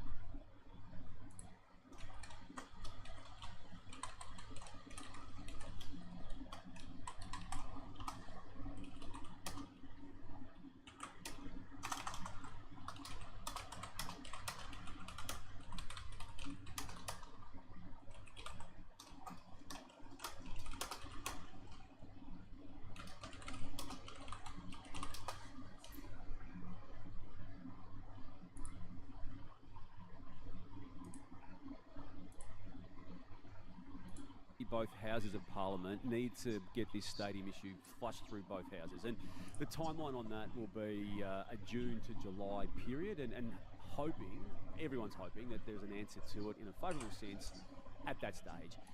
In the interim, they are doing everything they can to get their ducks lined up. They've named Derek Hine and others in a recruiting and list management sense. They will wait and hold off on a football operations boss. He will be, or she will be appointed first, and then the coach comes. And I'm convinced, Howie, that Chris Scott's the man that they would ideally like. Now, they're not going to say that in as many words publicly, but he has admitted, and he did go on record, Brendan Gale, this week, that yes, he will speak to him. I believe they already have in some form, in fact, in a meaningful form. Chris Scott's contracted till the end of 2026. He's all in on the Cats. What sort of wedge would that be worth, Damien, to be the first coach? It's interesting because I think you could ride your own contract. Is the AFL paying for it? No, they'll run independently. No, they'll run independently, Brownie. It won't be like it won't be like. They'll be Gold forced Coast to run or the the. Yeah, it won't be like the Gold Coast or the Giants. There's going to be a lot of concessions given to players, and there'll be a sign-on fee of $1 million for the main marquee player they do sign. They are separate to the contract. Could it be a $2 million gig for the coach? $2 million per year? I think it could be. With something similar as a sign-on. Yeah, and if it's Chris Scott, it could be that times 6 or 7 first up. And if you are taking over as coach, the way it's set up, like we've seen the Giants have been fantastic. The Gold Coast haven't played finals as yet. We saw the Melbourne Storm the second year of the comp. They won the it was early, wasn't it? It was 99, so yeah. Could have been. Can this team succeed? Because if I'm a coach, I'm thinking, I don't want to go down there and get 6 years of belting. Yeah.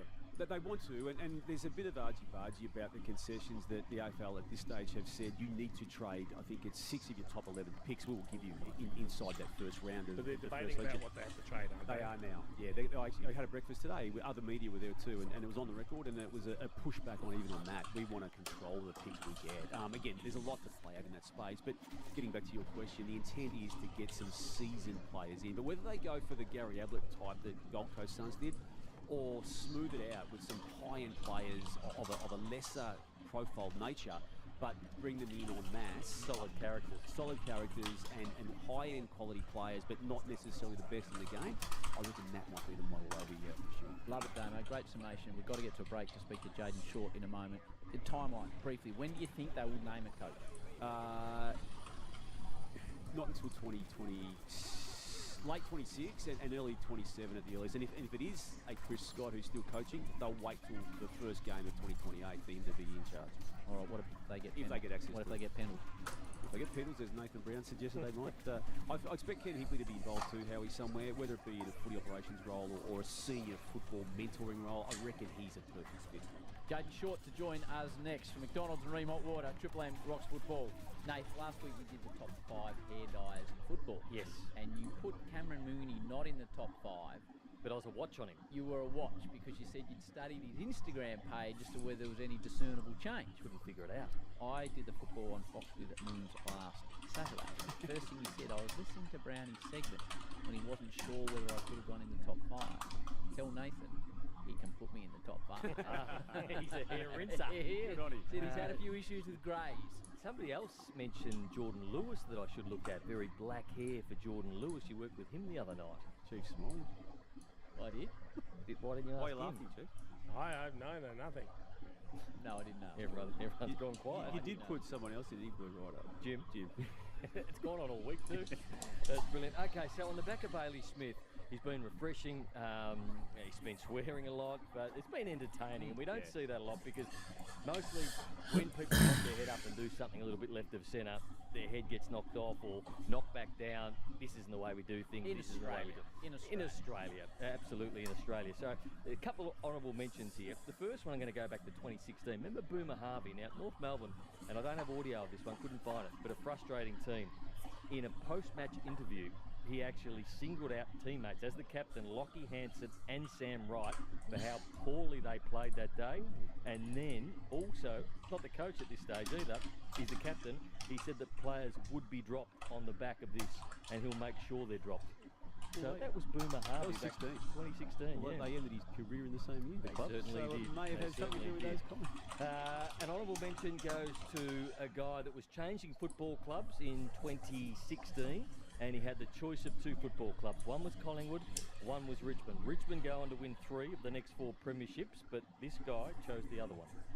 I thank Richmond and I wish them luck, but yeah, I'm a Collingwood player. People may think I'm silly because Richmond have a lot of good players. Talk about their midfield, Cochin and Martin, but I think Collingwood have a better list, a younger list, who in a few years' time hopefully will win premierships, and that's my ultimate goal and this team's goal.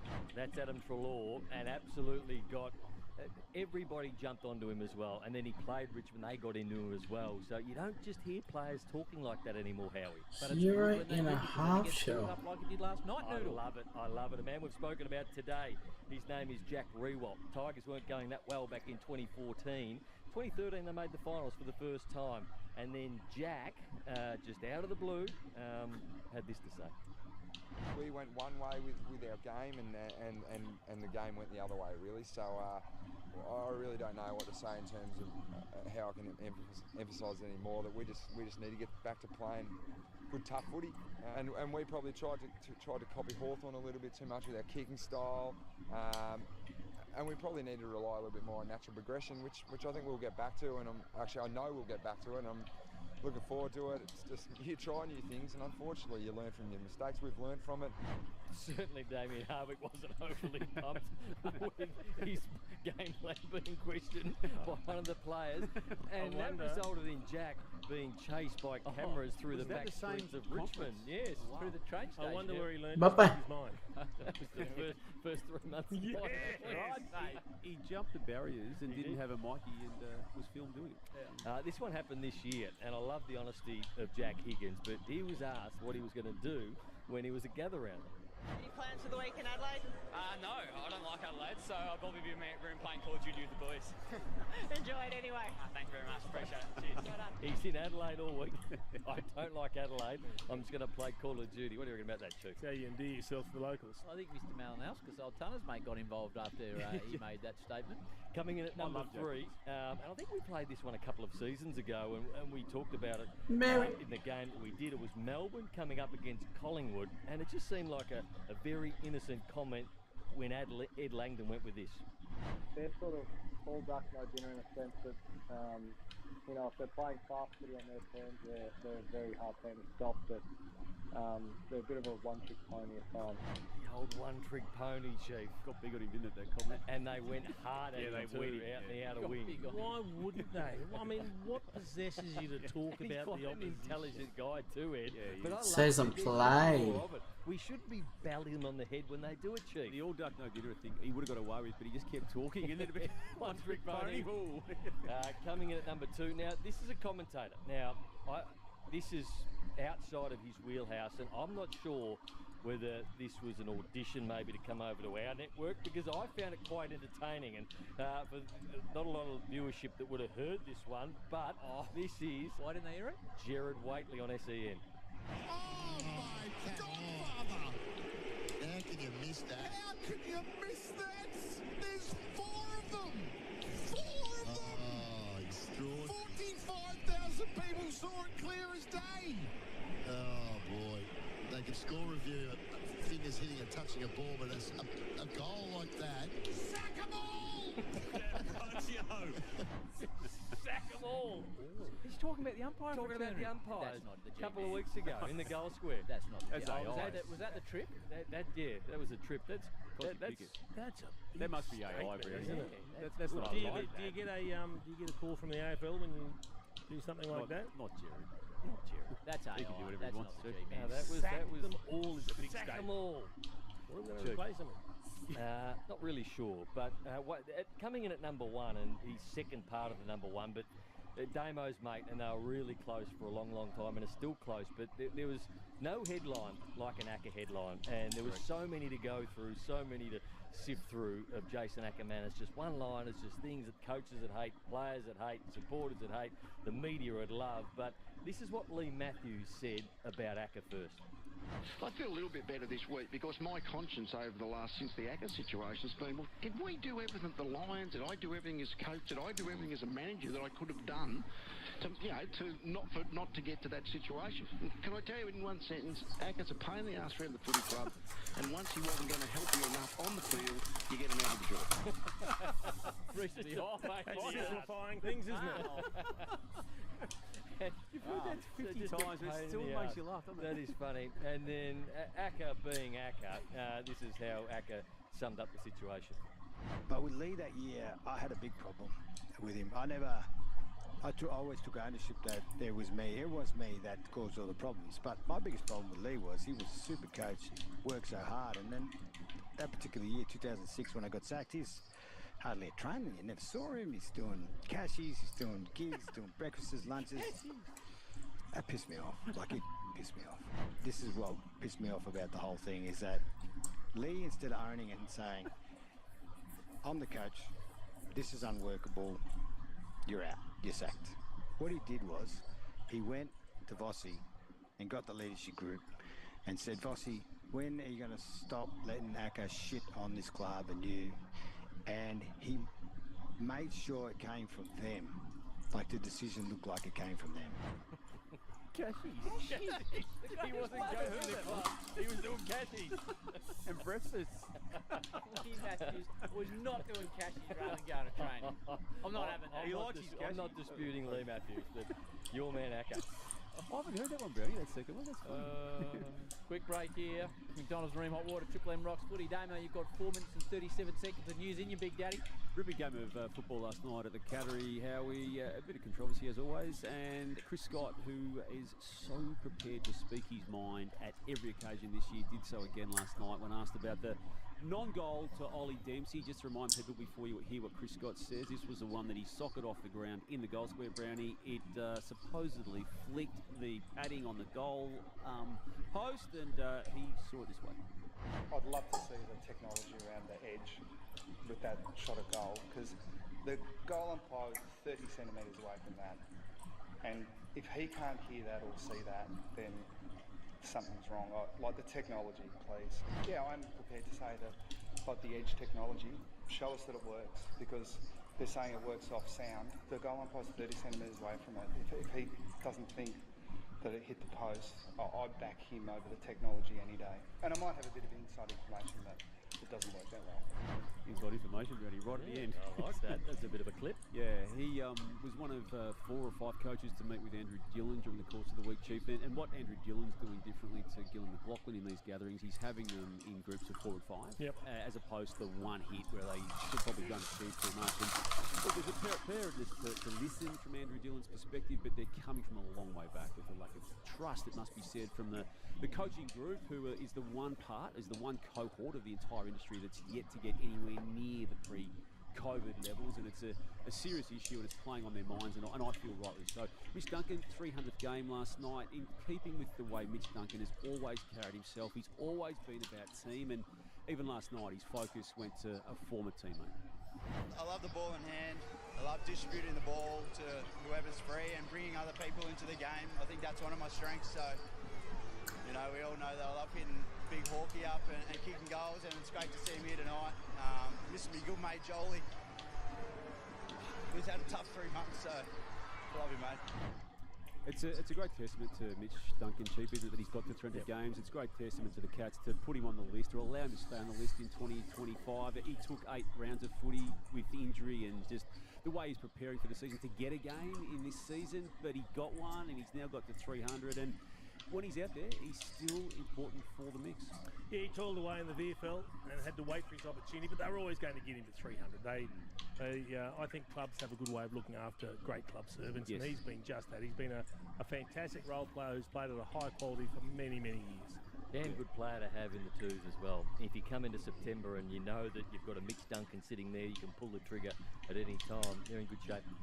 And as we saw, Howie, obviously Jeremy Cameron kicked 6 goals last night, 7 last week against Port Adelaide, 13, just to do the maths on that. He's got West Coast next week. It could be getting back to the Chief and Plugger days in a way where they just used to kick bags of 6 or 7 every week. Would he be kicking these goals if Dangerfield was playing? I'd say no, Brownie. I don't think that's a massive Shannon Neal kick 5. Is the forward line functioning better?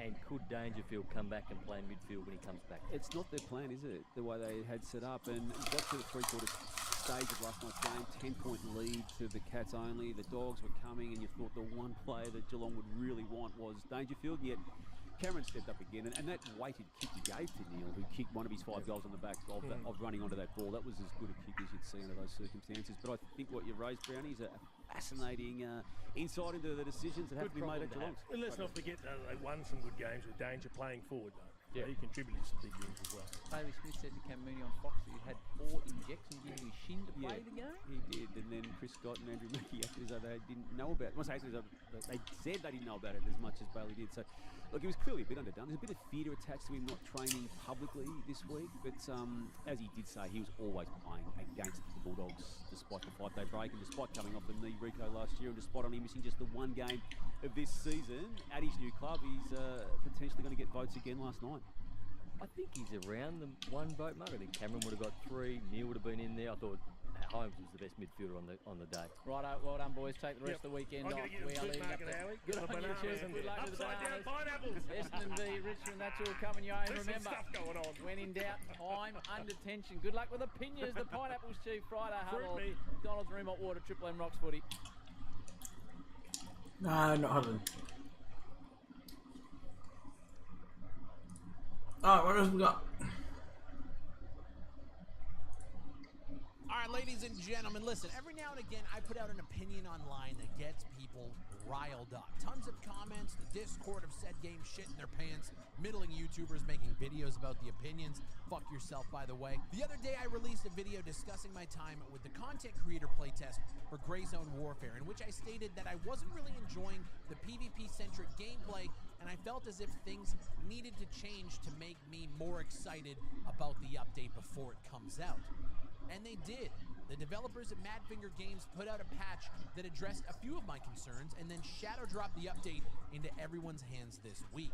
Now, Gray Zone Warfare still has a long way to go to win back the over 98% of players that have left the game for greener pastures. But this is a step in the right direction. From the beautiful weather system that ushers in a new obstacle for players to overcome, one that is probably the best looking rain that I've seen in a video game that doesn't actually affect performance as much as I thought it would. We'll talk about performance in a little bit. Water that's filling up rice fields, floods roads, and splashes off the blades of the little bird. I'm genuinely impressed, and I actually look forward to seeing the storms come in-game, seeing cracks of lightning over the mountaintops while the dark clouds roll in. It's a sight to see, and once again, their environment team is showing their talent and knocking it out of the park. Now, my last video pissed off people for a multitude of reasons. I pointed out how unusable and terrible the night vision goggles are. That issue still persists, but other YouTubers have now chimed in and pointed out the same issues that I did, stemming from a very bright night scene that causes NVGs to become pretty much useless. If the night is so bright, why do we even fucking need them? Compounding on the fact that the lack of contrast and overabundance of grain on the nods, it really just makes it easier to either squint in the dark or just turn your contrast down and you'll be able to see absolutely everything in the game as clear as day. As much as my realism bros cried in my last video, turns out you guys are just fucking idiots. The more you cry, it doesn't make the problem go away. One of the main complaints from the playtest for me was the actual capturing of the cops themselves. I was frustrated that players could seemingly spawn on the point that you were actively attacking, and I'm happy to say the developers changed that as well. They removed respawns from contested cops entirely. Now, I'm still not sold on the in-game loop. You can spawn on a close-by cop, sprint to your body with a knife, or grab a pistol quickly out of your inventory and run and go. You know, you don't have anything to lose. You're running, you're sprinting. The loop doesn't work for a game like this, and I feel like there does need to be a bit more punishment for dying in combat. Perhaps having to spawn at a point that might be a little bit further away. Maybe you don't spawn on the closest cop, but you have to spawn on the second closest cop.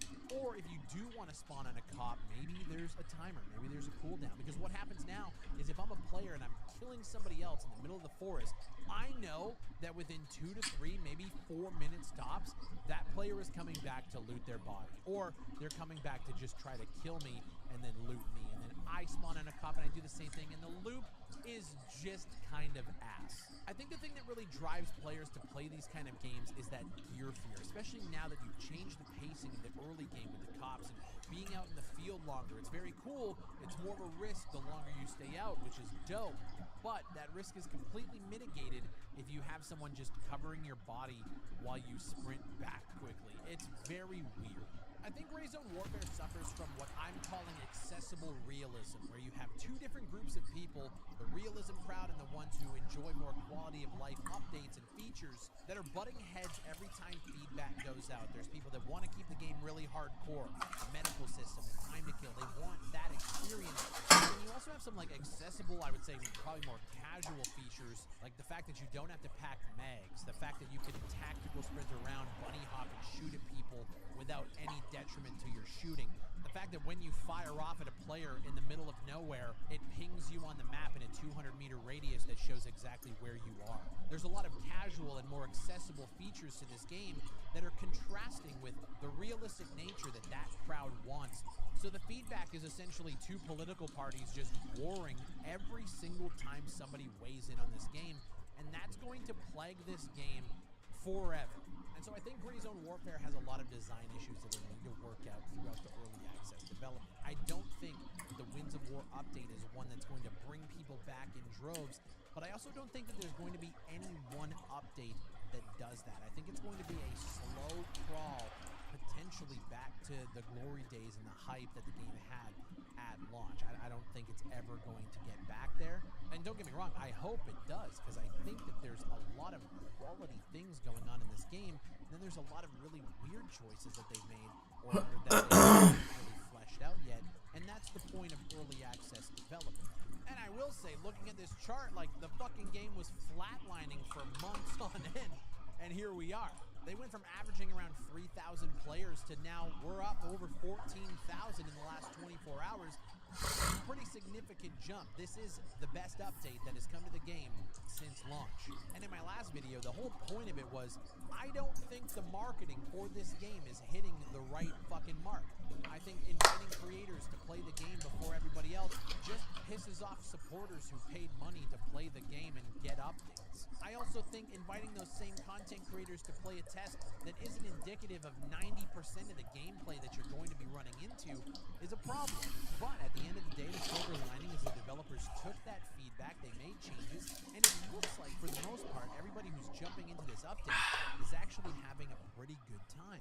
I've had YouTubers make videos discussing why my opinion was wrong, to the point of telling people that I'm lying about my experience just to paint the game in a negative light.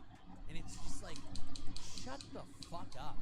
The whole point of early access development with a studio that is as receptive to feedback as Madfinger Games is to give them fucking feedback and what you think about different features and gameplay loops and design choices. That's the whole fucking point. And so I want to leave you with this. If you're one of those people that are getting mad at YouTubers giving their opinions on games that are still in development from developers that are asking for feedback, writing content to play test the game and give feedback, Get you're fucked. getting mad at that. Shut up! And if you own Gray Zone Warfare and you haven't tried it out in a while, I would suggest, like, give this update a chance. It's the best update that I have seen since launch. It's not that there's anything, like, really special here, but it is a step in the right direction. My name is Big Fry. Leave a like on the video. Subscribe for more FPS content just like this. And look, if you're one of those people that are just getting upset at somebody giving their opinions online, go the fuck outside. Use code BigFry at gamersubs.gg. And I'll see you on the next one. Big Fry.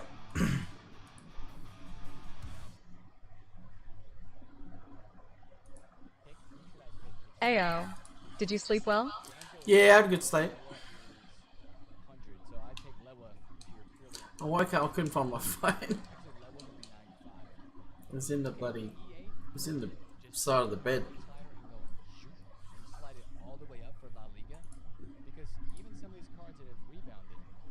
LMAO.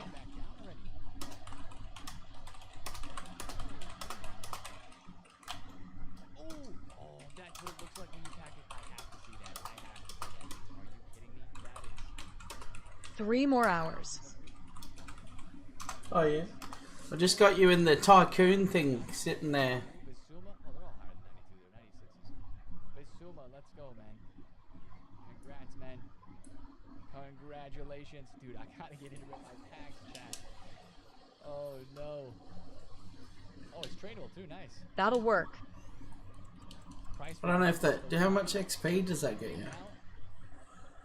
I couldn't find the lumberjack one, so I went to the mining tycoon. Like they went up, and then now they're kind of trickling back down. I think maybe you just want to monitor it right now and see how far if they keep dropping.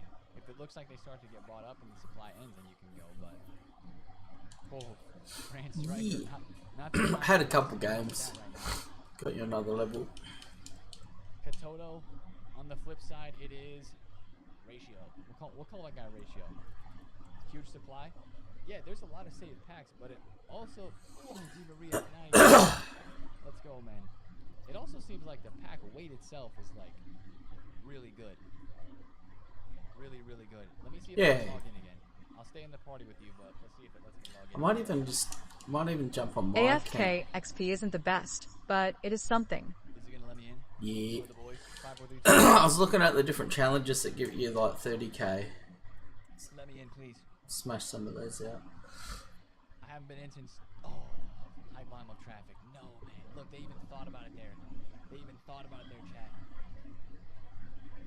I got a pack for a trip, but I want to pack some La Liga, bro. I know, me too, dude. I have like an hour and 10 minutes, and I have so many packs to open.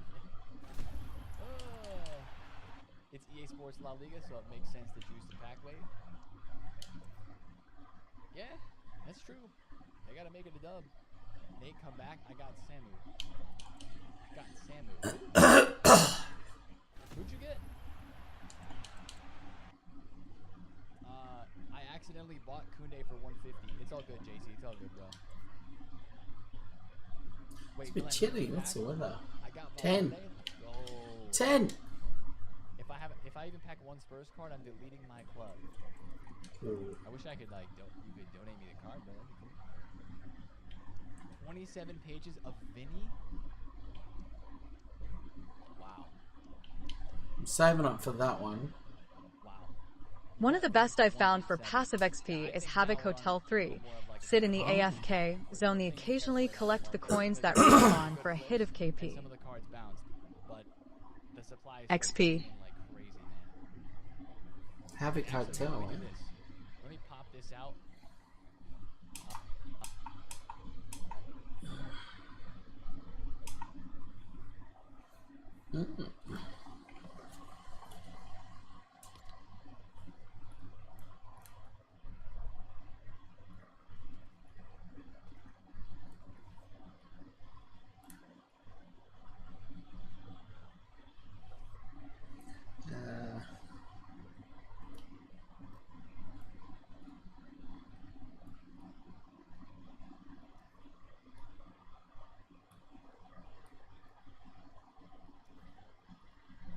There was one challenge to like a creator's page or something.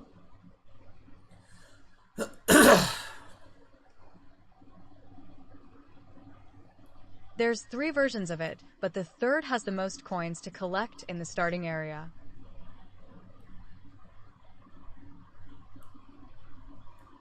Definitely. We'll go back.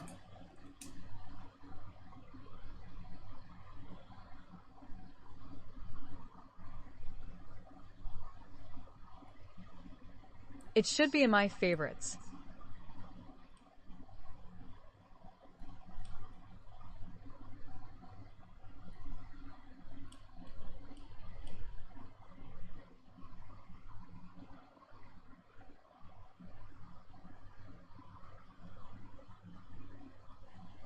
Havoc Hotel 3.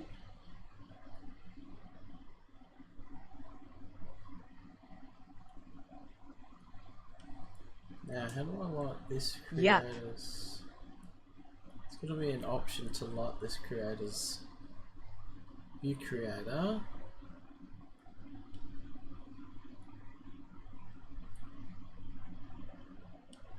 No, not report. Oh, so you already locked them.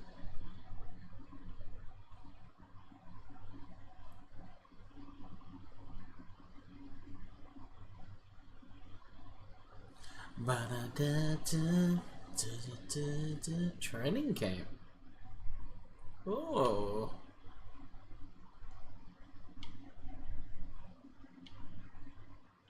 We'll get someone in there.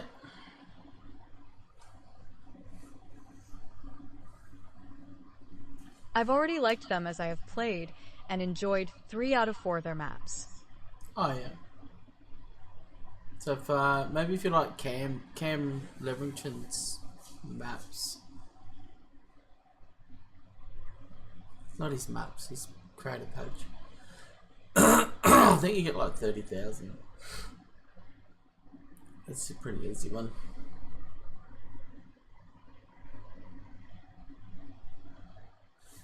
Alright, so where do I go?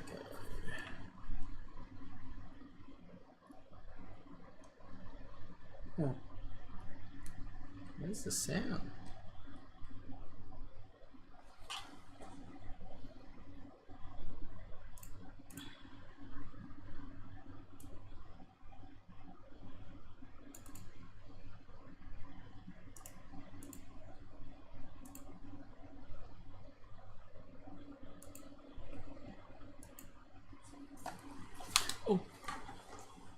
Guess I've turned the sound down.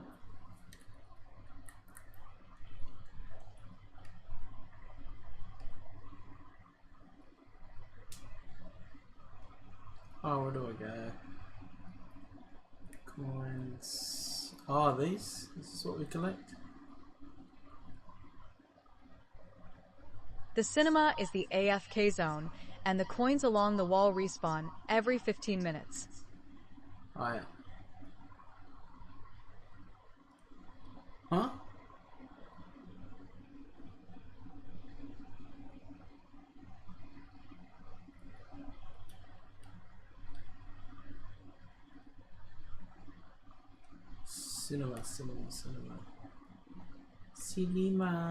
Cinema.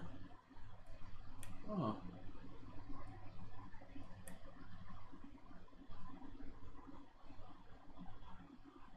I know why the sound's not working.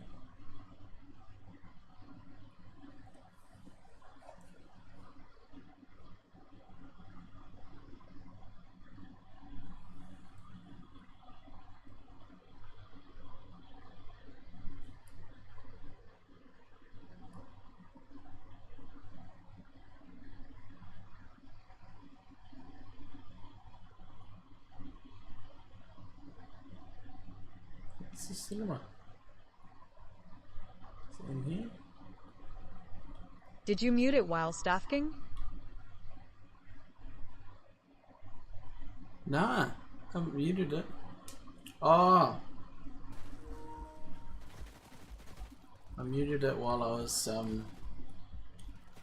I was trying to turn the mic off.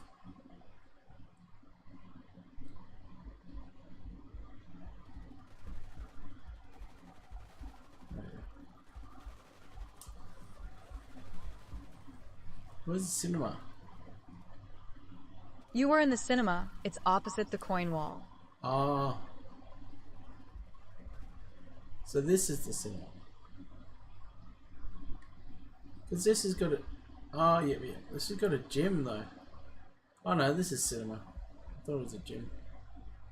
Alright, there's XP.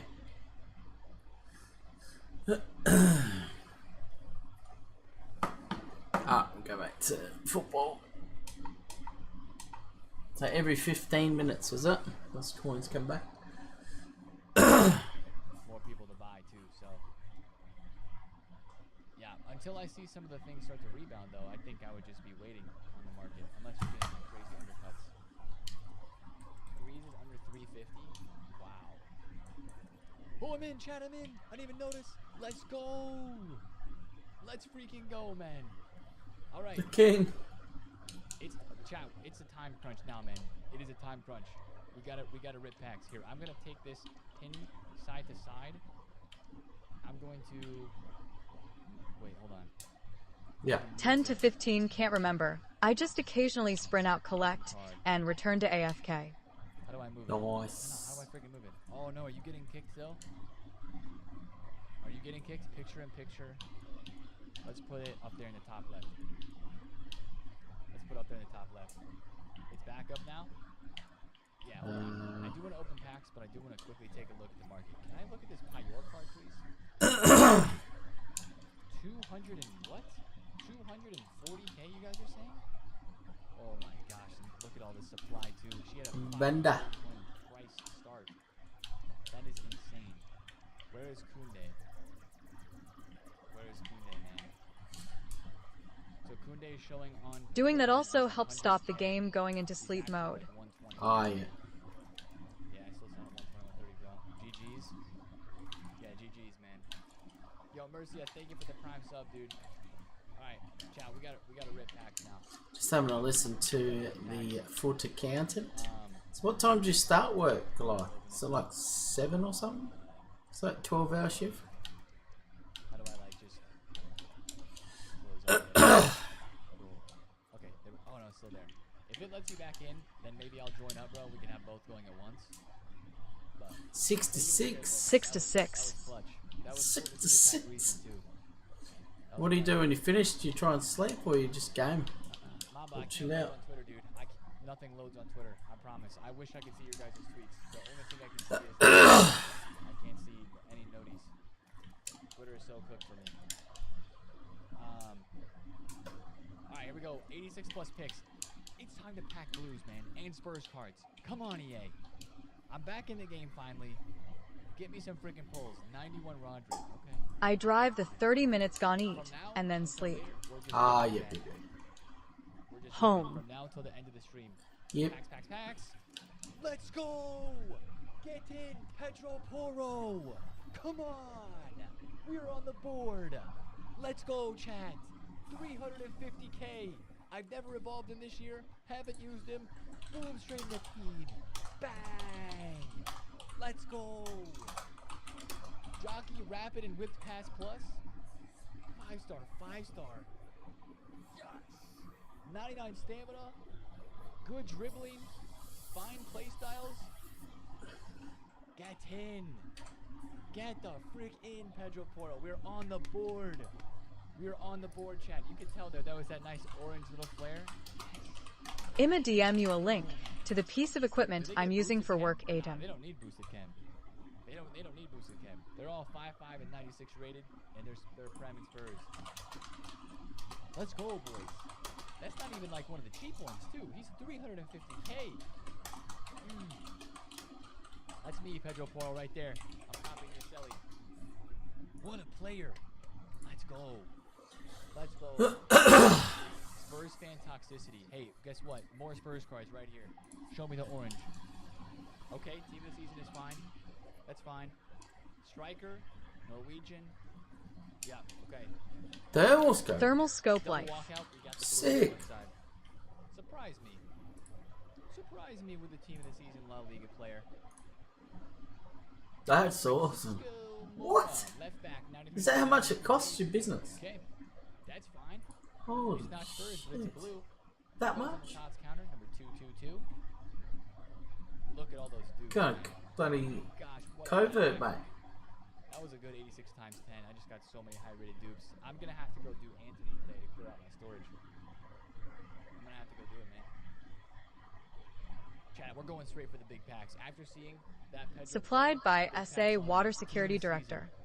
Oh. Center back, Spanish, Liga F. Yeah, it's got to be a double. Unless that's like Mafia Leone or something. Oh, it might be. Irene Paredes. Dang it. All right, only a single tots. It is Diogo Costa. I'm not even getting Liga F or La Liga. It's all Liga Portugal. Blue number 2.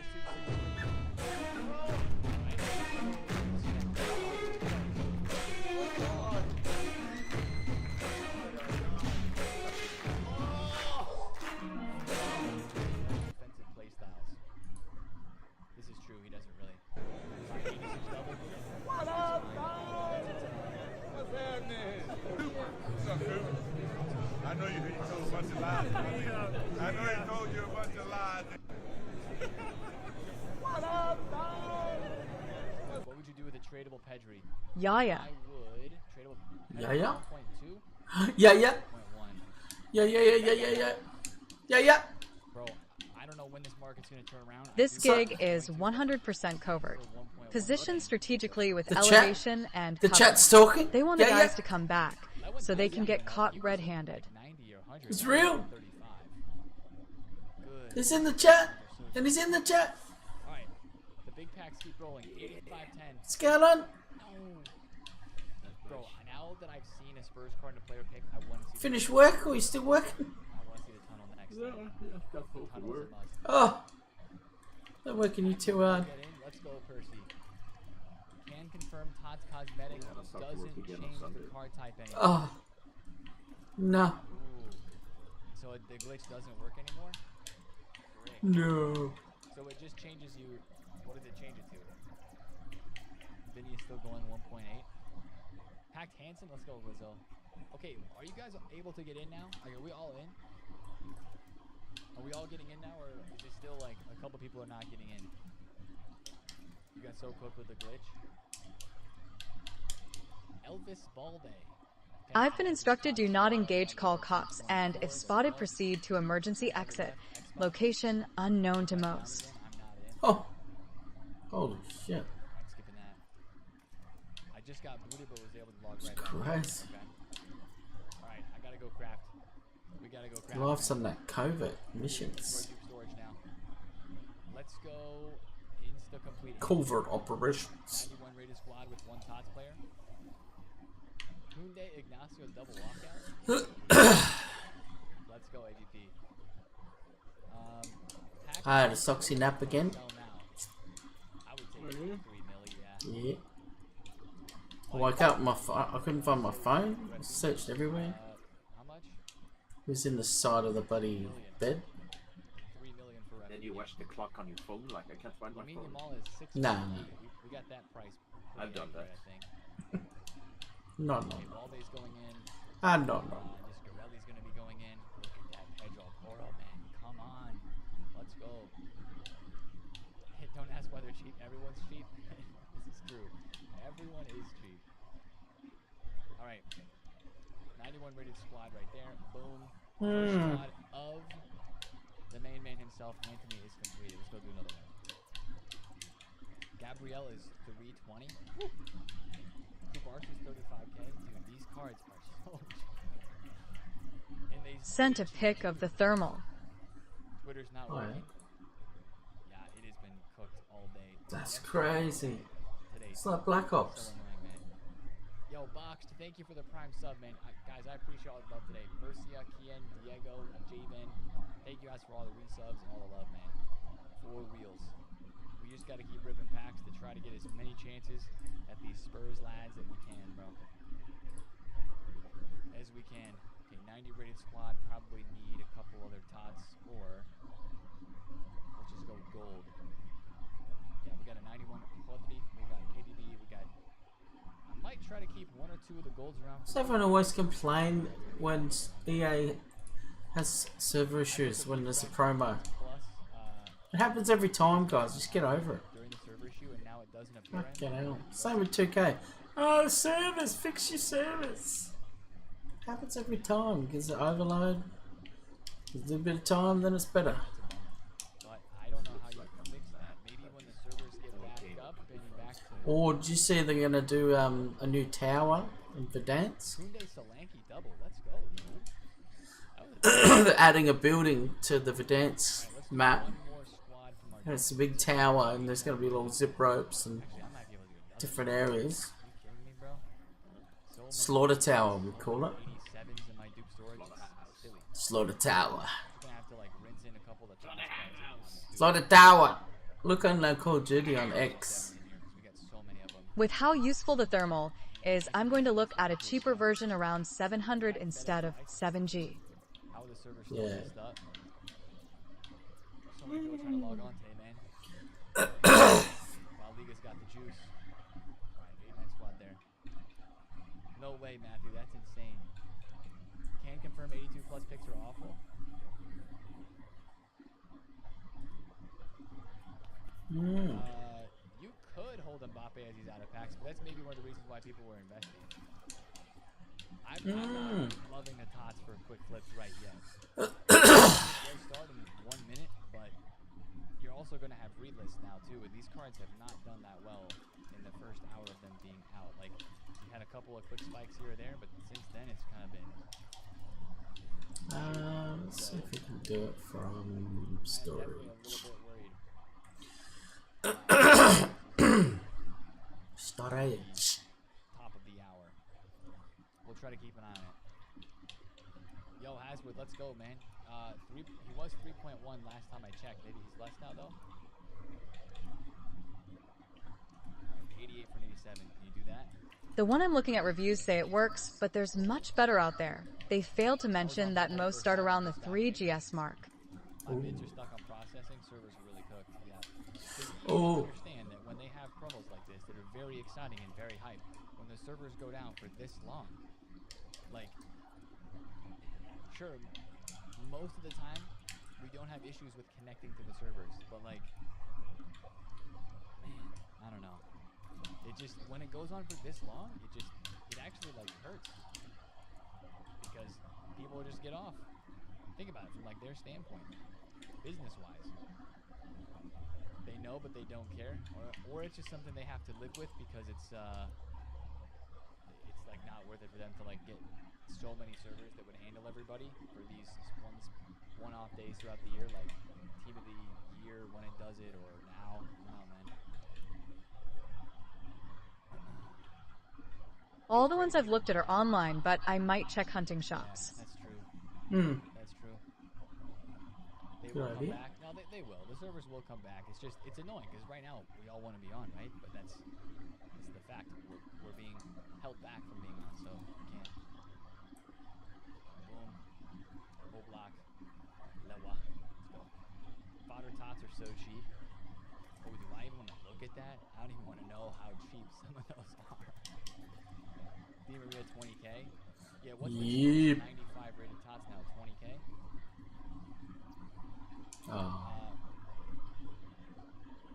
My tots plus Evo expired for my player. My coins are gone. Interesting.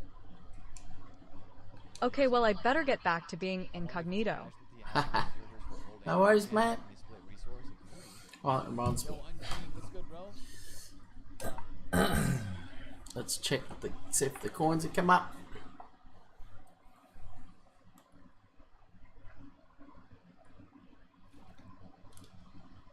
Yep.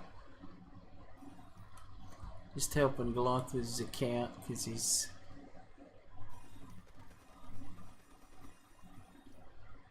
doing overnighters.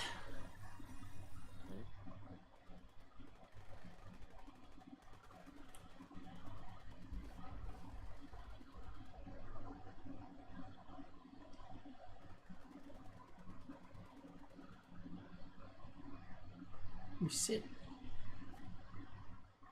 Cool. Oh yeah. Let's think about getting Grey Zone. What is it? Grey Zone Warzone or something? You packed who? Person? Advice to sell. What is it called? Where is it? Vinny just keeps dropping at least right now. Did you pack him or are you like buying him and trying to flip him? 127 players. Grey Zone Warfare. Yeah, I Something gotta about look at getting James that. Jack 'cause I haven't yet. I'm gonna bounce now. Have a good one. Hey, Brad. Thinking about it. Peace out, peace out, peace out.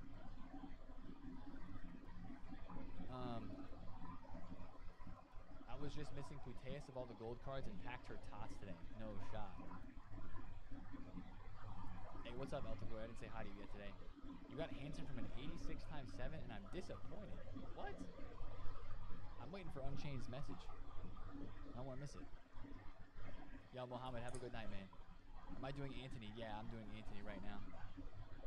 Anthony is being completed at this very moment. 88 rated squad. Or yeah, 92 curds should do the trick. High season, it's when society is here summering. It's the high season. What the hell? It's the high season, it's when society's here, like summering. It's the high season, it's when society is here summering. It's the high season. What the hell is a high season? I worked with Collie Calhoun, who's my dialect coach, to kind of find Simone's accent. Welcome, ladies! She's pretending to be someone that she's not, so I wanted her accent to taper off and loosen and become more grounded as the show went on, as her kind of facade disappears. It's my past. It's up to me who I share it with. This level right now, or hope he goes up some. Lewa is 120, 110, 115.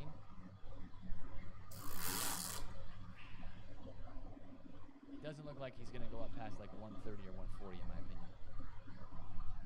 I do think the servers are kind of getting better now, yeah. Cooked. They turned off the packway, didn't they? The packway looked really good early. Maybe it's not as good now, but Packed Basuma? Dang, back here. Yeah, I'm doing Anthony John, yeah. Just got Richarlison. Nice. What time is it for you? My tradable tots right now. Lower tier. Yeah, lazy listing would be a great idea. 8 o'clock. Fantastic idea. It's 3:30 a.m. here. Crazy. Give it the 5 months, man. I know. Absolutely insane. Thank you, bro. I appreciate the 5. Crazy. Appreciate that resub, dude. What a week indeed. What a week indeed. They made a mistake with the Evo. Look at Twitter. Dude, I wish I could look at Twitter. Twitter is broken. I have no noties. I literally have. I know you guys have been tweeting me all day. I click on my mentions. I click on all notifications, it's cooked. My Twitter notifications have now reset in like 4 hours. If you have a post, you could probably link it to me, and I could click on it. But I'm not sure what Mbappe Evo glitch you're trying to mention. I can't even. I guess I could see the live tweet. I could click on that. Yeah. 87 for an 88. Get a couple more 86s in here. We'll do that. All right, perfect. That works for me. If I read another time that Mbappe has a mistake, Mbappe has an Evo mistake. Well, what is the mistake? I'm confused. What is even the mistake? Hottie, what's good? It's a madness today. There's all sorts of things going around, true and untrue. 87. I'm just turning. We'll do one more 85. Send away, Weaver. Another Fede. You guys are cooking. Woo.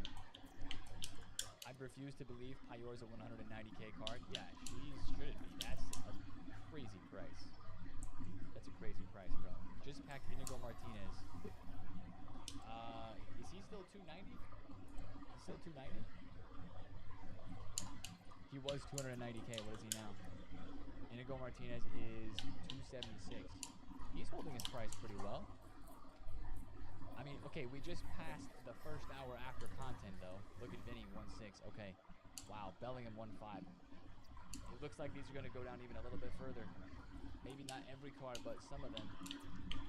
Looks like they're going to dip a little further here with the relist coming in. With the relist, man. Chad, I only have 2 squads left from Anthony, and I've almost completely done it through my storage. Insane. Griezmann price, 330. Insane. What's the mistakes? Yeah, what's this mistake with Mbappe? Nobody said yet. Anton, Bellingham, Alvarez from a tradable 80 times 5. You could just cash the Hanson right now. That's W coins. Did you see the bump on Sunny? I did see that actually, Bax. I saw on one of the Spurs videos today. I didn't know that's what happened though. Hey, Brazil gold card. Give me like an Alisson or Gavinha. Perfect. Let me just double check that I can't use any other like 86s in this.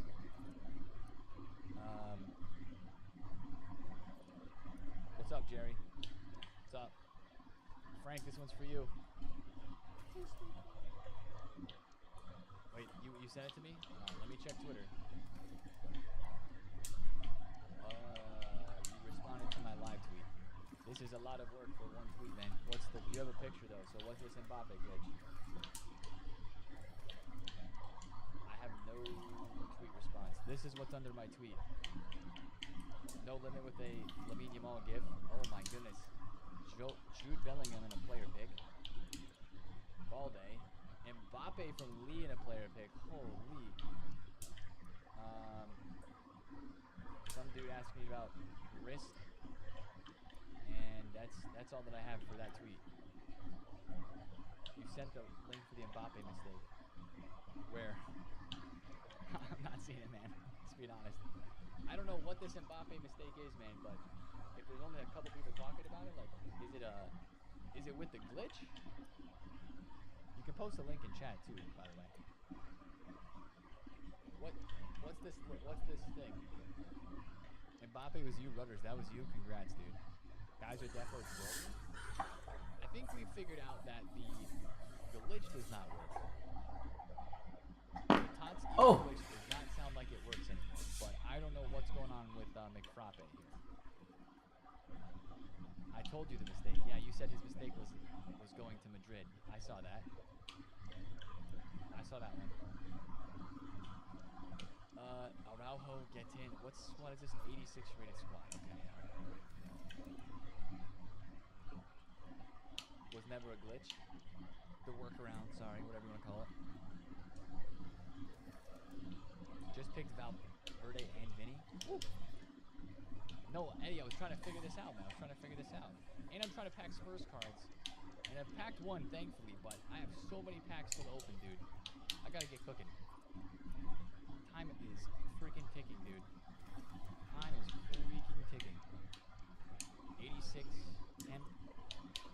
Oberdorf. I don't care what the rating of this squad is. I am just gonna submit this right here. Literally just gonna submit it. Yo, Binky, what's up, man? Thank you for that love. I appreciate it. I appreciate it. Okay, I'm just submitting that. Don't care. Hey, Anthony is done.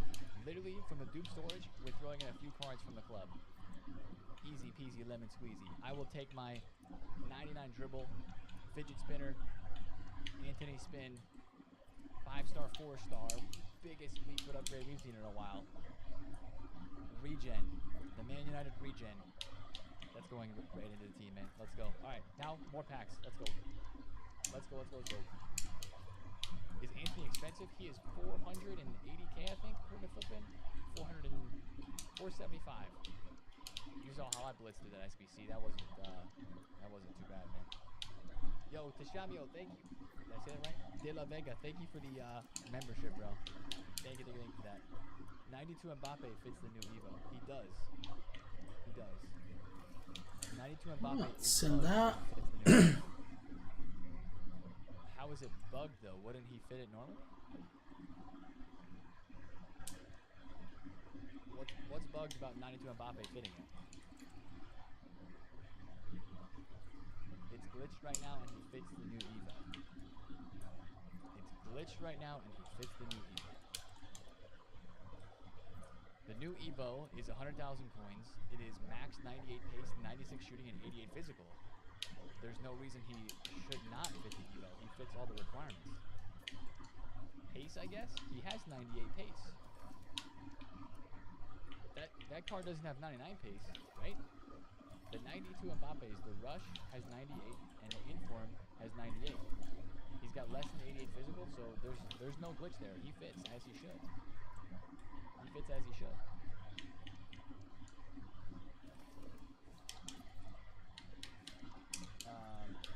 He fits the pace. Yeah, so he can have 98. It's max 98, so he's at the max. It still works. It still works. Glad we got that out. Glad we got that fixed up. Alright, boom, there we go. It's named after him? It is. It is named after him. Yes, remember that. Bro has stock in Mbappe, trying to get sales. Woo! It's alright. Alright, we moved, chat. We moved. We figured it out. We figured it out. Nope, I don't want the Milan badge on my transfer list. That's, precious space there. Am I tripping or are these prices ridiculously low? You're not tripping. They are ridiculously low, man. They are. Unchained, thank you for the donos, man. I appreciate it, dude. Just got Valverde. Weekend, yeah, just for you though. Just for you. Alright. Boom. Does Anthony replace Rodrigo fantasy foot? I don't know about that one. I don't know. I mean, technically, I'm going to try him out. The 99 dribble intrigues me, and the finesse is going to be fun. But Rodrigo is very good. I have that card. First-hand experience. You got a Vinny for 145. That seems crazy. Canton is 77. 770. Should I take the L? Nothing looks like it's going up right now. Everything looks like it's still dropping. The sheer supply of all the packs open today is just continuing to drop cards, man. It's just continuing to drop cards. It's crazy. Looks like garbage. That Evo? I think that one looks alright. Let me pull up that popular Evos page on Flippin' real quick and see. Wow, Henry with 96 pace, and then low driven. So if you didn't want the quick step, you could put Henry into that Evo. That's kind of cold. Mbappe with finesse and low driven for his gold card. Yeah, this is my Messi, bro. Let's go, chat. Let's go. I am absolutely putting Messi in this Evo. That's who I'm doing. My Messi's 5-star, 5-star as well. Golden. Freaking golden, man. I'm excited for that. Make ourselves a nice Messi Evo before we get to Tots next week. All right, back to the packs. Back to the good ones. If it's not a blue or if it's not a Europa League tunnel, I'm skipping. I'm skipping, bro. Let's go, let's go, let's go. My 99 dribble and Cuckoo clears, respectfully. Packs Benton core for you? Poise, mate. Coys. What's up, Signal Coyote? You got Rafinha and Richarlison. Rafinha? The Brazilians? Let's go. Daily 30 seconds. I appreciate the offer, man. But I gotta keep ripping packs. I'm on a time crunch today. That I have saved. I'm probably not even gonna get through all of them, unfortunately, but we gotta keep cooking. I appreciate the offer, though, dude. Seller keep tradable Romero. I'm shaking. Romero is a whopping 593k. Wow. Sonny's 2.9. If you need coins, if you pack anything of substance today, if you need coins, take them. If you need the coins, take the coins. And maybe we look at the rest of the out-of-packs market and just say, sell those too, man? I don't freaking know, man. How much is, like, Retegi now? He was 1.2 mil, he's still 1.2. Ooh, McTominay went up. McTominay was down at 400 or under 400. Now he's back up to 438. That's cool. That's cool. All right, 85.3. Come on. Nothing. What about Bundesliga team of the season? Speaking of Messi, there he is. Bundesliga Tots. Jonathan Tah is still low. Upamecano is very low. Harry Kane actually went back up. He was 1.5. Now he's 1.6, almost 1.7. Musiala down bad. What a market we have today, dude. What a market. Kubarsi at 20k is wild. Yeah, these prices are insane, man.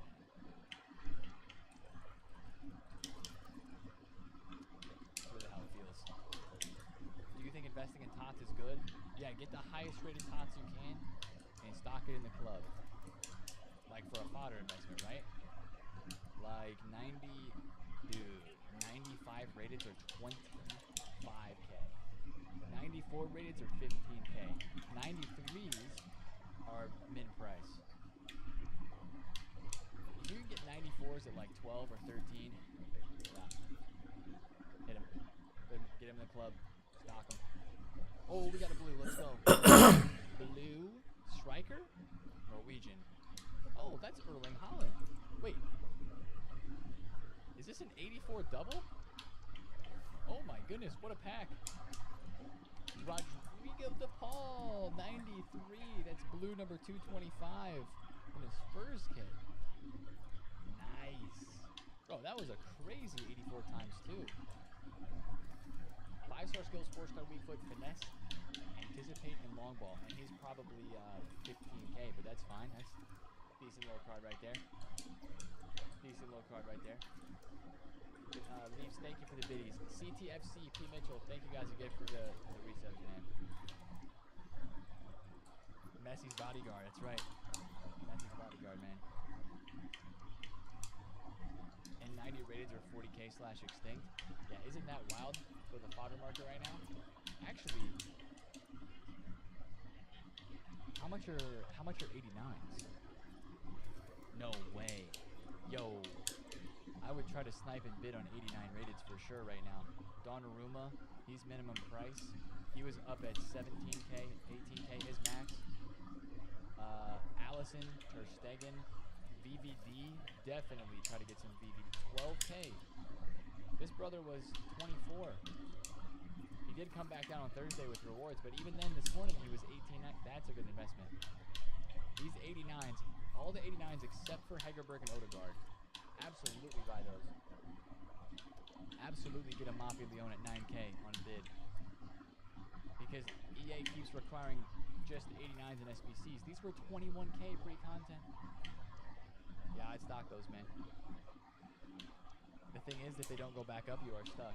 But I think they will go back up because EA have SBCs in game currently that require just those specific ratings, and they've done that at least a little bit each week. So I think they would continue to do it. That feels pretty safe to me. You think they relax the 89 requirements? Even if they go back up to 12, 13, 14k, they were 21k this morning? Surely they go back up to 14, right? It's 89 or higher now. The market will be crashing. Well, they didn't do any of those specific requirements for, what's his face? Anthony today. He just had squads.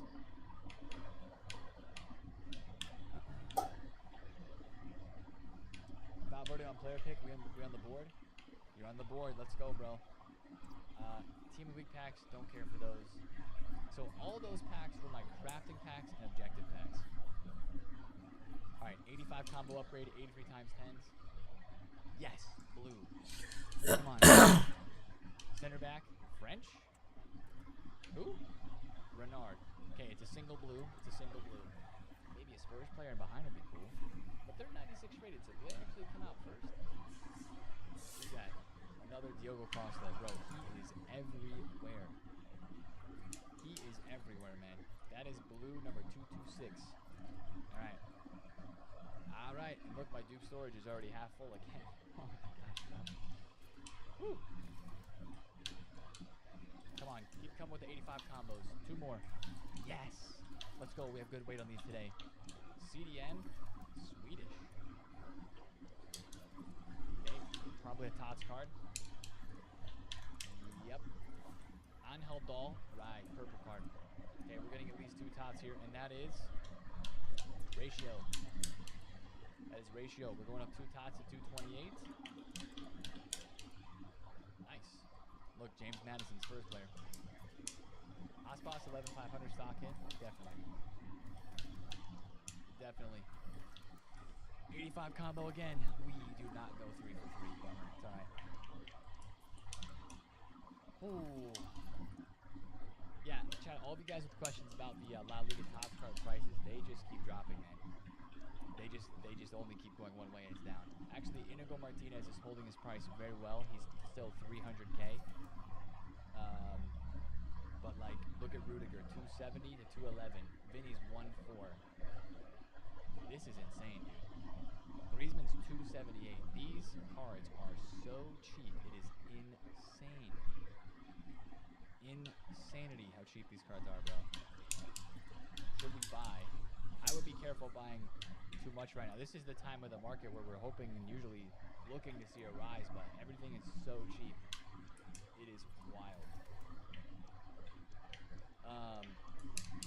450k for the historical 86 times 5 pack. Tradable 84.7 deluxe times 25. Okay. What are the store packs that are out right now? A 300k mixed leagues pack. I don't know what's the odds on this for a Spurs player. 1.4%. Yeah, no way. I don't want a tradable pack. I want untradeable. 90k pack, a 35. See the players that are out. 91 plus player pick pack. Oh. Wait. I'm doing both of these right now. This is terrible value. But a 1 of 5, 91 plus with a 14% chance. 99% chance of a tots and a 14% chance of a road to the final. Yup. Big Sky. Sell, bro. Sell. Thank you for the multiple questions. Yeah, sell, man. Alright, let's go, chat. We gotta put our coins.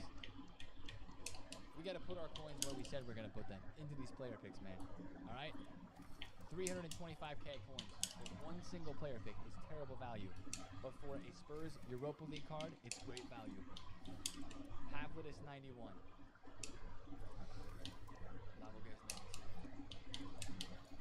Oh my. Ugh. Okay, please turn it around here. Oh no. That's not orange. What did I just witness? That was awful. That was absolutely shocking. 325k for an 11,000 coin card.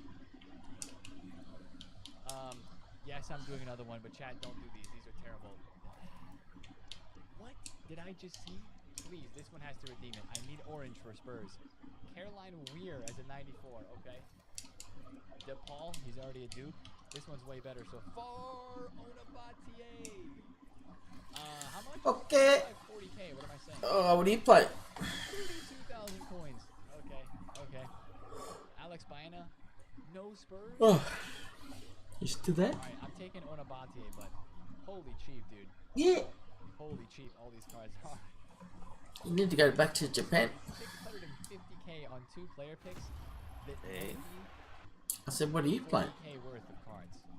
No, Bruh. I'm waiting for That is a Red Dead to get installed. Ooh. Red Dead. Alright, upgrade packs. Let's go. Red Dead. Kill some gators and upset some people. Yeah. Any tots are team of the week. Don't hurt the animals. Ratio in. I'm so happy we packed Pedro Porro, chat. I'm so happy we packed Pedro Porro. That was the best, dude. I cannot wait to use him. I have to wait, but I cannot wait, man. You got 1.3 mil. Any plans on who can I invest in? Right now, everything in La Liga Tots is so cheap. Hopefully we can make some trades with La Liga Tots, but everything just seems to be dropping right now for those cards. So I'm trying to be very careful with it. And I got filtered over here. I'm refreshing prices and watching, but everything just is dropping. So it's wild, dude. It is wild. Yo, Pineapple, I appreciate the offer, man, but you just got to rip those, my guy. I'm not going to be able to help out in the share play today, man. We did the share play with no limit a little bit earlier because he had a bunch of saved up packs, but I'm on a time crunch personally to get these open. Hayor, let's go. About to try Benton. Hey, nice bits. Enjoy it, bro. Are we thinking the keep up the pace Evos okay for chains since we're getting 92 max Evos? Yeah. You could chain that. Gainsy with the 11 months. What's up? What's up, Duracell? Where's the left mid inside 4++ Evo? Was that in the season pass? Chat, where was that Evo at? It was either in the season pass or a part of like a cup reward or something. But was that last season pass or this season? Duracell, thank you for the resub, man. Gainsy, thank you for the resub as well. Guys, I'm about to list an ultimate succession Messi if anybody wants to snipe. Ooh, that's actually, hey, chat, that's Campo. It's nice of you to mention that, bro. Champion, it does not work, allegedly. It does not work. It's from this season? Season pass, I just claimed it today. Oh, there we go. It was this season. I just forget what level it was then. You still got 10 mil? I think you're good. I am good still, Juju, but, you know. I guess now you know. Back to that store player pick conversation. Don't open that one. That one ain't it. That one ain't it. Pass cosmetic. Just packed Valverde. If I had $1 for every person that packed Tots Valverde today, I would have a lot of money. A lot of people have packed Tots Valverde, hence probably why he's 135k. Wow. Koundé is rising, yeah? Koundé was what, 90? He's on the bench in the flipping squad. He's 92k, he's 96. Seller keep Inigo Martinez. Honestly, I like the fact that Inigo Martinez's price has stayed pretty consistent. But right now, I hope these cards turn around, man. Weekend League is open, but they just keep dropping. At some point, they're going to hit a low point and probably have a bit of a bounce.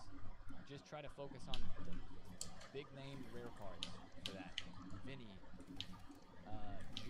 dude, Jude Bellingham for 1.1 mil is nuts. Pedri, less than a mil. Rafinha even. Rudiger's rising too. Are we finally hitting a little bit of the bottom here? Are we finally seeing some? Shit.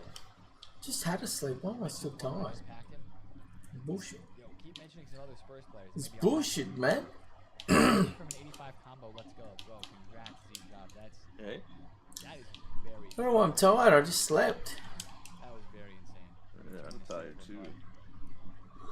What was Rudiger's lowest? I'm not Hey, sure. you were working. I I was sleeping. 200, right? Sleeping on the job. I think some of the Spurs cards could rebound as well. Sleep on the job. Sleeping on the job. Dude, oh my gosh, they are so low. I would look at Van de Ven. He's more of an expensive one, but I look at Richarlison, Van de Ven. Who else was really rare? They were all super rare last night. Guti Romero down over 50%. Archie Gray is down a ton. Solanke looks good indeed. I cannot wait to use a full team of these cards at some point, but yeah, Vigilant. I tried 140. That's insane. Alright, that's an 84 rated squad. there's all of my 85 combos done right there. I wouldn't think so, Mitch. I wouldn't think it's the time to buy. You bought a Jeffrey at $1 million and Anthony at 800. Well, if you're starting to see some of these cards rebound back up a little, then hopefully that would be a trend that would happen for a lot of the cards, not just some of the cheaper ones that we're hearing about. So maybe you would be able to see your Pedri and oh wow, dang. So all those Judes got bought just under 1.2. So Jude is 1.2. But there's still cards that people packed in the last hour. They're still getting listed up. That's a good sign of something you're starting to rise, but I'll say this, these cards are so cheap, they're definitely on everybody's mind, and they're on everybody's attention to like use for Weekend League. Oh, I finally got a notification again for a post. Wow, look at that. These cards are the most popular right now, and they're super cheap. So I think Brazil. It's so hard to time the low and when there's a buy and when's not, man. If you want to buy a card, you just need to stay on that card for probably the next 15, 20, 30 minutes and just watch the price. Or like pick a couple, watch the price, and if you start to see it get bought up, then that's when you try to get on a bid or get on a snipe, pick it up, go play the games you want to play, and you're good to go. Augusty, that's awesome, man. That's awesome. Harry Kane is flying. Let me look at Harry Kane. Oh, so the out of packs did bounce back good. At least he did. Where's Jonathan Tah? Okay, he's not bouncing back yet, but maybe he's gonna go. Davies is up. Olise is, well, you don't want to mess with right wings because of Anthony probably. Where's like Osimhen? Osimhen is 780. He was 700, so he's going back up too. Let's go, man. Out of packs. Go out of packs. If you're just purely here to make coins, look out of packs.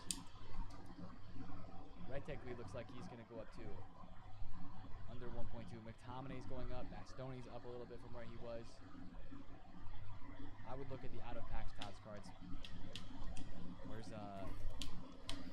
Shaqiri is what? Oh my gosh, man, that's crazy. Shaqiri flew. What about Rodman? Rodman was 250. Okay, never mind. She's 200 because of Anthony. Isak come back up? Let me look up Isak. Yeah. Back up. He was under 400. He was 380. Yeah, out of packs. When's the last time we played Red Dead? Out of the La Liga because that was the most hype, but I'm very glad that we talked about buying out of packs cards earlier.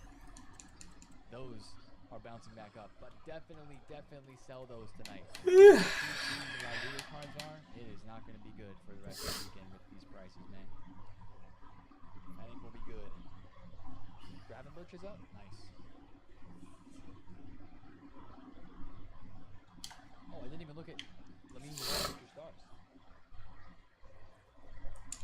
No, he's staying the same price though because of Anthony, I'm sure. That's got to be a part of it. Griezmann's 211. That's insane. All right, let's pack some more, man. Come on, hit me with a Griezmann. Hit me with his first card. We got a blue. Let's go. Walkout, striker, French. If it's the first card, it's not Mbappe. I know this. Hey, Katoto. Who's from the flippy flip? Still hoping to see Europa League cards. That's the #1 goal. East. Okay. Not bad. Blue number 229. Isco's pretty cool. Saliba in there as well. What's this card look like? Incisive, low driven, 5-star, 5-star first touch. And I mean, he's gonna be a whopping 13,000 coins too, 12K. But that's a fun card. That's a fun card right there. Not bad. He's 11K. I know, but he doesn't. He's usable fodder. He's usable fodder. Yo, what's up, Billy Gaff? I don't think Tots Plus is switched anymore, chat. I know that's a big question. There we go, another one. 230.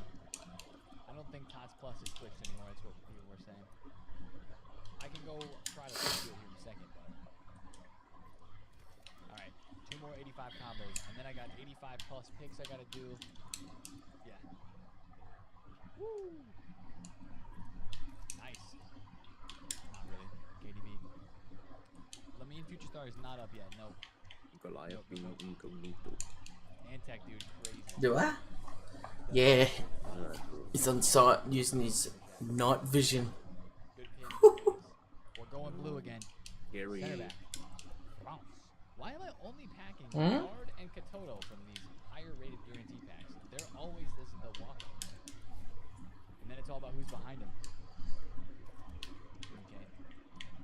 231. Yeah, I have so many Renards and Katotos that I put into SBCs. Holy.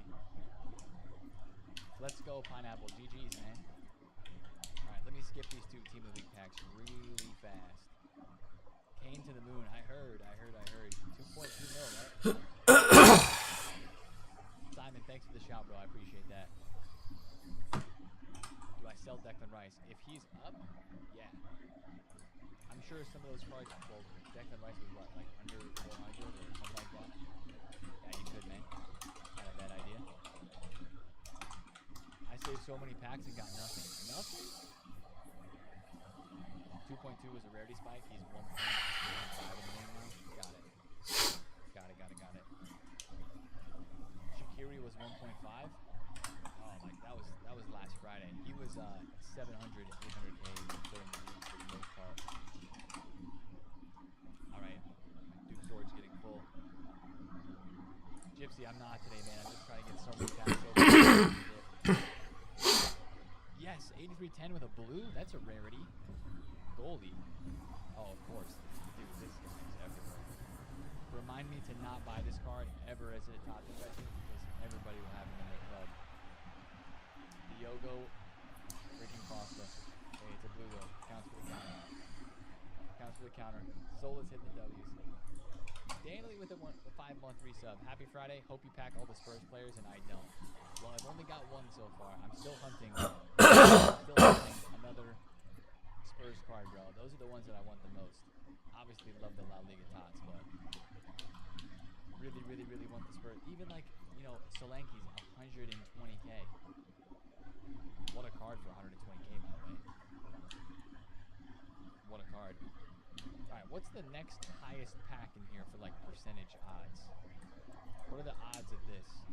1.4% of a Europa League card? 2.7. These odds are terrible in these packs. I don't want to open any of them, man. I already spent 600K. It does not feel worth it. Deluxe 25 players pack, 5.5% chance on 300K. You won't get another Spurs, unfortunately. That's motivation. 300K. I'm packing the Spurs. Todd's card. I'm packing the Spurs. Goalie, German. Only one. Oh, man. That's not good.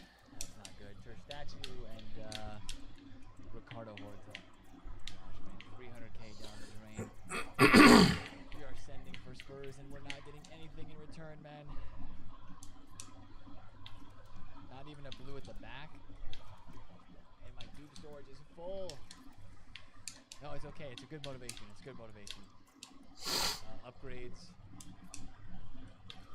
85 plus player picks. Right here, cool. 85 and overall higher. Minimum 1. Let's do these 3 picks, man. I might open another one of those packs. But that was so bad. I shouldn't, bro. I shouldn't. Vinny is flying WTF. Did we hit the bottom? Yep, Vinny is up. Vinny is up. He was 1.28.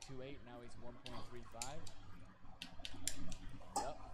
Here comes a bit of a movement, chat. Looks like Rudiger's up a little. Griezmann is up a little. Yep, Griezmann is up a little. Looks like it's finally happening. Looks like it is finally happening now. We've seen Rudiger, we've seen Vinny, we've seen Griezmann, and a couple others already start to move. That's a very good sign. If you want to pick up any of these cards now that you think are crazy cheap, a lot of them are, the time might be coming. Bomati is 630. Hayor's 155K. What a price. Hansen 700. Obviously, it's a per card basis. Not all cards are gonna do this, but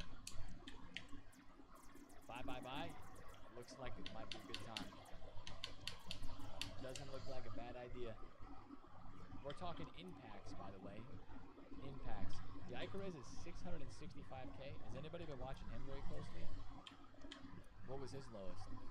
He's always a good card to trade. Always a good card to trade, man. I'm out packing. Good luck. Thank you, Antec. Dustin, my web app for a week. Appreciate you being here today, man. Game crashes as I'm bidding. No. Look at that content, man. That is huge. Think of how many of these first cards you could have bought for the price of those packs. You don't need first owner. First owner hits different, though, Anthony. I will end up buying them. I will. Yep, Jude is flying.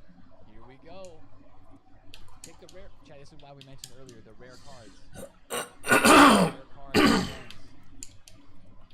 Here comes the zoom, man. How are we supposed to sell 86 to 89s?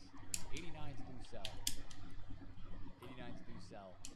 They were 20k earlier, but then they got packed about it. They're down now, so you should buy them for Duke Theory. Not a bad idea. Let me do this last pick. Actually, let me go look at Icarus' price real fast. Let me see. I don't plan on doing too much trading today because it was just gonna do all the packs, but holy, is that accurate? No way it is. 1, 2, 3. These cards have so much fun. Picks, no promos. Oh my god. Got a tickle. Hey! Okay, Thanks for the follow. Icarus, he is just right there right now. Read the rules, please. How yours going? Yep. Jude Bellingham is zooming. I would look at like Rafinha too. Let me look at Inigo Martinez right quick. Have a good one. Since he's been chilling around 300,000 points all day. Yeah. Oh yeah, he's gonna do good too. Chad, it's time. I don't know how long this window is gonna last or how high the cards are gonna go, but it's time, man. Go get your mans that you want to buy, or whoever it is. Ian just said all the best TV series season 3 is better than season 2. That's your manager. Will he be back? Ooh. W quote, bro. Flipped Osimhen from 690 to 850. Nice, back here. Let's go. Rafinha's 2.8. I haven't looked at him that close, but he's been under 2 or under 3 for at least a little bit. You got Heaps and Tanaka dumb cheap. They're both up big. The out of packs rare ones, huh? Let's go, man. Let's go. 99 XT, this is for you. Mateus? I have not looked at her card price, but again, the La Ligas are starting to move. It took them that took a long time for them to move, man. They were in packs for an hour and 45 minutes. An hour and 45 minutes before they really started to go up. That's insane, bro. Here we are. Vinny's up 100 plus K. The Icarus hasn't moved much yet, but I'm sure he will. Rafinha's 2.9. I'm not sure on Rafinha, but he does look semi-cheap. Jude's 1.25 now. Yep. Valverde starting to rise. Yep. It's time to get in on some of those, man. Whichever one you want. Most of the prices do look pretty good. I wonder how high one Vinny more. goes. 1 point. He was 1.2, now he's 1.36. Alright, ready? Here we go. 85 plus picks. Show me the Spurs. Show me the Spurs. Orange flare, even if it's like the Suma, the cheap ones. Lautaro. Oh, I get to take 2 here, right? Big here, I think he's a good move. Yeah, I think he's a good move. You're going all in for Van de Ven? Good luck. Donnarumma 89. Oh, man. Come on. Last one. DePaul. He's going to be the guy this week, huh? He's going to be the guy. I got 83 times 10s that I can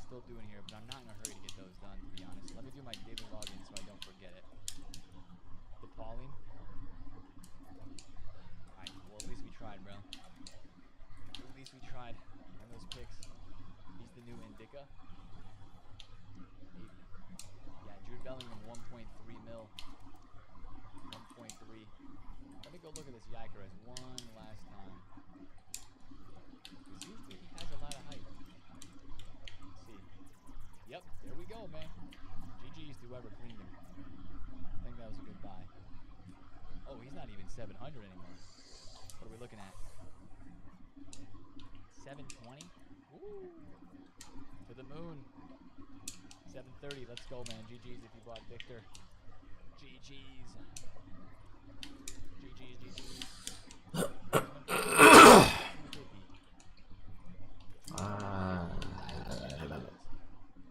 Watching the Spurs cards too, man, because some of those could do the same thing. Some of those could do the same thing because they're in packs, but people want to buy them as well. So if you're scared to buy Vinny, he's already going up, man. He was 1.2. He's 1.2. All right, we gotta send at least a few more coins into this. We're gonna go. We're already below 10 million. This is the highest percentage pack that's out right now. 5.5% chance. I think it is. We looked through all these and all the percentages were uber low. All right, let's do a couple more of these, man. I said I'm sending everything today. I am. It's blue. 300k coins down the drain. Striker. Pavlidis. I don't think we're seeing a Europa League now, huh? If it's only blue. Vivian. 300k. Oh. Not good, chat. Not good. Oh. Two spots up to 236. And my dupe storage is now full again. Bro. Yuck, man. I want to, but I also do not. Let me hit a quick tots. Let's do an 83 times 10 really quick. Ooh. What's up, safety? The market's so dead. The market is so cheap. That is for sure. How many of those guaranteed though? No, none of them are guaranteed. It's just an 84 times 25. That pack is, I believe.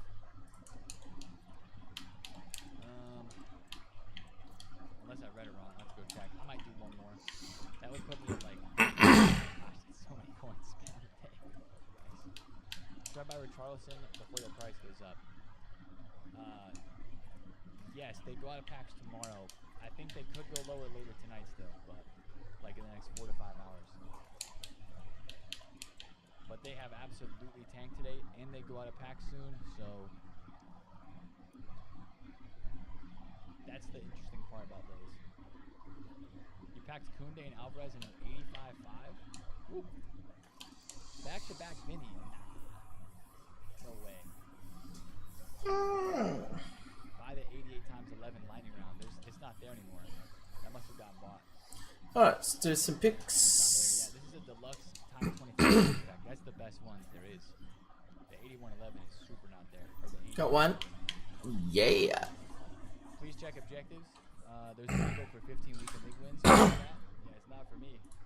It's not for me is what that is. I'll go check that really quick here because I actually haven't looked at objectives since content. Come I on. can't Blackwatch, I can't. 150. It's a cosmetic? 151. Let's see, objectives. Yeah. Objectives. Team of the season, Champs Legacy.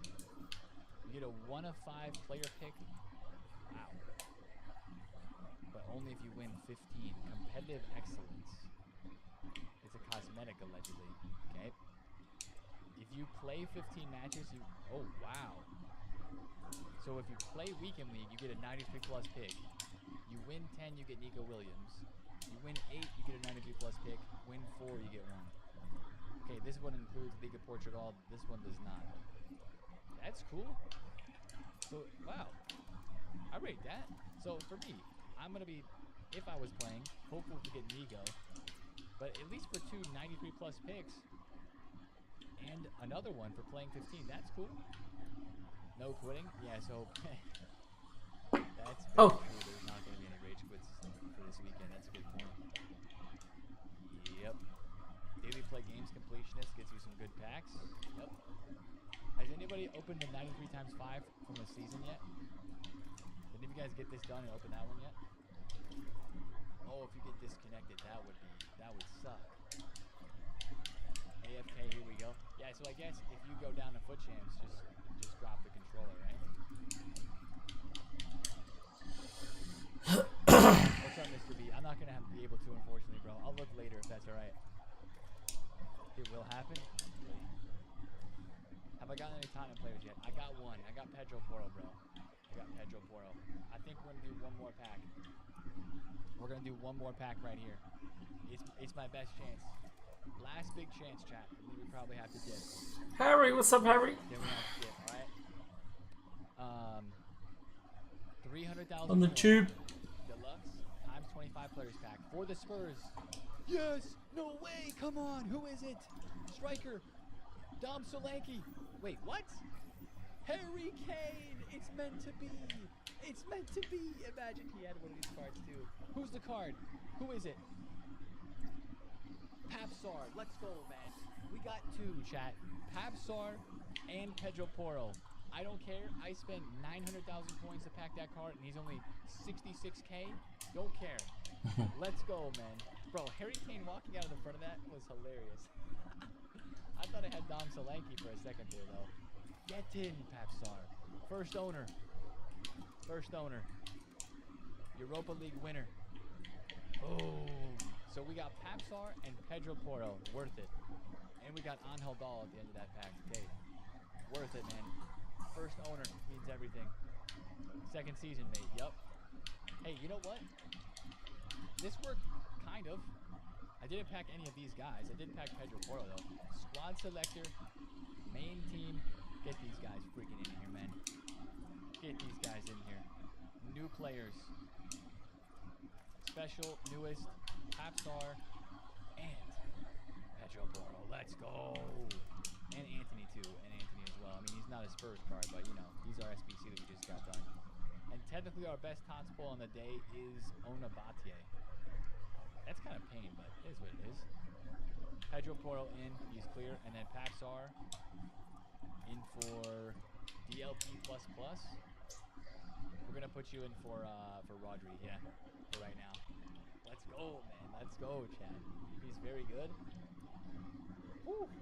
All right, I'm glad I got two. I'm glad I got two, Chad. All right, I know you guys are looking at the market to make coins right now. I'm gonna call that a success, man. I'm gonna call that a success. I spent as much coins as I would have liked to on that. Maybe I might try to just, you know, if I open any more packs off screen, I'll tweet. I'll tweet if I pack any big ones, because there's definitely gonna be some more store packs that are incoming. But from all of our save packs there, from all the player picks we could muster up from the club, we saw Europa League champions, trophy-winning Spurs cards head into the club today. Love that. Love that. Another one. La Liga Tots cards are zooming. La Liga Tots cards are zooming. Inigo is 350, I'm hearing. Yep. He's going up. Pedri's still 900. Bellingham 1.2. Vinny is up. Rudiger is up. Valverde is up 10k at least. Koundé's 96k still. Looks like they're starting to move, chat. Looks like they're starting to move. So W's if you picked up any. Sell them soon. Couple hours. Cash it. Alright? Safe travels. Have a great time. Yeah, thank you guys. I appreciate the love, man. I wish I wouldn't have to dip this early, but we do. I appreciate you hanging in there today. I'm sorry about the servers. That sucked for all of us. But that was fun, man. That was fun. I'll try to sneak in some packs in the companion app, you know? I will see you guys on the YouTube vid, same time, same place. And we are absolutely going to talk about how these cards are so cheap. It's a good thing, but also a bad thing. I think we're realizing that now this year when the TOTS cards are so cheap. It's, yeah, a good and a bad thing, man. Appreciate you guys, man. Thank you for all the love today. Elday, thank you for the biddies. Pacho, if he's not up already, sure. Out of packs TOTS cards, most of them have already flipped up in price, though. Verx, thank you for the bits, bro. Me either, dude. I've never been this excited for Spurs or Spurs content. Please, thank you for the bits. Appreciate that. The next stream will be late week next week. We'll be on before Messi, Ronaldo, Tots. Thursday. Alright? I'll be still kind of active during the week. We'll see. I'll keep you guys updated, alright? CJ, Erox, Redman, SGA, Pure Villain, Z-Dank. I love each and every one of you guys. I'm gonna pass the love on because I know you guys are not done opening packs. I'm gonna spread a little raid. Maybe we'll host the host raid situation, and I will see you lads later. All right, see you on the YouTube. Love you guys. I'm out. Peace.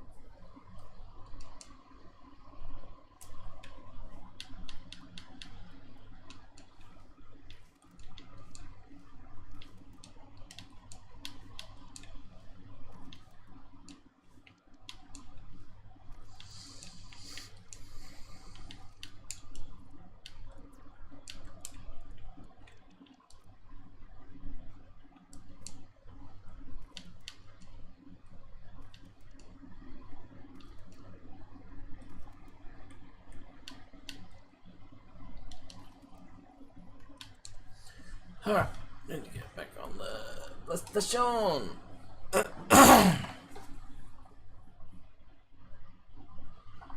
The station. Keep playing.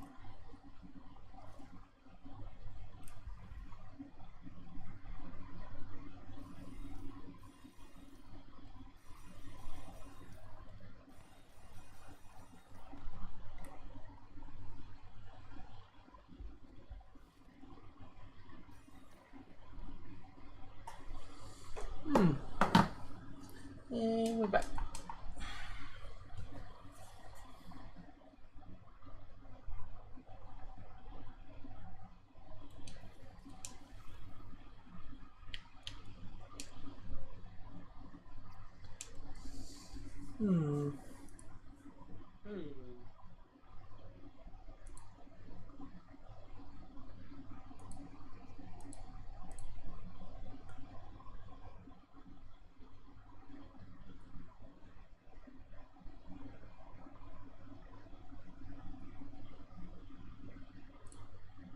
The hushed stillness of the Whispering Pines subdivision, a quiet residential area, was abruptly shattered on the evening of May 20th, 2015. The usual tranquil sounds of distant traffic, the rhythmic whir of sprinklers, and the evening chorus of birdsong were violently replaced by the sickening, drawn-out screech of tires fighting asphalt, a sound of immense friction and force. This was followed instantly by a heavy, percussive thud, a sound of sickening impact. It was just past 9:15 p.m. when the ordinary calm of a mid-May evening gave way to the horrifying. At 17, Maple Grove Court, a neat, single-story home, Brenda Miller emerged onto her brightly lit driveway. She fumbled with her phone, her voice laced with a desperate panic as she dialed 911. According to her distraught and breathless account to the emergency dispatcher, she had been inside her home, perhaps in the kitchen cleaning up after dinner or in the living room, when she heard a terrible noise outside, a sound like a crash or a violent impact. She had rushed out immediately to investigate. What she found, she claimed, was a man whom she identified as a friend, David Sporce, lying fatally 85 injured plus on the combo street. pack. Yeah. He had been hit by a vehicle. She reported his body clearly mangled. And then, with a chilling, sudden certainty that seemed strangely at odds with her initial report of panic and discovery, she inexplicably claimed that her husband, Tom Miller, must have been the driver.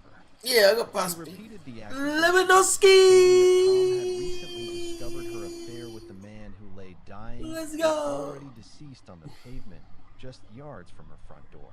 Can't hear that. Consumed by uncontrollable rage, she alleged Tom had used his large work truck to commit the heinous act before, she presumed, fleeing the scene into the night. Emergency responders were dispatched immediately. Patrol cars, their sirens wailing in the distance and growing rapidly louder. The first officers on the scene were confronted with a grim tableau. A man, later positively identified as 45-year-old David Sprouse, lay crumpled near the curb on the asphalt street, exhibiting catastrophic, unsalvageable injuries consistent with being struck by a large, heavy vehicle moving with significant force. Medics swiftly moved to assess his condition, but quickly determined there was no sign of life. David Sprouse was tragically pronounced deceased at the scene. The initial visual assessment by first responders indicated severe blunt force trauma to multiple areas of his body, massive internal injuries, a clearly broken leg, and significant blood loss on the roadway. The scene was horrific, a stark and violent disruption of suburban tranquility. The immediate area around 17, Maple Grove Court was quickly secured with bright yellow police tape, pushing back shocked and curious neighbors who had emerged from their homes. Patrol officers began their initial assessment of the scene, carefully navigating the narrow street, preserving potential evidence, and looking for anything out of the ordinary: discarded items, skid marks, vehicle debris. Brenda Miller remained on her driveway, positioned away from the immediate crime scene perimeter, still appearing highly agitated, trembling uncontrollably, and intermittently weeping. Yet, even amidst her apparent distress, she continued to reiterate her claim that her husband, Tom, was solely responsible, portraying him as a man pushed over the edge by jealousy. Based primarily on her immediate and emphatic statement implicating her husband in a crime of passion, detectives with the Major Crimes Unit were notified and requested to respond. In a preliminary, be on the lookout, alert was swiftly put out for Tom Miller and the large, distinctive white work truck she described as the potential murder weapon.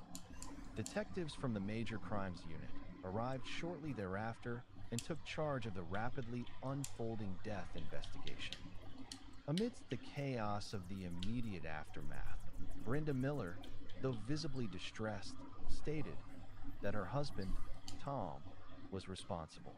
He had recently, she wasn't exactly sure when, discovered the affair she was having with the man lying dead on the pavement, David Sprouse.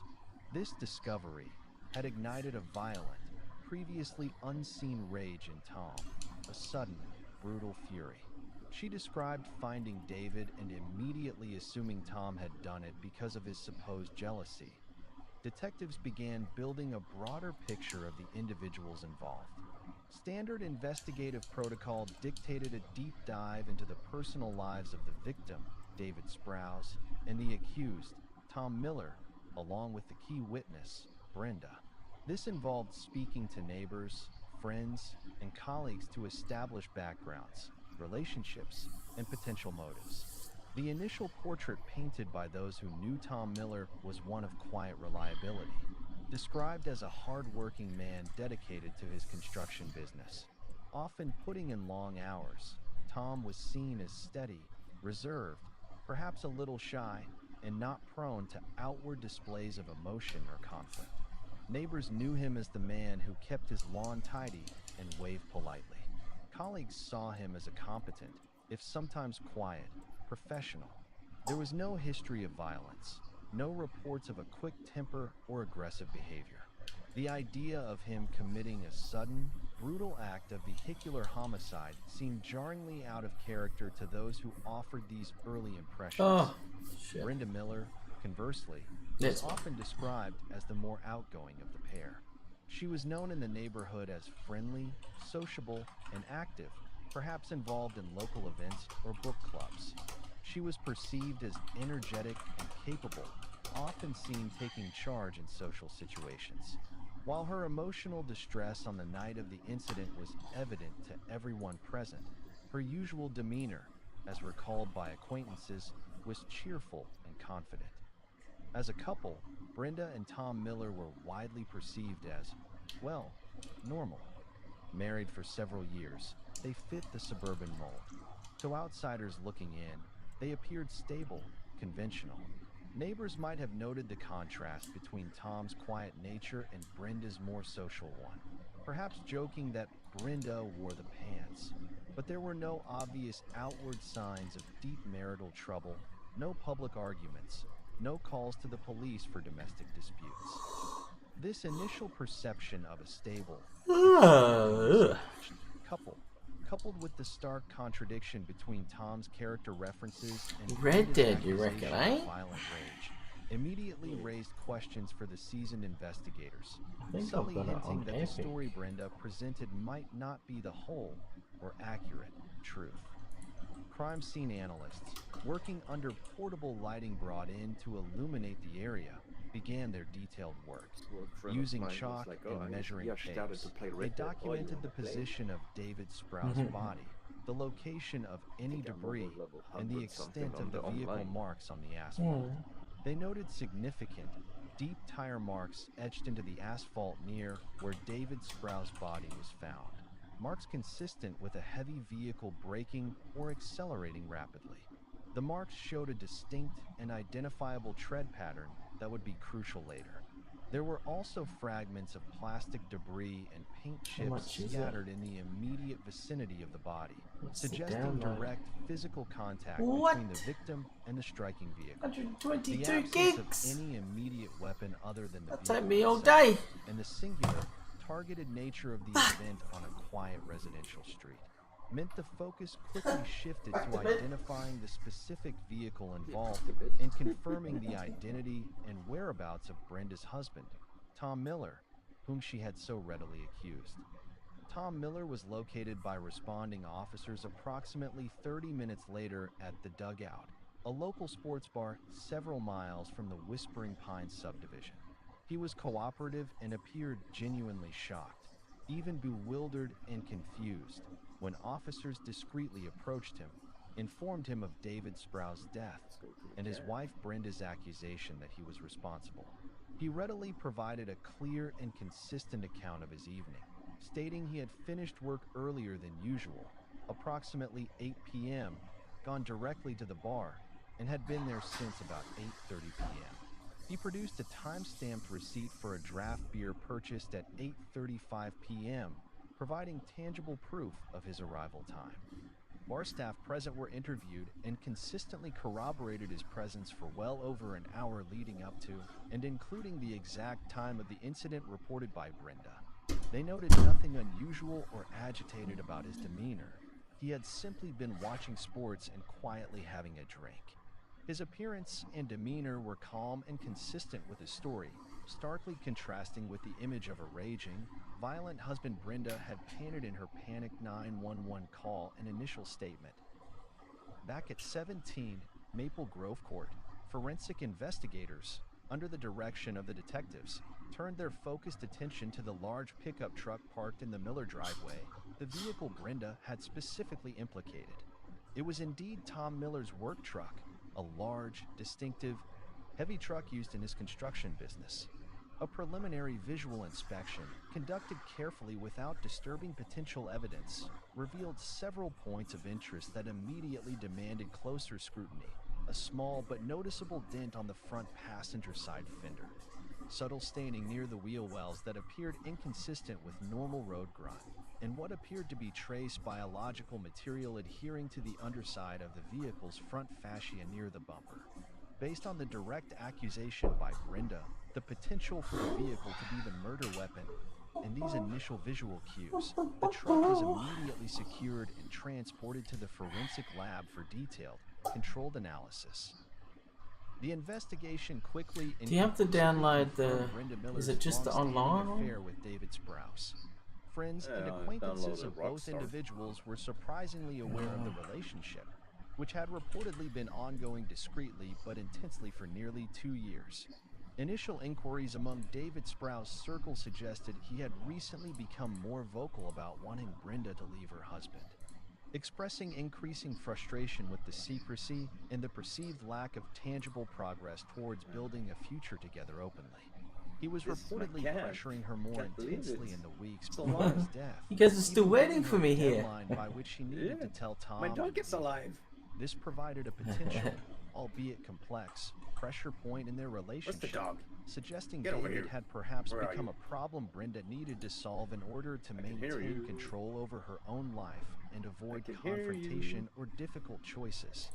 Financial checks and further interviews began to paint a slightly different picture than Brenda's initial story, the one that did not immediately implicate Tom.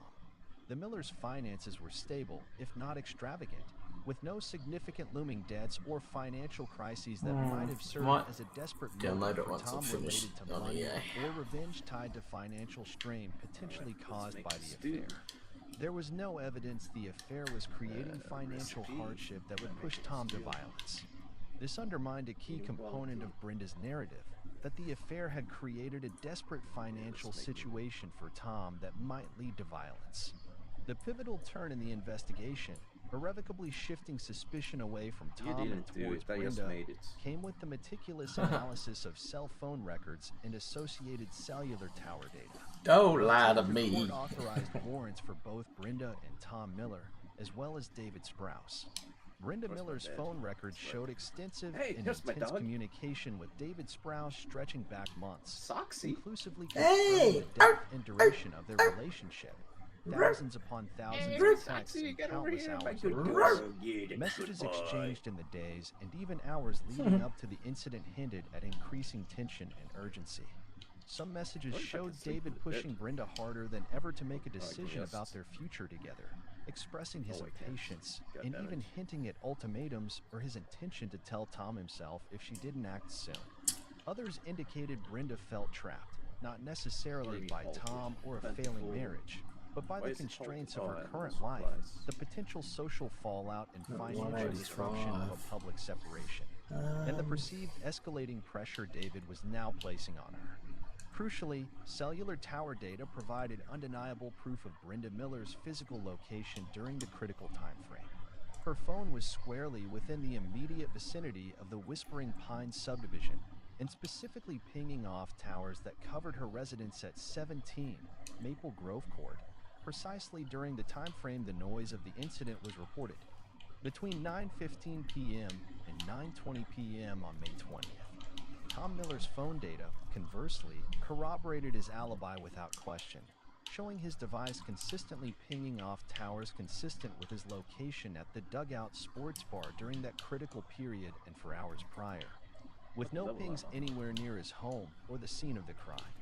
Furthermore, a forensic examination of his phone showed no searches, calls, or messages indicating prior knowledge of the affair or any planned violent action, completely dismantling Brenda's initial claim that he had just discovered the affair and gone into a rage.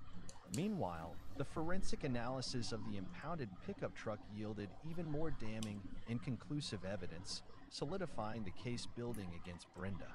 Trace DNA recovered from the underside of the vehicle's front bumper and fascia conclusively matched David Sprouse's DNA profile obtained from his body during the autopsy. Microscopic analysis and chemical composition testing of paint chips found scattered at the scene near David Sprouse's body were conclusively matched to the specific paint color, layer structure, and even microscopic imperfections consistent with the paint from the small dent observed on the front passenger side fender of Tom Miller's truck. Analysis of the tire treads found impressed upon the asphalt at the scene precisely matched the specific brand, model, tread pattern, and unique wear characteristics, including minor cuts and wear marks, of the tires mounted on Tom Miller's truck. The correlation was exact. Crucially, the pattern and depth of the skid marks were consistent with a heavy vehicle being accelerated rapidly from a near stationary position, then braking hard, and showing signs of a sudden directional change or maneuver, suggesting the truck was driven and maneuvered purposefully on the street, rather than a simple, straight-line impact at high speed typical of a road accident. This indicated a deliberate act of driving and braking in the immediate vicinity of where David Sprouse was struck. The evidence strongly suggested Brenda herself had been the driver of Tom's truck that evening. The motive appeared to be complex, possibly stemming from increasing pressure from David Sprouse to leave Tom, combined with Brenda's desire to end the affair on her own terms, possibly in a violent and permanent manner, or a desperate, manipulative attempt to maintain control over her life by eliminating David as a complication and simultaneously framing her husband, thereby potentially escaping her marriage with minimal personal or financial consequence and shifting blame entirely onto an innocent party. Her immediate and emphatic accusation against Tom, delivered with chilling specificity regarding his supposed motive, coupled with the overwhelming evidence clearing him and directly implicating the truck she controlled and was found with at the scene moments later, strongly suggested a calculated, albeit chillingly transparent to investigators, attempt to use the murder of her lover to frame her unsuspecting and innocent husband. Armed with the overwhelming convergence of physical, digital, and circumstantial evidence, detectives made the decision to conduct a formal, in-depth interview with Brenda Miller again, this time under caution at the police station. The atmosphere was starkly different from the initial, empathetic questioning at her home. At first, Brenda's reaction was a shocked, fervent denial of any involvement or knowledge of how David came to be in the street. She adamantly maintained her original story about Tom's jealous rage and his actions, despite the direct contradictions the investigators laid out before her. However, presented with the irrefutable cell phone data placing her at the scene at 17, Maple Grove Court during the exact time frame of David Sprough's death. The conclusive forensic evidence linking the truck from her driveway directly to David Sprough's body, and the irrefutable corroboration of Tom's alibi corroborated by multiple witnesses and his own cell data, her initial composure fractured. Confronted with her phone records contradicting her claims about Tom's awareness of the affair and his location, and the cold, hard forensic evidence from the truck, Brenda eventually broke down, sobbing uncontrollably. Her statements became rambling and contradictory, moving from renewed accusations of Tom to claims of panic and confusion to moments of silence. However, her shifting stories, her inability to offer any plausible alternative explanation for the evidence placing her at the scene controlling the murder weapon, solidified the investigators' conviction that she was responsible. Brenda Miller was arrested that night and formally charged with the murder of David Sprouse. Tom Miller, meanwhile, was officially cleared of any involvement by the investigation, but was left reeling from the devastating double shock of his wife's long-standing infidelity and her cold, calculated, and deeply malicious attempt to frame him for murder. The community, initially shocked by the apparent act of jealous rage,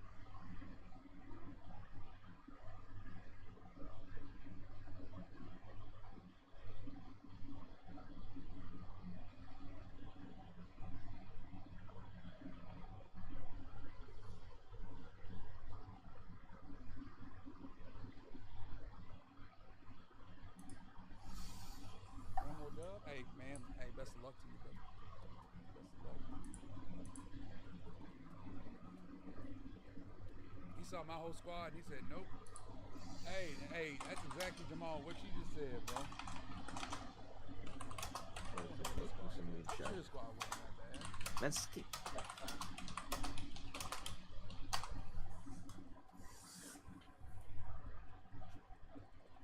Alright, let's go to the pub. What up, Soxy? Hey, before I go ahead and play, I'll see. Oi. What up, man? Be right back.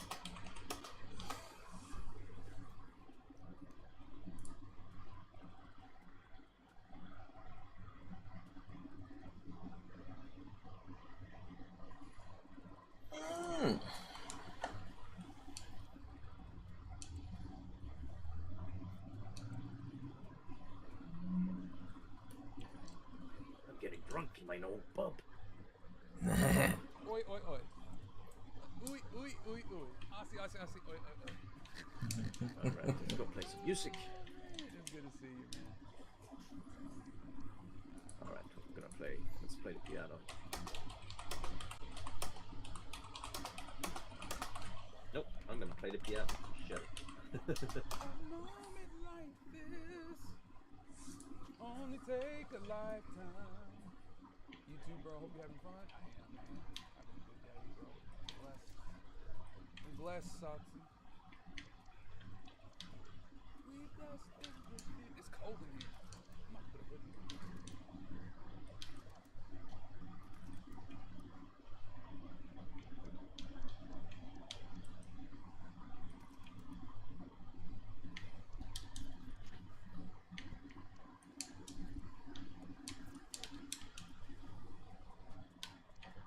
Hoodie Mojo. Uh-oh. get serious. Hoodie Mojo.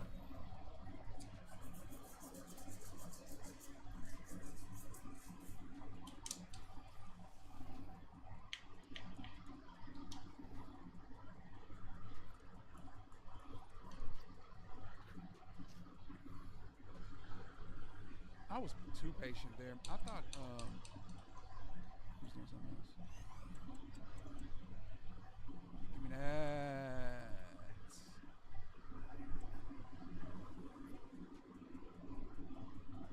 Very nice shot. Snatch back right when I switched. Dang, it's tough.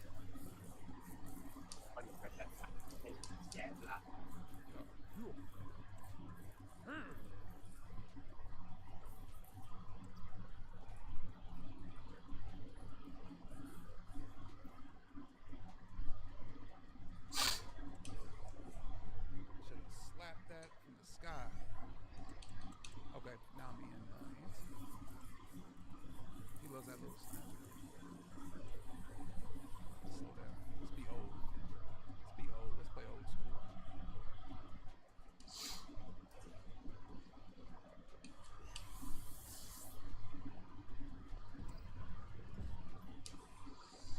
Where's my green light at? Give me the green light. Oh, he loves that snatch, bro. Not snatch. I say snatch. Freaking drop step. Not drop step.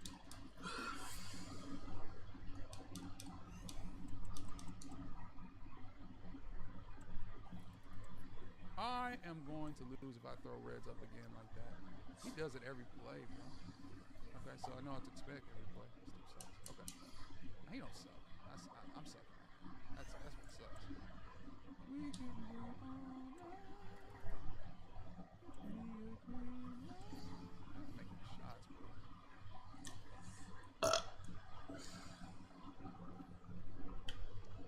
Good. That's great switching. I do need to slow down. That's just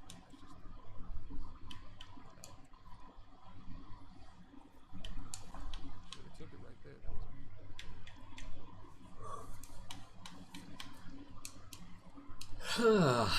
Man. Dude, it's trying hard, man. Hold it there.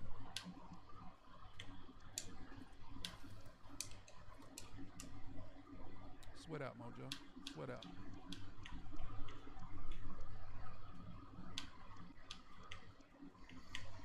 Alright, I'm gonna change Discord because my friend wanted to play some Red Dead with me. No worries, man. Green, no. Have fun, bruh. See ya. Kick ass. Couldn't get there fast enough.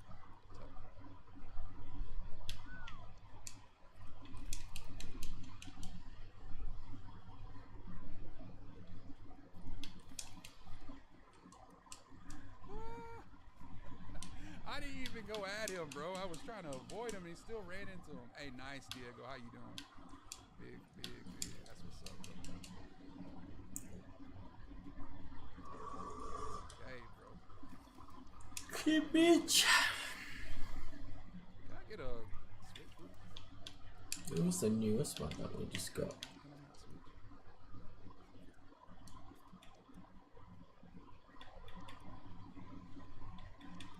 Can I not hit a shot?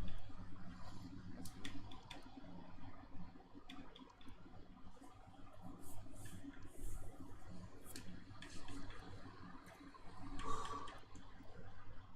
Oh my God, Jokic. Far out. Hey, let me know if you get him, bro. Hey, Tamani, that'd be a dub if you got Smith for 450K. I don't even know what he's going for. I heard there's a lot of hundreds on the auction. I heard there's a lot. Oh, no. Yep. He's trying hard.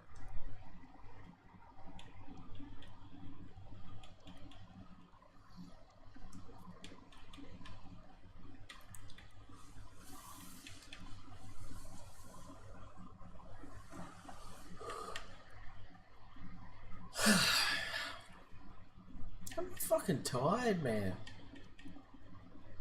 Slept. No, that back stuff ain't gonna work. Ain't gonna work. Oh, it ain't go. Hey, it ain't gonna work. Come on, say it with me. It ain't go. Up. It ain't go. That drops. It ain't gonna work. Hey, ain't gonna. Little step back. It ain't gonna work. Ain't gonna work. Ain't gonna work. I don't think I'll get him, but still, you never know, man. If the auction house like Diego, he bids night. If you like get his cards like bunched up together, you can do that, bro. Like you can do that. It ain't gonna work, Tamani. It ain't gonna work. It ain't gonna work. It ain't gonna work. It ain't gonna work. I take my teams out. Everybody ain't gonna work.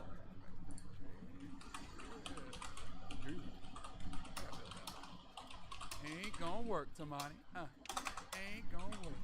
The thing with Shay you about to do, it ain't gonna work. That's off. It ain't. Oh, they gave it to him. It ain't gonna work. It ain't gonna work. It ain't gonna work. Oh, get up, Jokic. Oh my God. Come on, Jokic. Hey, come on.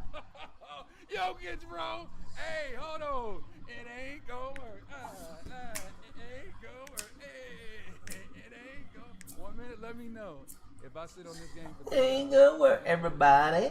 It ain't gonna work, everybody. Sing it.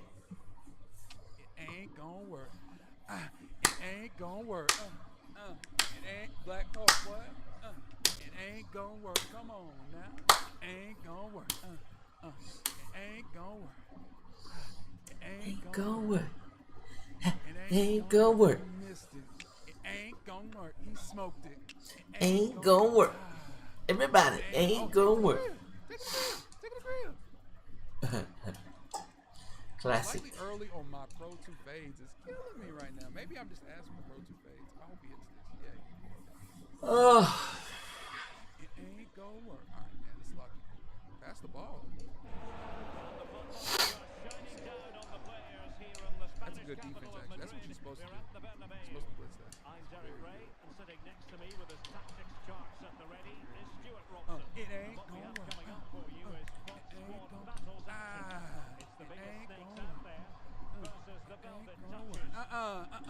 It ain't gonna work. It ain't gonna work. Oh, get there. Get switch, man. Next time I got to switch. Next time I got. See, I'm so excited. I'm shooting 50% happy. Here's how it looks Shame on for me. the biggest snakes.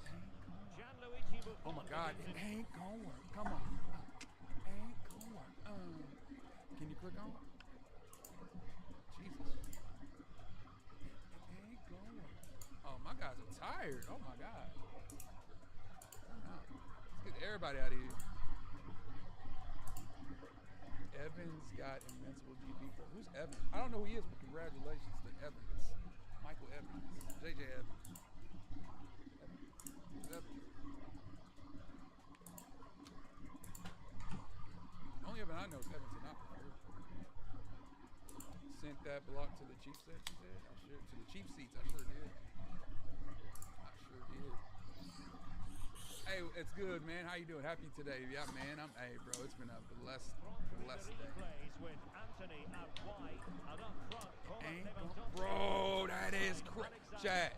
Hey, chat. Something's about that right there. Something's about that one. Something's about that one. That one right there. You got outbid it. Nah, that's tough. I know you really knock. Yeah. I was about to say. I only have not knocked. Look at the starting 11 for the Velvet Touches. Oh, Derek, what a great opportunity. The fuck is that?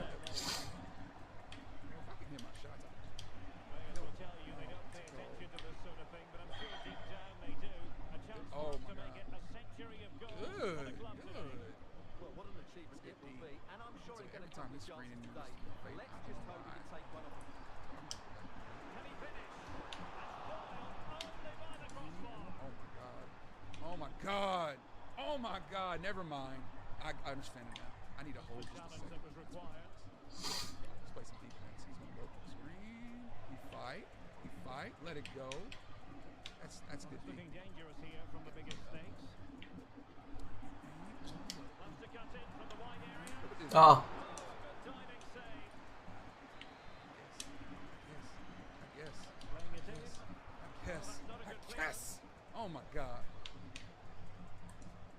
Yes.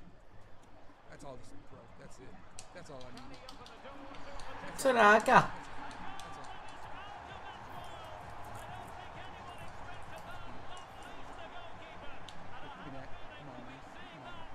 I steal. I'm from Detroit.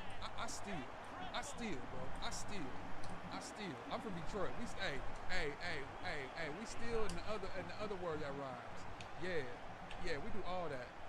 Yeah, I steal.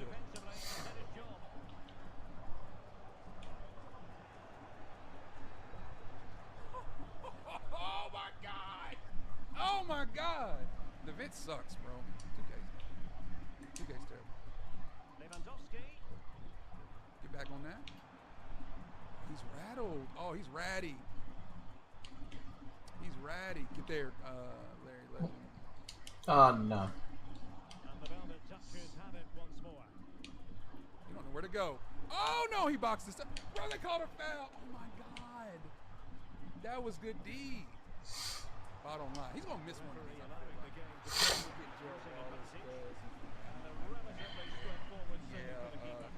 Avery, I'm just gonna tell you right now. I knew him. I knew he was gonna miss one. Well, he's certainly not alone.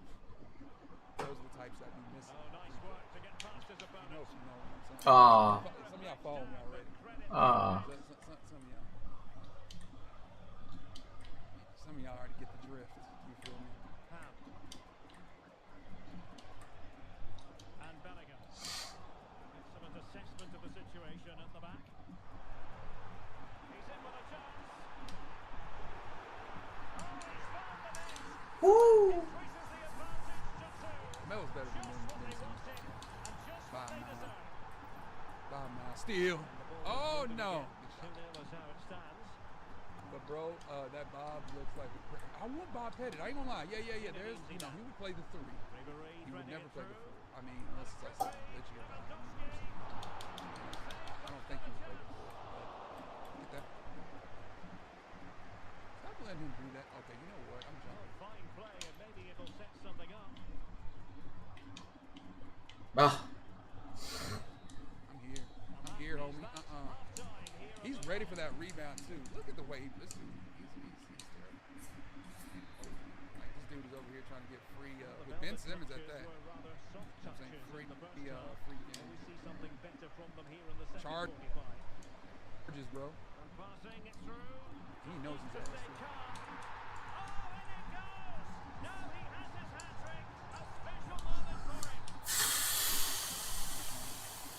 Going to be a thrashing.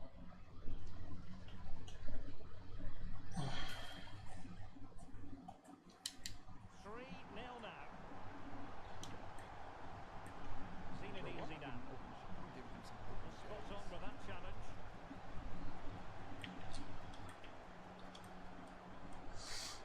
Oh yeah. Oh, push pop. Push. Oh my God, I'm missing, bro. I have no confidence. I don't have confidence in my controller. That's what I'm trying to say. Everything's been downhill since that and 1. But no, man, this is bad. This is bad. You're good. Push popping. Great timing, slightly slow. Now I'm getting these slightly again. Quite honestly, to score from that position. Well, I don't need to say too much about that, do I, Derek? Successful intervention. He's hit 8 straight shots, Jack.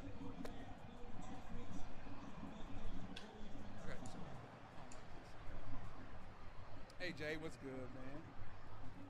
And it's with Isaac. Let's go. Third? An exceptional performance this. 4 to the good now.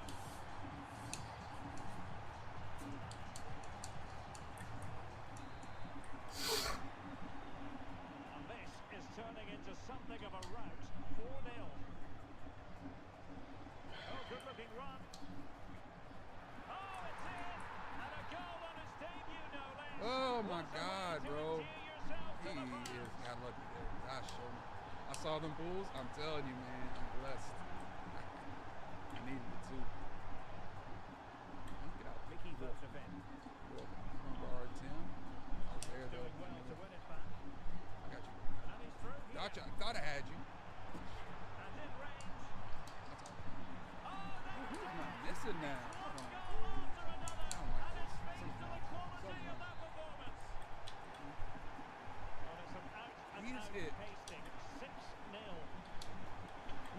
perfect.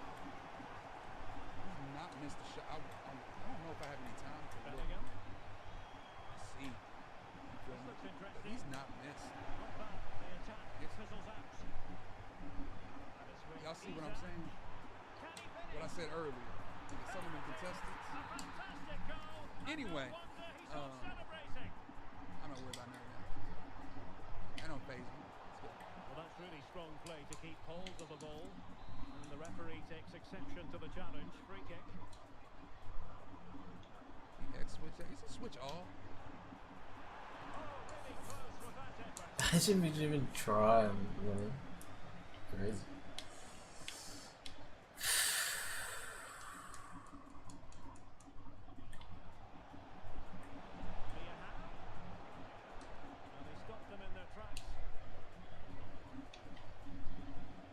Ah. And defensive play to be applauded. And good width from Snakes here. Oh, surely. Effectively carried away by the keeper.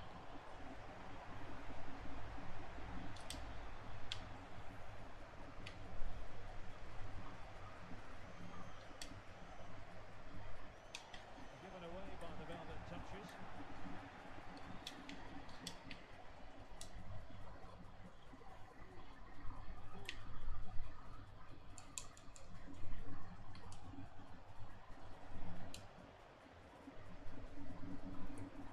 Now options are plenty.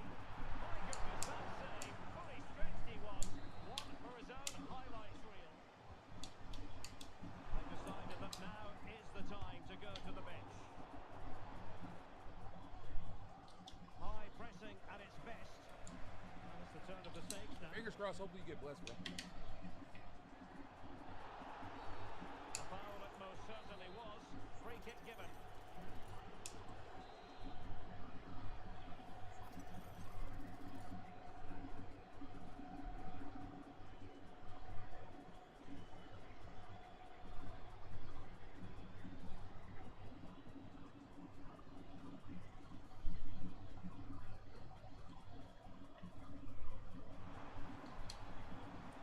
And a good challenge to bring that attack to an end. Isaac. And quick thinking defensively. And a free kick awarded by the referee. Hey! What? And if you're wondering about added time, 2 minutes it'll be. He got. Oh my God, bro! Please don't sell, man. The referee blows. I didn't even get baited. That was so bad. Let's go. I'm winning this game. Oh my God! Come on, Matt. Lock in. You know what to do. Oh, yeah, yeah. You know how to fight, Matt. You know how to fight. You know how to fight. You know how to fight. You know how to fight. You know how to fight. I swear I'm here. Oh, I swear I'm here. I swear. Let's go. Come on. Chat. I'm here. I'm here. I'm staying there.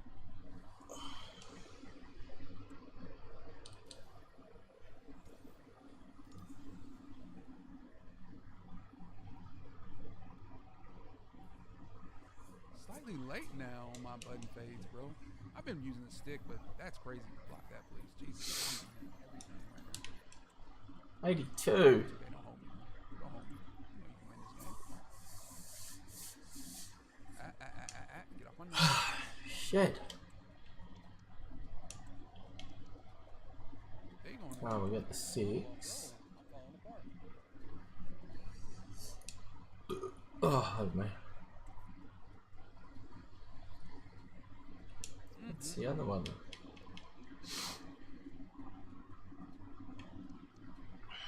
6 more wins, 3 more goals.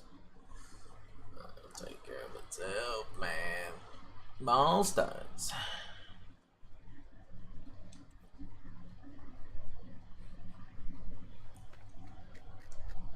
These are the worst type of players, bro. I swear, they're horrible. Shit.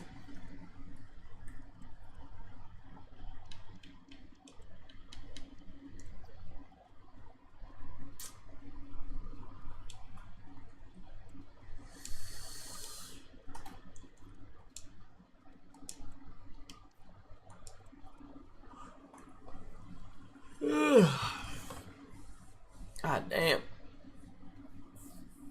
Am I still tired, man? I slept. How?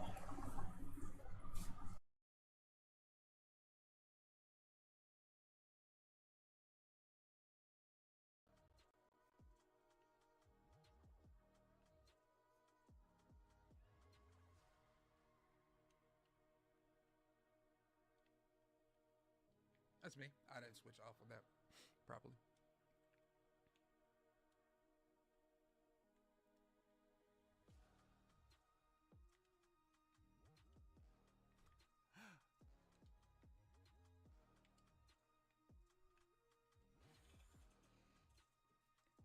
You didn't really miss nothing. After that, we didn't really get much, anything. You know what I'm saying? That's me. I switched, but it didn't go.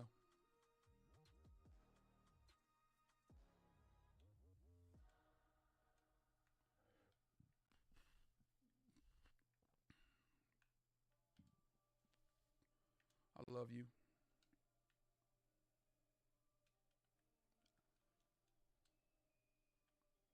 I'm still here.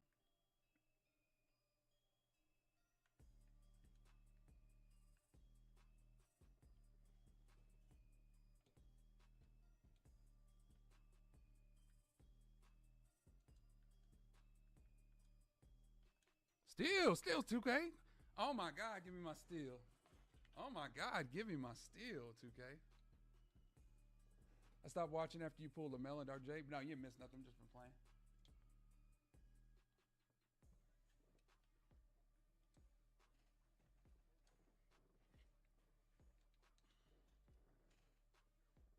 And hopefully you do get blessed. I know I don't know if I said it or not, but you deserve to get blessed, bro. You know what I'm saying? You deserve to get blessed. Why did I play off that? I don't know. I'm just terrible.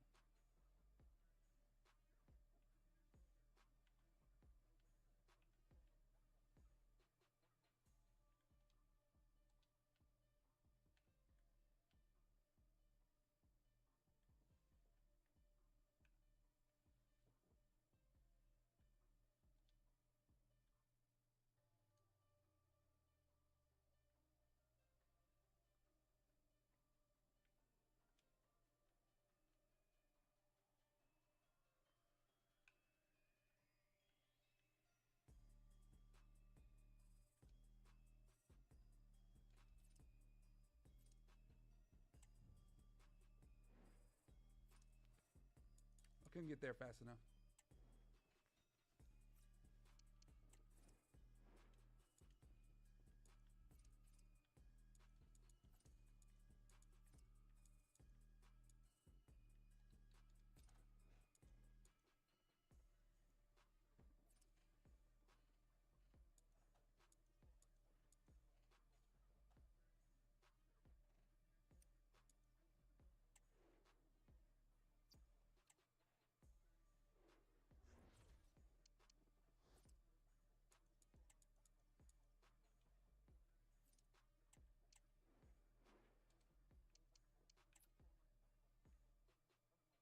Oh my God, that was the shot.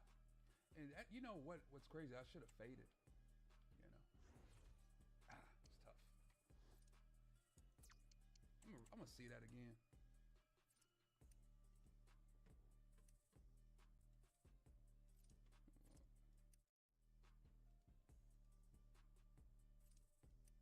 That was an easy win, and I just let it go.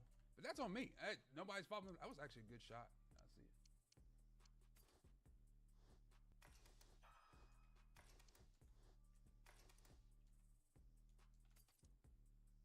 Yeah. I should have really just took a fade. It's that simple. Tough. So run it back. Let's do it again. Let's go.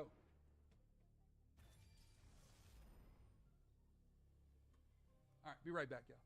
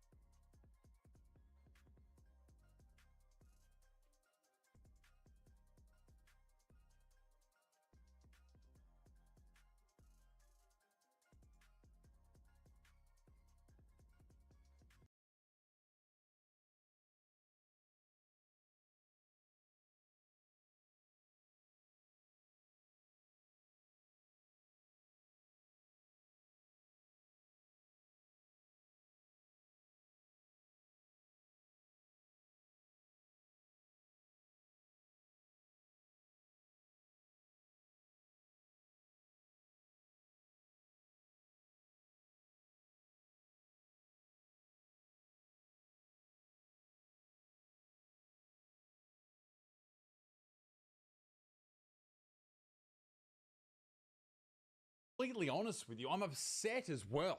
Like, I'm genuinely pissed, and I know I shouldn't be. And I know I've said it before, don't read what other people say about you.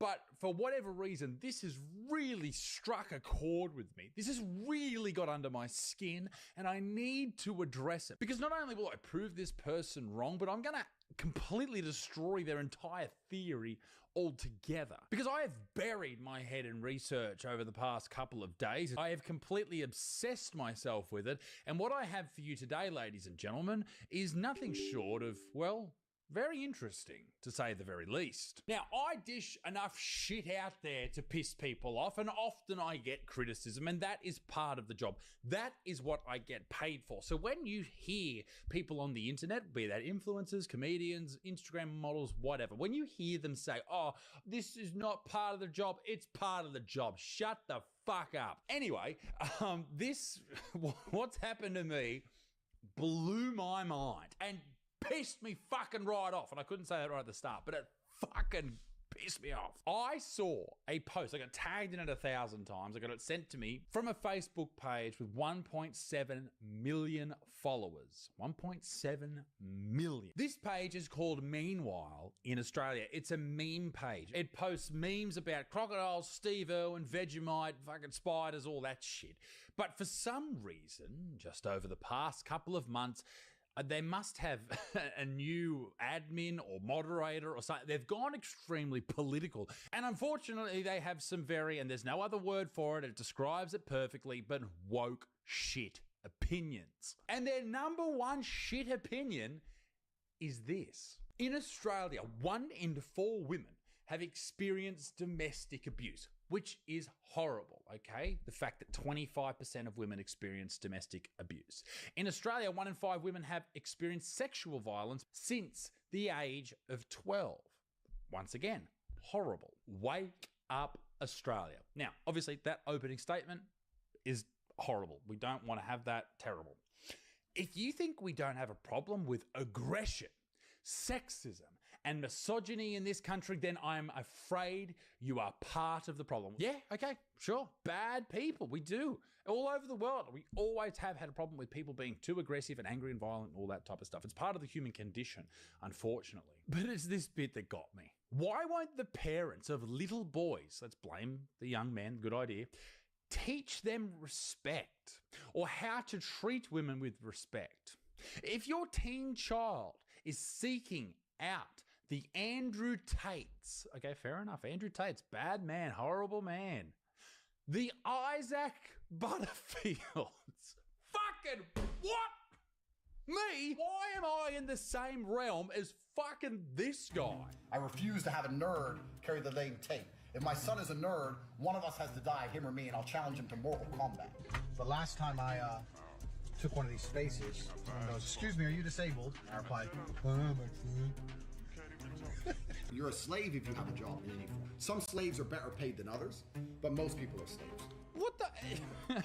Or any other anti-feminist or anti-women content influencers. In what fucking world am I anti-woman? If you think that, then you're a dumb all right? That's the most brazen way I can express how that opinion is. You are a fucking dumb in the so-called manosphere. You should be embarrassed at your levels of skills and influence on your children as a parent. How am I, Isaac Butterfield? I sound like a dickhead saying my own name, but I just did it, so whatever. How am I in the same realm as fucking Andrew Tate? A dude who was arrested with his brother and 2 women in 2022 and then formally charged in 2023 with human trafficking, rape, forming an organised criminal group and allegedly luring women and exploiting them via online adult content. That's all alleged, by the way. There were extra charges including trafficking minors, sexual intercourse with a minor, money laundering and witness intimidation. In 2024, a European arrest warrant was issued with allegations of human trafficking again and other things. And there's all these things happening between 2012 and 2025. And then in Florida, he was arrested again for fucking human trafficking and all these other horrible things. There was accusations of physical abuse by ex-girlfriends. There was a claim of an ongoing verbal and physical and emotional abuse by Mate, I'm just a fucking dude who watches crazy vegan people and makes fun of ridiculous feminists on TikTok. I'm hardly the same as fucking Andrew Tate. Now, I will say this about Andrew Tate is everything that I just listed is alleged, and he's not currently in jail. So who knows if those allegations are true or not? I guess only he and the people who accused him. Now, I have heard a lot about Andrew Tate being a terrible influence on young men and how harmful he is, and I thought, okay, well, we need to work out why he's so harmful. So I did ask the smartest person I know, ChatGPT, what are the most misogynistic claims or quotes that have come out of Andrew Tate's mouth over the past couple of years? And it came back with this real misogynistic stuff here. He said that I think women belong to men. Okay, that's fucking stupid. Why would anyone say that? I hope he's joking. He also said women are more emotional and less rational than men, which makes them unsuitable for leadership roles. Well, maybe that's true. I don't know. He also said a woman's body is the most valuable asset. Maybe for some women, it's what attracts men. So that's I true. really and what think gives them power. You don't love yourself. That's not demeaning at all. That's probably pretty true. Women should clean up, not because it's their job, because they love their man. I mean, everyone should clean up because they love their partner. But yeah, okay, he says some dumb shit. And half the time I think he's just fucking around. But this whole blaming Andrew Tate for everything that's wrong in the world. And when you see a woman who has been attacked or violently assaulted or murdered or something horrible, you always see people jump in and say, well, this is because of people like Andrew Tate. And now me, for some reason. I want to explore whether or not he really is to blame. But once again, can I just say, why the fuck am I in there? By the way, I spent some time looking into this page. And you know what's hilarious? When you get someone's email address, which I just happen to have this page's email address, you can find out exactly who this person is. So hello, fuckface. Yeah, fucking, that's not a threat, by the way. I'm not trying to be threatening. I'm just saying, fuck you, cocksmoker. If you've got a problem with me, address it with me, dipshit. Anyway, this person whose name is fuck you. I expect a retraction and an apology in the next couple of days, you fucking twat. I just cannot believe that someone would connect me in with women dying and being abused. Anyway, shout out also to the big hero Chloe Arcus, because she comes in and says, it's not just the Andrew Tates and the Butterfields. Fuck me sideways. That are influencing people. It's large numbers of everyday men in the comments defending men every time. Jesus. Thank you, though, to Caitlin DeBauer. What the hell did Isaac Butterfield do? I agree. I'm just here talking shit, making jokes. I'd just like to put this out there. Do you want to know my opinions on women?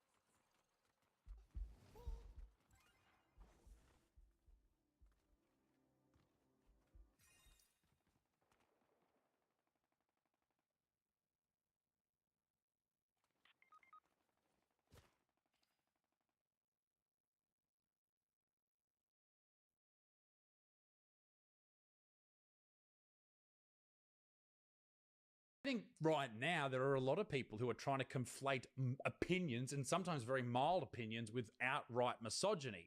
Like what everyone's doing to this poor dude. I don't want my partner working unless she wants to work. If you feel the need to go and work to make money and then you come home and you're complaining about your day when we don't need you to make money because we're sorted. If we've got 4 hours to spend in the afternoon and I ask you, how was your day today, babe? I want your eyes to light up with excitement with whatever the fuck it was. I collected 4 postcards today. And that's energy awesome. too. It's so good. It's the calm, it's the harmony, it's the peace and love that a man that's got a busy life that's chasing his dreams needs when he's trying to wind down. Yeah, okay, he says some dumb shit, but he didn't say enough for the entire fucking internet to have a meltdown in Australia because of what he had to say. Look at this. Here's a thought. If you're a 20-something-year-old male and you and your mate are sitting around thinking, hey, you know what would be good? We should start a podcast, an inspirational podcast. Maybe just don't. This is my audition for the role of girlfriend. I went on a hot girl walk today. Ladies, a man is not a financial plan, okay? Can we get that into our heads from really fucking young? Hot girl walks.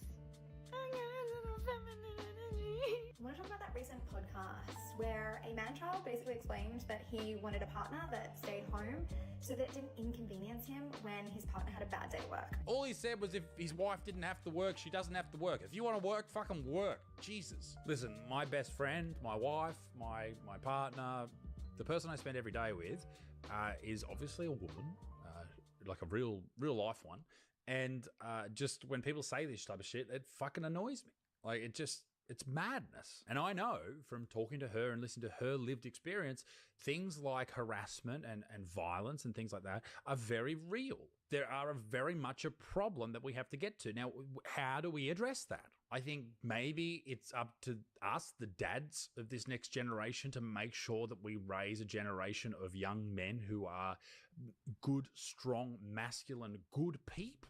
Like, there's nothing wrong with being masculine as long as you're not a fucking cocksmoker. I think really that's where it all comes from. I don't think it's the manosphere. Maybe for kids that don't have a dad or a father figure, maybe that is a problem. But this blaming Andrew Tate for everything that goes wrong is just... What it does is it doesn't achieve anything. It doesn't help the problem. Because Andrew Tate appeared basically almost out of nowhere after, I think he was on Big Brother in the UK in about 2022. That's where his stardom really hit its peak. Since January 2022, domestic violence trends have stabilised globally. They're actually going up quite quickly during the global sickness, which is interesting.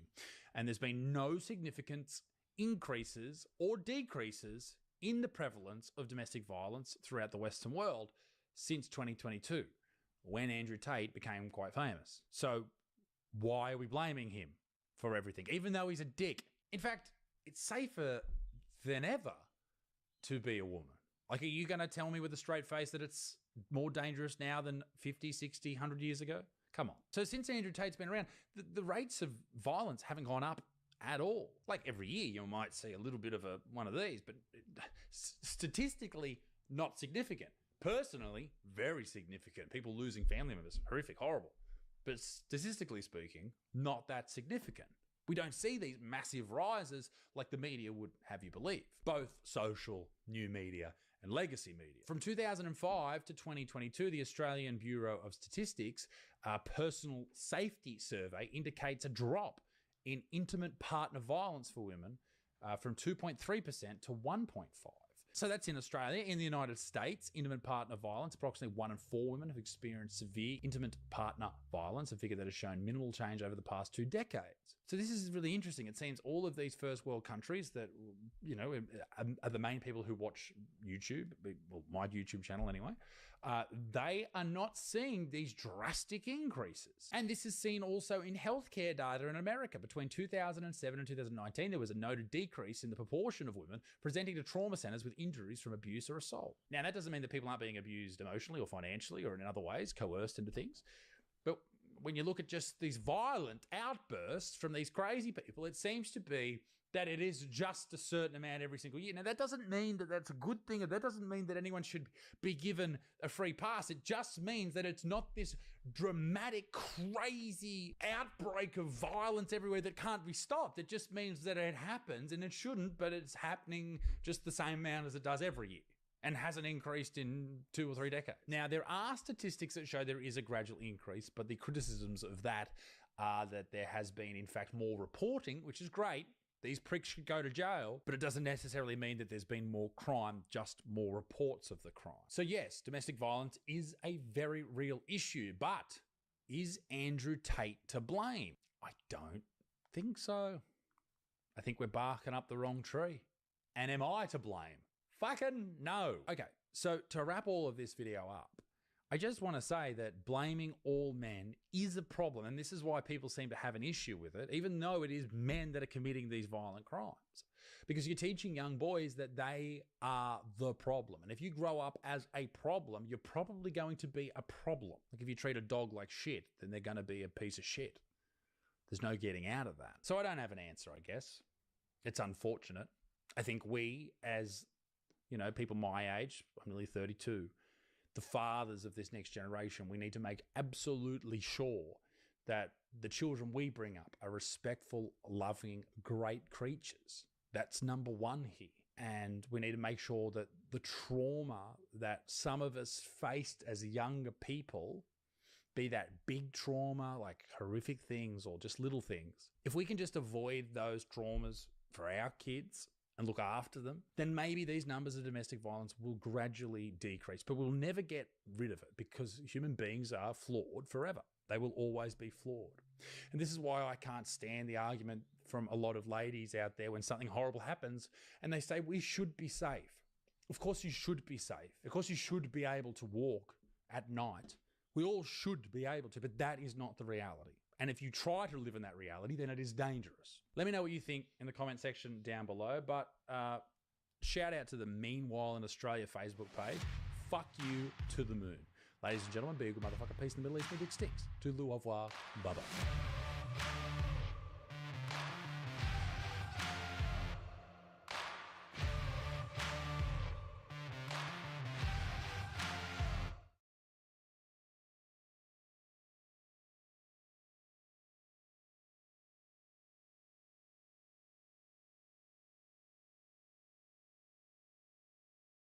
This is Austin Metcalf. On the 2nd of April 2025, during a university track meet in Frisco, Texas, the 17-year-old's life tragically, violently, and suddenly ended. All over an argument. This gentleman, Austin, was a great student. He was, by all reports, a leader, a great football player, a good guy.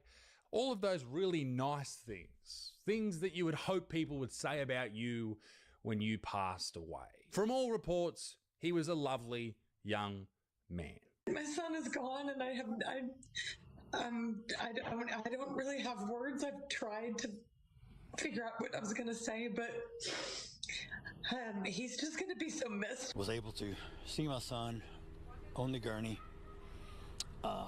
with a huge hole and blood all over him, and they were pumping him. He wasn't breathing, and his eyes were rolled back in his head.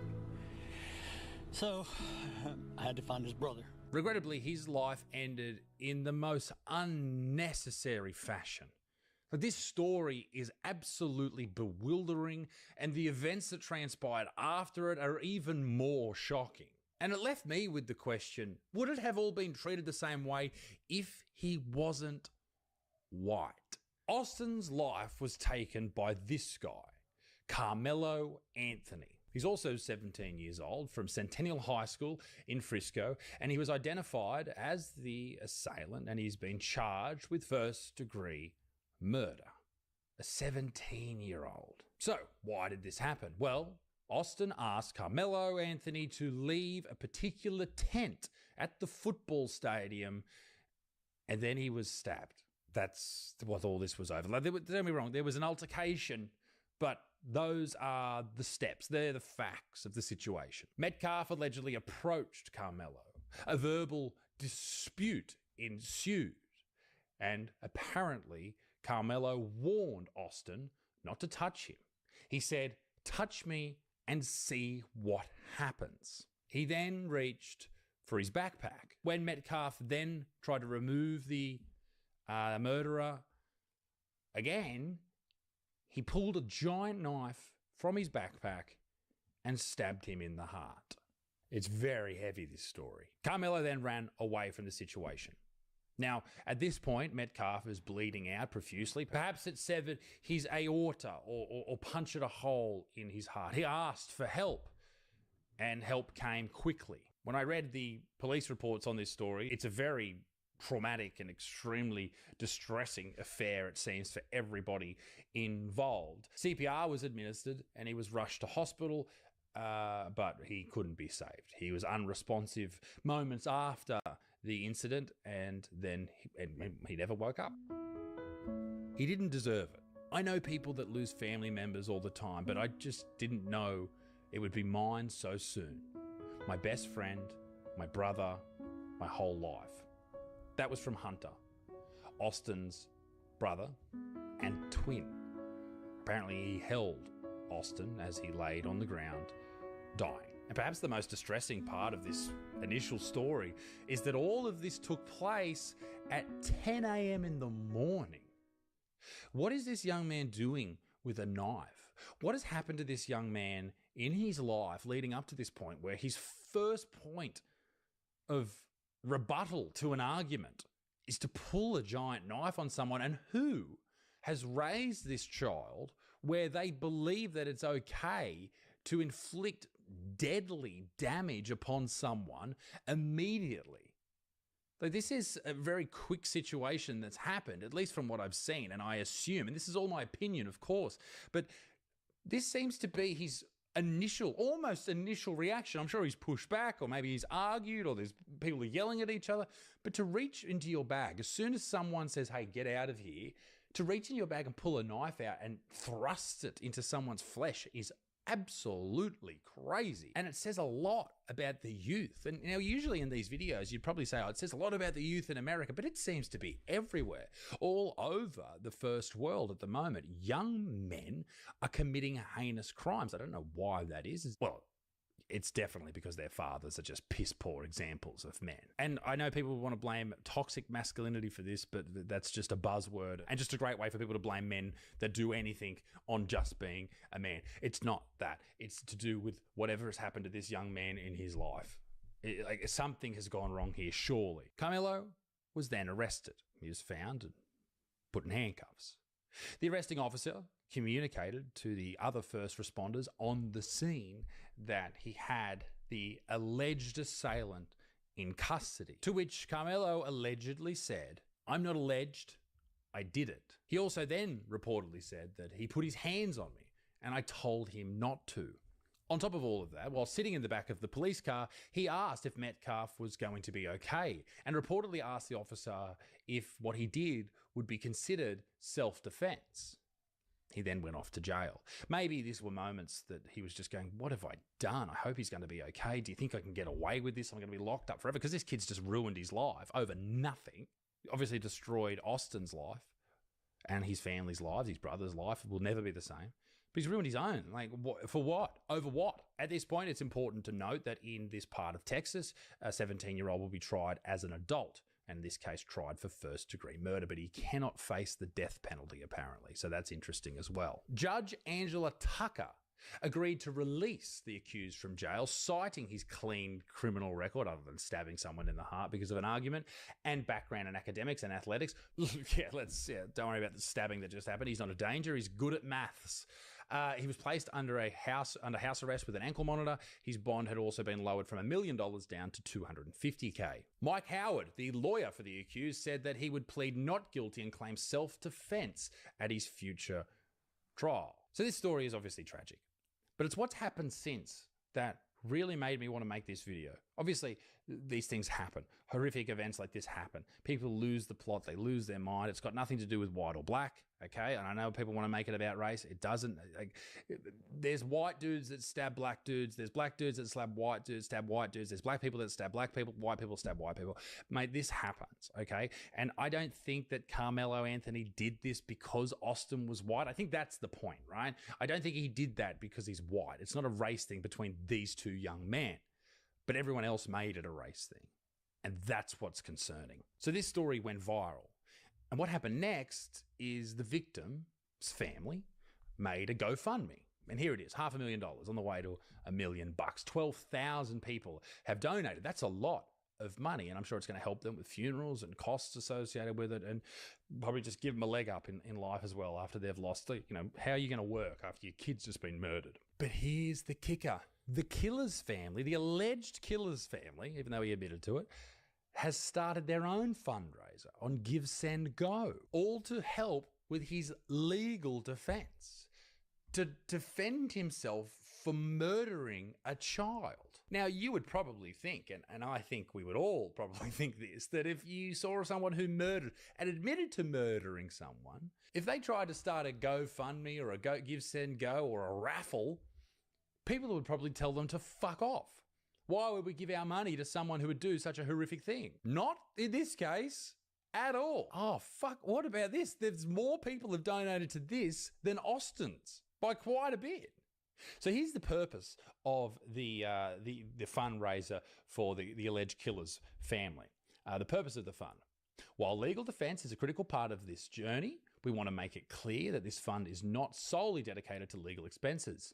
Okay, so they have to put that at the start. The funds raised will also support a range of urgent and necessary needs that have emerged as a result of this situation. What, your son killing someone, allegedly, including but not limited to the safe relocation of the Anthony family due to escalating threats to their safety and well-being, as well as basic living costs, transportation, counselling, and other security measures. So groceries, pay for our groceries. Our son killed someone.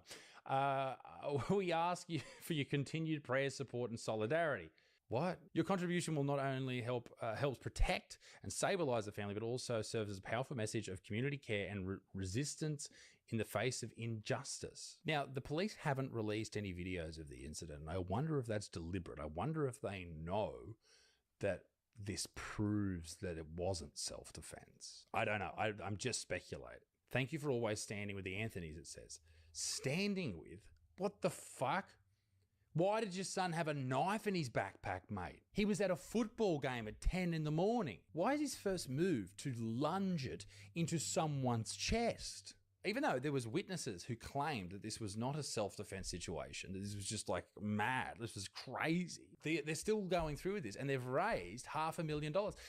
This is US dollars too, so it's like 750K Australian. From everything I've read and everything I've seen and everyone who's discussed this, there is no chance that lethal force was justified. Zero's chance. I'm just shocked that over 15,000 people would donate money to someone who's killed someone. Like, what the fuck is this?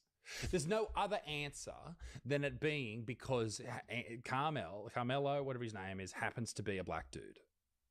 Because they would never do this for a white kid. No way. Particularly when everyone has said, no, it was not self-defense. That's crazy. Now, I know you're probably going to point to Kyle Rittenhouse immediately, but here's the problem with the Kyle Rittenhouse situation. He had people running at him with guns.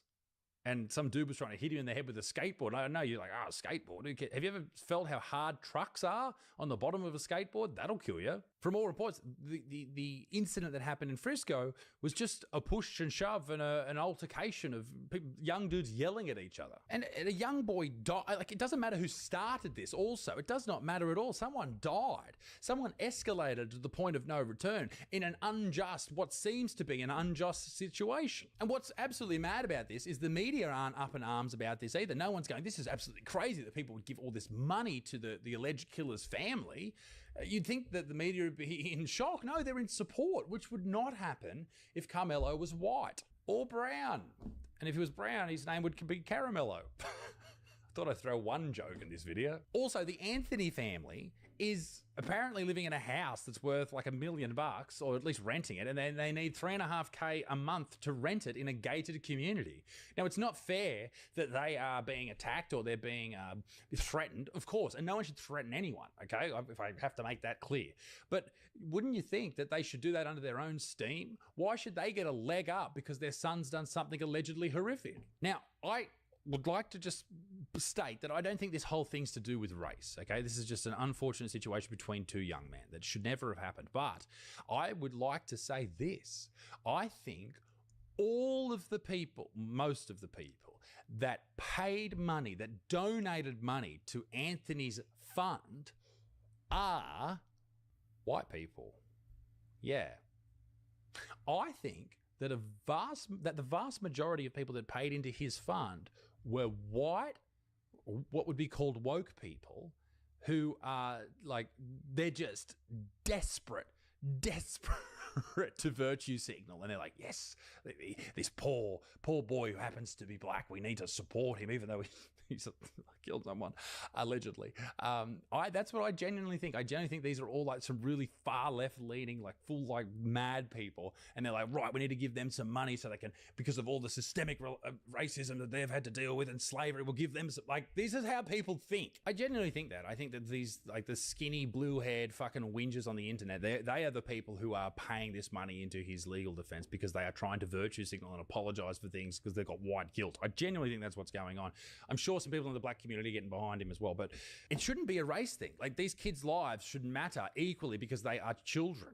That's the number one thing here. Now, I absolutely know that if the roles were reversed, we would have another George Floyd situation on our hands, but we don't. We don't have anyone up in arms. We don't have anyone upset. We should be all fucking upset. Regardless of the color of your skin, you should be pissed off about this because a young boy's life has been ended by some fucking violent maniac, allegedly. You didn't see Derek Chauvin, the dude who fucking had his knee on old mate's neck. You didn't see him getting a big 500, 600K legal defense from fucking Give, Send, Go. And I will say this about Give, Send, Go. People are like, well, why would they have it on there? This is from the co-founder, Jacob Wells, because he's experienced a lot of backlash over this. He expressed personal discomfort with hosting the campaign, but defended it on the grounds of free speech and the presumption of innocence. Good fucking on him. That's a controversial stance. That is a controversial way to look at things, but that is exactly what free speech should be. It should be controversial. Ladies and gentlemen, let me know what you think in the comment section down below. Have I got this completely wrong? Am I spot on? What do you think? Do you think I'm right? Do you think I'm wrong? Do you think I actually give a shit what you think? Let me know in the comment section down below. And I'm sorry to make a very serious video, but I think this is a very serious topic that needed to be talked about on more platforms than it had been already. So ladies and gentlemen, be a good motherfucker. Peace in the Middle East. Me Dick Stinks. Toodaloo, au revoir. Bye-bye.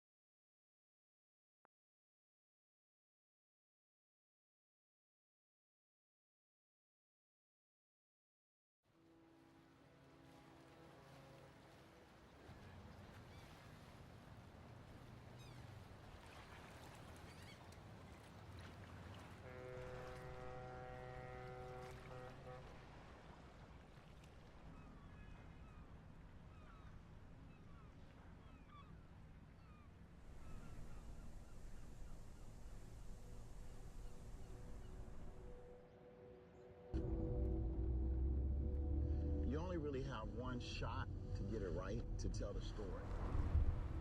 This is not necessarily my story per se, it's the story of all the people that the Gun Trace Task Force and Wayne Jenkins, that those guys kind of, they just terrorize. Now to a shocking corruption scandal in Baltimore. 7 police officers indicted on federal charges. We've heard similar storylines before on the big screen and on primetime television. Allegations of extortion, falsifying police reports, fake timesheets. The sergeant who ran a multi-million-dollar drug enterprise. So our purpose is to tell the story and to educate the commission about what was really going on. Not with just Wayne Jenkins or the Gun Trace Task Force, but what had been going on with plainclothes officers here in Baltimore City. police corruption scandal rocked Baltimore City. Now there's a push to look deeper into what went wrong. Did those in power turn a blind eye to corruption on the Gun and Trace Task Force? The state now looking to put together a team of legal experts to make recommendations and gather facts about just how far the corruption goes. How could the system have failed this badly for this long? And what are we asking this commission to do? What's the ideal outcome of this? That the word will get out, that I hope the victims are eventually compensated, that we will have real changes to the systemic problems and issues that plague the criminal justice system in Baltimore City, and that hopefully Baltimore City can be a model of how to fix a system that's broken and flawed. Do I think that my remarks today will do that? No. The signs were there, we just didn't pay attention. We just said.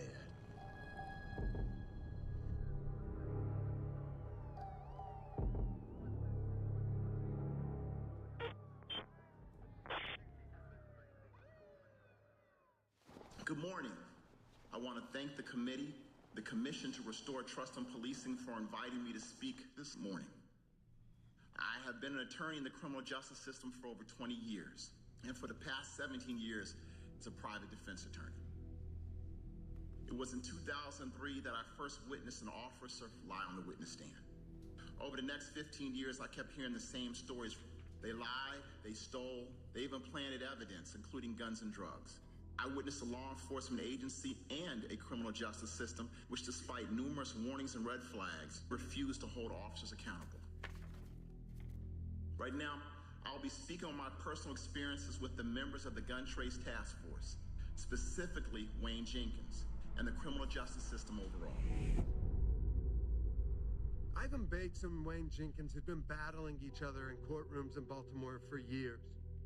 But in 2016, when Wayne Jenkins arrested Ori Stevenson and broke into his house and robbed him, hundreds of thousands of dollars and a couple kilos of cocaine, Ivan Bates took that case. We have Mr. Stevenson. Mr. Stevenson was my client. This was an important case to me that symbolized the problems within the criminal justice system and why we had issues with Wayne Jenkins. March 22nd, 2016, Ori Stevenson is sitting in his minivan. His friend walks out of a house and starts to walk over to the van when an unmarked car comes speeding up, slams on the brakes right in front of them. Immediately, a short, white, bulldog-looking man jumps out, opens the door of the car. What, if anything, caused you to take official action that day? On this day, I observed an individual walking towards a minivan carrying a book bag. And who were you with? I was with Detective Taylor, Detective Hendricks, and Detective Maurice Ward. He was in the middle of a drug deal. The police pull the individuals out of the vehicle, and Wayne Jenkins pokes his head in. And I looked down. Between his feet inside the book bag, you could see stacks of currency. They presented this as if it was a random stop. These guys are sitting there, have had no reason to be stopped, don't have any idea what's going on. Jenkins handcuffs them when they find 2 kilos of coke in the back of the van. Did you describe your interaction with Mr. Stevenson? Based on what I saw and what was recovered in the vehicle, I believe that Mr. Reese was a distributor of cocaine. My nature was I wanted to find out where Mr. Reese lived at because I believed he had more cocaine in.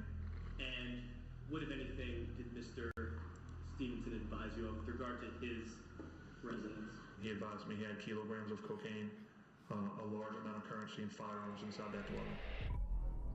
So Jenkins says, look, I'm going to call a guy to go sit on his house, make sure no one gets anything out of it, and then we'll go over there. Jenkins goes out to make the call. He actually calls his friend Donnie Stepp. Stepp was his burglary friend and his drug dealing friend. So he tells Stepp, get over to the Heathfield house. Before my crew can get over there, I got a monster.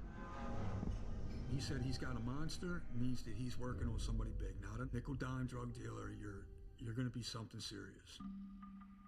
He says, Donnie, there's $250,000 on top of a safe in a bag. There's $500,000 inside of the safe in cash. And there's 10 kilos in a closet 6 feet from it.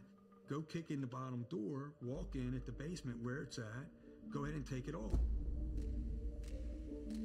So I jump in my truck and I head down there. When I come around through the alley after he gave me the address, someone on the back of the porch, I said, I'm not going. There's somebody there. And Step sees someone who turns out to be Stevenson's kid having to jump out of the back window and getting out of the house. He thinks someone's already in there. He's scared to go in, so he sits a block away with binoculars and watches as Jenkins and his crew pull up. I'm trying to figure it all out. Then he comes around and he used the key to get through the front door.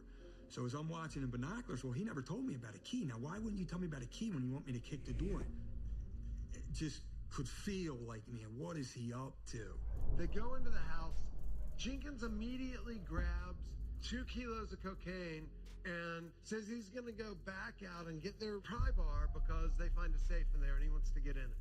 When he come back through that door 3 minutes later, I could see how he looked in his vest, like Santa Claus coming out of the door. I watched him go straight to the trunk of the car, open it, throw the bag in. Then he calls me and tells me to zoom down the street. But what he actually does is jumps in his car, goes up, meets Donnie, throws Donnie the 2 kilos, and says, make sure you can get me $5,000 by the end of the week. I'm going on vacation. So Donnie then splits. Jenkins goes back in. They break into the safe. Jenkins steals $100,000 out of the safe. They lock the safe back up. Hey, yo, y'all get that open yet? Tells Taylor to pull out his cell phone and start filming it. And they're going to bust the safe open again. Hey, Sarge! Hey, come downstairs right quick. They about to get it open. You can see that, like, Ward has the one tool, Hendricks has the other tool, and oh, shit, the safe popped. Stop. Stop right fucking now. Shit. Don't touch it. Stand next to it. We're calling out the feds. Keep recording. No one's touching this money. Yes, sir. They had found this safe in the basement, broken it open, stole a bunch of drugs and guns and things, and then sealed it back up and then shot this video trying to recreate the moment of opening the safe for the first time. Don't touch it. We're not even gonna fucking touch it. They did this little cute acting job trying to cover this up. Like, this was so brazen. He's stealing drugs from everybody from the streets. He could steal from the evidence room. He could be stealing from other units, rogue units that he told me that he had on the streets, and other units that were bringing him drugs. He's a fucking sociopath. He's a psychopath. He's a gangster. You know what I mean? And that badge and that gun, man, cut him loose. When I became a defense attorney was June 22nd, 2002. I was a prosecutor, first in the Baltimore City State's Attorney's Office in the Homicide Division.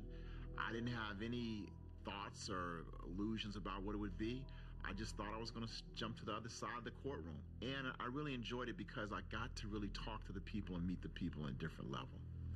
I'd known about Wayne Jenkins, and he was just this up-and-coming cop. He loved running around, being a police officer, going after the bad guys in his mind. What's in the bag? He was very smart. He knew the law, and he knew how to manipulate the law. You get a picture of Wayne Jenkins as someone who enjoys this image of being a tough guy. I mean, we know he did this MMA fighting, and I believe he fought under the name Silverback. Even if mixed martial arts sort of faded into the background, I think he brought some of that same aggression into his day job. He was seen as like a super cop. Like other cops, when they heard his name, they associated with like, oh, that guy gets the job done. Like he had a really good reputation. People admired him. Please state your name and your assignment for the record. Detective Sergeant Wayne Jenkins. My sequence is Henry 383. Sergeant, how long have you been with the Baltimore Police Department? I have 13 completed years. What any assignments have you had in those 13 years? I started out in standard uniform patrol. From there, I was placed into the Special Enforcement Team. I was then placed into the VRO, which is a Violent Repeat Offender Unit. I got promoted to Sergeant, I believe, in 2010, and then I was placed in Gun Trace Task Force for Baltimore City.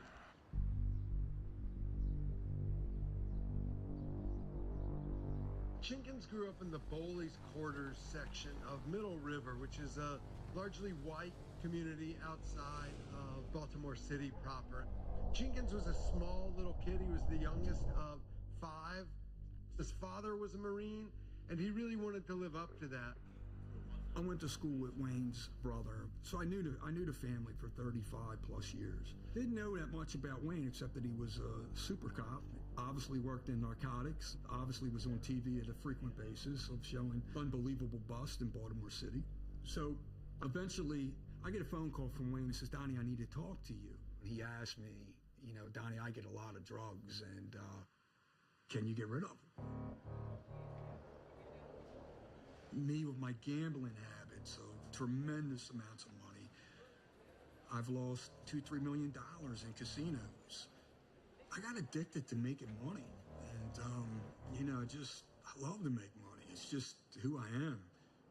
So I agreed to go ahead and start taking his drugs. I didn't see that there was any way to lose. I knew that him being a cop gave them a different type of power than what I knew street people to have. But they have access to some of the most clandestine equipment that the government offers.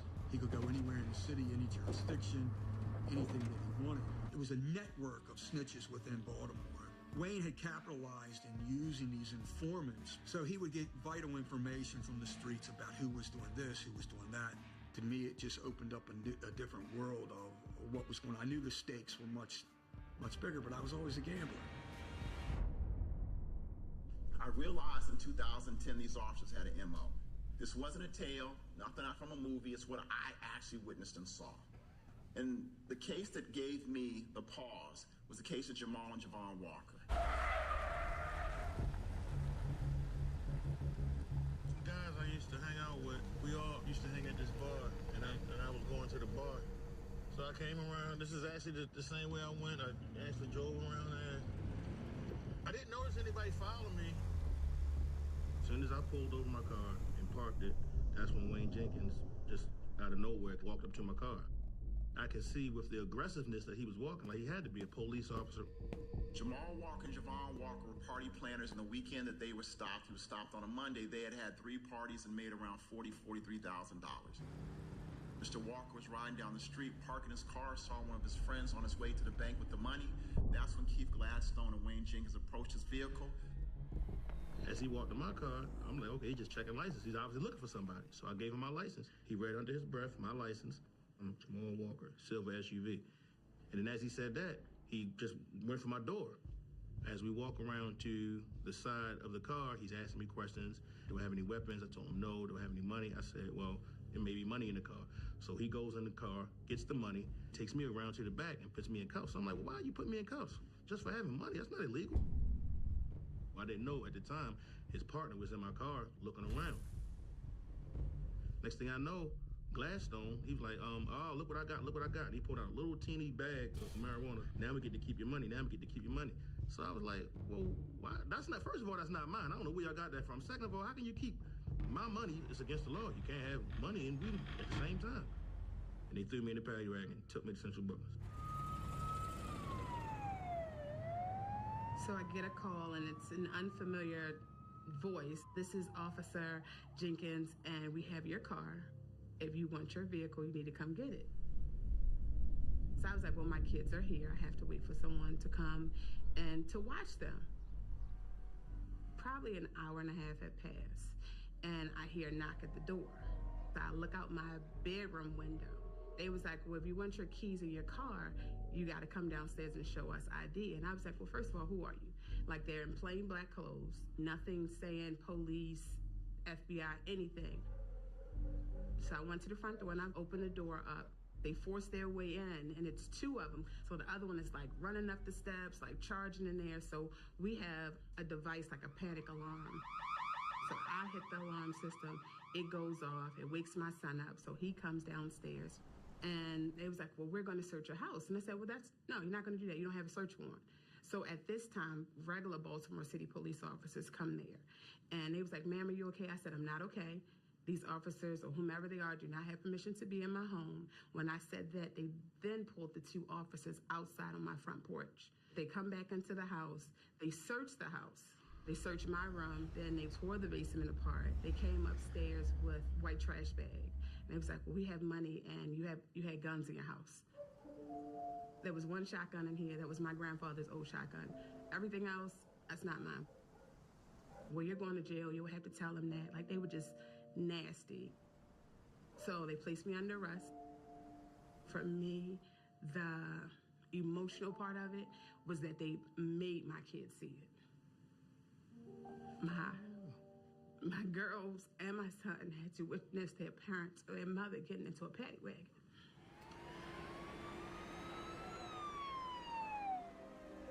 And the sad part about the system is that there's no checks and balances.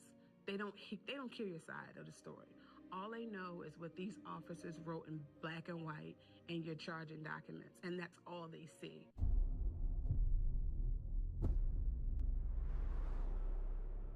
It's humiliating, it's embarrassing, and it's destroying lives. We literally were unemployed for almost 2 years because you're going back and forth to court. The court cases are being postponed, and every time we've went to court, they've never showed up. They changed state's attorneys 3 different times. And you go through all that, but they don't ask, what occurred? What happened? The thing people don't understand is these guys had the power to say whatever they wanted to say, and people are going to believe it. And you have to physically go get a lawyer, go to court, fight for your freedom because of the words of this person. A real close friend of mine, he knew of Ivan, and he contacted my family to retain Ivan for my bail review, because at the time they were holding us on $1 million, like $500,000 for me, $500,000 for her. This all started from a half a gram of marijuana, and that's it. When I was a young prosecutor, I was driving my car. I'm lost, and I see the police have some tape that's up. I try to go around it. Out of nowhere, this white cop slams their hands on the hood of my car. He's yelling and screaming. I'm in shock. I get out the car. He throws me against the car. He's angry. He's screaming. I have my wallet, my badge. I'm shaking, and my wallet falls down. When the wallet fell down, he sees my state's attorney's badge. He turned as white as snow at that moment in time. And I realized that without that badge, I was just a black man. With that badge, I was something different. The criminal justice system is built to believe the words of officers, because if you don't, then that really erodes our belief in what's right and what's wrong. Jamal Walker and Javon Walker, they really kind of were the start to say, okay, these guys aren't really up and up. And the state is really wants to go forward. So I reach out to the alarm company, send a subpoena, and I have the paperwork showing that Ms. Walker pressed the alarm button and the officer showed up. The prosecutor asked the police, were there any other witnesses? They tell her no other witnesses showed up. At that moment in time, I give her the report. It talks about how the officers arrived and closed it out. But with the prosecutor knowing that Jenkins and Gladstone lied to her, she then dismisses the case and throws it out. Sir, I'm Sergeant Wayne Jenkins with the Gun Trace Task Force. The reason you jumped being stopped today is you don't have a seatbelt on. How come you don't have a seatbelt on, sir? After the Wayne Jenkins revelation with Mr. and Mrs. Walker, I started getting a lot more cases involving Wayne Jenkins. Why can't I look and see what's going on in my car? That's what I'm asking. I also realized in Baltimore, there sort of was a culture, so to speak, that the officers would stop you. They may take your money, but they wouldn't arrest you. But Wayne Jenkins, he kind of upped the ante. He was going to plant a gun. He was going to rob you. He was going to go ahead and break in your house, and he was going to arrest you. That was something I had never seen quite before. In 2012 to 2014, Wayne Jenkins, he had his own specialized unit, plainclothes. The key here is the plainclothes division of the Baltimore City Police Department. My experience is that you have to have a plainclothes component if you're really trying to work the violence angle in Baltimore City. A familiar scene in some Baltimore communities, plainclothes police officers looking for drugs. I want you to be able to walk down the street and not be known as a cop and go in a corner store and figure out who's really selling the drugs. Plainclothes officers get sent out on details to areas and they're told stamp out the violence. Just go out there, get aggressive, be tough, hold everybody to the bottom line. You're doing the specialized task force. We're giving you special benefits. You get especially bad policing. I think one flows into another. We in policing assemble these units and these task forces that are pretty much given free rein to go out there and produce results. And when I say results, I'm just talking about numbers. Their mission is to target gun dealers, trace guns used in crimes, and stem the flow of illegal weapons. You know, as long as they're bringing in the numbers, as long as they're seizing the guns, you have folks out there with the autonomy to go about their work pretty much unchecked. While executing a warrant, the gun trace task force found even more than what they were looking for. So now you've got a whole nother set of problems from creating these specialized units that, if they don't have the proper oversight of sergeants and lieutenants and managers, things go off the rails.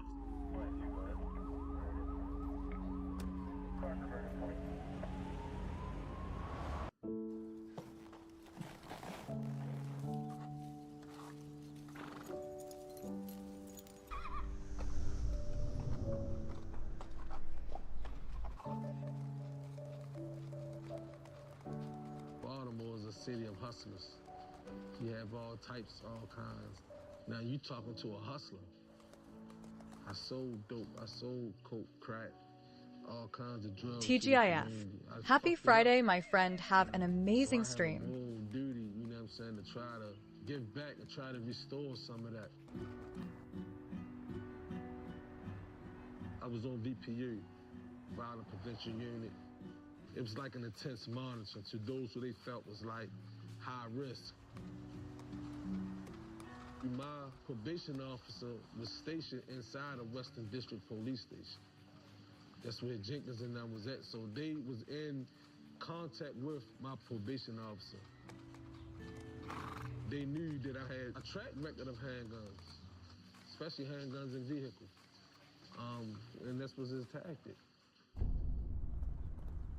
So I came down Fulton, I turned down Mount, and I turned up here. And as I was approaching, I was just, just driving normally. They was coming down Emerson.